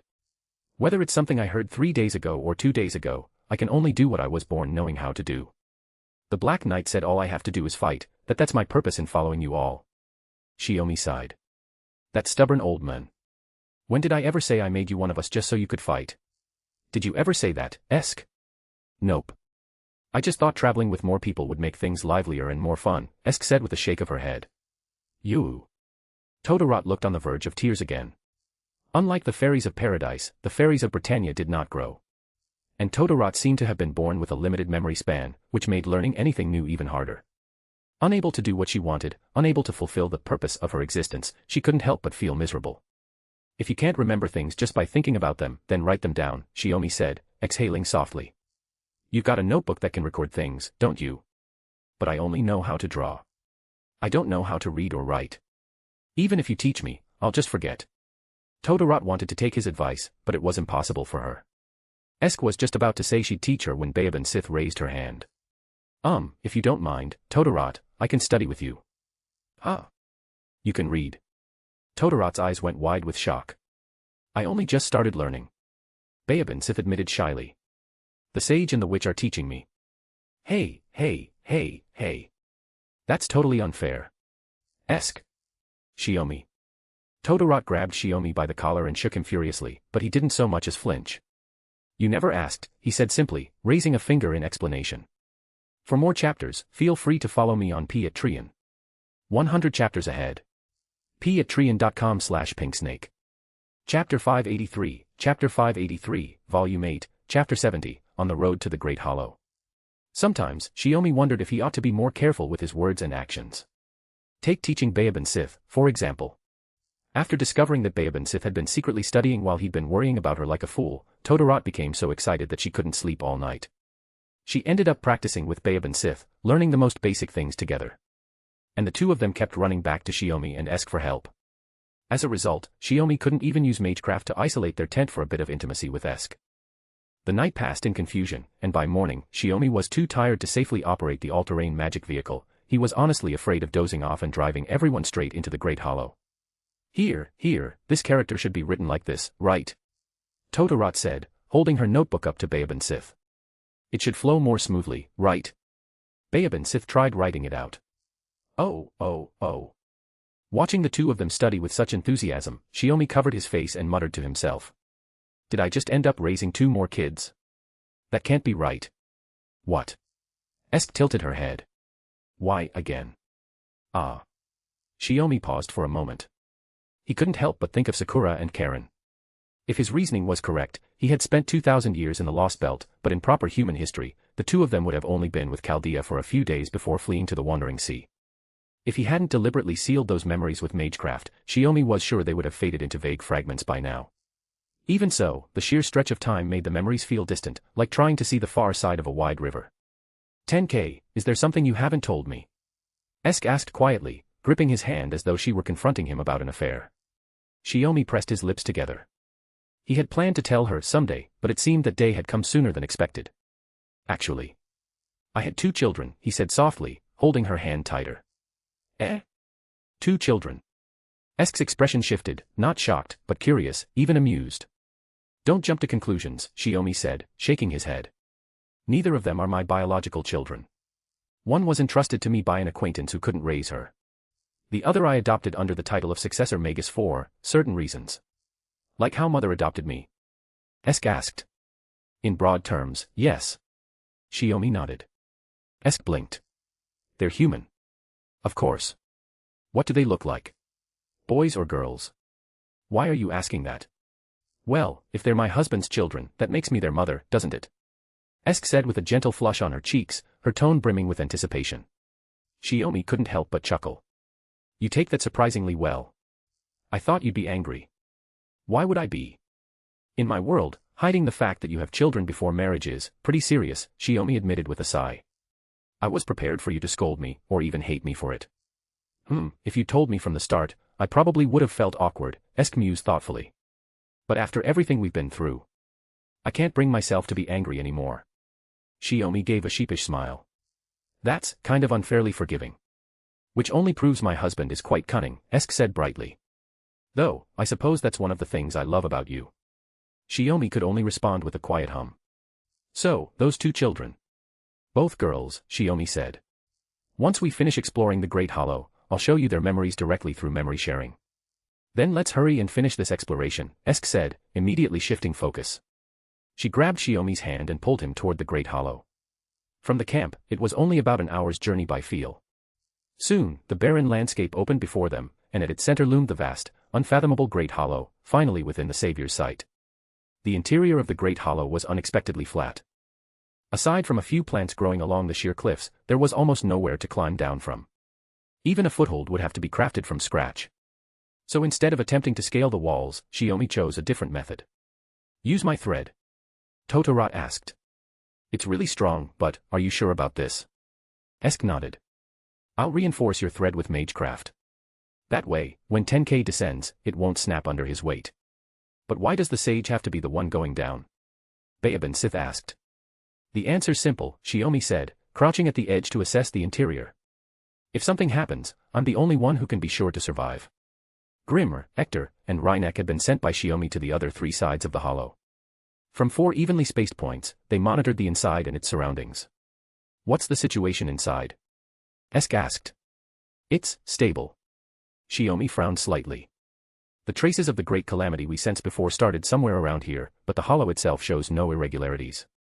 Grimmer and the others reported the same result. No matter how they observed or how deeply they probed, not a single trace of abnormal energy could be found. And that, no anomaly at all, was the strangest anomaly of all. As Britannia had expanded through centuries of war and bloodshed, why was this one place left untouched, unfilled, and unchanged? Nearly 10,000 years had passed, enough to turn seas into forests and mountains into plains in proper human history. Then, Esk hesitated. "I'm going down," Shiomi said. With Esk's support, Totoro's thread can extend about 8,000 meters. If it's still not enough, then that's where we stop. "And by stop, you mean?" Esk asked. "Retreat." Shiomi shrugged lightly. "Then we regroup, prepare more thoroughly, and try again." His calm, unhurried confidence seemed to steady Esk as well. She chose to trust his judgment completely. "Should we call Grimmer and the others back?" she asked. "No. Have them continue watching from their sides." Shiomi narrowed his eyes, wrapping Totoro's thread securely around his waist. "My gut tells me there's something down there, something that needs to be confirmed." Esk gave a silent nod and strengthened the thread with a reinforcement spell. Shiomi then traced a sigil in the air, completing a self-regulating protection spell across his body. "Well then. I'm going." He stood at the edge of the Great Hollow, spread his arms wide, drew in a deep breath, and leaned forward, plunging straight into the dark abyss below like a great black bird diving into endless night. Chapter 584, Volume 8, Chapter 71, Beneath the Great Hollow. 8,000 meters. A height nearly equal to the world's tallest peaks. On land, 8 kilometers might just be a long walk, but vertically, it was close to the depth of an ocean trench, far beyond the reach of human exploration. The Great Hollow was utterly empty. Dropping straight down from the surface, even Shiomi felt a flicker of unease within. It reminded him of the time during a singularity expedition when an unstable ray shift had left him materializing high in the sky. The key difference this time was that as he descended deeper into the hollow, the light completely vanished. Darkness enveloped him on all sides. Counting silently in his mind, Shiomi reached 40 before activating magecraft to lighten his body, slowing his descent. The silk thread tied around his waist slackened and curved, no longer pulled taut by his weight. Dust. That was the first thing he noticed. The hollow's dimensions hadn't changed, and there were no signs of life. Yet the air grew thicker with dust as he descended. The substance was something common in Britannia's atmosphere, though far thinner on the surface, so Shiomi quickly regarded it as another of this lost belt's peculiarities. However, unlike on the surface, the dense dust here was clearly rising from below. Even at a depth of nearly 8,000 meters, the particles maintained a faint upward flow, thinning gradually as they ascended. "Dust, something's burning." He cast a protective spell, shielding his body to keep the dust from entering his lungs.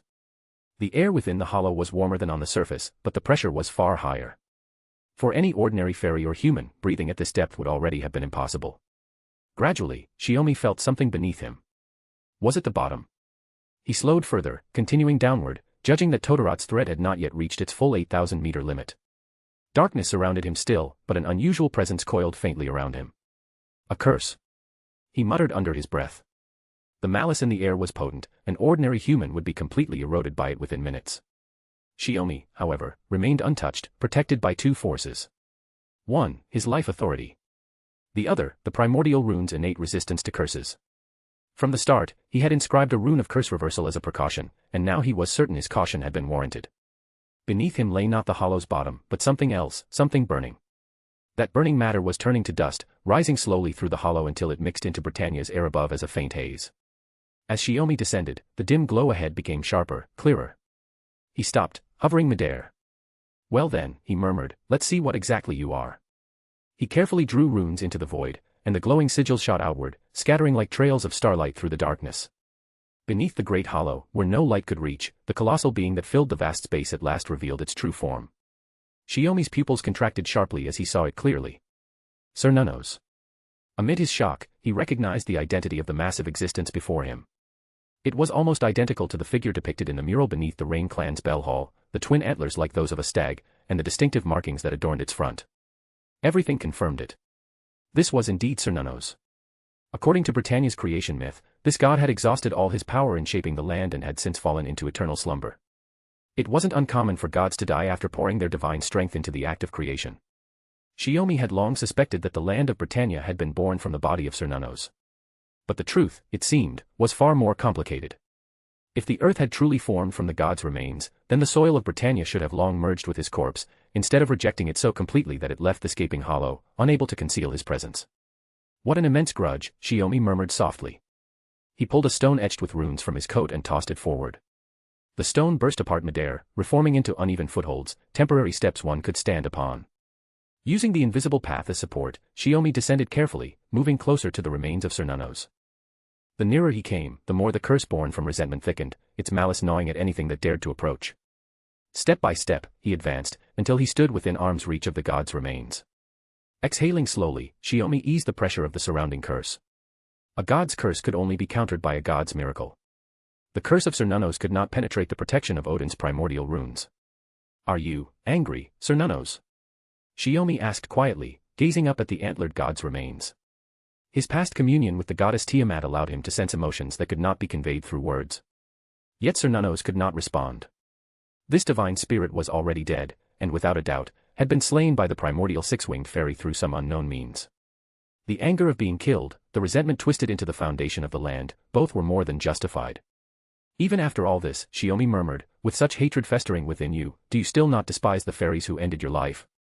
Even in death, what is it that you're hoping for, sorrowful god? The remains of Sir Nunnos gave no answer. They only continued to burn faintly, endlessly releasing cursed ash that drifted upward, eventually thinning, scattering into Britannia's air, becoming a silent, unseen part of the world itself. So your soul is long gone, Shiomi said quietly, yet your body still pulses with the vitality of the divine. That's why the earth of Britannia has never been able to consume you. He slowly raised his hand, palm facing Sir Nunnos. In that case, a sudden realization struck him. The instant his palm brushed the divine remains, a memory flashed in his mind, the mural in the Land of Rain. Beneath the six-winged fairy and the stag-horned god, a dragon-like creature was depicted, its jaws gaping upward as if ready to devour them both. I see. So that's the truth. You're not only a curse, you're also a seal. Shiomi withdrew his hand, watching the curse recede into the air. His fingers tightened into a fist. Sir Nunnos had left behind both wrath and compassion. And in that moment, Shiomi reached his own resolve. For more chapters, feel free to follow me on Patreon. 100 chapters ahead. patreon.com/pinksnake. Chapter 585, Volume 8, Chapter 72, Discernment. Todorot's silk thread carried the reinforcement Magecraft-esque had laid on it, and it also served as a line to talk with those below. Instead of descending slowly, Shiomi leaped down, nearly using up the thread in moments. When the descent finally slowed to a stop, Esk and the others waited at the edge of the great hollow. As the silence stretched and Esk started to fidget, calling down to Shiomi through the thread, the air began to roar. The ground suddenly shook for only a few seconds, like a sudden earthquake. Esk braced herself with her wand and barely kept from falling. When the tremors eased, she saw Shiomi already back on the ground, standing beside the great hollow.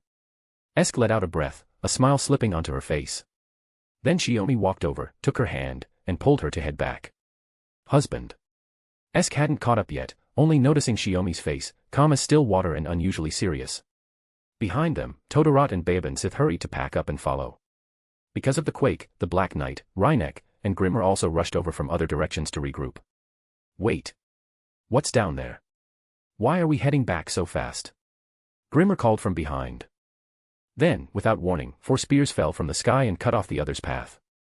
2 Gibalgs, plus Gungnir and Longinus. Shiomi stopped, stepped back 2 paces, and drew Esk behind him, wings spread to shield her. Grimmer, come here first, Shiomi said. All right. Grimmer understood what Shiomi intended and slipped between the spears to join them. In private, Shiomi often called him Satanta on purpose, or teasingly, Senpai. Only in times of war did he address him as Grimmer. What exactly happened? Why does Sage-sama look displeased? Hector asked. Having followed the savior and the sage for over 1,000 years, the ever-prudent Shiomi had never shown such deep wariness toward his companions. Shiomi spread his arms slightly, mana flowing over him. What comes next is a serious choice. You travel with us, yet you are fairies. You need to know this and decide your road from here. Please instruct us, Sage-sama, Reinek said. He felt an unprecedented fighting spirit. As a member of the Fong clan and a sub-bell, it thrilled him and sparked the urge to challenge. But he also knew this would be a defeat more absolute than last time, with no chance of survival. After all, in that recent battle, the sage never drew a weapon, defeating Reinek with magecraft alone. The 4 lances now barring their way were not to be taken lightly. Beneath the great hollow lie the remains of Cernunnos, the deity mentioned in Britannia's creation myth, Shiomi spoke slowly. The anger left behind by the divine remains transformed into a grudge, cursing Britannia. The reason lies in the sin committed by your fairy's original 6 ancestors. What sin? Totoro didn't understand. The act of murdering a divine spirit and using its remains as soil to create the land, Shiomi answered slowly. Of course, that was only part of the truth. Shiomi was certain there was more to the story, the fairy's transgression was far more complex. Wait, could it be that the remains of Cernunnos my husband saw beneath the Great Hollow are the source of Britannia's calamity? Esk, who shared the most information with Shiomi, was the first to grasp the implication. Based on current evidence, that is indeed the case. Shiomi nodded in affirmation, continuing to watch their separated companions. My and Esk's actions, our true purpose, is to settle this sin, one that cannot be erased no matter how many generations pass. As the only remaining fairy companions present, Shiomi believed these 4 deserved the right to know and to choose. After all, any other fairy, upon learning they were to settle a debt, would undoubtedly turn hostile. They wouldn't ponder what that debt truly was, nor would they ever acknowledge it. Settling a debt. Esk gripped her wand tightly, murmuring in a voice only she could hear. When she was first sent from the inner sea of the planet to Britannia, the only voice she had heard was this: go to Britannia and correct the error. Her original understanding was that Britannia contained an error that must be ended. But as she grew, Esk came to appreciate the Rain clan's intentions and chose to seek another path, leading to this pilgrimage that had lasted more than 17 centuries. Shiomi had not lied. Beneath the Great Hollow, he had discovered the remains of Cernunnos. Combining this with his long-term investigations, he deduced the true nature of Britannia's error. What Shiomi revealed now was not the purpose of Esk the Savior, but the mission of the Fairy of Paradise. After all, the day would inevitably come when Esk's true identity would need to be revealed to their companions. Aware of this necessity, Shiomi chose this moment to test their sincerity. If we truly bear sins that must be atoned for, then we should atone. What the sage and the witch seek to do must be right. Bayaban Sith was the first to step forward, crossing the barrier formed by the 4 spears. Her eyes were filled with nothing but devotion. For Bayaban Sith, who had endured so much torment, those willing to protect her and treat her as a companion were already like a faith she could continue to follow without question. Honestly, I don't really get this whole sin thing. My memory's terrible, I forget my own stuff easily. But I'll write this down and remember. After all, I promised you I'd make a wedding dress for Esk that she's never worn. Totoro didn't want to think about complicated matters. She had decided that Esk was an exceptional bride, so whatever Esk chose to do had to be right. No wonder the sage acted thus, even more radical measures wouldn't be out of place. The Black Knight strode unhesitatingly through the barrier, stepping up before Shiomi and the others. I follow you too for the prosperity of the Earth Clan and the peace of Britannia. Settling our fairy sins is part of that, it must continue. 3 fairies in succession, each in their own way, revealed their unshaken resolve. Only Reinek still stood motionless. The suddenness of it all left his not particularly sharp mind unable to process what he'd just heard. Yet the Fong clan had always lived by one rule. Therefore, there could only be one answer. If the sage says so, it must be true. For one possessing such power as yours has no need to lie in such a place. Unlike his companions, Reinek knelt halfway to the ground, speaking from the position of a vassal. Humph, that answer suits you well. Shiomi showed no surprise. With a slight wave of his hand, he withdrew the 4 spears. Chapter 586, Chapter 586, Volume 8, Chapter 73, Bayaban Sith's New Outfit. After concluding their investigation of the Great Hollow, Shiomi and his party set off toward the southeast. About half a day's journey from Oxford, Rhynek received Shiomi's orders and returned alone to the Fong clan to oversee affairs there. The Black Knight likewise returned to the Earth clan. Grimmer, as before, once again set out across Britannia on his rounds, gathering intelligence. Servants possessed the trait of near-eternal existence, as long as their mana wasn't depleted and their spirit core remained intact. Though he often reflected on how his time in this Britannia had stretched hundreds of times longer than his own lifetime, Grimmer regarded it all as one endless battle. He continued to fulfill his role as an observer, providing what assistance he could to Shiomi and Esk's endeavors, and discerning where the path before them would ultimately lead. Is it really okay? You went out of your way to confirm what we all thought, but now you're sending our companions away, Todorot asked during that night's camp. Not sending them away, Shiomi corrected. Assigning them to their duties. Rhynek is the clan chieftain, I need him to consolidate the clan's strength as much as possible. Ector is the Earth clan's finest warrior and craftsman, keeping him within the clan ensures its stability. Of course, neither Rhynek nor Ector could fully unite their people. The nature of the fairies meant that even with a leader, they wouldn't completely obey orders. They'd act on their own whims whenever they weren't being watched. The purpose of Rhynek and Ector's positions was to restrain most of their kin within the clan, making the group's overall movements easier to observe. Mr. Grimmer's task is to keep collecting information across Britannia, Beaban Sith said, peeking out from the tent while her body remained hidden behind the curtain. Then why are we the ones allowed to keep traveling with the sage and the witch? She was referring to herself and Todorot. Well, Esk hadn't thought about that and couldn't answer right away. Whether it's Grimmer or Rhynek and Ector, Shiomi explained, even if they're not invincible, they can at least protect themselves in a crisis. If you two had that level of combat ability, I'd have sent you out as well. But the truth was that, while Todorot was infamous for her temper within the Wing clan, her combat strength was only above average. And as for Beaban Sith, who had spent much of her life being bullied, the idea was out of the question.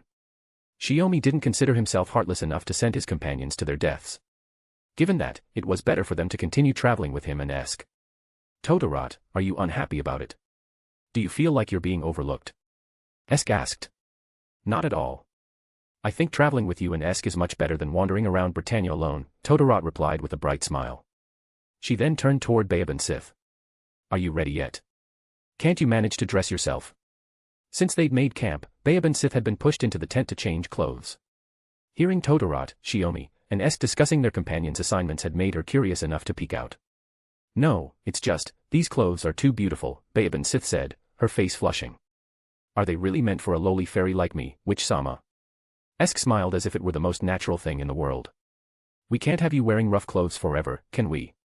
Besides, it's not like we have anywhere else to use our funds. Since you're technically my and Esk student, you should look presentable, Shiomi added lightly, poking the campfire with a stick. If you become famous in Britannia one day, it'd reflect poorly on us if you didn't.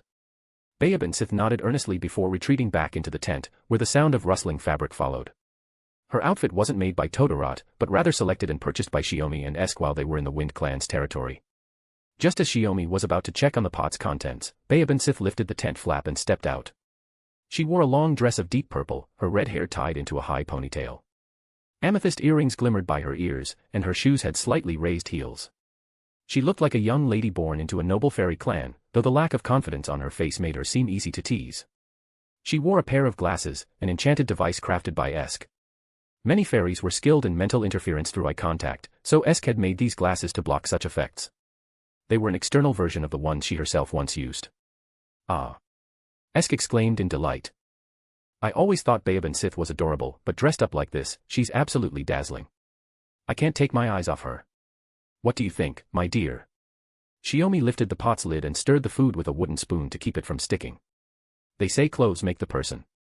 Girls should always dress up nicely, he said, his tone unconsciously softening with warmth and satisfaction. The others found it a little strange. But you sound just like a father, Esk teased. Told you, Todorot chimed in, grinning. Shiomi might not show it much, but he's a softie inside, especially when it comes to looking after people who can't take care of themselves. Beaban Sith, the main character of this little scene, flushed in embarrassment. Witch-sama, Miss Todorot, please don't tease me. How could a fairy like me possibly be the child of the witch and the sage? Don't listen to their nonsense. Dinner's ready, Shiomi said with an amused smile, smoothly changing the subject. His words had an immediate effect. The aroma of food filled the air, signaling the best moment of the journey, the meal. Todorot hopped over eagerly, bowl in hand, ready to claim her portion. Esk motioned to Shiomi not to wait for her, then pulled a white spell tome from her pack. To Baobin Sith's surprise, the cover shimmered and changed to a deep violet, matching her outfit. You mentioned wanting to learn magecraft from me earlier. But learning magecraft the normal way takes time. Let's take a shortcut. Start by learning to channel your mana into this book and use the spells recorded within. Witch-sama. Baobin Sith's voice trembled. She was almost in tears, never expecting her casual wish to be granted so easily. Shiomi passed a bowl to Todorot. Be careful. The book's filled with complete spell formulas.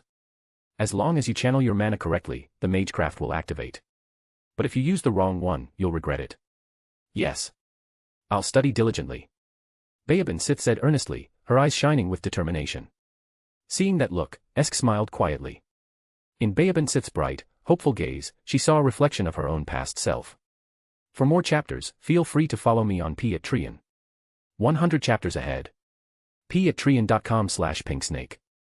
Chapter 587, Volume 8, Chapter 74, Unverified Blueprint. But honestly, I didn't expect you to give your own book to Baobin Sith. The next day, as they once again set out southeast toward Britannia, Shiomi, walking ahead, spoke casually with Esk. I think it's fine to give it to her, Esk replied with a shake of her head. It's something I no longer use anyway. Isn't it better to let it serve its purpose in more capable hands? Why? Shiomi asked. Huh. Esk blinked, not quite following his intent. Is it because Baobin Sith is the only fairy who's shown you kindness and gratitude? Or is it that, over this time, you found yourselves unexpectedly compatible, as companions, or even as teacher and student? Shiomi clarified. Esk tapped her chin in thought. I suppose it's a bit of both. Maybe I've been around you too long, Tenkei. I've absorbed some of your values. When Baobin Sith came to me, seeking knowledge, it felt familiar. Her curiosity does resemble yours, Shiomi agreed.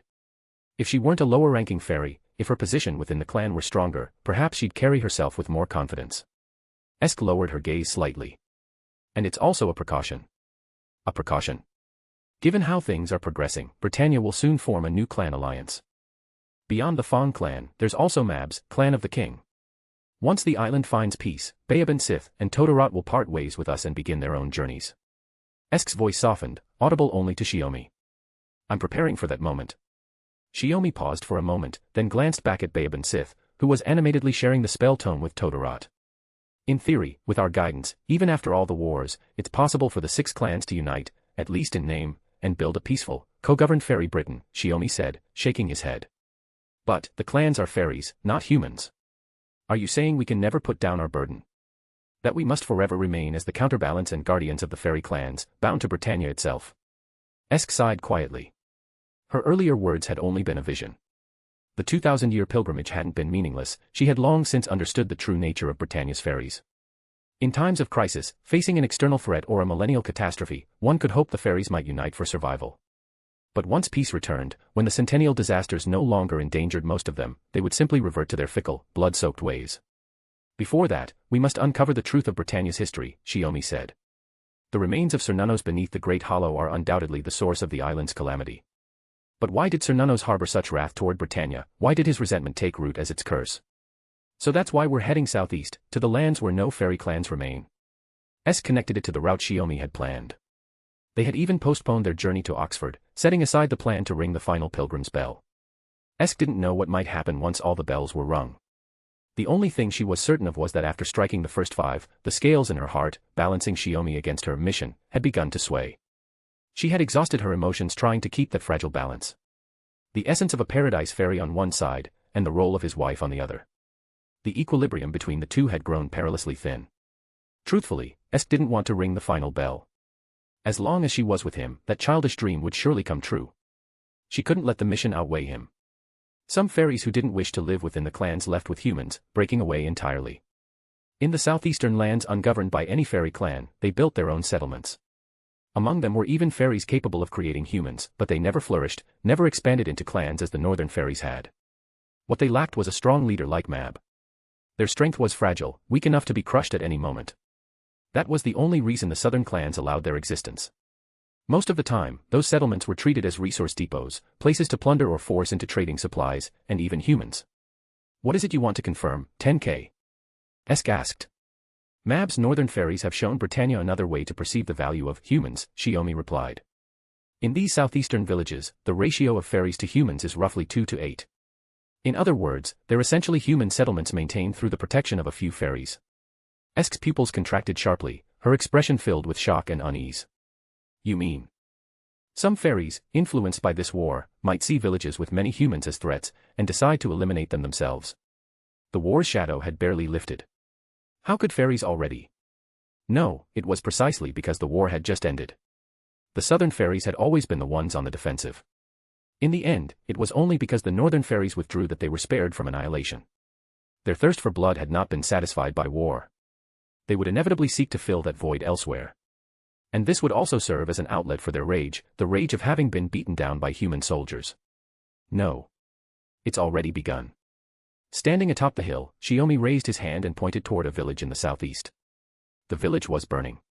Even from this distance, they could see fairies rampaging through the flames, slaughtering indiscriminately. Neither humans nor fairies were spared.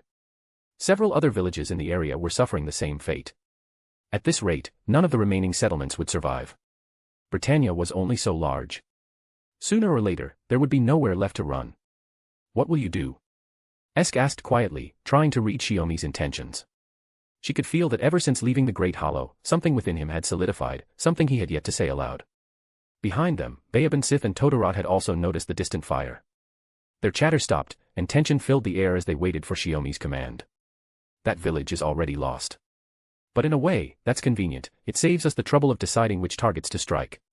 Shiomi lifted his arm high. Mana surged upward, interfering with the sky itself. Clouds thickened and rolled together, thunder crackled across the heavens. The air grew heavy as vast mana gathered directly above the burning village. By the time the fairies realized this storm was no natural occurrence, divine lightning had already fallen, obliterating them and turning their bodies into dust amidst the smoldering ruins. History. In the autumn of fairy year 2000, shortly after the end of the Summer War, a faction of the Wind Clan and Fawn Clan launched attacks and massacres against human villages in southeastern Britannia. This sudden and senseless slaughter met with a punishment worthy of divine wrath. Afterward, the Sage and the Savior descended upon the surviving villages, becoming protectors of both the humans and fairies there. The small, struggling settlements gradually merged over time. That was the origin of the city later known as Londinium, the stronghold of the human army that would come to be called the Knights of the Round Table. Chapter 588, Volume 8, Chapter 75, Londinium. It was the year 400 of what would later be known as the fairy calendar.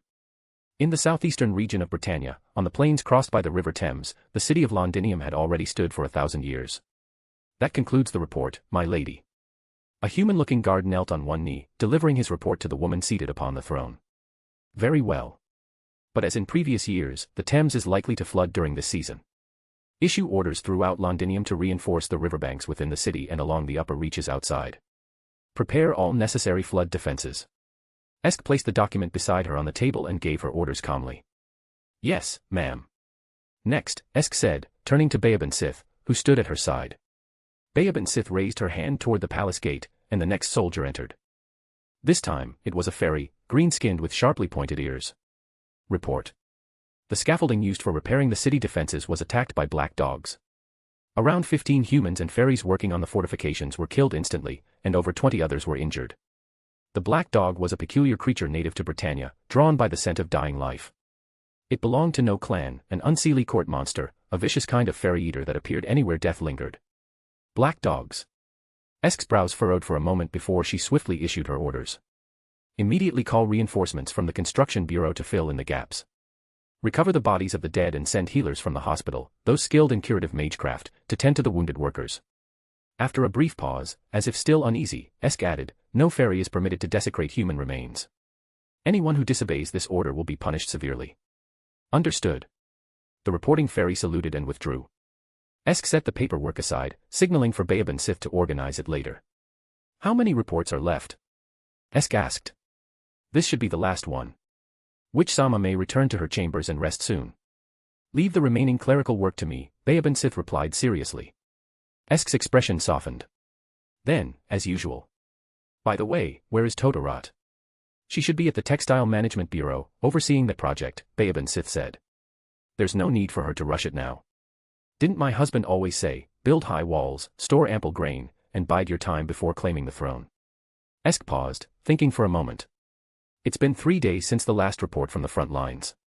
Any new updates? not yet. Before Baobin Sith could finish, a soldier came running through the palace gates, holding a special token and a sealed letter, proof of his right to move without obstruction.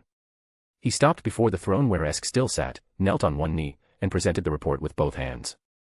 The Lord Commander sends a message from the front lines for the lady of the castle to review. Baobin Sith descended the 3 steps leading from the throne, took the report from the messenger, dismissed him to rest, and then brought the document to Esk. Esk opened the battle report, quickly scanning the familiar handwriting before her eyes lit up with joy. My husband has once again achieved a decisive victory against the anti-Londinium coalition, she said, handing the report to Baobin Sith for filing. He'll be leading the army back to Londinium in triumph within days. That's wonderful news, Baobin Sith replied, sharing Esk's genuine happiness. 3 months had passed since Shiomi had led Londinium's Round Table army to campaign against the hostile forces. Esk had never worried about his defeat, rather, she sometimes found herself wondering why subduing the allied fairy clans, those who had broken away from their own and turned against Londinium, took so long.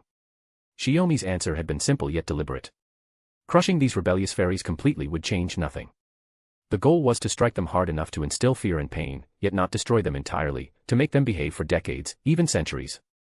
Extermination would only lead to their rebirth elsewhere, as new generations who remembered nothing of their predecessors.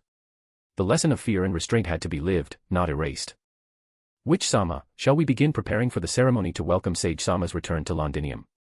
Baobin Sith asked. Esk returned from her thoughts. Yes. I'll leave that to you. Baobin Sith bowed, gathered the reports to be archived, and departed the audience chamber to begin preparations.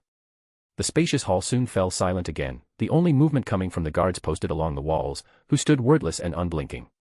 The lady of the castle, huh? Esk stretched lightly. Even though the guards paid her no mind, she still wished to maintain a measure of composure before others. In the autumn following the end of the Summer War, Shiomi had eradicated the fairies who attacked the villages. Together with her, and accompanied by Todorot and Baobin Sith, he entered the surviving settlements. Before long, those villages submitted to his power and accepted his rule. The once scattered settlements gradually united. 1,000 years ago, they became the foundation of a new city, Londinium, built along both banks of the River Thames. The city had been constructed not through magecraft, but through centuries of labor by fairies willing to coexist with humans, alongside the humans who lived there. Here, humans could live. And fairies who chose to live as equals among them could live too. That was Londinium's most fundamental rule. Even such a simple rule was enough to unsettle the other fairy clans.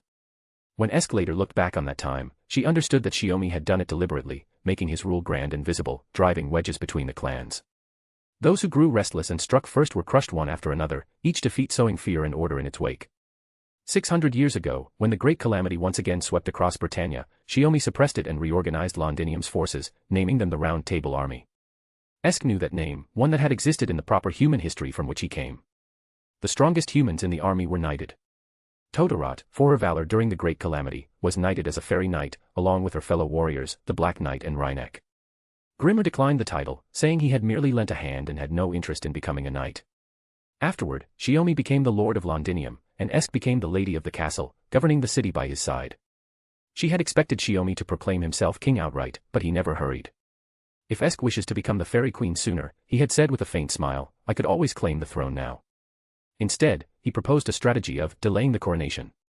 Though, as he'd admitted, it was merely imitating history. Standing on the terrace of the royal chambers, Esk gazed out over Londinium.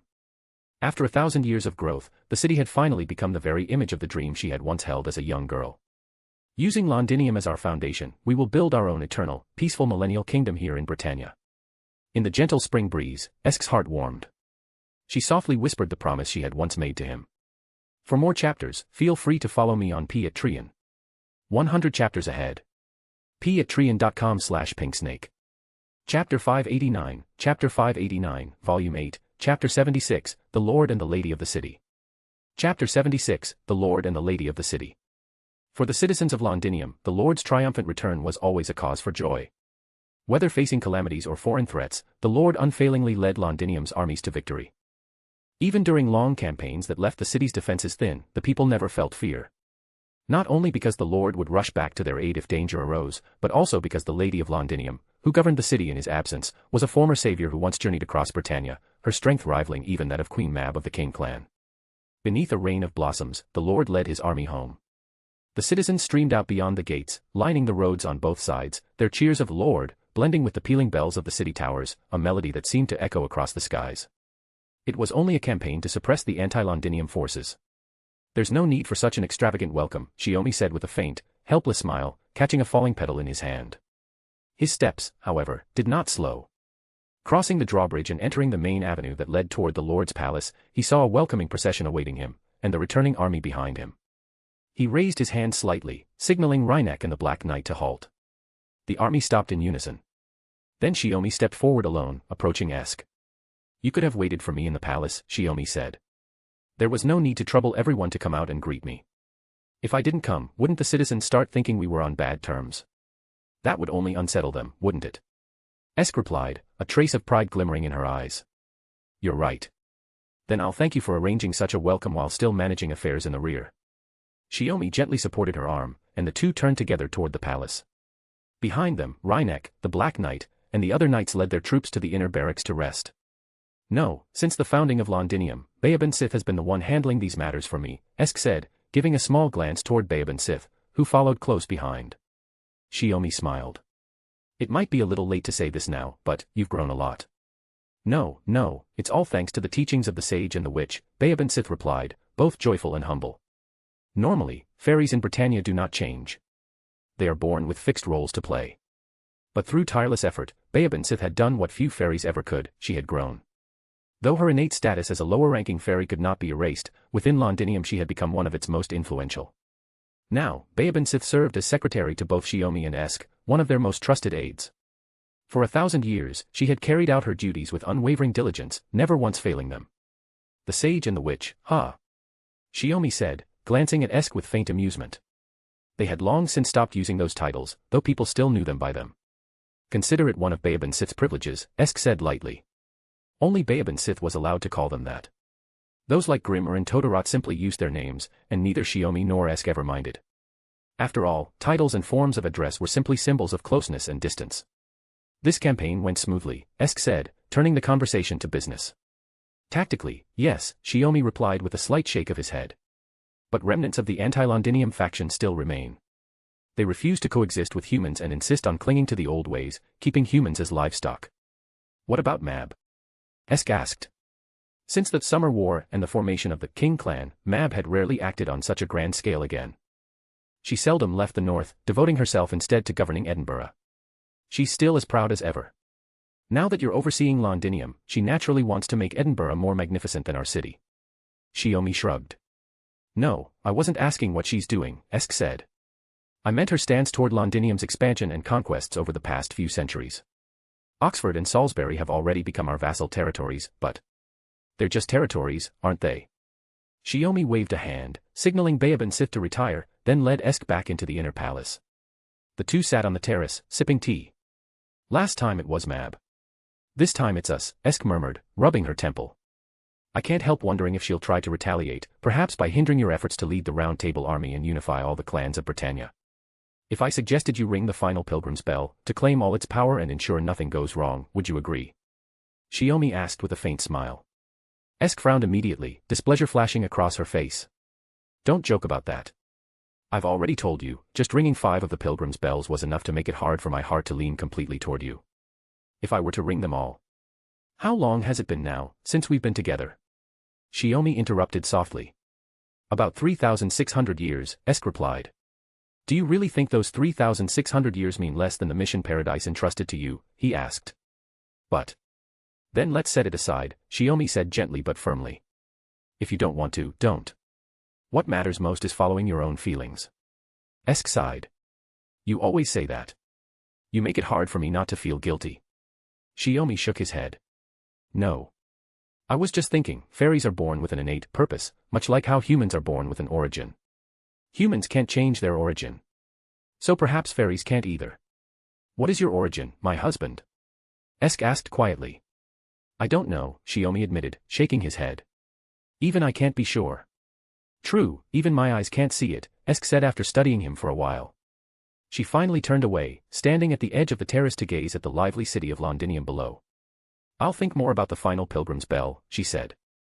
After all, we're already so close to the dream we once envisioned. Shiomi thought for a moment. That's fine. Take your time. What we're doing now might already diverge from your original mission. If you did ring the final bell, you might even resist continuing on this path yourself. It's not that dramatic. I'm just afraid I'll end up obsessed with my duties, so focused on them that I stop thinking about you, Esk said, her eyes darting shyly like a child's. Sounds like you're love-struck, Shiomi teased. You're one to talk, Esk shot back with a bright smile. Shiomi nodded in amusement, then grew serious again. The resistance forces are starting to consolidate. I plan to attack once they've gathered their strength, but before they've had time to establish themselves. When? No later than autumn. Autumn, huh? Esk repeated softly. Chapter 590, Volume 8, Chapter 77, Textile Management Bureau. Tailor. Done. Now for the embroidery patterns. Inside the Textile Management Bureau's workshop, Todorot called out excitedly. Esk's outfit will have purple roses. As for Shiomi's, When it came to deciding the embroidery patterns, Todorot found herself stumped. She realized that despite being companions, she didn't know the slightest thing about Tenkei Shiomi's preferences, yet she knew the others so well. Use silver thread for the roses. Shiomi's voice came from the doorway. Startled, Todorot looked up to see him entering with Esk, Babe and Sith following behind. Eh? You're back from the war already, Shiomi, she exclaimed, clutching her head in mock surprise as she shouted cheerfully across her private workshop. I figured Esk's welcome ceremony for me had the whole city out watching the spectacle. You didn't go? Shiomi asked, not at all offended. He exchanged a quick glance with Esk, both of them sharing an amused look. Esk, with a teasing but gentle tone, said, all right. We've been companions for so long, missing one welcome doesn't matter. She's been focused on designing our new clothes anyway. Whether for official occasions or casual ones, she's made plenty, Shiomi remarked. Todorot puffed up proudly. This isn't just for any formal event. These are the clothes you'll wear when you're crowned King of Britannia. And by then, Esk will be the queen consort, she needs her outfit too. The coronation ceremony. Shiomi raised an eyebrow and shook his head with a wry smile. Didn't I say we're still far from that point? Esk sat down in a nearby chair and picked up a fabric sample from the table, examining it closely. My husband may be swift and decisive in battle, but he's exceptionally cautious in all other matters. Still, we can't ignore the will of the people of Britannia.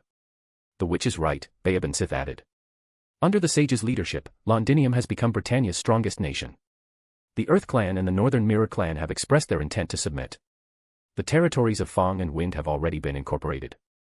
Wing remains neutral for now, but that's only a matter of time. She concisely laid out the current state of Britannia. Though Londinium's rule only truly extended over the southeastern part of the island, years of constant warfare had left only scattered forces unwilling to submit, those who still rejected coexistence between humans and fairies. And the King clan, Shiomi said, watching as Todorot flipped open her sketchbook to show him her embroidery designs. Don't forget, if not for how things ended, the summer war wouldn't have concluded so hastily. Do you think Mab still wants to fight again? Esk asked. Since Londinium's founding, she's often reached out for diplomacy and trade. Shiomi folded his arms thoughtfully. Maybe it's all just to lower our guard. She could be waiting for the moment I can't resist crowning myself King of Britannia, then she'll rise, rally the dissenters, and bring them under her command. That's not impossible, Esk admitted, half persuaded. Oh, you're all overthinking it, Todorot said with a laugh. We can make the clothes now, you never know when you'll need them. I don't really understand all that strategy stuff, but if another summer war happens, I'll be on the battlefield too. Esk frowned slightly. You haven't gone rusty, have you, Todorot? I'm a fairy. How could I go rusty? Todorot declared confidently. Shiomi, however, didn't seem so sure. He looked between Babe Sith and Todorot. Fairies in Britain rarely live beyond a few hundred years, yet you've both stayed by our side for over 1,000. No, Babe Sith replied calmly. I can feel it, I haven't aged at all. Me neither. Me neither. Todorot said brightly. And what about the Black Knight? He's been with you even longer, right? He still looks exactly the same. Esk pondered for a moment. According to past records, Britannia's fairies usually die either after losing their purpose or by turning into Moors during calamities. Add to that the countless conflicts and wars, and only a few high-ranking fairies manage to live long lives. Like Minerva of the Wind Clan. Todorot pointed out. I remember that one's been the clan leader for 3,000 or 4,000 years already. Is that so? Shiomi recalled. It was most likely a consequence that arose after the fall of the Rain Clan. Conversely, it also meant that fairies like Todorot, Babe Sith, and the Black Knight, those who had long stayed by their side, had been under his and Esk's protection all this time. They would not perish in calamities, nor face enemies they could never hope to defeat. Thinking of this, Shiomi felt a quiet sense of warmth. The longer one lived, the more one came to treasure old friends. He reached out and gently ruffled Todorot's hat. Come to think of it, he said, shouldn't the queen be a little more dazzling than the king? What do you mean? Todorot perked up, instantly curious. The opinion of the person wearing it was what mattered most. If the clothes she'd poured her heart into didn't match their taste, Todorot would be left with regret. Adorn the hem of the skirt with pearls, and add a world tree motif, Shiomi suggested, looking at Esk. The world tree suits her better than roses. The world tree is beautiful, but wouldn't it look too barren? Esk replied. Then let's take a different approach. What if the entire pattern is decorated with pearls instead? Shiomi offered. Esk almost choked on the tea she'd just lifted to her lips. Wouldn't that be too extravagant? You're the queen who will rule beside me, Shiomi said as he walked over and took her hand. You can't be crowned without brilliance to match. How did we end up here? Esk murmured with a faint smile and a touch of reproach. From traveling across Britannia to uniting the clans, to suddenly becoming the ruler of Londinium, then conquering and subduing opposing forces, she had gradually set forth on the path to unifying the land through war. Every day demanded new decisions, and life overflowed with constant change. Only when she occasionally turned back did she realize just how far they'd come, as if there had been a single moment that divided past and present. Esk didn't reject what they had now, she simply found herself reflecting on the journey that brought them here. Step by step, we've made it this far, Shiomi said thoughtfully. Todorot, please keep refining the clothing designs. If you come up with new ideas, have someone deliver them. That won't do, Todorot replied firmly. I'll bring them myself, it's more reassuring that way. Either way is fine, Shiomi said with a faint smile. I'll leave it to you. For more chapters, feel free to follow me on p@trian. 100 chapters ahead. p@trian.com/pinksnake. Chapter 591, Volume 8, Chapter 78, Prophecy of the Priestess. After finalizing the remaining details for the coronation robes with Todorot in her workshop, Shiomi and Esk left the Textile Management Bureau, with Baobin Sith still following close behind. If Shiomi wanted to be alone, he would signal it. Since he hadn't, Baobin Sith was free to leave or stay. She chose to stay, after all, there was nothing else for her to do. Only when working for them did she feel her life filled with true purpose. Once, she had been a useless lower-class fairy, living only to drink blood. Now, she was helping the revered witch and the sage govern a city. She felt deeply content, wishing this happiness could last another 1,000 years, and countless more beyond that. Baobin Sith would live for the sage and the witch. During this expedition, I visited Oxford and Salisbury, Shiomi said as they walked through the garden. I found some ancient records. Baobin Sith quickly opened her notebook to take notes, but Esk gestured for her not to. Just listen, she said softly. Is this about your research into Britannia's history? Esk asked. She knew about his investigation. Ever since their expedition to the Great Hollow, Shiomi had been carefully collecting data. But between governing the mixed human-fairy settlements and guiding them step by step toward becoming Londinium, his research had been carried out in fragments. Now that the name, Lord of Londinium, had spread throughout the island, countless eyes were watching him closely. Wanting to keep this matter secret, Shiomi had only told Esk and a few trusted allies. It's interesting, actually. This time, I discovered something rather unusual, Shiomi said. The prophecy of the priestess. A priestess. Esk looked surprised. In all recorded history, there had never been mention of such a figure. Was this priestess human? Baobin Sith asked. She had read extensively about this kind of history. Since the sage had once described it as the fairy's original sin, she had tried to remember every detail, pondering its meaning ever since. How perceptive, Shiomi said with a faint smile, exchanging a glance with Esk. We'll talk about the prophetess herself later. For now, let's focus on the prophecy. He reached out, brushing his fingers through the uneven blossoms in the garden. In short, he said, the priestess foretold that Britannia would be destroyed by the insect of the abyss after 4 wars, spring, summer, autumn, and winter, each sweeping across the island. His tone was calm, but Esk couldn't relax. Baobin Sith's legs gave out beneath her, she nearly collapsed from shock. Spring, summer, autumn, winter. The spring war and summer war have already happened. Only autumn and winter remain, Esk murmured. Then realization struck her. Tenkei, when you said you'd launch a full-scale attack on the remaining opposition this autumn, were you trying to confirm the prophecy's autumn war? No, Shiomi replied. It was only after reading the prophecy that I realized our actions so far may have unintentionally aligned with it. Whether I wish it or not, the offensive must begin once autumn arrives. Too soon or too late, and it would be meaningless. His voice grew heavier.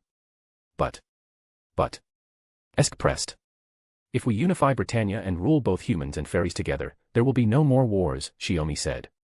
The Winter War will never come to pass. Since the future isn't fixed, we'll choose our own path, and avoid the prophecy of destruction. Esk fell silent, deep in thought. Shiomi's reasoning resonated perfectly with her own. Once, as the counter-force of the fairies, they journeyed across Britannia, quelling calamities and mediating disputes, yet even so, war could not be eradicated. Rather than allowing the fairies to develop on their own, it was better for them to take control. The Undying King took Britannia into his hands and extinguished the seeds of war. It's almost like defying fate, Esk murmured with a sigh, though genuine laughter shone in her eyes. But if it's the sage and the witch, no matter what fate it is, they can overturn it, Baobin Sith said earnestly. Hearing you say that encourages us greatly, Shiomi replied with a gentle smile. Esk nodded. We're not fighting alone. We have many we can trust. Shiomi plucked a white flower from the flowerbed and tucked it into Esk's hair. Now, about the priestess, he said, his tone still calm. Of course, most of what I'm about to say is speculation based on the information we have. Go on, Esk said, brushing her fingers against the flower. From my deductions, Shiomi continued, the priestess is likely the progenitor of the remaining humans in Britannia. Humans can't reproduce on their own. After Cernunnos's death, the priestess must have been disassembled in some way, yet she didn't die. Instead, she became the base material the fairies used to create humanity. The thought made Baobin Sith's face go pale. Then, all of Britannia, even the humans here, were created in the workshop. As a fairy, raised with that understanding, she neither knew nor could recognize there was anything wrong with such a birth. Only Shiomi could perceive it. And only Esk, who had shared countless human experiences with Shiomi, yet had never chosen to bear a child, understood immediately. Then the remnant, could it actually be the priestess? Baobin Sith had read that epic countless times. She had always believed its vagueness was due to the distant age it described. But in truth, it was not. If that's the case, then Cernunnos didn't die from exhaustion, he was slain by the first 6 fairies. And the beast god's priestess was used like that. Esk felt a dull ache in her chest. To not only slay a god, but also turn his priestess into a mere tool, the original sin of fairy Britain ran deeper than she had imagined.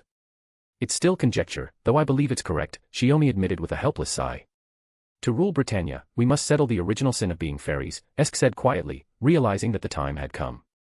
Even if we keep silent, sooner or later the fairies will. She knew she had been avoiding her duty. But duty was something given, not chosen.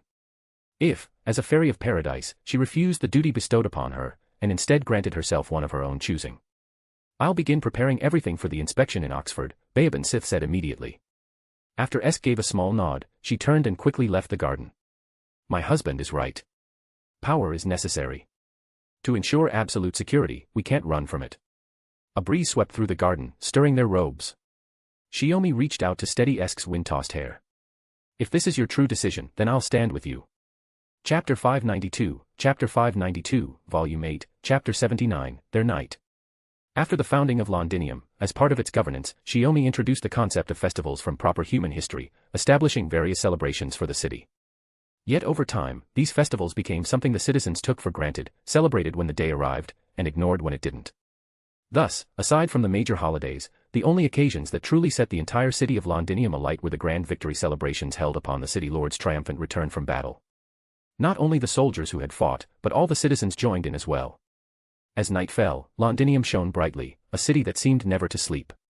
Songs and laughter from the festivities echoed even up to the highest terrace of the palace. I was wondering why I didn't see my husband at the gathering. No wonder, the crowd has spilled over here. As Shiomi gazed out at the glittering city below, Esk's voice came from behind him. You're the one who's already tired? Shiomi asked. This victory banquet was meant for the soldiers who fought.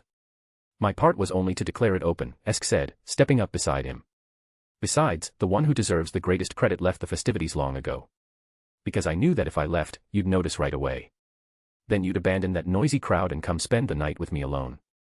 Shiomi smiled with a hint of pride, clearly pleased with himself. You just didn't want to celebrate with everyone else, did you? Esk stood next to him. I heard you replaced all the soldiers guarding the city gates tonight with humans. Shiomi nodded. At this rate, the celebration will probably last until dawn. Do you really think the fairy soldiers would stay on duty all night, even with rewards offered? That's a sharp point. I can't argue with that. Esk let out a small, bitter laugh. His concern was justified. If fairies were among the guards, they'd eventually grow restless in the late hours, unable to bear missing the celebration. They'd think, It's fine to slack off a little, Londinium is always peaceful, and slip away from their posts to join the merrymaking. Acting on whim without concern for consequences was in their nature, even if it meant facing harsh punishment afterward. Besides, even if guards are posted at all 4 gates, if any opposing faction uses this chance to gather and launch a surprise attack, the small number of troops on the ramparts wouldn't be enough to hold them off, Shiomi added. So let them celebrate. I'll protect our city. Our city. The words stirred something in Esk. She repeated them softly, then said, in that case, I'll stay with you. But this is so boring. Shiomi picked up the wine jug from the terrace table, poured 2 cups, and handed one to Esk. Not necessarily. Esk took the cup and smiled faintly. What she didn't say aloud was that even though Londinium had flourished and found peace under their rule, where humans and fairies now lived side by side, she still found it difficult to feel any real affection for the citizens. Just as the fairies of Britannia instinctively despised the fairies of Paradise, so too did the Paradise fairies struggle to feel any fondness toward the Britannia fairies. The only ones she could ever truly trust were that small group of companions. And the only one who could make her smile freely, without a single worry, was the husband standing before her. Say something.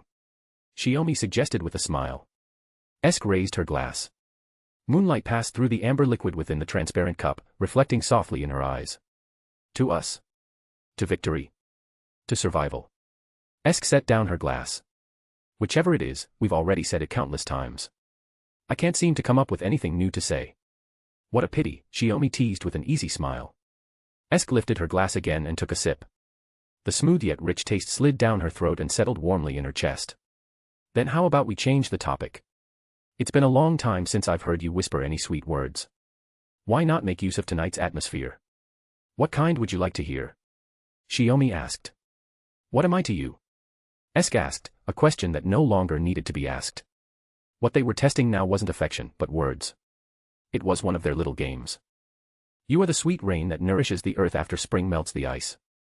You are the dawn light of summer that wakes my sleeping heart. You are the cool breeze dancing through autumn leaves, dispersing the drifting mist. And you are the spark struck from flint in winter snow, driving away the biting cold. Shiomi set his glass before Esk and lightly tapped it against hers, producing a clear, pleasant chime. New lines again, as expected. Esk felt her cheeks grow warm. It had to be the wine. After all these years together, how could such honeyed words still make her blush? Then should I stop? Shiomi asked. I never said you should stop, Esk replied, trying to keep a straight face. If you were a song, I would never stop singing. If you were a hymn, I would never stop praying. Before the words faded, Esk leaned in and kissed him, the taste of wine still on her lips. With that, she ended their little game. Seems I still can't beat you. Should have known better than to make a fool of myself, Esk said, her slightly swaying body betraying her good mood. You were the one who started it, and now you say you regret it. Shiomi sat down, resting his chin on one hand as he leaned lazily against the table. Lady City Lord, you can't just go back on your word. I never set any rules or decided on rewards or punishments for winning or losing, Esk said, attempting to sound sly, unaware of how captivating her expression had become. Shiomi chuckled. Right. How could I forget something that important? Then the two burst into laughter. Their voices drifted out over the terrace, merging into the distant clamor of the city, unnoticed by anyone. Being with you is the most relaxing thing of all. I don't have to act like the city lord's wife or a savior. Esk settled herself comfortably in his lap. Are you tired? Esk looked into his eyes, where the starlit night was reflected. Not tired. It's just the difference between carrying a burden or not. Only by your side can I truly be Esk, the Paradise Fairy once called Morgan Le Fay. Then would you like to go further? Return to your true nature. Shiomi's hand slid around her waist. Through that touch, his magical energy flowed into her magic circuits, and Esk's breathing grew a little faster. Didn't we agree to watch over Londinium? We can do both. Perfectly fine, isn't it? True enough. Esk felt her strength melt away, her body soft against his. She leaned gently into Shiomi's shoulder and affectionately nipped at his earlobe. For more chapters, feel free to follow me on Patreon. 100 chapters ahead. patreon.com/pinksnake. Chapter 593, Chapter 593, Volume 8, Chapter 80, Their Night. Water or wine? When Shiomi asked this, Esk was casually wrapped in a blanket, sitting on the large bed in the bedchamber. Water. Esk waved her hand lightly, fanning herself. I feel a bit parched. That's to be expected. Shiomi handed her a cup of clear, sweet water. Esk lowered her gaze, looking at her bare legs. Her feet rested on the soft carpet beside the bed, the plush texture was so yielding her toes almost sank into it, sending her thoughts briefly adrift. My husband truly makes no pretense, like a beast that hasn't eaten in ages. Esk tipped her head back and drained the cup. The cool water soothed her dry throat. This time we were apart for 3 whole months, 3 entire months. Shiomi raised 3 fingers, his tone open and unguarded. You weren't thinking about these things the whole time on the battlefield, were you? Esk asked. That would be rather strange. Shiomi waved his hands in denial. Even I wouldn't go that far. Esk held out her empty cup toward him. Another. Shiomi picked up the jug and refilled it for her. More and more fairies are trying to enter Londinium lately, to become its subjects. Esk gazed absently out the window. The city below still glowed brightly, but the faint light at the edge of the sky already heralded the coming dawn. They're fairies from all the different clans. Ignore them. Shiomi shook his head. If you leave it be, their admiration for Londinium will eventually turn into resentment, Esk said after a moment's thought. Are you deliberately trying to force the fairies to reveal their true nature? No. I simply believe that as the number of fairies increases, the cost of governing the city will soar. Shiomi reached out and brushed away the damp strands of hair clinging to her forehead. Londinium's current prosperity and stability exist only because the number of fairies is limited, and humans remain the majority. Esk thought for a moment. Then you intend to maintain this policy without wavering? Hard to say. Shiomi shook his head. When the autumn campaign ends, whether I wish it or not, my coronation as King of Britannia in Londinium will be inevitable, Shiomi said. Dragging things out any longer will only create unnecessary complications. So you mean, Esk understood immediately. Once the coronation date is set, fairies from across Britannia will flood here. It'll be impossible to keep enforcing the ban. She shook her head again. No, we could still issue a strict order forbidding foreign fairies from attending the coronation. But that would be no different from driving them out by force. The inherently unruly fairies would only find new excuses, transforming themselves into yet another opposition faction. No. Think of it as giving them a chance, Shiomi said, shaking his head. The beast gods remains within the Great Hollow, the ceaseless disasters, all of it declares the original sin of Britannia's fairies. He met her gaze. The fairies' continued existence, coupled with their refusal to acknowledge that sin, is the true source of Britannia's unending calamities. My husband means. If the fairies of Britannia can accept the millennial kingdom we've built in Londinium, allow its peace to spread across the island, and begin to face and acknowledge their ancestors' mistakes, it might not be such a bad thing, Shiomi said calmly. By then, Esk's mission, to correct Britannia's wrongs, could finally be fulfilled. But Esk knew well that what he described was the best possible ideal. Allowing the fairies to pour into Londinium, yet not truly trusting them. Esk set down her cup and sank softly onto the bed.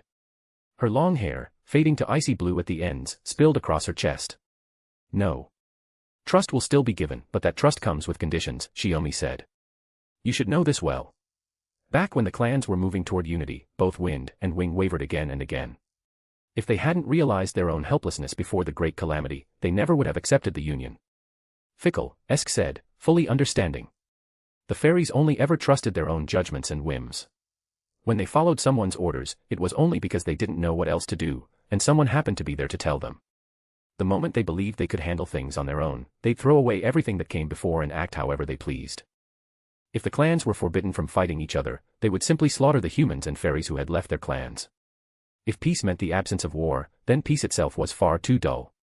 Reasons like these, great or small, however petty, were the driving force behind the fairies' selfish and lawless behavior. What if things take the worst possible turn? Esk asked quietly. Shiomi exhaled a long breath. You wouldn't want to know. Esk suddenly felt cold. She could hardly imagine what it would be like if the ideal she had spent 1,000 years building with her own hands were to crumble again. Between the two of them, who would be unable to accept it? Who would burn with greater rage? The answer was painfully clear, yet Esk prayed it would never come to pass. She wrapped her arms around Shiomi from behind, pressing her face to his shoulder. The warmth of their skin against each other gradually eased her mind. Sorry for making you uneasy, Shiomi murmured. It's not your fault. It's simply a trial we must face because of what we've done, Esk replied softly. I'm just worried you've grown too attached to Londinium. What's that supposed to mean? Don't you have feelings for Londinium too? Shiomi asked, pulling her closer. Actually, more than Londinium, what I care about is Britannia itself. Then, with deliberate emphasis, she added, of course, more than Britannia, I care about you. No wonder you're always hinting that I should become king of Britannia sooner. So that's the reason? Shiomi asked. That's not what I meant. Esk gave his chest a light, reproachful slap. Maybe I'm colder than you think, my husband. As long as Britannia continues to exist, I don't really care whether it's ruled by fairies or humans. I know. I know you know. Don't twist the conversation into something strange. Shiomi frowned, feigning irritation. If my wife keeps being so improper, her husband might just have to punish her. Esk suddenly pushed him down onto the bed. What kind of punishment? Let's hear it. Making sure you can't get out of bed for the next few days. Shiomi rolled over, turning the tables in an instant. Think you can manage that? If you can, then try. She raised her hand, tracing the familiar lines of his face, the same as when they first met, her fingers slipping into his sweat-damp hair. Don't regret it. Chapter 594, Volume 8, Chapter 81, Ruins of Oxford. After the onset of summer, Londinium had settled back into its usual rhythm following the end of the campaign, returning to its steady production and prosperity. Taking advantage of this time of peace, Shiomi and Esk delegated the city's affairs to Baoban Sith for supervision. After assigning Todorot and Grimmer to assist her, they set out westward with their personal guard, beginning an inspection tour to the Oxford territory of the Fong clan. Officially, this journey was merely a routine inspection, Shiomi and Esk's visit to observe Oxford's condition and purge the lingering remnants of moss and other calamities. It was also preparation to eventually entrust the land to the Fong's sub-belle, Rhynek. After Londinium's rise, only a small portion of the Fong fairies chose to follow Rhynek and join the city. The majority of them were not unwilling to submit to Shiomi, but rather too proud to coexist alongside humans. These Fong clans now formed the backbone of the anti-Londinium forces, one of the major obstacles to Shiomi and Esk's unification of Britannia. Yet precisely because Oxford lay too close to Londinium, the Fong fairies had completely abandoned it after the decisive battle there 7 centuries earlier. They retreated west to Salisbury and northward, aligning with other rebellious clans. The battle-scarred Oxford never again became a battlefield. After 7 centuries of wind, rain, and calamity, its ruins stood in silence, like markers of history, wordlessly telling their tale. It really is quite the desolate sight. After clearing away the moss and black dogs that still roamed the ruins, Esk gently removed her hood and looked around. The royal guard stood in orderly formation at each street and crossroads, on constant watch for any calamities that might resurface.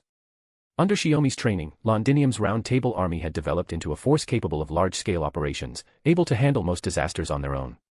Except, of course, for the millennial calamities that only Shiomi and Esk themselves could suppress.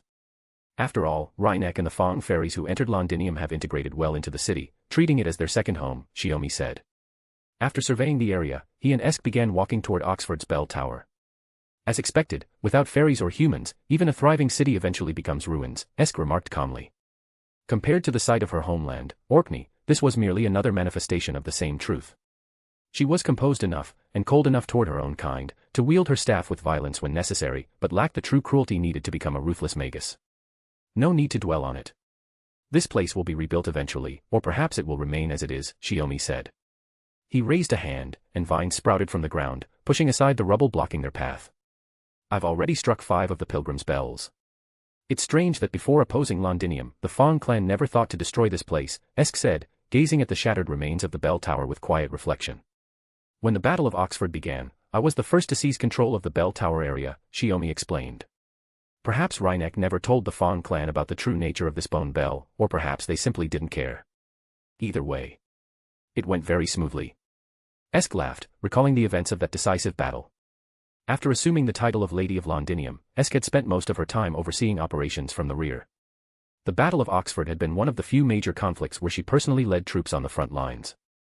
She had done so for 2 reasons, to test her ability as a battlefield commander, and to gain first-hand combat experience. Exactly, Shiomi said with a nod. Every conflict in Britannia defied ordinary logic. When a single presence on the field could sway the entire course of battle, there was only one principle left to follow: conquer with order, win through the unexpected. It meant deploying one's forces with precision, shifting tactics fluidly to meet the changing conditions of war, turning what could have been a simple victory through overwhelming power into a triumph shaped by their leadership and strategy.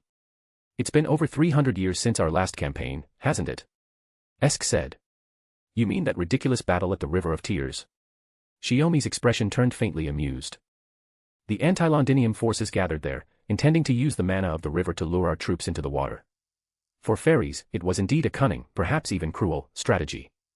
The only flaw was that the rebels had forgotten just how long Shiomi and Esk had lived in Britannia, how deeply they understood its land and its people. The River of Tears, no matter how mysterious it sounded, was no exception. So my husband cast a rune upon the entire army, blinding them to the river of tears. The enemy, certain of victory, panicked and retreated, only to drown themselves in the river. Esk smiled faintly. That battle was truly absurd. Both armies had been evenly matched in strength, and Esk had personally gone to the front lines for that very reason. Yet the outcome had been that farcical scene. Heaven's timing, Earth's advantage, and human will, Shiomi said, shaking his head. All three are vital on the battlefield. In that war, the timing was balanced, the enemy held the terrain, and our troops had the advantage in spirit. What remained was to take away the enemy's advantage of terrain. Under those conditions, ordering the entire army to ignore the River of Tears, to avoid stepping into the fairy domain and resist the temptation of the drifting lures, was simply impossible. The only correct solution was to use magecraft to alter perception. In the end, the battlefield is never as interesting as people think. Shiomi stopped before the steps of the bell tower, turning to meet Esk's clear, sky-blue eyes. At least now, I don't have to worry that these eyes of yours will grow tainted after seeing too much blood. And what about you? Esk asked, shaking her head. Her fairy eyes could still perceive truth beyond illusion, but at the cost of Shiomi's long centuries spent purifying them for her. Your eyes always burn with a cold flame. Even if that fire never touches me, it will still consume you. Why assume it would burn me, and not what I see before me? Shiomi turned his gaze toward the ruins of Oxford. I've long been accustomed to slaughter. At this point, Esk, there's no need for you to worry about me. A trace of melancholy flickered in Esk's eyes. Even so. She knew that long before she ever met him, her husband had already possessed an indomitable heart. He never pursued hollow hopes, nor did he yield to despair. Yet even the hottest blood eventually cools. Even so, she said softly, we still have to do what must be done. Shiomi took her hand as they began to climb the steps toward the bell tower. For more chapters, feel free to follow me on Patreon. 100 chapters ahead. patreon.com/pinksnake. Chapter 595, Chapter 595, Volume 8, Chapter 82, The Final Pilgrimage Bell. The Song of the Garden, the voice of the inland sea, born to be chosen, judged, and corrected. The bone bell of origin, guiding the lost child home. Forgive their sins. Standing before the pilgrim's bell, Shiomi quietly recited the familiar invocation under Shiomi's watchful gaze and protection. 18 centuries later, the bell that had rung 5 times before once again proclaimed the sounding of a certain voice, its echoes spreading across all of Britannia. Yet the world had changed beyond recognition. Britannia was no longer the land of 18 centuries past, once moving steadily yet hopefully toward a union of clans. The rise of human power and Londinium's dominance was steering the island toward a future no fairy could have imagined, whether they accepted it or not. Though it was midsummer, a fierce wind swept across Britannia, strong enough to make one sway. Even Shiomi had to brace himself slightly against it. The gust lasted only moments before softening into a gentle breeze once more. How is it? After striking the final pilgrim's bell, do you feel any change within yourself? Shiomi asked, his voice calm and gentle. Esk lowered her eyelids, as if deep in contemplation, or perhaps feeling the power that belonged to the fairies of the garden. With the final restriction upon her body now lifted, she finally possessed her full power. The world before her eyes became incomparably vivid.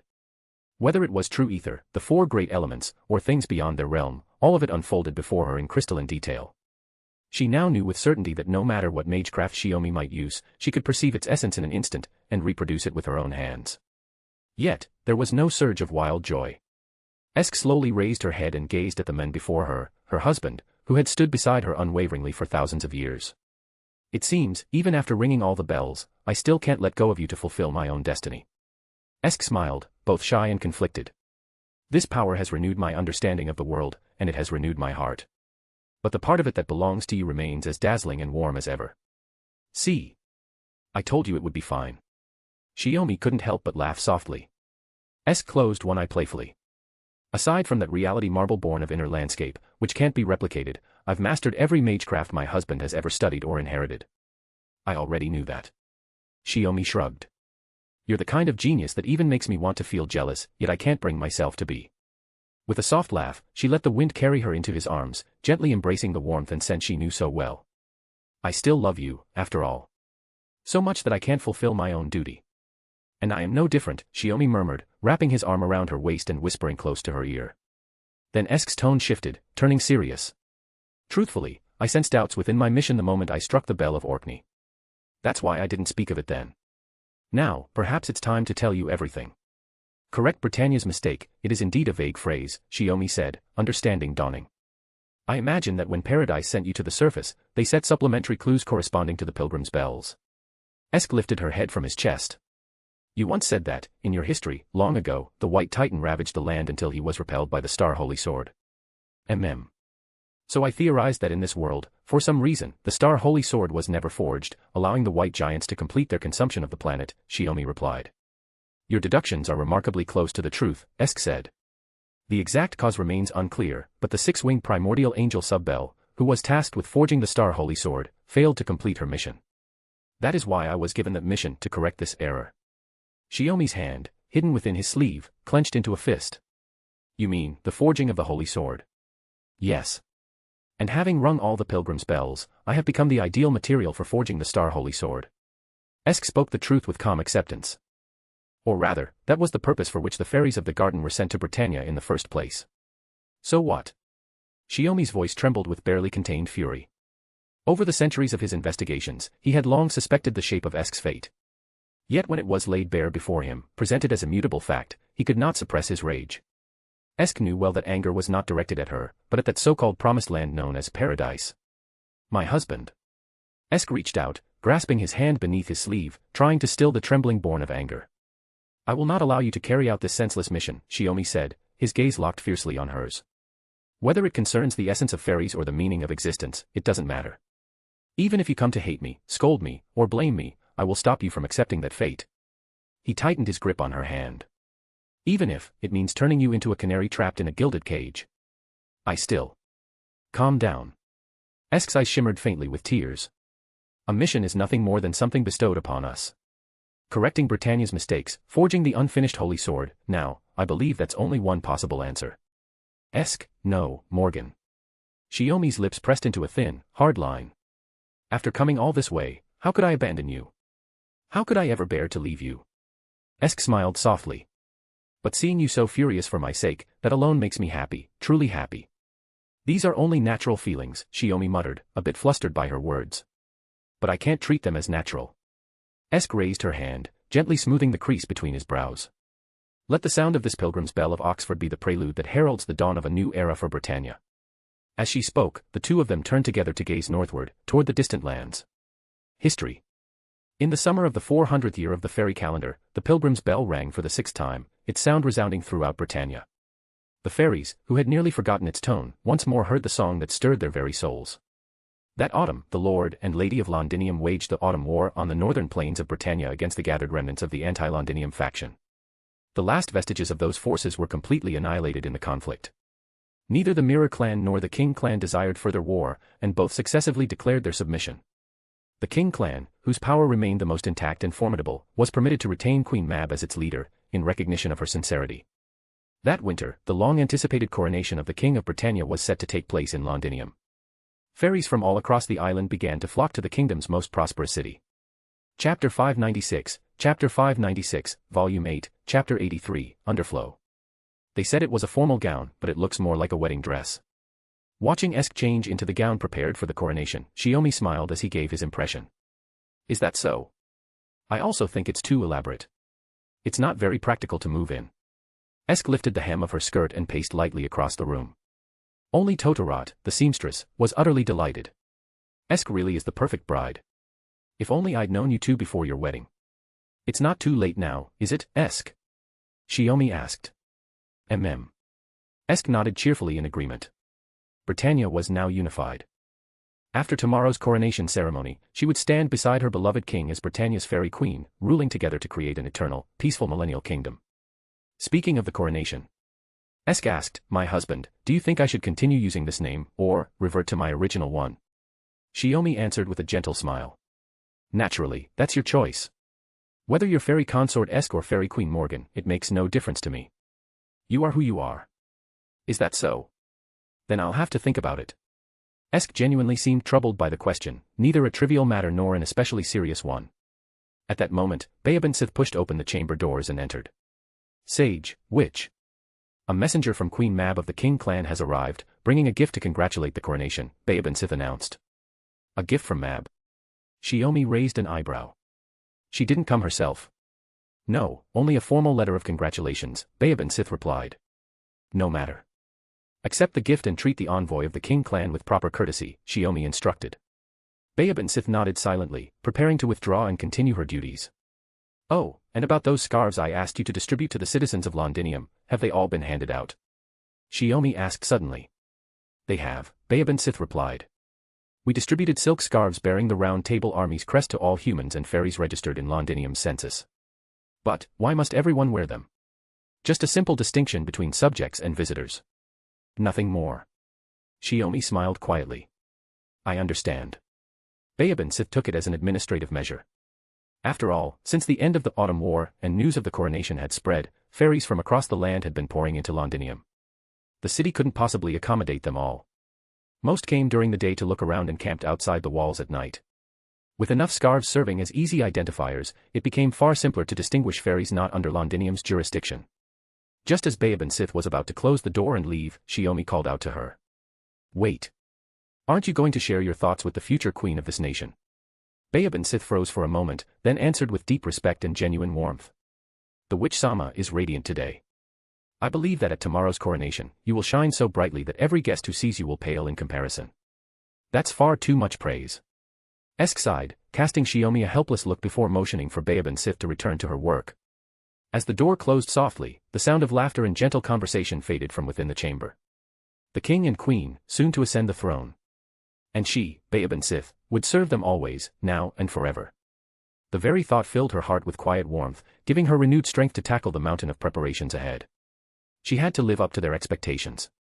She could not allow herself to disappoint them. Supply distribution, venue arrangements, crowd management, and above all, security. Though the two city lord regiments of the Round Table Army were commanded by Rhynek and Ector, Bayaban Sith's task was to coordinate with them, confirming every detail and ensuring no potential threats remained. After so long working under Shiomi, Bayaban Sith understood better than anyone how deeply his mistrust of the other Fae of Britannia ran. This was equally true for Esk. Bayaban Sith could not casually guarantee that the fairies of Britannia had changed since before the Summer War, so she needed to pay even closer attention to every detail that might be overlooked. She worked until dusk, supervising the distribution of supplies outside the city walls.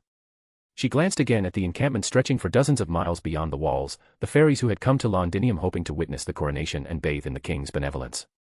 Some were delighted, some full of anticipation, some grumbled about not being allowed to stay overnight in the city, and some still doubted Britannia's new king. Both positive and negative voices were present. Even if they hadn't stood up to oppose Londinium, that didn't mean those fairies had fully accepted it in their hearts. After all, equal coexistence between humans and fairies was unprecedented. For the fairies who couldn't accept it, even if the state lasted 10,000 years, it would still be unacceptable. The future will likely be even more difficult. Thinking this, Bayaban Sith instructed the fairies distributing supplies to return to the city, then prepared to head back herself. But as she approached the gate, she caught sight of several fairies moving suspiciously to the southwest of the west gate. Since the fairies outside the city were all within the camp and its surroundings, no one was supposed to go far. Those figures were too far out, which made them stand out immediately. She touched the buckle at her waist, the spell tome was still secured there. Bayaban Sith made up her mind. For now, she would take a look. She slipped along the edge of the camp, keeping out of sight, and quietly entered the southwestern forest. The cognition-blocking spell ran smoothly. The spell tome Esk had given her was now something she could use with proficiency, most of its spells mastered, practical and otherwise. Bayaban Sith knew very well that even with the tome, her combat strength was still that of a lower-tier fairy. This was risky. But if she didn't follow now, by the time she summoned the royal guard to investigate, it would already be too late. Better safe than sorry. If they turned out to be dangerous elements, she would not engage even if she had the strength to fight. She would return to the city at once, report, and let Rhynek or Ector lead the royal guard to handle it. Before long, she picked up the trail in the trees. Deeper in the forest, a dozen or so fairies had gathered and seemed to be discussing something. Bayaban Sith hid behind a tree, suppressing her presence and listening intently. Are we really supposed to coexist with those humans? The thought of humans outnumbering us, all over Britannia, and us not being able to touch them however we want, it really ticks me off. Chapter 597, Volume 8, Chapter 84, Death and Rebirth. It sounded like a complaint about the future of Britannia. Bayaban Sith thought so to herself. There's no helping it. Who could have stopped Lord Londinium from crushing all opposition? I thought Queen Mab of the King clan would at least resist a little, but the result was the same. Don't be stupid. Even back when Mab's clan were just northern fairies, they were already getting along fine with humans. If her husband hadn't died at the hands of that witch, that war wouldn't have ended so quickly. Ugh, so it's the same bunch of people again. How boring. Looks like things really didn't change after all. So then, how's the plan coming along? The sudden shift in topic made Bayaban-Sith's heart tighten. Oh, it's going smoothly. We've blended in with the group delivering congratulations to the clan. Once we get that thing inside, we just wait and enjoy the show at tomorrow's coronation. But if the new king dies during the coronation, won't suspicion fall on us? The Round Table army can still fight. If the new king's dead, what's left to worry about? The Wind clan's already prepared. With so many people in Londinium, just thinking about it makes me wish tomorrow would come sooner. I hear those humans are living in comfort. I wonder what kind of screams they'll make when their necks snap and their guts spill out. How tasteless. It's not even. Bayaban-Sith could listen no longer. The weight of the situation hit her like ice water. Despite everyone's efforts to prepare, the sheer scale of the coronation work had led to lapses, hers included.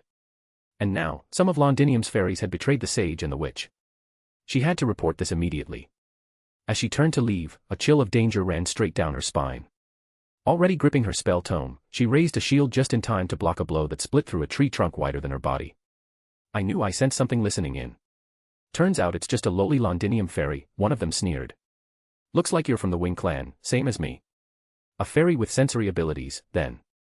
Bayaban-Sith realized she had underestimated them. Her concealment magecraft couldn't fool the perception of high-ranking fairies with keen senses. You heard us, didn't you? Then don't think about running. Another fairy drew its sword, and the rest followed suit, weapons flashing in the dim forest light. Give up quietly. Don't make this harder than it needs to be. I refuse, Bayaban-Sith answered firmly. You intend to disrupt the coronation ceremony, to destroy the peace that the Sage-sama and Witch-sama worked so hard to build. I will stop you. She knew that turning her back now would only make her an easy target. There was no room left to retreat.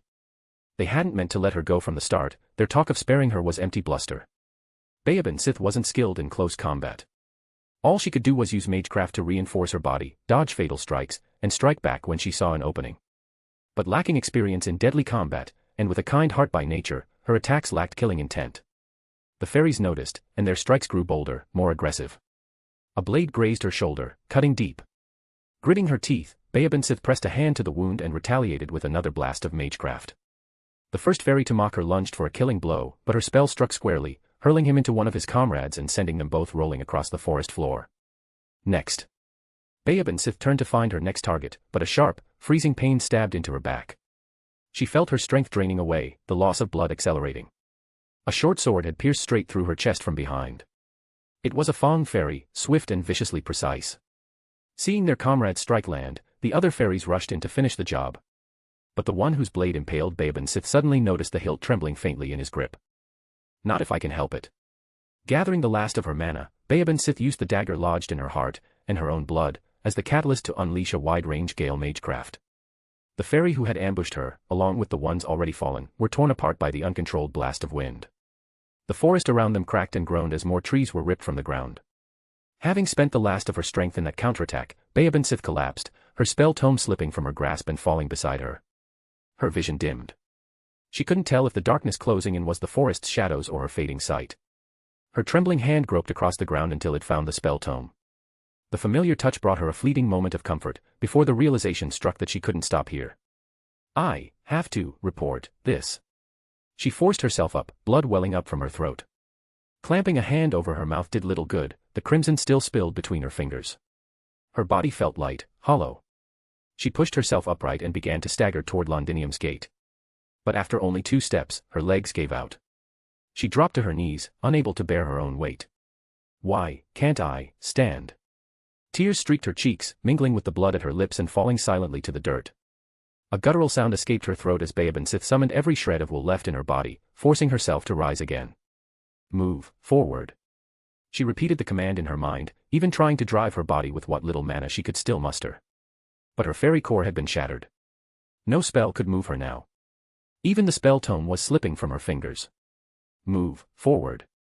She somehow managed to take another step. Something inside her cracked, a brittle sound like ice breaking against stone. Her body pitched forward, and this time, she fell into a soft embrace that caught her before she hit the ground. Bayaban-Sith's voice. Quickly, lay her down, Shiomi's voice followed. I'm sorry. Sage-sama, Witch-sama. I've troubled you both again. She lifted a trembling hand, which Esk caught and held tightly. Someone intends to assassinate the new king. Bayaban Sith forced the words out, racing to relay the intelligence she had uncovered. Don't speak, Shiomi said, gripping her hand. Your condition alone tells us everything. You've done more than enough, Bayaban Sith. I was simply too late. He and Esk had once crafted a sensory ritual using Bayaban Sith's hair as a medium. Whenever she faced mortal danger, the spell would alert them, allowing them to rush to her side as swiftly as possible. But reality seldom matched one's hopes. Forgive me. I can no longer serve you both. I hope you'll find a better secretary one day. Her voice grew weaker. Knowing that death was moments away, Bayaban Sith spoke her farewell with quiet acceptance. No. There might still be a way, Shiomi said. But your authority isn't complete, Esk interjected, her voice tense. You couldn't interfere with the life and death of fairies, who exist like planetary terminals. That's why you protected me with a pain substitution ritual instead. Are you saying you can do it now? Shiomi placed his hand over Bayaban Sith's wound. Her life as a fairy is nearly at its end. What I intend to do now is intervene in what comes after, a fairy's rebirth as the next generation elsewhere. What do you mean? To let her be reborn not as an ordinary fairy, but as one carrying both your blood and mine, Shiomi replied. A reversion and reconstruction of life itself. My blood. Esk blinked, then nodded firmly. She looked down sorrowfully at the dying woman in her arms. Then do it. Take whatever you need, my blood, my life, anything. Bayaban Sith wanted to say please, don't grieve for me. I'm not worth your tears. But if we do this, Shiomi said solemnly, she'll be reborn as an infant. She'll grow up again, slowly, and she'll forget everything she's experienced with us. Even so, Esk whispered, pressing her lips together, that's better than losing her. Shiomi nodded firmly. Then, softly, he asked, Bayaban Sith, would you be willing to become our daughter? Even if not born from either of them, once their blood mingled within her, she would reincarnate as a fairy child capable of growth, raised, protected, and loved by them. She would truly become their child. I am deeply honored. Her consciousness fading, Bayaban Sith summoned her last bit of will to answer.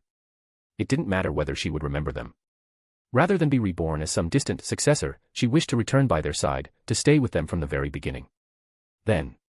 Shiomi pressed his palm against Esk's. From their cut hands, blood welled and mingled, infused with mana. Sea of life, primordial goddess, Tiamat, mother of all beings born of this planet. As your 12th son, I pray for the power to nurture life, to save this kind soul from further unjust calamity and pain. His low voice carried reverence as he prayed to Tiamat, merging his power with the blood now suspended in the air. Whether his divine mother would permit it, Shiomi could not be certain. But still, he prayed, earnest and unwavering. Esk lowered her gaze, watching Bayaban Sith's still face as she followed his prayer silently in her heart. The blood slowly turned to light, seeping into Bayaban Sith's body. It spread through her limbs, enveloping her whole form in a warm, radiant glow. Within the light, her body began to shrink. Her tattered robes slipped away. When the light finally faded, a newborn girl with crimson hair lay before them, sleeping peacefully. Shiomi gathered the fallen cloth, reshaping it through magecraft into soft swaddling before carefully lifting the transformed infant into his arms. It worked. Esk asked, her tone caught between wonder and sorrow. She's alive, Shiomi said quietly. But not yet fully stable. We'll need to take care of her. This is our child. Esk murmured, awe and tenderness mingling in her voice. She felt an irresistible urge to hold her. Sensing her thought, Shiomi placed the baby gently into her arms and guided her on how to hold the child properly. However, he said, his tone hardening, there's still unfinished business. The warmth in his voice vanished, replaced by a cold, razor-edged intent to kill. He raised his hand, and a storm of crows erupted into the air, forming a dark whirlwind that carried them away into the forest. Chapter 598, Chapter 598, Volume 8, Chapter 85, Night of the Long Blades, Part 1. This is quite something. Even Grimmer, who had seen more bloodshed than most could imagine, immediately understood what had happened when he saw the sleeping infant in Esk's arms, protected by magecraft. Regardless, this doesn't mean Bayaban Sith's life was saved, Shiomi said, giving his sleeve a small flick. It only altered the way she would have been reborn as the next generation's fairy. Whether for revenge or any other reason, the coronation ceremony has already lost its meaning. Grimmer frowned slightly. So what now? Cancel it. No. In this situation, canceling it isn't an option, Shiomi replied coldly, his gaze sweeping over the other three in the room. Since they're so dissatisfied, then let's satisfy them. How could this happen? We worked so hard on Esk's new dress, Todorot said miserably, staring at the ceremonial gown laid out on the rack. Reality is what it is. Esk held the infant Bayaban Sith with care, though her heart felt just as frozen. Had Bayaban Sith not noticed that faint trace of anomaly, had she not fought her way out and survived long enough to reach them, Esk had no idea when, or if, the fairies' plot would have been exposed. But we haven't received any other reports of irregularities, Hector said. Same here. Nothing unusual on my end, Rhynek added. They weren't objecting, they simply didn't know how to deal with a conspiracy whose source and perpetrators were completely unknown. There's no need to panic, Shiomi said calmly, lifting his chin slightly. For tomorrow's coronation, Rhynek, you'll be in charge of the royal guard, correct? That's right, Rhynek replied. Good. That much is already public knowledge. Proceed as planned, Shiomi said. All guards are to be fully armed. When I smash the ceremonial cup, that's the signal. The moment it happens, you strike. Every fairy inside or outside the venue without a white scarf is to be executed on sight. He brought his hand down sharply, mimicking a cutting motion. Understood, Rhynek answered after a brief moment of stunned silence, his voice heavy. Hector, Shiomi continued, go to the barracks and prepare the Round Table Army's elite.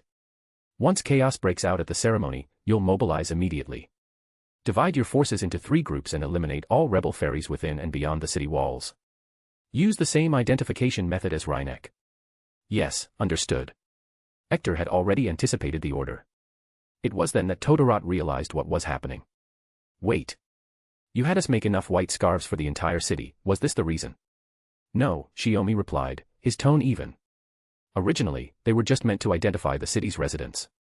But now, their purpose has changed. Todorot frowned, clearly distressed, but said nothing more. Bayaban Sith had already been struck down. If they didn't act, the next flames of hatred and blades of betrayal would turn against them, the very ones who built Londinium. Even from simple self-preservation, she could understand Shiomi's resolve. This will throw Londinium into chaos, Grimmer said grimly. It'll turn into indiscriminate slaughter. The only difference will be which side gets wiped out first. Can't we just take out the ringleaders? There's no need, Shiomi said flatly. I see. Grimmer scratched the back of his head. Then what do you need me to do? You and Todorot will escort Esk and Bayaban Sith out of the city. Wait for me somewhere safe beyond the walls. Shiomi walked to the window, gazing out at the lively scene beyond the palace. Fairies from afar mingled cheerfully with the city's residents, laughter and light filling the air. But he knew it was nothing more than a facade. The fairies had already proven with their own hands that they were unworthy, unfit to share in everlasting peace. Understood. I won't let you down, Todorot said quietly. She knew Shiomi's intent, he didn't want her drawn into what was about to come. Grimmer sighed, a trace of resignation in his voice. True enough. This side's just as important. I'll follow your lead. Thank you. Shiomi turned back and nodded in acknowledgement. He then looked toward Rhynek and Hector. For your unwavering loyalty across these long centuries, you have my deepest gratitude. If you would rather not stain your hands with blood for what I've commanded, you may leave now. I'll handle everything myself. But if you choose to remain here tomorrow, there will be no room for regret. His gaze hardened. And should you waver at the final moment, don't blame me for casting aside old bonds and meeting you on the battlefield. The peace we've struggled for over countless years is fated to end today, Hector said quietly, lowering his head. I share your anger, my king. You have my word. I've no intention of forgiving those traitors either. Just give the order, my king, said Rhynek firmly. My king, is it? Shiomi smiled faintly. I haven't even been crowned yet. But neither fairy said another word, their resolve was already clear. Very well. You may go. Shiomi lifted his hand, and the barrier surrounding the room dissipated. He had said it out of caution, but it seemed the traitors hadn't dared to come close enough to eavesdrop. Once Rhynek and Hector had departed, Todorot and Grimmer also withdrew to rest in other chambers. In the end, we accomplished nothing, Esk said softly, her tone calm and unreadable. I'm sorry. Shiomi murmured. He wanted to say more, but those were the only words that came out. Esk lifted her head, her expression trembling on the edge of tears. I'm the one who should apologize. For nearly 4,000 years, you've followed me, chasing after my ideals. Then there's no reason to apologize at all, Shiomi said gently, brushing his hand against her cheek. Leave the rest to me. Take Bayaban Sith, no, take our child, and wait for me outside the city, just as I said. I was going to say. Esk hesitated for a moment before continuing. If I already knew this would be the outcome, what would you think? Shiomi only shook his head. Then do you know who sent me to you? I see. Esk suddenly realized how rigid her thinking had been. Whether or not she knew the future didn't matter. His wish, to walk beside her, to share her joy and her suffering, had never depended on fate. Tears rolled down her cheeks, and Shiomi reached up to wipe them away. Get some rest. I'll take care of what comes next, Shiomi said quietly. And after that? Esk asked. After that, we'll talk, properly this time.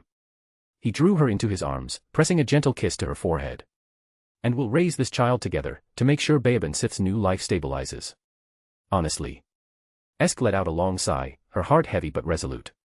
Chapter 599, Volume 8, Chapter 86, Night of the Long Blades, Part 2. The next day, the day of the coronation. A day seemingly awaited by all. The ceremony took place in the grand garden square before the main hall of the royal palace, residence of Londinium's lord. Long tables draped in white cloth lined the flower beds, covered with an array of sumptuous dishes. Once the ceremony concluded, the guests would indulge in a lavish feast. The royal guards stationed around the garden and beyond went unnoticed, taken for granted by the fairies, though each one was armed to the teeth. From morning to dusk, the lord's attendants bustled about in preparation. By evening, the garden was crowded with fairies eager to witness the coronation. Apart from the king clan, chieftains and envoys from all 6 clans had gathered as well. Though their kind had endured countless wars, so long as the fairies were not completely annihilated, they would reincarnate elsewhere as the next generation. Thus, the number of fairies across Britannia had never truly diminished, if anything, it had grown. As night fell, the vast garden grew even livelier. Every gaze turned toward the ceremony's long-awaited protagonist. As for the true reason behind their anticipation, only the fairies themselves knew. Then, as some began to sense that something was off, suspecting a delay or mistake, a murmur rippled from one corner of the garden. The Lord of Londinium, rumored to be human, yet seemingly ageless, appeared, accompanied by Rhynek and pairs of attendant fairies. Moving at an unhurried pace along the garden's colonnade, they ascended to the platform at the front. There stood the throne of Britannia's new king, and beside it, a banquet table meant only for the monarch. Ah! Only the king. Wasn't there supposed to be a queen crowned alongside him? One fairy asked. The question spread quickly, whisper to whisper, until it rippled through the entire crowd. Standing on the steps above them all, Shiomi raised his hand, signaling for silence. The queen who will be crowned with me will be chosen afterward, from among the 6 clans, he declared. This is for the sake of Britannia's greater prosperity and lasting peace. His words drew waves of astonishment. Fairies began murmuring in surprise, their voices rising and falling like wind through leaves. From the palace bell tower, chimes rang out. Instruments began to play.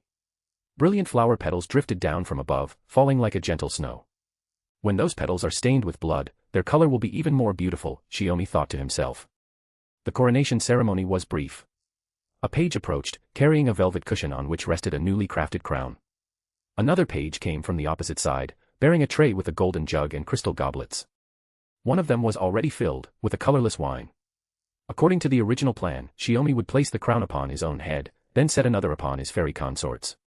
Afterward, the new king and his queen would raise their goblets together. The coronation would then conclude, followed by 7 days and nights of feasting and celebration across Londinium. At least, that was how it was meant to go. Shiomi's eyes flicked toward the goblet. In that instant, the answer came to him. He had long wondered how the fairies intended to sabotage the coronation. Now, the method was clear. There was no simpler, more elegant means than poison. The king and queen would, by custom, drink the first cup of wine.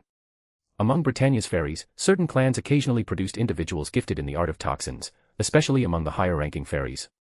Their poisons could be so refined as to be entirely colorless, tasteless, and scentless. Yet such fairies were inevitably seen as threats by their kin. No matter their intentions, they were executed without mercy or warning. Realizing this, Shiomi lifted the goblet. Even with the use of mana, he couldn't probe for poison without revealing his suspicion. Unless he used a more overt form of magecraft. Or... Out of the corner of his eye, Shiomi noticed a wind fairy among the front rows watching his every move a bit too closely. Holding his goblet, he gestured toward her. Come forward. If I'm not mistaken, you're the chieftain of the Wind Clan, yes? Yes. Her tone was calm and poised. We've met before. Lady Minerva, wasn't it? That was the name of my predecessor. I am Vera, the chieftain introduced herself. Oh, I see. The previous one perished in the calamity 2 generations ago, Shiomi said with a look of feigned regret. I intended to invite the chieftain of the Wind Clan to become the consort of Britannia's new king, to rule this land by my side. What do you say? A murmur of surprise rippled through the gathered fairies as Vera smiled gracefully. I'm honored, truly. But wouldn't such an offer earn the wrath of the existing consort? That is not something you need to concern yourself with, Shiomi replied evenly. Pouring another glass, he handed her the first one. Please, drink. Once you do, you shall be the Queen of Britannia. Her expression froze. This. She held the cup but made no move to drink. What's wrong? Surely, our king should drink first, she began, trying to stall. I said you first, Shiomi interrupted with a smile. Why hesitate? Are you reluctant to be queen, or is there something wrong with the wine? How could that be? Her voice faltered as Shiomi raised his hand, knocking the cup from her grip. The liquid scattered through the air before shattering on the steps below. Her face went pale, horror spreading across it. Why not? You knew exactly what was in it. Shiomi laughed, the sound sharp and cold. He released his own goblet, the crystal struck the stone steps and splintered into glittering shards. The single, crisp sound echoed across the suddenly silent garden. A heartbeat later, the guards drew their blades. You dared plot against the new king. Cut them down, no mercy. Reinek's voice rang out, hard as steel. The fairies froze where they stood, stunned, until the first head fell, then the second, then the third. The garden erupted into chaos. Fairy attendants who had carried the crown and wine fled in panic, dropping everything as they ran. Forgive me, Lord of Londinium, no, your majesty. The Wind Clan's chieftain stumbled backward, falling at the base of the steps. With a flick of Shiomi's hand, she was thrown aside. She crawled backward, trembling, staring up at him as if death itself were approaching. Why should I forgive you? I was wrong, it wasn't my plan, it was. You weren't wrong. You're just afraid because you know you're going to die. Shiomi cut her off, gripping her chin and forcing her mouth open.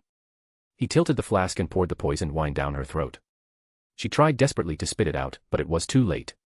As she choked, blood spilling from her lips and her body convulsing on the ground, Shiomi watched impassively before letting out a low, mocking laugh. So this was all it was, such a dull poison.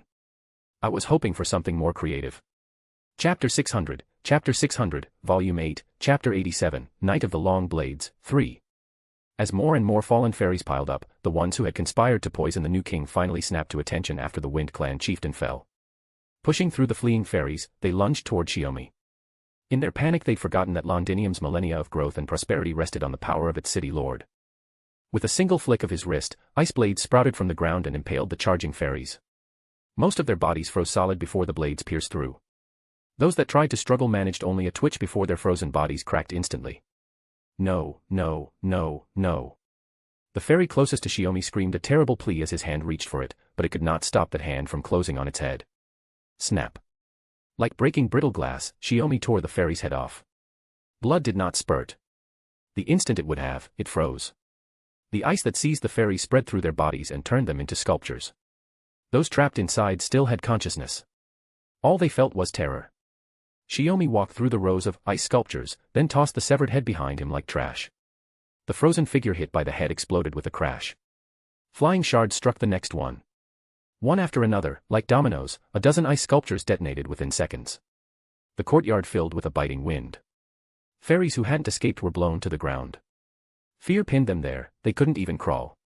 As Shiomi closed in, they scrambled to dodge, only to be met by slashes from behind. When Shiomi slid past them as if he didn't notice, they thought they'd escaped. What followed were wind blades that shredded bodies, scorching flames, and lightning that turned fairies to dust in an instant. With every step he took, multiple rune magecraft formulas formed and struck whichever target lay in range. He would not look at their pleas or their wails. His patience was gone. All that awaited those fairies was judgment and damnation. He cut through the garden, crossed the palace's long entrance corridor, and reached the raised platform before the main hall. Bustling Londinium had become a slaughterhouse. It was impossible to tell whether the citizens had risen in self-defense first or if the treacherous fairies had struck the opening blow. The garden behind him fell quiet, a stark contrast to the chaos in the city. The clatter of armor rose and fell. The royal guard ran through the streets, their armor already stained with blood. Without waiting for orders from Shiomi, Reinek led the royal guard into Londinium's streets to protect citizens and cut down hostile invaders. Shiomi leapt onto a rooftop outside the palace and saw several houses already burning. Preparations for the all-night feast had left the city full of fuel. Fires spread fast. The city's automatic fire suppression magecraft was dispelled with a single wave of his hand. He looked toward the barracks. As the fires spread, the Round Table Army took the blaze as their signal and launched coordinated strikes inside and outside the walls, just as Shiomi had planned. He could faintly hear the order. Enemy forces have infiltrated the spectators. Any non-Londinium citizen is to be killed without mercy. The Round Table army swept through both the inner and outer walls of Londinium like a storm. Their orders were simple: protect the Lord and the citizens, and slay the rebels. Both Hector and Rhynek sought to justify this indiscriminate slaughter in their own ways. That stiff-necked Hector, always needing a justification for his actions, Shiomi murmured from the rooftop as he looked down at the chaotic battles raging across the streets. Compared to the Round Table army, however, the Royal Guard's numbers were thin. Their combat efficiency had begun to wane. With this thought, Shiomi lifted his hand and traced several rune characters in the air. The preset spell formula activated instantly. The Royal Guard were his direct subordinates. For safety's sake, Shiomi had previously placed an enhancement spell upon all of them. It remained dormant under normal conditions, constantly storing mana, and would only awaken when necessary. Of course, even he hadn't expected that the moment of activation would come now. Unaware of the reason, the Royal Guard watched as their blades swung through the air, cutting down a dozen fairies in a single stroke. Realizing their newfound strength, they knew without a doubt that it was the City Lord, no, His Majesty, who had bestowed this power upon them. That realization ignited their morale even further, and stirred the bloodthirst that slept within the fairies among their ranks. They fought with renewed fury. Entrails, brain matter, and flesh splattered across the ground. Shiomi continued toward the city gates. It was time to rendezvous with Esk and the others. As he passed over the Thames flowing through Londinium, he saw the river thick with fairy corpses. The sheer number of bodies had begun to block the current, slowing the flow of water. Unlike human remains, the bodies of fairies had one advantage: they did not decay. Instead, they would eventually merge into the earth, becoming one with the land of Britannia. Later, the surviving citizens of Londinium would only need to clear the clogged river channels. Reaching the unguarded city walls, Shiomi looked out toward the horizon. If the city within had become a battlefield of carnage, then beyond the walls lay a blazing hell. The fairies' encampments had become perfect kindling, and the flames burned endlessly around Londinium. Heh. Hee hee ha ha ha ha ha. Shiomi let out a loud, unrestrained laugh, but then suddenly stopped. Fairies of Britannia, this is your retribution. You forgot your original sins, showed no gratitude, and failed to cherish the peace and prosperity before your eyes.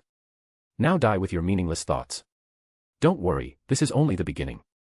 The wildfire spreading across the plains drew the Black Dog and Moors, embodiments of calamity, who brought a new wave of despair to the fleeing fairies. History.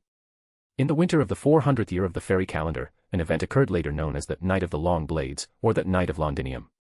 Clan chieftains, discontent with the peace and prosperity to come, plotted to assassinate Britannia's new king and queen. Their scheme was exposed just as success seemed within reach. Those fairies paid the price for their folly and short-sightedness. Nearly 70% of Britannia's fairies, who had gathered in Londinium for the coronation, perished there. The new king and queen, once the sage and the witch, vanished without a trace after that night, their whereabouts unknown to all. Chapter 601, Volume 8, Chapter 88, Their Separate Paths. Outside Londinium, deep within a forest far removed from the inferno. On a cliff overlooking the city, a place that took a full day's journey to reach, Esk, Todorot, and Grimmer stood in silence. From this distance, all they could see were the towering flames consuming Londinium inside and out. Londinium, our ideal city. Todorot choked out between sobs. She couldn't believe what she was seeing, yet she had no choice but to accept it. Grimmer muttered under his breath, no wonder this world became a lost belt. Even with a future full of possibilities, it still ends up buried by the malignancy of most fairies. As a servant, he had lingered in this world for over 3,000 years. He had once believed his junior could guide this world, or rather, the fairy island of Fairy Britain, from a pruned event into a compiled one. If that had happened, Grimmer had even considered seeking out the great Odin to ask how both a newly compiled event and proper human history might coexist. But now, even that possibility was gone. Only Esk remained silent, her eyes fixed on the direction of the burning city. Perhaps the wails of slaughter had reached this far, for Babe and Sith, who had been peacefully asleep, suddenly began to cry. The infant's cries set off Todorot, who began to sob as well. Hey, shouldn't you calm her down or something? Grimmer said quickly. How am I supposed to do that? Esk looked flustered. Even if you ask me. Grimmer was at a loss too. He had once had a wife and children, but parenting had never been his strength. Appearing in this world in his form before becoming the snarling hound of Kielan, he lacked even the basic knowledge or instincts for this kind of thing. Inwardly, he cursed his junior, this so-called father of the child, for not being here. Is it just my imagination, or aside from the baby and Todorot crying, is someone else grumbling behind me? Was that you, Senpai? A voice came from the shadows. Startled but filled with sudden relief, Esk looked up as Shiomi stepped out from the darkness of the forest. Grimmer immediately snapped, yeah, it was me. This is your wife and your kid, so take them already. And stop letting the baby cry, will you? My ears can't take it. While he was ranting, Shiomi had already taken the child from Eske's arms. He held her with practiced ease, gently patting her back while softly murmuring soothing words. Though his voice carried no trace of magic, it was somehow more miraculous than any spell. Baeban Sith's cries faded, and the baby quickly drifted back into peaceful sleep. She stopped crying. Eske said in astonishment. She was probably frightened by the sounds of death and disaster, Shiomi replied without stopping his gentle motions. Let's get out of here first. We can talk on the way. Todorot wiped her nose and, together with Grimmer, followed behind Shiomi and Eske as they walked deeper into the forest, away from the burning city of Londinium. Judging by this, you don't plan on going back? Grimmer asked, referring to Londinium. Well, we'll decide that later, Shiomi replied softly. What about Hector and Reinek? Todorot asked. I've already told them, Shiomi said. Once they've handled things in Londinium, it's up to them whether they stay or leave. There's no need to regroup, just make sure they keep themselves safe. He turned his gaze to Grimmer and Todorot. And you too? What do you plan to do now? No idea. Grimmer stretched lazily. I'm about done with this place. Staying any longer feels meaningless. Even with all you've done, you still can't change the fact that this world is bound to be pruned. If Odin sees it that way too, he'll probably summon you back to his throne soon enough, Shiomi nodded. Thank you, Senpai, for accompanying and helping me through these past millennia. I'm deeply grateful. I am as well, Eske added, bowing slightly in thanks. Save it, save it. It was my job anyway, just dragged on longer than expected. Grimmer waved a hand. You'll be heading back to Orkney next, right? I won't be coming along. Todorot had already prepared herself for it. Then this is goodbye, Grimmer. If we ever meet again, that is. Even if we do, I probably won't remember any of this, Grimmer admitted, scratching his head. This record's too long. Not even a divine spirit can retain everything. What's that supposed to mean? So being a servant is like being a fairy, forgetting what came before with each new generation? Todorot asked, confused. Grimmer thought for a moment, then decided to explain as a parting gift. Well, about these so-called servants. He sat down on a stone at the crossroads and began explaining. Noticing they had stopped, Shiomi and Eske paused ahead and waited for them. There are 400 years left until the great calamity that comes once every 1,000, Shiomi said. If I'm not mistaken, this one will be worse than any before it. If we don't interfere, it could wipe out every fairy in Britannia. Londinium should endure, Eske replied. Even after tonight, it won't be completely destroyed. When we designed the city, we built in defenses to withstand the cataclysm's assault. So, what's your plan? Shiomi asked. The fantasy tree. Eske was silent for a long while before speaking. When we studied the world tree, I realized it wasn't just an ordinary giant tree. It was created by the other world, a needle meant to sew shut the universe. Oh. Shiomi raised an eyebrow, a thought flashing through his mind. I understand its structure now. The design is beautiful, but I have a different plan, Eske said quietly. I don't know what my husband thinks, but I don't care about the planet or the universe. I only wish to preserve Britannia. Can that be done? Shiomi asked. I can end this world's fantasy and turn it into an alternate world, Eske said, lowering her gaze. She understood what her plan would mean. No matter how the planet changes, Britannia will remain stitched firmly to it. I see. That's just like you, Shiomi said with a faint smile. I once thought such a plan unnecessary, since you had already shown a more rational path, Eske murmured, her eyes glistening. But in the end. Will you leave me behind? Shiomi interrupted. Eh? Ah, of course not, Eske stammered, startled by the sudden question before giving her answer. Then that's enough, Shiomi said softly. If you already have a way, then let me stay by your side, to help you sustain this Britannia. Husband. Eske's voice trembled between laughter and tears, unsure how to feel. After all, Shiomi said, shaking his head, I couldn't bring myself to destroy you, or this world. Then, Eske started, but Grimmer couldn't keep going with his explanation to Todorot. The longer he talked, the more tangled it became, and Todorot's expression had gone completely blank. Grimmer stood up and walked over to them. That's that. Everything that needed saying has been said. Take care of yourselves. He approached Shiomi, handed him something discreetly, then turned and walked away down a separate forest path without looking back. Todorot, it's time to go. Eske called softly, urging her along. Together, they took another fork in the road, heading north. Chapter 602, Volume 8, Chapter 89, On the Journey. It had been over 1,000 years since Esk last returned to the northern land of Orkney. Ever since Londinium had been founded, she had regarded that city, the embodiment of her and her husband's ideals, as her second homeland, pouring her wisdom and power into its prosperity.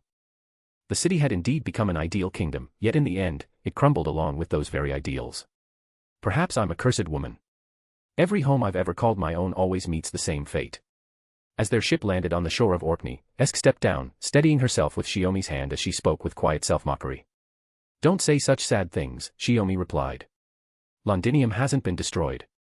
It just needs time, perhaps as long as it took to build, to flourish again.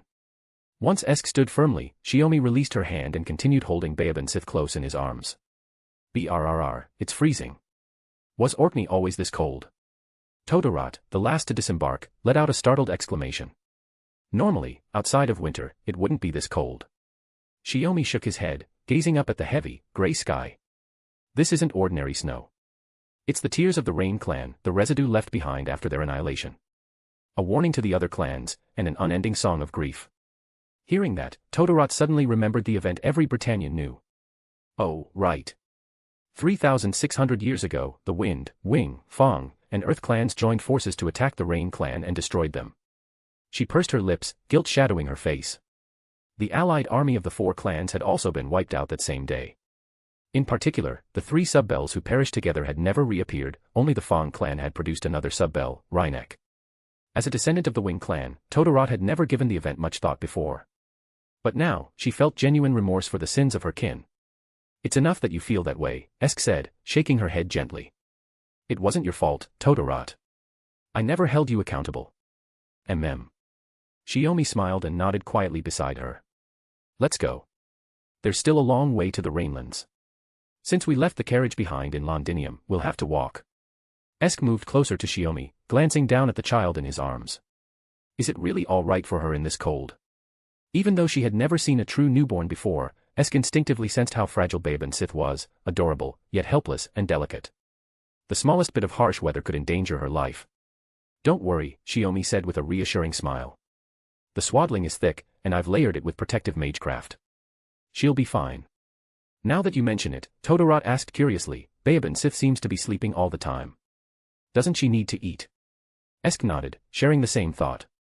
As long as she has enough mana, that's all she needs, Shiomi replied. Besides, she has her own divine authority. They began following the shoreline, moving deeper into Orkney as Shiomi spoke. What do babies actually eat? Esk asked with curiosity. Especially human ones. After all, the fairies of Britannia had no such thing as infancy. It had been much the same for Esk. Though she had drifted to Orkney as an infant, the Rain clan princess who took her in had no experience raising children either, so she had done her best to nurture her as one would a human. We know. Humans born in factories are fed with magical nutrient solutions until they can eat regular food, Todorot said eagerly, raising her hand. That's only true for the special humans of Britannia, Shiomi explained. Normally, humans are born from their mothers. During infancy, when they can't eat solid food, they rely on their mother's milk for the nutrients they need to survive. Mother's milk. Esk repeated, puzzled. She had never seen such a thing before. Strictly speaking, dairy products existed in Britannia, but they came from phantasmal species resembling cows. It was said that humans once raised by fairies discovered the milk was drinkable, and it eventually became part of Britannia's cuisine, especially as a key ingredient in sweets. Ah. Shiomi had expected Esk to understand immediately, but when he saw her completely lost, he awkwardly pulled her aside.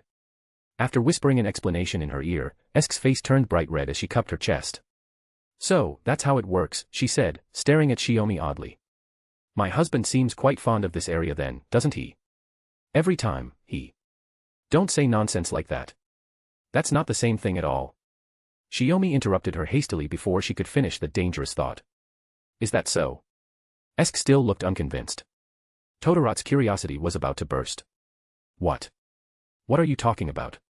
Tell me, she pressed eagerly. Esk leaned closer and whispered the explanation to her, carefully skipping over Shiomi's personal preferences. Wow. Humans from proper human history are amazing. Todorot shouted in astonishment, her voice so loud it shook snow off the treetops nearby. Shiomi immediately regretted not stopping this topic sooner. While having Todorot accompany them gave Esk another friend to talk to, some subjects inevitably turned awkward due to unnecessary sharing, like breastfeeding, for example. That thought reminded him of when he had first taken in Caren. She had been much like Babe and Sith now, small, fragile, and silent. Karen's mother had been gravely ill before giving birth, nearly dying in childbirth. Unable to nurse, the church had arranged for a wet nurse to care for the child. After Shiomi gained custody, he continued that arrangement until Caren turned 2, before leaving Italy with her. Thanks to that experience, he now felt confident about raising Babe and Sith. Especially with Esk by his side this time. And when Babe and Sith grew old enough to walk, Todorot would be there to play with her. At that thought, Shiomi suddenly inhaled sharply. Wait. I just realized I've been thinking of her like a pet. Given her size, I suppose that's a bit disrespectful. He muttered to himself, not noticing that his stride had lengthened and he had walked ahead of the others. It wasn't until he heard Todorot calling that he stopped to wait. Were you lost in thought again? Esk caught up, her tone carrying a hint of mild reproach. I was thinking about what we'll do next, Shiomi said honestly. We can't have Todorot staying in our room, so I'll need to prepare a separate one for her. And for Babe and Sith, a cradle might be better than a normal bed. Then there's also. He continued listing plans fluently and rapidly, leaving Esk staring at him in dazed confusion. Chapter 603, Volume 8, Chapter 90, Plans for the Future.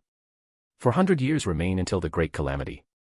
If my premonition is correct, this one will wipe out at least 90% of Britannia's fairies, erasing even the foundation for the next generation's birth. After returning to the library, Todorot went off to tidy her own room, while Esk stayed behind to speak privately with Shiomi about what was to come. I'm afraid even Rhynek and Ector won't be spared, Shiomi said, sitting by the bed as he gently combed Babe and Sith's hair. Esk froze for a moment, then lowered her head. Most likely not. Since this place was originally a pruned event, a lost belt, I believe the next great calamity is what ultimately caused it to be cut away. The usual cycle of disasters wasn't enough to make the fairies realize their folly. So, in the 12,000th year after Britannia's founding, an even greater catastrophe erupted, leading this world toward an ending without a future. Shiomi spoke quietly, then shared something he had never told her before. When I arrived 2,000 years into this Lost Belt's future, Britannia had already become a dead island. Nothing remained but plants, no trace of life at all. So I intend to use the magical power of the fantasy tree to resurrect Britannia after the next great calamity, Esk said. And how exactly do you plan to do that? By ensuring that all the dead fairies are reborn not as the next generation, but as this generation. During that process, I'll implant special command spells to draw in magical energy, something I'll call an existence tax. Esk looked directly at Shiomi. This time, I won't govern Britannia. I'll rule it. As she spoke, her blue eyes were like frozen glass, clear and cold to the core. The 1,000 years she had spent building and ruling Londinium had not been wasted. During that time, Esk had learned much, especially about the nature of leadership and governance. But this time, it would no longer be the gentle kind of rule she once practiced. So, Shiomi asked with a faint, knowing smile, you plan to become a queen? Exactly. There's no need to keep playing at shared prosperity with the fairies. Fairies and humans alike will either obey me and accept my rule, or they'll die. That's all there is to it. Shiomi smiled bitterly. Don't try to act so tough. I know you can do it, revive Britannia and make the fairies live under your rule. But can you really become cold enough? Can you sit on the throne, pass harsh laws, and decide who lives and dies without hesitation? Of course, Esk said after a half-second pause. Then why not start with me? Shiomi replied. I have no intention of giving up my claim to Britannia's throne. And Britannia doesn't need 2 rulers. You can't kill me, but I'm sure you could seal me away. Ah. Esk faltered, caught off guard.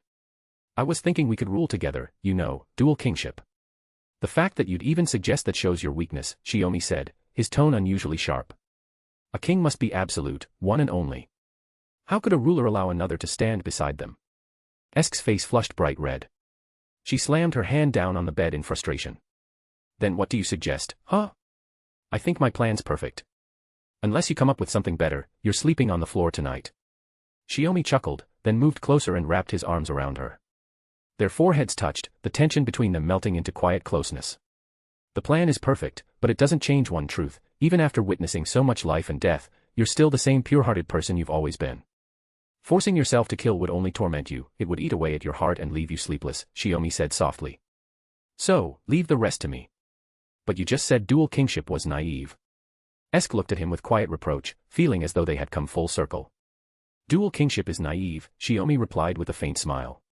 But what if it's 2 kings in conflict? We become enemies. Esk asked in confusion. Shiomi shook his head. Only in name. I would take the title of the opposing king, one who conquers all of Britannia, slaughtering every fairy and every human who refuses to submit. Your role would be to stop me from wiping them all out, forcing the fairies to submit to your rule if they wish to live. What's the point of that?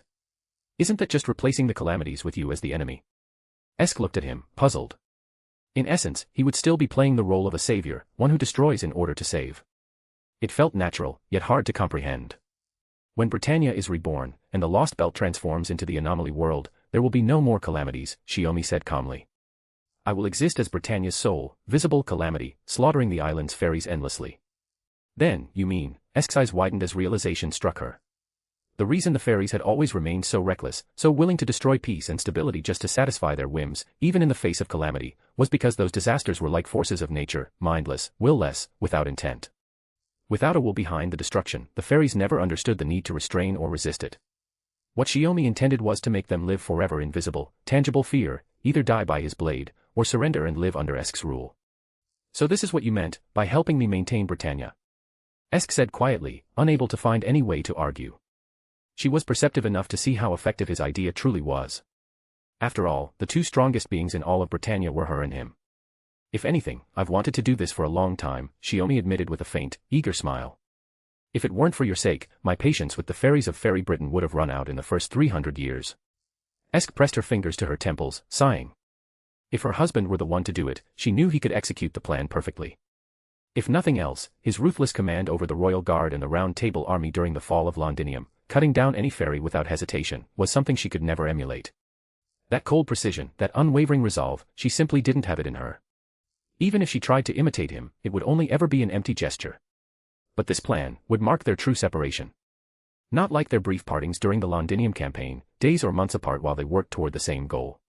Then, they had fought as one, she commanding from the rear, he striking from the front lines. Perfect coordination.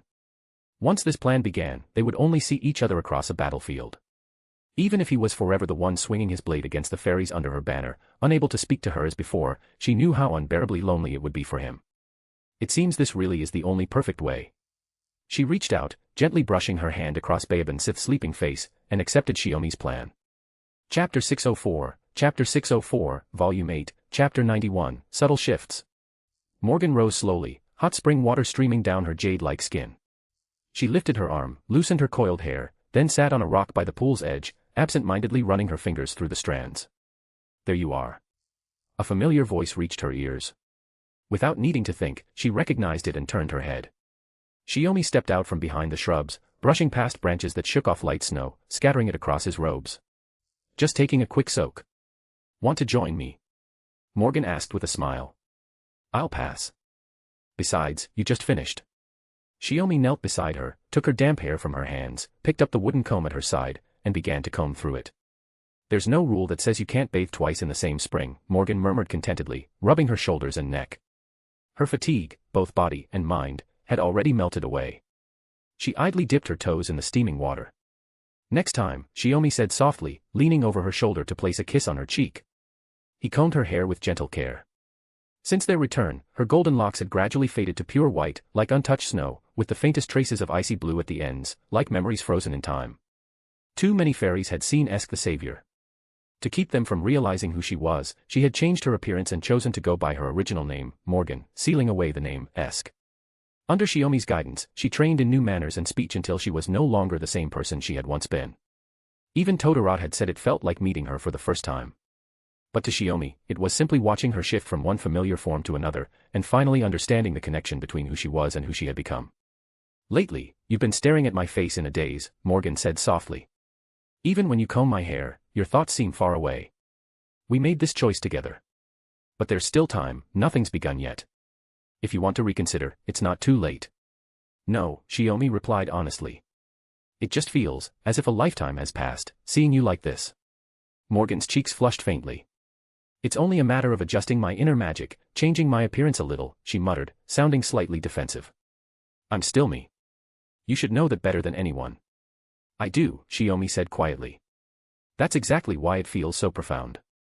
The air around the hot spring was mild. In Orkney, snow rarely lasted, it melted as it fell unless the storm grew heavy. A flake landed on her shoulder, and Shiomi leaned down to kiss it. Morgan felt a pleasant warmth rise within her. If you didn't come for a bath, then why are you here, she asked. The new clothes we talked about, Todorot finished them. You weren't in the library, so I came to find you, Shiomi said with a faint smile, brushing aside a strand of her hair. I see. So you left Babe Sith in her care? Morgan asked. Don't make it sound so bad. I just had Todorot keep her company for a while, Shiomi protested. Still, I'm curious. It's been 200 years since Babe Sith became a baby, yet she's only about as tall as Todorot. Whether human or fairy, that's slow growth. Other than that, have you noticed anything strange about her? Shiomi asked. Not really. Her magic circuits, physical qualities, and potential all seem excellent, Morgan replied with a small shake of her head. Shiomi paused and thought. Honestly, I didn't expect this either. It's probably the price we paid when we made her rebirth as a new life, changing her essence entirely. To humans, she's a fairy. But to fairies, she's human. I suppose, Morgan said with a sigh. Who would have thought our first child would be born this way? Well, technically, you could say Babe Sith was born from me, Shiomi said with deliberate mischief. You can't really say that, Morgan muttered, pressing a hand to her forehead. As they talked, Morgan's hair was already neatly combed and tied back with a slender black cord. She rose again, stepping into the steaming water, then turned to face Shiomi fully, her bare body glistening under the mist. From where he sat, the blue markings on her lower abdomen were perfectly visible. Shiomi instinctively reached out to touch them. The unconscious gesture drew a soft, sultry sound from Morgan's lips. You deliberately showed me this to remind me of something? Shiomi asked. We'll be pretending to be enemies from now on. Do you think it's necessary to undo the spell? Morgan was referring to the spell that compensated for her pain. In a rare gesture, Shiomi flicked her forehead. Don't be silly. Precisely because I won't be able to stay by your side all the time, this spell is even more important. If I ever lose control on the battlefield, at least I won't end up hurting you. That's some incredible confidence, Morgan replied, pressing her lips together with a hint of teasing. Her tone successfully irritated Shiomi. His hands immediately found her waist, kneading at the spot she was most ticklish. Morgan struggled to escape, but his hands were merciless, leaving her laughing helplessly under his teasing. In the end, Shiomi carried Morgan, who refused to walk, back home. Todorot, who was playing with Babe Sith, immediately called out to Morgan when she saw her return, urging her to try on the new clothes. After changing, however, Morgan looked a little hesitant. Isn't this a bit too revealing? I don't want to show my skin to anyone other than my husband. Don't worry. This is just the initial design. According to Todorot's plan, the final full attire is meant for when you ascend as queen, Shiomi explained, sharing her sentiment and adding the clarification. Standing before the mirror, Morgan turned around and smiled. Then I have nothing to worry about. The outfit fits perfectly, and I love it. Thank you, Todorot. You made me a wedding dress in Londinium, but I never had the chance to wear it. That one's still in Londinium for now, Todorot said, sounding a bit regretful. It's hidden in a very secret place, so we should be able to get it back. Shiomi nodded. I understand. Once I return to Londinium, I'll have the wedding dress sealed away. Morgan and Todorot voiced their confusion in unison. There's nothing strange about it, Shiomi said calmly. That city was built by our own hands. Since it hasn't been destroyed, I'll naturally go back and reclaim it. This time, though, Londinium would no longer stand as the symbol of Britannia's greatest prosperity. If you'd like to support my work and unlock advanced chapters, you can follow me on Patreon. Up to 100 chapters ahead for now. patreon.com/pinksnake. Chapter 605, Volume 8, Chapter 92, Melusine. As Morgan had foreseen, the great calamity capable of annihilating Britannia finally came. 99% of the fairies perished in the disaster. Even Mab of the King clan could do no more than protect herself, powerless to shelter the others. The beast calamity that reduced cities to ashes, and the flame calamity that scorched the land, both swept across Britannia. Only Orkney, already ruined, escaped the destruction. Grimmer, who recorded the course of the calamity, was certain this was the event that caused the Lost Belt to be pruned and meet its true end. Yet the towering fantasy tree at the northernmost edge allowed this world to continue existing, even in ruin. After completing his records, Grimmer ended his long journey as a servant, just as he had expected, and quietly withdrew from Britannia. At the point later known as the transition between the fairy calendar and the Queen's calendar, Morgan did not immediately use the fantasy tree to restore Britannia. Instead, she followed Shiomi to the domain of the Mirror clan. Within the Lake District lay a region known as the Dark Marsh, where the remains of Albion, the last dragon, lay in eternal slumber. The relic itself held little worth, but Ainsel, the previous head of the Mirror clan, had once revealed during an act of submission, prompted by a prophecy, that while Albion's core had extinguished, its body had not perished entirely. When it fell, it severed its left hand. That remaining fragment of living flesh had sunk to the bottom of the dark marsh, where it continued to exist in a fragile, half-living state. Why recover Albion's right hand at a time like this? Morgan asked quietly, cradling Baobin Sith in her arms to keep the child from being unsettled by the dense mana in the air. Todorot had stayed nearby to survey the surroundings. To become queen, it's only natural to strengthen one's hand, Shiomi said as he raised his arm. Countless vines sprouted from the earth, twisting into the dark marsh and spreading along the lake bed. Whether as a source of magecraft materials or something else entirely, the remnant flesh of the last dragon is undeniably valuable. After all, in proper human history, Albion's remains were said to be the foundation of the human magecraft world. For that reason alone, Shiomi found it necessary to recover what was left. The main bones exposed on the marsh's surface were of lesser worth, they were already long dead. As you wish. Morgan herself had little interest in the remnants. Still, since Shiomi wanted her to make use of them, she would ensure they didn't go to waste. Before long, countless vines lifted a decayed mass of flesh from the murky depths of the dark marsh, so decomposed it looked ready to crumble at the slightest touch. That's... Morgan murmured, casting a protective spell around them. She feared the stench might frighten Baobin Sith. When the mass was set down at the shore, Shiomi crouched to inspect it, only to catch Morgan's sharp, disapproving glare, as if warning, if you touch that, don't you dare lay a hand on me for a month. Shiomi could only give a helpless smile. After all, there wouldn't even be a month left, they would soon be separated by worlds. No reason to hold back now. Amazing. So this is the power of the strongest phantasmal species. Its vitality surpasses even the remains of Cernunnos. And I can feel a will to live. As his fingers brushed the flesh, a soft, half-liquid sensation spread through his palm, so fragile it felt as if his hand might sink straight through. It reminded him of the corrupted Grail's manifestation at the end of the Fourth Holy Grail War. My husband, be careful. Morgan called out in alarm. But it was already too late. Shiomi also felt it, a pale hand extended from the half-meter mass, gripping his own. He froze, realizing the hand wasn't something contained within, but rather something formed from the flesh itself. It was reaching out, yearning for life. In that instant of contact, his life authority had unintentionally awakened a fragment of Albion's dormant vitality. Is that so? So you too wish to live? Shiomi tightened his grip on the hand, channeling his authority to awaken it further. The mass of flesh began to convulse violently. Morgan instinctively shielded Baobin Sith, expecting it to explode at any moment. But the anticipated blast never came. Instead, the mass collapsed into a pool of sludge, and from within it, a petite girl seemed to be pulled out by force, tumbling forward onto the lakeshore. Who is she? Morgan stepped closer to examine the prone figure. The girl lifted her head. Her delicate face looked blankly at Morgan, then at Shiomi, who had somehow stepped back behind her. Who are you? She asked, her eyes filled with instinctive wariness. Queen Morgan. She's the one who awakened you, Shiomi said from behind. Morgan didn't need to look to know it was a lie. He was taking advantage of the girl's nestling instinct, trying to make her imprint on Morgan the moment she opened her eyes. Yet Morgan could tell the girl doubted his words. After staring silently at Shiomi for a moment, she exhaled weakly and collapsed back onto the ground. I see. I understand, she murmured softly. Morgan wanted to tell Shiomi his plan had failed. The girl clearly interpreted his words as, you must serve this woman named Morgan, and accepted them literally. But if she pointed that out, Shiomi would likely abandon the girl without hesitation.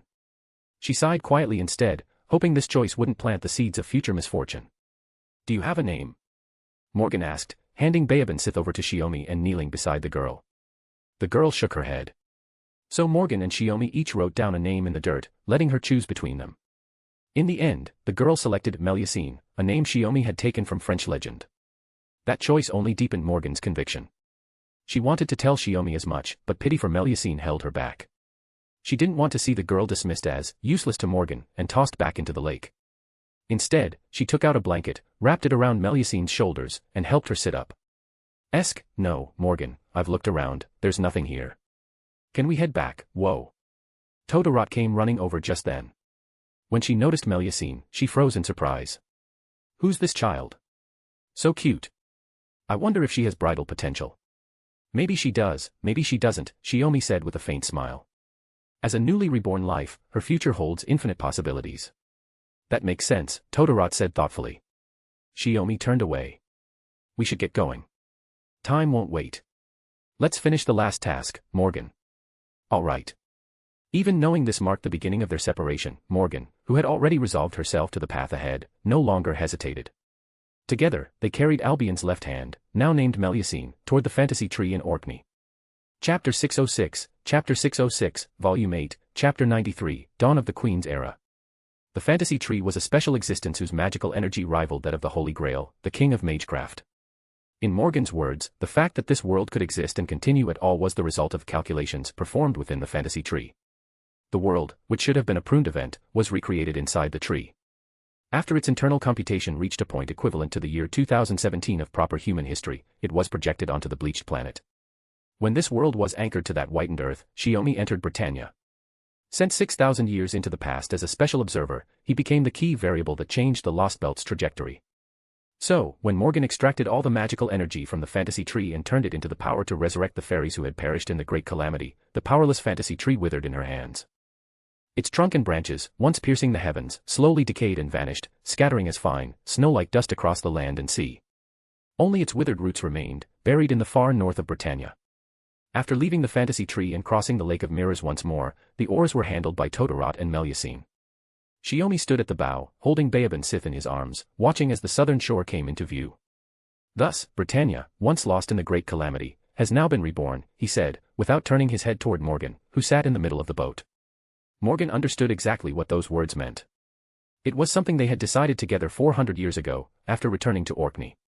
After centuries of reflection, Morgan no longer hesitated and had accepted Shiomi's plan. Once the boat reached shore, they would part ways. Must you leave so soon? The moment she spoke, Morgan realized she still held onto a trace of naivety she couldn't quite let go of, but she didn't regret asking. If we don't separate now, it's only a matter of time before we're discovered. Shiomi straightened Baobin Sith's collar. Besides, I'll take her with me. You should focus on your own work. You don't trust me to take care of Baobin Sith. Morgan's tone carried a quiet loneliness. You've never raised a child before, have you? Shiomi replied with a soft, wry smile. Baobin Sith's growth was extraordinarily slow. Even after 400 years, she had only reached the appearance of a human child around 4 or 5 years old. Shiomi estimated it would take at least another 1,000 years before she returned to her former form. In that case, I suppose I have no choice but to rely on you, Morgan said with a faint nod. Don't look at me like that. I'm not taking our daughter away from you, Shiomi said, shaking his head. I promise I'll raise her to become someone you can be proud of. When that time comes, she'll return to you. That's not what I meant, Morgan murmured, unsure how to describe what she was feeling. After living together as husband and wife in Britannia for 3,600 years, they had finally brought their child into the world. Though her birth had been unusual, Morgan had accepted it without hesitation. Now, at the moment she had to part from her husband, the one she had shared life and death with, and the child who had been with them for only 400 years, her heart was filled with a tangle of emotions she couldn't put into words. It's not a divorce, we're just living apart. Shiomi picked up on the subtle tension before she did, adding with a half-joking tone, even if you wanted a divorce, I wouldn't agree to it. Morgan immediately caught the line, meeting his gaze with an even more mischievous look. I could say the same thing to you, my husband. You two certainly don't look like you're about to divorce, so cut the flirting already. We're practically immune to it by now. Todorot, on the other hand, seemed thoroughly bored, grumbling, what do you think, Melusine? This is a private matter between Her Majesty Morgan and her husband. They'll handle it. Melusine's stance was decidedly neutral, clearly unwilling to offer further commentary. Heh. That's true, Todorot flashed her usual cheerful grin. Just then, Shiomi suddenly interjected. For the fairies, the fairy knight Todorot of Londinium is quite famous. If continuing to use your original name while acting alongside Morgan might cause trouble, you might consider changing it. That's true. Todorot pondered for a moment. How about this, from now on, when I'm acting alongside alongside Morgan, I'll go by Habitrot. Sounds fitting. Morgan chuckled softly, glancing at Shiomi. And what name will you go by from now on? Shiomi gazed southward. That remains confidential for now. You'll know soon enough. The vessel soon docked at the southern shore of the Lake of Mirrors. Shiomi leapt ashore first and strode southward. No further farewells were needed. As Morgan disembarked, she watched his departure alone, her gaze both lonely and resolute. Father, are we parting from Mother? Baobin Sith asked, her understanding hazy. Only temporarily. Fear not.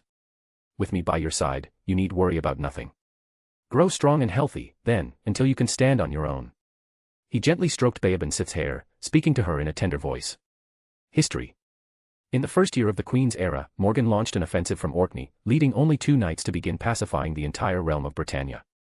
From that year onward, the Queen's era replaced the fairy era, which had lasted for 12,000 years, becoming Britannia's new calendar.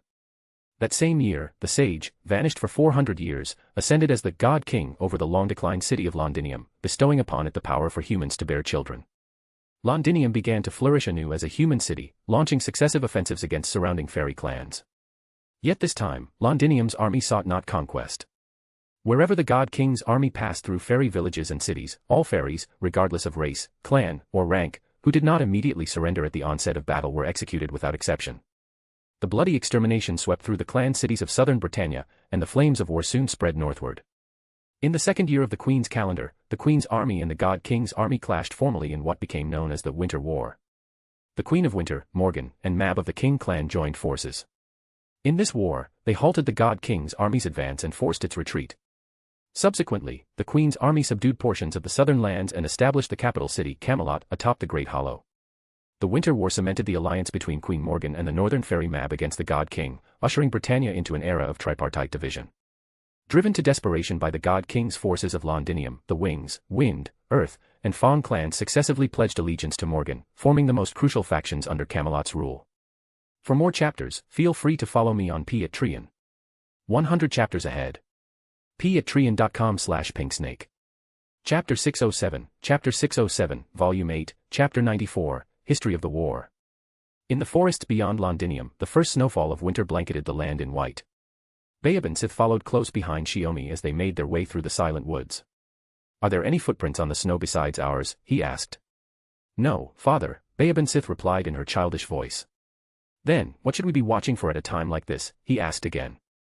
Bayaban Sith lifted her head, stretching her neck to look up at the canopy, where frost shimmered under the broken sunlight. On several treetops where snow had piled high, a few patches had shifted slightly, revealing the bare branches beneath.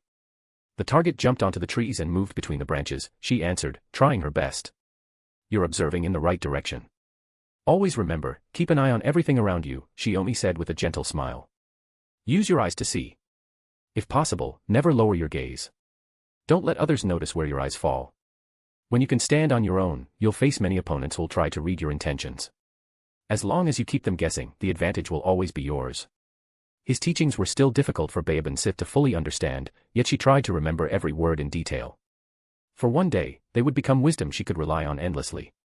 "So, father, does that mean we should?" Bayaban Sith began, but stopped when a series of hurried footsteps crunched through the snow nearby.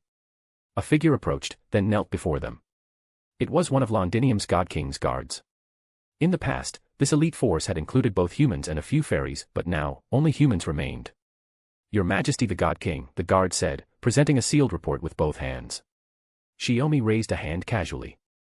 The report floated from the guard's grasp and into his own under the pull of mana.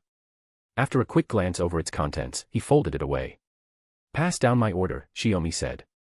"Summon all staff officers and every knight-ranked commander or above. Convene in the palace for council." The guard saluted, then turned and departed, his footsteps fading as he rejoined the distant escort. "What's happened, father?" Bayaban Sith asked. "The northern fairies and Camelot have come into conflict over the human pastures," Shiomi explained, handing her the report.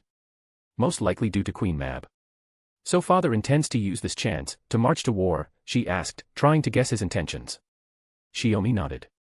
After years of raids, the clans have grown used to Londinium's presence. They believe that as long as Camelot stands, there's nothing to fear.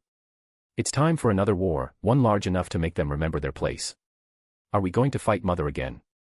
Bayaban Sith's understanding of his goals was growing, yet she still couldn't shake her reluctance toward a war between her parents. Shiomi lifted a finger to his lips, feigning solemnity. "Keep that to yourself. The true reason I wage war is something only you can know." "Yes, father." Bayaban Sith hesitated, then nodded earnestly. It was now the 400th year of the Queen's calendar. Ever since her father had taken her back to Londinium, the city had become a war machine, one driven by countless humans and a few remaining fairies. This war machine had a single purpose, to annihilate the fairies of Britannia. It needed no justification, nor did it seek one. If a reason had to be named, it was this: fairies had long since forfeited their right to surrender. From the moment Shiomi returned to Londinium and ascended as the God King, every fairy beyond its borders no longer had any right to live. "However, even if we take this opportunity to attack, Camelot should still have enough strength to resist our assault," Rhynek remarked. After the Night of the Long Blades in the 400th year of the fairy calendar, he and the Black Knight Ector had not left Londinium. During the city lord's absence, they had done their utmost to protect the city and helped its citizens rebuild it with their own hands. When Shiomi returned with only Babe and Sith, neither of them asked for explanations, they simply rejoined his command. Even with their defenses prepared, it remains a fact that we'll be clashing with Camelot and the King clan. Most likely, the one guarding Camelot right now is the fairy knight Melusine, or rather, it's more fitting to call her the fairy knight Lancelot now. Not long ago, in order to stabilize Melusine's spirit origin, Morgan had used the information Shiomi provided from proper human history, selecting that of the strongest knight of the Round Table, Lancelot, and bestowed the name upon Melusine. Though this had diminished Melusine's raw combat power, it had also made her strength more stable. In a way, she had become even more difficult to deal with. Then, what are your Majesty's orders? Hector asked. All the knights gathered at this military council turned their attention toward Shiomi, awaiting his command.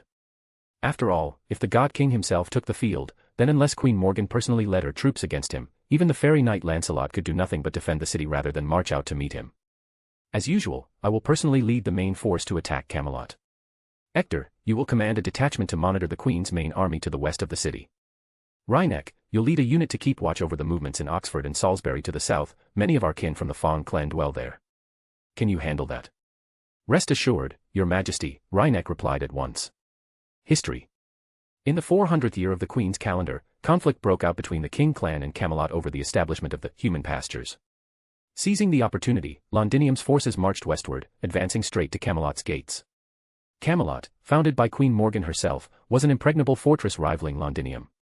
Even with the God King personally commanding the assault, the siege of Camelot dragged on for nearly a month under the unyielding defense of the fairy knight Lancelot. With Queen Morgan delayed in returning and reinforcements from the clans cut off, the isolated Camelot fell into its first internal turmoil since its founding. In desperation, some of the city's fairies secretly opened the gates to surrender, betraying the fairy knight Lancelot and forcing her to retreat northward with a small contingent of her loyal guards to regroup with Queen Morgan's main army. When Queen Morgan finally returned to Camelot, the city still stood.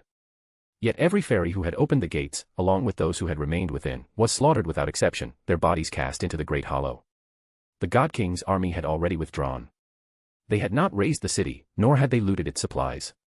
This gruesome event would later be known as the Camelot Incident. It revealed the true, blood-soaked nature of the God King's army and shattered the last remnants of hope held by the fairies of Britain. What followed was 1,000 years of ceaseless, unforgiving war. Chapter 608, Volume 8, Interlude, New Chaldea, 1. The Wandering Sea, one of the three main divisions of the Mages Association, is also known as the Moving Tomb. It is the oldest among the three. Other than the Magi within, few know its true entrance. Originally, the Wandering Sea was closed to outsiders. After the incineration of humanity, Shaun Eltnam Sakaris of the Atlas Institute learned from Trihermes that Earth would perish in 2018. When her father, Zepia Eltnam Atlasia, refused her plea for aid, she withdrew from the Atlas Institute and took refuge in the Wandering Sea, a realm unaffected by the fate of human order. There, in exchange for an Atlas contract, she gained the sea's cooperation. Though Zepia had no intention of preventing Earth's destruction, he repaid an old debt from the recovery of the Logos React by passing the information to Shiomi through Tuko Aozaki, an envoy sent to Chaldea by the Clock Tower. Thus, the surviving members of Chaldea followed the coordinates and guidance left behind by Tenkei Shiomi, joined with Shaun in the Wandering Sea, and, under her help, rebuilt Chaldea within it. The new Chaldea, led by Olga Marie, was formed, with Romani Archamon temporarily serving as acting director. Gordolf Muzik, who had been rescued in Antarctica and brought to the Wandering Sea, insisted that since he had purchased half of Chaldea's authority, the position of deputy director should belong to him. However, because Tenkei Shiomi had gone missing with Morgan during the Antarctic assault, most of the original Chaldea staff held resentment toward him. Even though Gordolf had merely been used, their frustration found an easy target in him. In the end, Olga Marie postponed the issue. We'll discuss it after Professor Shiomi returns. With Earth's link to the cosmos severed, the new Chaldea could only rely on atomic clocks to measure time. After 3 frantic months, operations finally stabilized and settled into a routine. Then came the next inevitable issue, the rescue of Tenkei Shiomi. At the start of 2017, 7 meteor-like objects fell from space. They've now taken root across the planet, Romani said as he operated the computer in the new control room, marking 7 points on the projection of the bleached Earth. Each region is sealed behind storm walls. We can't observe what's inside. They seem similar to the world's wall, ordinary methods can't get through. So, to investigate those areas, Olga Marie crossed her arms. Imaginary submersion, Sakura interjected. That's our only option, right, Doctor? Romani nodded. That's one way to put it. Then where's Dad? Caren asked. Is he still trapped in Antarctica, Or was he captured and taken somewhere else? Shaun rotated the projection, fixing Britannia at the center of view. They noticed the golden marker on Britannia, different from the blue lights marking the other regions. The different color, does it mean it's more important, or? Scáthach glanced meaningfully at Artoria. Among them, no one had deeper ties to Britannia than Artoria. Well, it'll be clearer if we just take a look, Shaun said, nodding to Romani. Romani brought up several images, taken from various angles, low in resolution but clear enough. A massive wall of light rose over Britannia. At once, Artoria recognized it. The tower at the end, she murmured, too shocked to speak properly. She had once created something similar during the Sixth Singularity, using Rongaminiad's power as the tower and its nature as the needle that stitched together the fabric of the world. After all. She turned to the others with a questioning look. Even if she recognized it as the tower at the end, that didn't mean Artoria would know anything beyond that. Though for now, it's only my hypothesis. Romani cleared his throat, choosing his words carefully. Referencing Kirstaria's earlier speech, I believe we can make one assumption: these 7 regions aren't merely singularities. They're areas where events that were pruned from the universe's development due to lost futures, have been anchored onto Earth. We call them Lost Belt. Olga Marie recalled that speech. Back then, Kirstaria said they would rebel against existing human history. Is this what he meant? But pruned events inherently signify exceptional worlds that have lost the characteristics of strong and stable. Scáthach frowned slightly. What possible meaning could there be in forcibly recreating events already pruned by the universe? Well, I can't answer that just yet, Romani replied apologetically. Scáthach sighed softly, offering herself a slightly self-deprecating consolation. True. Or rather, this is precisely what Chaldea must tackle next. How could we possibly have the answers now? Then, is Britannia marked separately simply because observations show it differs from other regions? Olga Marie asked. Technical matters were being led collaboratively by Romani, the 2 Da Vincis, and Shaun. Today's meeting had been initiated by them, bringing everyone together. There's another possibility, Romani continued. We all agree that Shiomi is highly likely to be in this lost belt. His words startled everyone present. Shiomi's whereabouts had remained unknown until now, yet suddenly a conclusion could be drawn. The reason? Why can you be certain father is in the Britannia lost belt? Sakura pressed, clearly unsettled. These past days, she had been juggling her duties at Chaldea while enduring restless nights, consumed by worry for her father's safety. Even the faintest clue now demanded her full attention. Caren, relatively more composed, wore a thoughtful expression as she spoke slowly. Mother. Morgan. Artoria froze. Speaking of which, during the Uruk meeting to discuss countering Tiamat, Morgan confessed to us that she wasn't a servant from the correct human history. That's why her attacks could so easily damage the goddess Tiamat. Scáthach looked back at the Earth projection model. At the time, none of us had the chance to ponder the essence of this matter. And now, Chaldea was finally forced to confront this reality. For more chapters, feel free to follow me on Patreon. 100 chapters ahead. patreon.com/pinksnake. Chapter 609, Volume 8, Interlude, New Chaldea, 2. It wasn't that no one had noticed, Morgan had simply earned the full trust of her Chaldea comrades through her own actions. So how she became a servant, or what she experienced in life, no longer mattered. After all, even an enemy like Artoria from the previous singularity could become an ally in the next. Restoring human history had always required exceptional measures. In contrast, Morgan had already fought alongside Shiomi as a servant during the Fourth Holy Grail War, and she was his wife. If even Shiomi, the one most qualified to question such matters, chose not to, then no one else had any reason to. Thus, when the issue resurfaced, everyone finally began to understand the true nature of it all. If Morgan didn't originate from the proper human history, but instead from a lost belt we've observed to exist yet still don't fully understand. Scáthach paused, thinking aloud.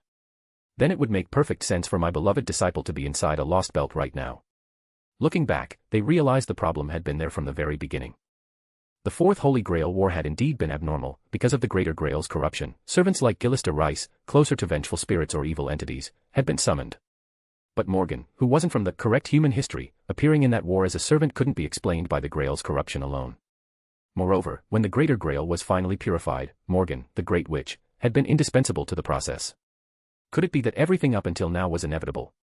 Sakura asked softly. She couldn't bring herself to doubt the mother who had raised her alongside her father. Even if Morgan seemed to know what the future held, she still chose to fight while keeping her silence. Neither Sakura nor Caren wanted to suspect her. Rather than speculate, it would be better to see their mother in person and ask her directly. And without question, Shiomi knew more than anyone, yet quietly stood by Morgan's side, keeping her secret. Don't be so pessimistic, you too. Xiao patted Sakura and Caren's shoulders. I heard that during the Holy Grail War, your father summoned Morgan, the Berserker-class servant and your foster mother, without using any catalyst. Da Vinci nodded. If you think about it from another angle, maybe all of this was fate. For us, these events are still unfolding or yet to come, but for Morgan, they're already decided.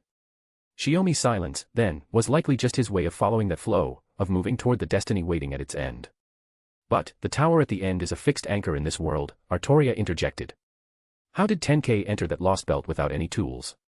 Could it be that Morgan used magecraft of equal scale? Xiao shook his head. There's something strange about that. When the 7 lost belts first took root on the whitened earth, the Britannia lost belt was briefly surrounded by the same kind of storm wall as the others, then it was quickly replaced by the tower at the end. Mysteries continued to pile up. Everyone understood that whether they were searching for the missing Shiomi and Morgan, resolving the whitening of the world, or investigating the lost belt's interiors, making the Britannia lost belt their top priority was inevitable. Even from a purely practical standpoint, Shiomi's unmatched combat strength alone made finding him imperative. Even so, that still doesn't explain everything, Artoria said, unsatisfied.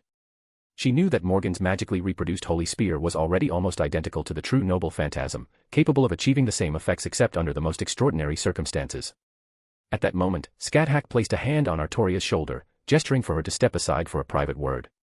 Then, preparations for the upcoming investigation into the Britannia lost belt shall be entrusted to you all, Scáthach declared. Though my beloved disciple is absent, we shall all participate as vital combat forces in the frontline investigations and battles. Everyone reached a consensus and began discussing how to enter the Britannia lost belt, unaware of the exchange between Scáthach and Artoria. Leaving the war room, Scáthach and Artoria made their way to the Wandering Sea workshop outside, stopping at a deserted corner of a corridor. What do you wish to say, Scáthach? Artoria asked. This is merely my conjecture, but under those circumstances, surrounded by servants of unknown origin and extraordinary combat power, could Morgan and my beloved disciple, who hadn't yet fully recovered, really have escaped the Antarctic snowfields and even reached the heart of the Lost Belt, without any assistance? Is that possible? Scáthach smiled faintly. If it were Morgan. That alone would be concerning, but what if? Scáthach's tone hardened. What if it was BB? Artoria was slightly taken aback. The incident at the offshore oil platform base had long been classified as an imaginary numbers phenomenon. Other than those directly involved, no one knew what had happened there. The existence of BB and Mooncell was just as unknown. Why would Mooncell do such a thing? Artoria asked. Again, this is merely my conjecture, Scáthach replied. My disciple was originally chosen by Mooncell as the saver. Perhaps his journey to the Lost Belt was part of that supercomputer's design. Tenkei, what kind of existence is he, really? Artoria murmured, her head beginning to ache. A human who could reach the authority of the gods, an existence akin to her own, as the goddess Rangaminiad. She had thought that alone made him extraordinary, yet now she realized the truth ran far deeper. And there's one more thing I didn't mention during the meeting, Scáthach continued. Why is it that only the 6 frozen masters of the original Team A identify themselves as cryptors, when there are 7 lost belts rooted on this planet? Tenkei was also a master of Team A. Cold sweat formed along Artoria's temples. If he, too, was originally meant to become a cryptor like the others but somehow deviated from that path. Scáthach exhaled softly. That's why I called you here, to prepare yourself mentally. The worst-case scenario is that my beloved disciple, for some reason, has become a cryptor of a different kind. You mean, you want me to be ready to fight Tenkei? Just saying those words made Artoria's heart ache. Not just you, Scáthach said quietly, tilting her head toward the ceiling. When I fought Cuchulainn, I only felt regret.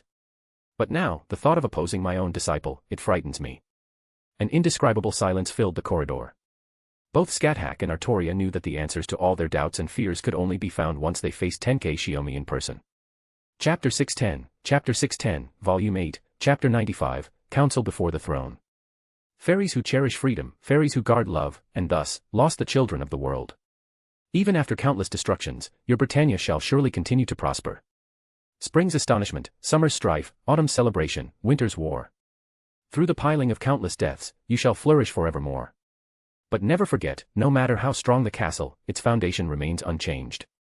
The newer the face of the world, the older its roots. And so, without anyone realizing, it becomes like this. Struck by the bite of an insignificant insect, it collapses in an instant. Seated upon her throne, Morgan slowly opened her eyes from a light slumber. Through the veil draped over her crown, she gazed down at the ministers gathered in the great hall below. They were in the midst of a heated debate. It was their voices that had roused her once again. During the monthly court assembly, each minister expressed their opinion, some calm, some rash, others coldly calculating or rigorously logical. Every statement reflected the speaker's own temperament. Londinium has remained silent for 17 years. After a war that lasted over a millennium, surely even the God King must be struggling to maintain his campaign with mortals whose lifespans barely reach 30 years. The one who spoke was Spriggan, chieftain of the Earth clan. Unlike his predecessors, this leader, who had assumed his position a century ago, was far more shrewd and calculating than most of his kind. Not silent, Spriggan. Small forces from Londinium still raid nearby territories at irregular intervals. Oxford, Salisbury, and even your own Norwich faced the same situation. The objection came from a burly female fairy, Barghest, who had been granted the title of Fairy Knight Gawain by Morgan. Born more than 200 years ago as a high-ranking fairy of the Fang clan, she had fought alongside the Queen's army in the war against Londinium soon after her birth. During the battle, she held off the God King's main forces for a full hour, earning Morgan's favor. For her valor, she was elevated to the rank of Fairy Knight, granted Manchester as her fief, and given the right to attend the royal council. Even so, Woodwose interjected, we can't allow Londinium to remain unchecked. We must take advantage of this moment, while the God King hasn't reignited the war, to destroy Londinium completely. The speaker was Woodwose, the current sub-belle of the Fang clan. His predecessor, sub-belle Rhynek, had once followed the God King. During the Second Winter War in the 1000th year of the Queen's calendar, Rhynek had fought valiantly against the fairy knight Lancelot, and both had perished in mutual destruction. As his successor, Woodwose was born within Queen Morgan's domain. Morgan had once expected Shiomi to take Woodwose away, but he had never done so.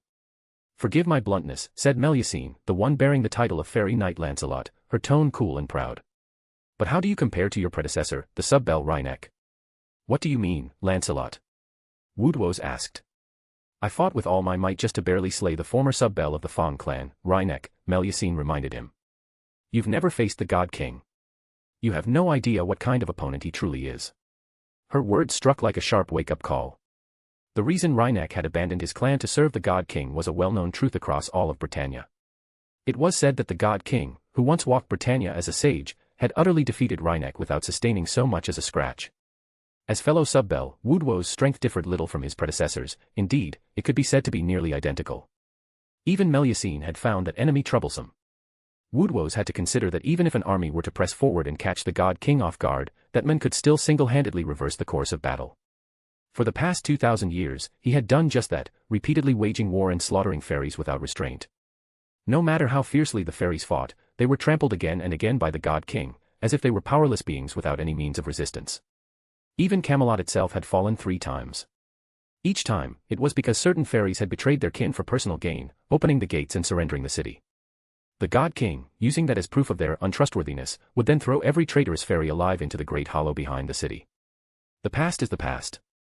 Losing once doesn't mean we've lost our courage. As those loyal to Her Majesty, we should fight to the death on the battlefield. Sir Lancelot, standing here and bolstering the enemy while crushing our own morale, how can you still call yourself the strongest of the fairy knights? Unlike Barghest and Spriggan, Woodwose completely rejected Melusine's reasoning. Throughout the 1,000 years since his birth, every war with Londinium had been fought either by Morgan herself against the God King or by Melusine holding back his main forces. Even the one opportunity to intercept the God King's vanguard had gone to Barghest. That frustration burned in Woodwose's heart, he was desperate to prove his worth and achieve his own glory. Chieftain Woodwose, your words are rather presumptuous, Barghest rebuked. At that moment, a fifth voice rose, a calm, seemingly conciliatory tone. Chieftain Woodwose's words aren't entirely wrong. Yet, Lord Gawain, to rebuke your own chieftain so harshly, though you now stand as equals, doesn't such a lack of respect count as presumptuous? Aurora, you, Barghest faltered, momentarily speechless. She had no wish to lose her composure before the throne, yet Aurora's seemingly casual remark had deftly turned the blame back on her. Aurora, the fairy who had become chieftain of the Wind clan after the Winter War, regarded her with quiet indifference. Who is being presumptuous? Morgan's voice suddenly filled the hall, sharp and cold. The chamber fell silent at once. Those who had been enjoying the spectacle quickly lowered their gazes, waiting for her judgment. There was no killing intent in her tone, no oppressive aura, yet all the courtiers in the hall immediately knelt, fearful of drawing their queen's ire. I have heard your opinions, Morgan said evenly. But a war against Londinium cannot be decided in haste with mere words. Her gaze swept over the kneeling fairies. The topic of the day's council was whether to begin a campaign against Londinium. Your Majesty means? Spriggan raised his head slightly, cautious and probing. Let us first test Londinium's intentions, Morgan replied, her expression unreadable. Who among you dares serve as my envoy to Londinium, to deliver the royal letter directly to the God King? The hall grew even quieter. None dared speak. To accept meant entering enemy territory alone, with little chance of returning alive. Your Majesty. Melusine stepped forward. I am willing to act as your Majesty's envoy, to travel to Londinium and gauge the God King's intent. Approved. For more chapters, feel free to follow me on Patreon. 100 chapters ahead. patreon.com/pinksnake. Chapter 611, Volume 8, Chapter 96, The Visitor.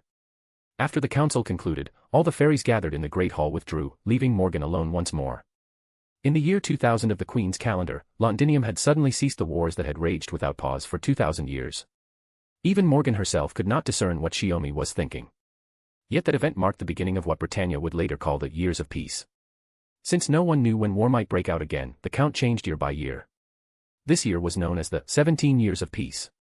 But instead of gratitude, the fairies under her rule, having finally caught their breath, had begun to desire the complete destruction of Londinium. Without war or bloodshed, some fairies had grown restless with peace. The small-scale skirmishes at the borders never developed into true battles, which was why today's council had convened in the first place.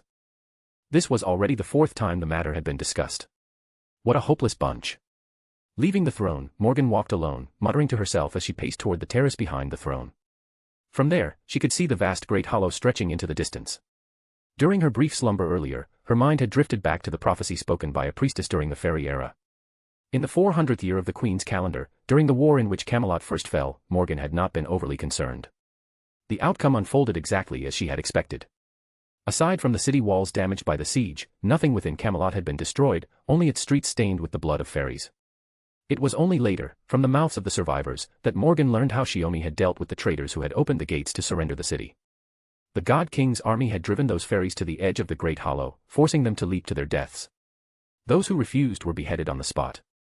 That event later became known as the Camelot Incident. According to stories spread in Londinium, the God King had mockingly referred to it as the Camelot Fairy Bungee Jumping Competition. Morgan never quite understood what that phrase meant and could only give a bitter smile at the memory. After that, every fall of Camelot had ended the same way. Similarly, during the decisive battle at the River of Tears 1,000 years ago, countless captured fairies had been forced to jump into the river to their deaths. Rumor had it that the God King had called that one the River of Tears diving competition. In short, it could all be summed up by something Shiomi had once said to her long ago during their travels together. The wicked God King delights in slaughtering fairies. Even the Queen of Winter herself is powerless to stop these tragedies. Of course, Morgan had chosen to remain silent and let it happen. What had truly occupied her thoughts all these years was something else entirely. Calamity. After the Winter War, no calamity had struck Britannia again. In its place came the God King of Londinium, who waged war after war, not for conquest, not for destruction, but for the simple purpose of killing fairies. Morgan no longer even knew whether any fairies still lived alongside humans within Londinium's walls. Over the 16th century since the Winter War, she had visited the Great Hollow multiple times. Though she could not descend deep enough to investigate, she had noticed something missing within it. It must have been something Shiomi had done to the remains of Sir Nunnos when Camelot first fell. A seal, perhaps. To suppress calamity, so it wouldn't interfere with his wars. With the sudden arrival of this 17-year peace, Morgan had decided to test Londinium's intentions by sending someone to deliver a state letter under the guise of diplomacy. As expected, none of her ministers had dared to volunteer, except Melusine. Morgan had no choice but to send her. It was obvious that Melusine merely wished for an excuse to see Shiomi again. Considering what his reaction might be, Morgan chose not to object.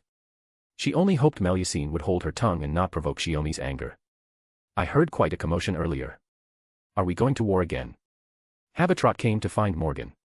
As her de facto companion and nominal subject, Todorot, who now went by this new name, never attended the councils before the throne. Morgan, however, had granted her the privilege to come and go from the palace freely, to visit and talk with her whenever she wished. It can't be helped. After just over a decade of peace, these fairies can no longer sit still. Morgan gazed out toward the Great Hollow and sighed softly. My husband truly saw through them. No wonder he never stopped fighting. I thought you two were finally going to call a truce and remarry, Habitrot teased. Morgan shook her head. It's not time yet. But Baobin Sith has been doing well. He even followed my example and granted her the title of Fairy Knight Tristan. I'm quite relieved about that. Want me to find a way to sneak you into Londinium? Habitrot offered. Though she said, sneak, it would really just mean going there directly. Shiomi would no doubt handle her reception and conceal her presence. Well. Morgan paused, considering whether to send Habitrot to investigate. After all, Melusine likely wouldn't bring back any useful information, and the returning letter would probably offer no clear answers either. Just then, an odd sensation came from the southwest, drawing Morgan's attention. She turned toward that direction, a thoughtful expression forming beneath her veil. What's wrong? Habitrot asked. Someone just crossed the tower and entered this Britannia. Morgan murmured to herself. Is it one of the so-called cryptors, or Chaldea? Shiomi had shared with her all the intelligence he possessed regarding proper human history. Morgan was well aware of Chaldea. He had told her that one day, Chaldea would arrive in this anomalous world, and had warned her to prepare for the possibility of conflict. That was why she always paid special attention to the tower anchoring this world. Is Chaldea the enemy? Habitrot asked. No. Not necessarily. Morgan lifted her hand and shook her head. For once, she didn't follow Shiomi's prior judgment. If it really was Chaldea, then Shiomi's daughter and students should be among them. Truthfully, Morgan was rather curious to meet the child she had never seen. Then. I suspect the visitors who entered this world are near the Mist Coast, Morgan said. Habitrot, I'd like you to go investigate. Don't worry, I'll send a duplicate to accompany you. If it turns out they're not from Chaldea, or if they show signs of hostility, the duplicate will cover your retreat. Habitrot grinned. So, I'm your diplomatic envoy now. You could say that. After all, you've been secretly handling diplomatic matters with Londinium for some time. Morgan smiled faintly, a rare sight. To maintain the dignity of the Queen of Winter, she never smiled in front of the fairies under her rule. Well then, Habitrot said playfully, I'll reluctantly agree to help Her Majesty investigate these mysterious visitors. Morgan shook her head with a hint of resignation. I'm counting on you. Just be careful, and don't start a fight at the first sign of trouble. That was the old, reckless me. With that, Habitrot turned and hurried off to make preparations for her journey. Only Morgan remained, her gaze drifting toward the southeastern sky. And in that moment, a truth dawned on her. The Winter War had never truly ended, it had continued for 2,000 years. These 17 years of peace were nothing more than a temporary ceasefire.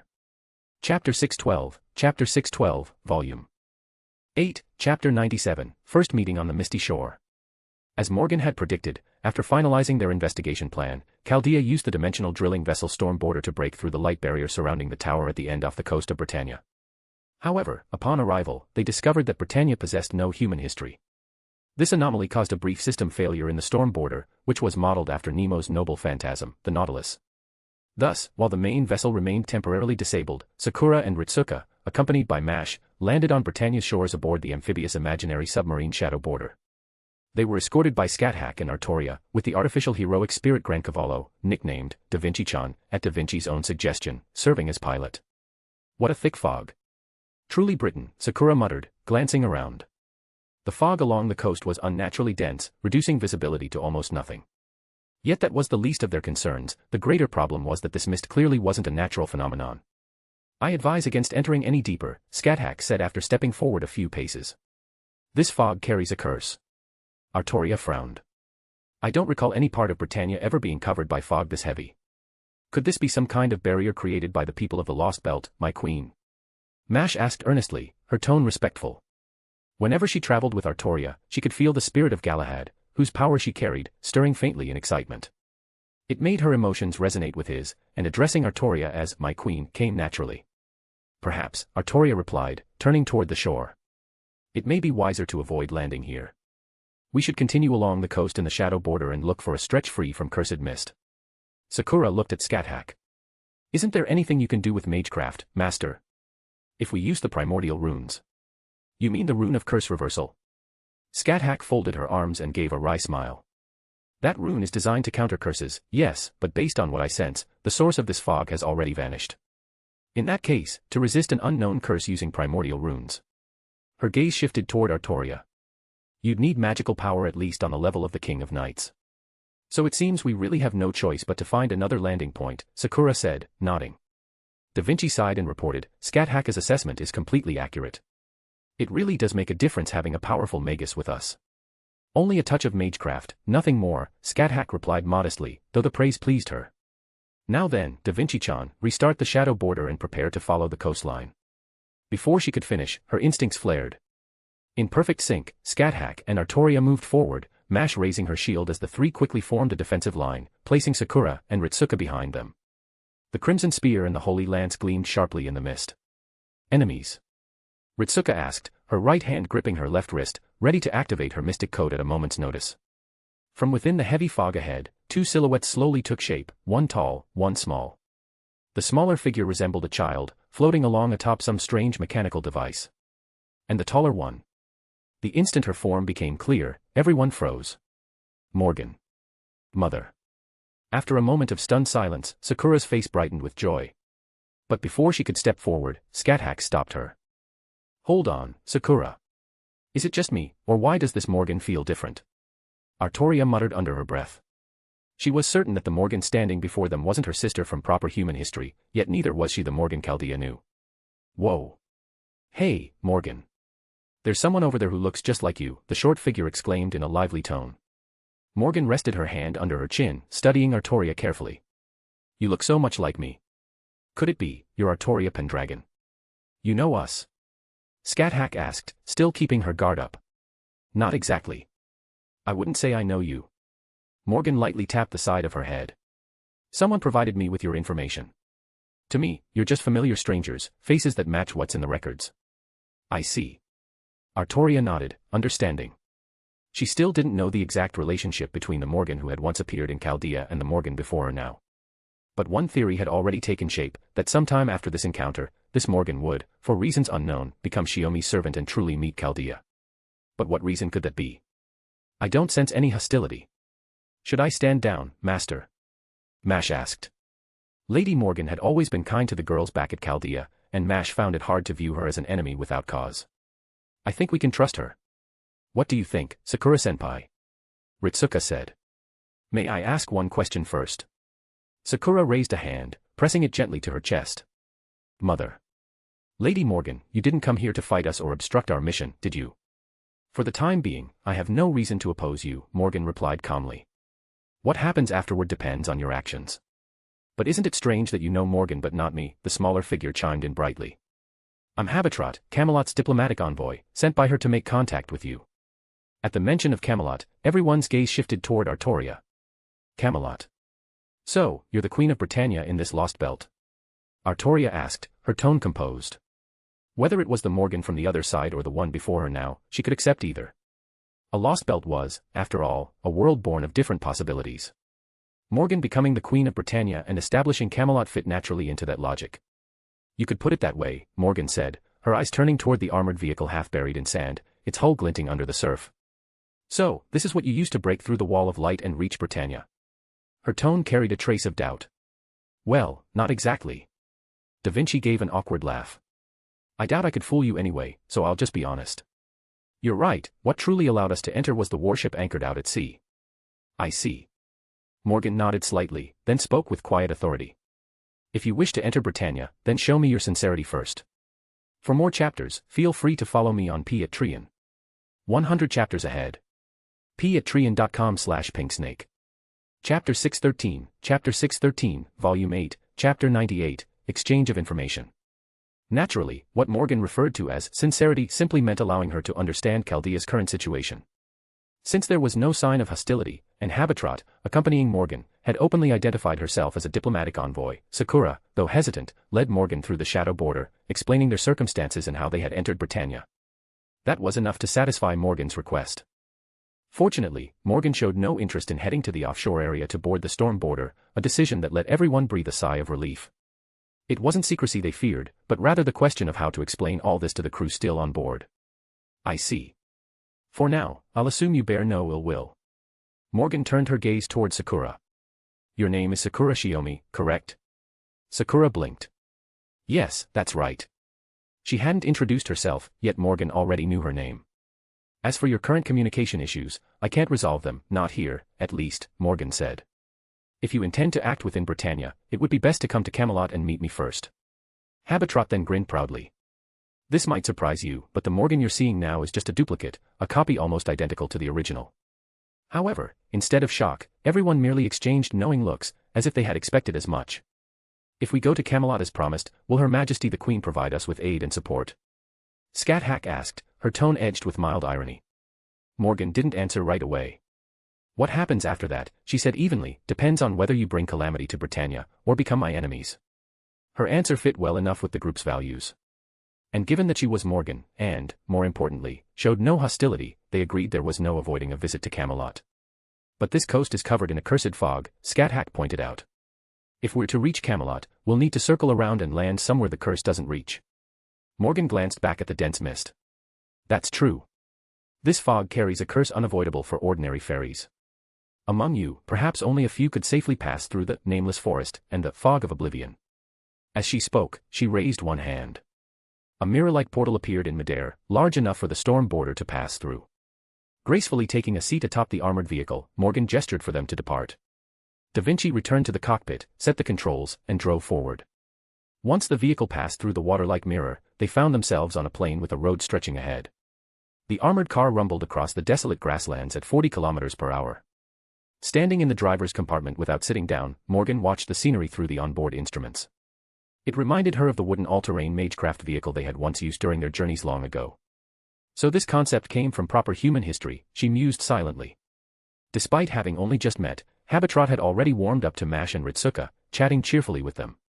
Is it just me, Artoria asked, or does Britannia's land look like it's been scarred by war? Your instincts are correct, Morgan replied, glancing at her. This land has only just emerged from a war that lasted 2,000 years. It's now in a peculiar period known as the 17 Years of Peace. 2,000 years. Even Scáthach looked astonished.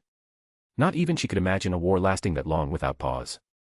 By all logic, Britannia should have been reduced to barren earth ages ago. And yet, Artoria continued, you, who lived through it, don't seem particularly moved. As if this outcome was inevitable. Morgan didn't answer. She simply watched the passing scenery on the monitor, her expression calm and unreadable. It was clear she had no intention of revealing more until they reached Camelot. Forget it. Understanding this Britannia situation is part of our mission anyway. As long as you don't oppose or obstruct us, that's enough, Queen Morgan, Scáthach said. Before that, though, or rather, we, want to ask you about someone. We're not sure if he's here in this Britannia. Someone, you say? Morgan's eyes narrowed slightly, she already had a suspicion about who Scáthach meant. His name is Tenkei Shiomi, Artoria said after a short pause. He's, well, an extraordinary man. She hesitated for a heartbeat before choosing simple honesty over flowery praise. He's our comrade from Chaldea, and Sakura's father. Morgan's brow arched almost imperceptibly. More than the mention of Shiomi, what caught her attention was the subtle emotion that colored both Artoria's and Scáthach's voices when they spoke his name. That emotion was something she understood all too well. Because it was the same as her own. Could it be? What? Shiomi is your comrade? Seriously? Habitrot exclaimed in disbelief. That guy's been by Morgan's side for 6,000 years. Are you sure you're not mistaken? 6,000 years. A soft smile crossed Scáthach's face, a hint of fondness behind her composure. Then there's no doubt. No matter how he came to this world 6 millennia ago, the sheer span of that time left only one possibility in her mind, her disciple, the one she cherished above all others. Tenkei, he's really here. Artoria exhaled, her long-held tension easing at last. She had feared that Shiomi might not be in this lost belt at all, that he might have been taken by the alien god or the cryptors to another world, perhaps somewhere even harder to reach. Yes, Morgan said slowly, Tenkei Shiomi is indeed here. But he isn't with me right now. Right now. Scáthach caught the nuance immediately, connecting it to what Morgan had said earlier. Don't tell me, the other side of this 2,000-year war you mentioned, is my disciple. Truly worthy of being my husband's master. You see through things far too well, Morgan replied, her tone laced with faint irony and something more complicated beneath it. She flicked her wrist lightly, the soft fabric of her sleeves and veil swaying with the motion. Did you two have a fight? Sakura asked, unable to hide her concern. It's more complicated than that, Morgan answered. Then where is Tenkei now? Artoria pressed at once. What difference would it make if you knew? Do you plan to go see him immediately? Morgan's tone carried a hint of irritation. If we were to split up, one group following you to Camelot, and the other going to meet your enemy, would that count as playing both sides? Scáthach countered sharply, throwing the question back at her.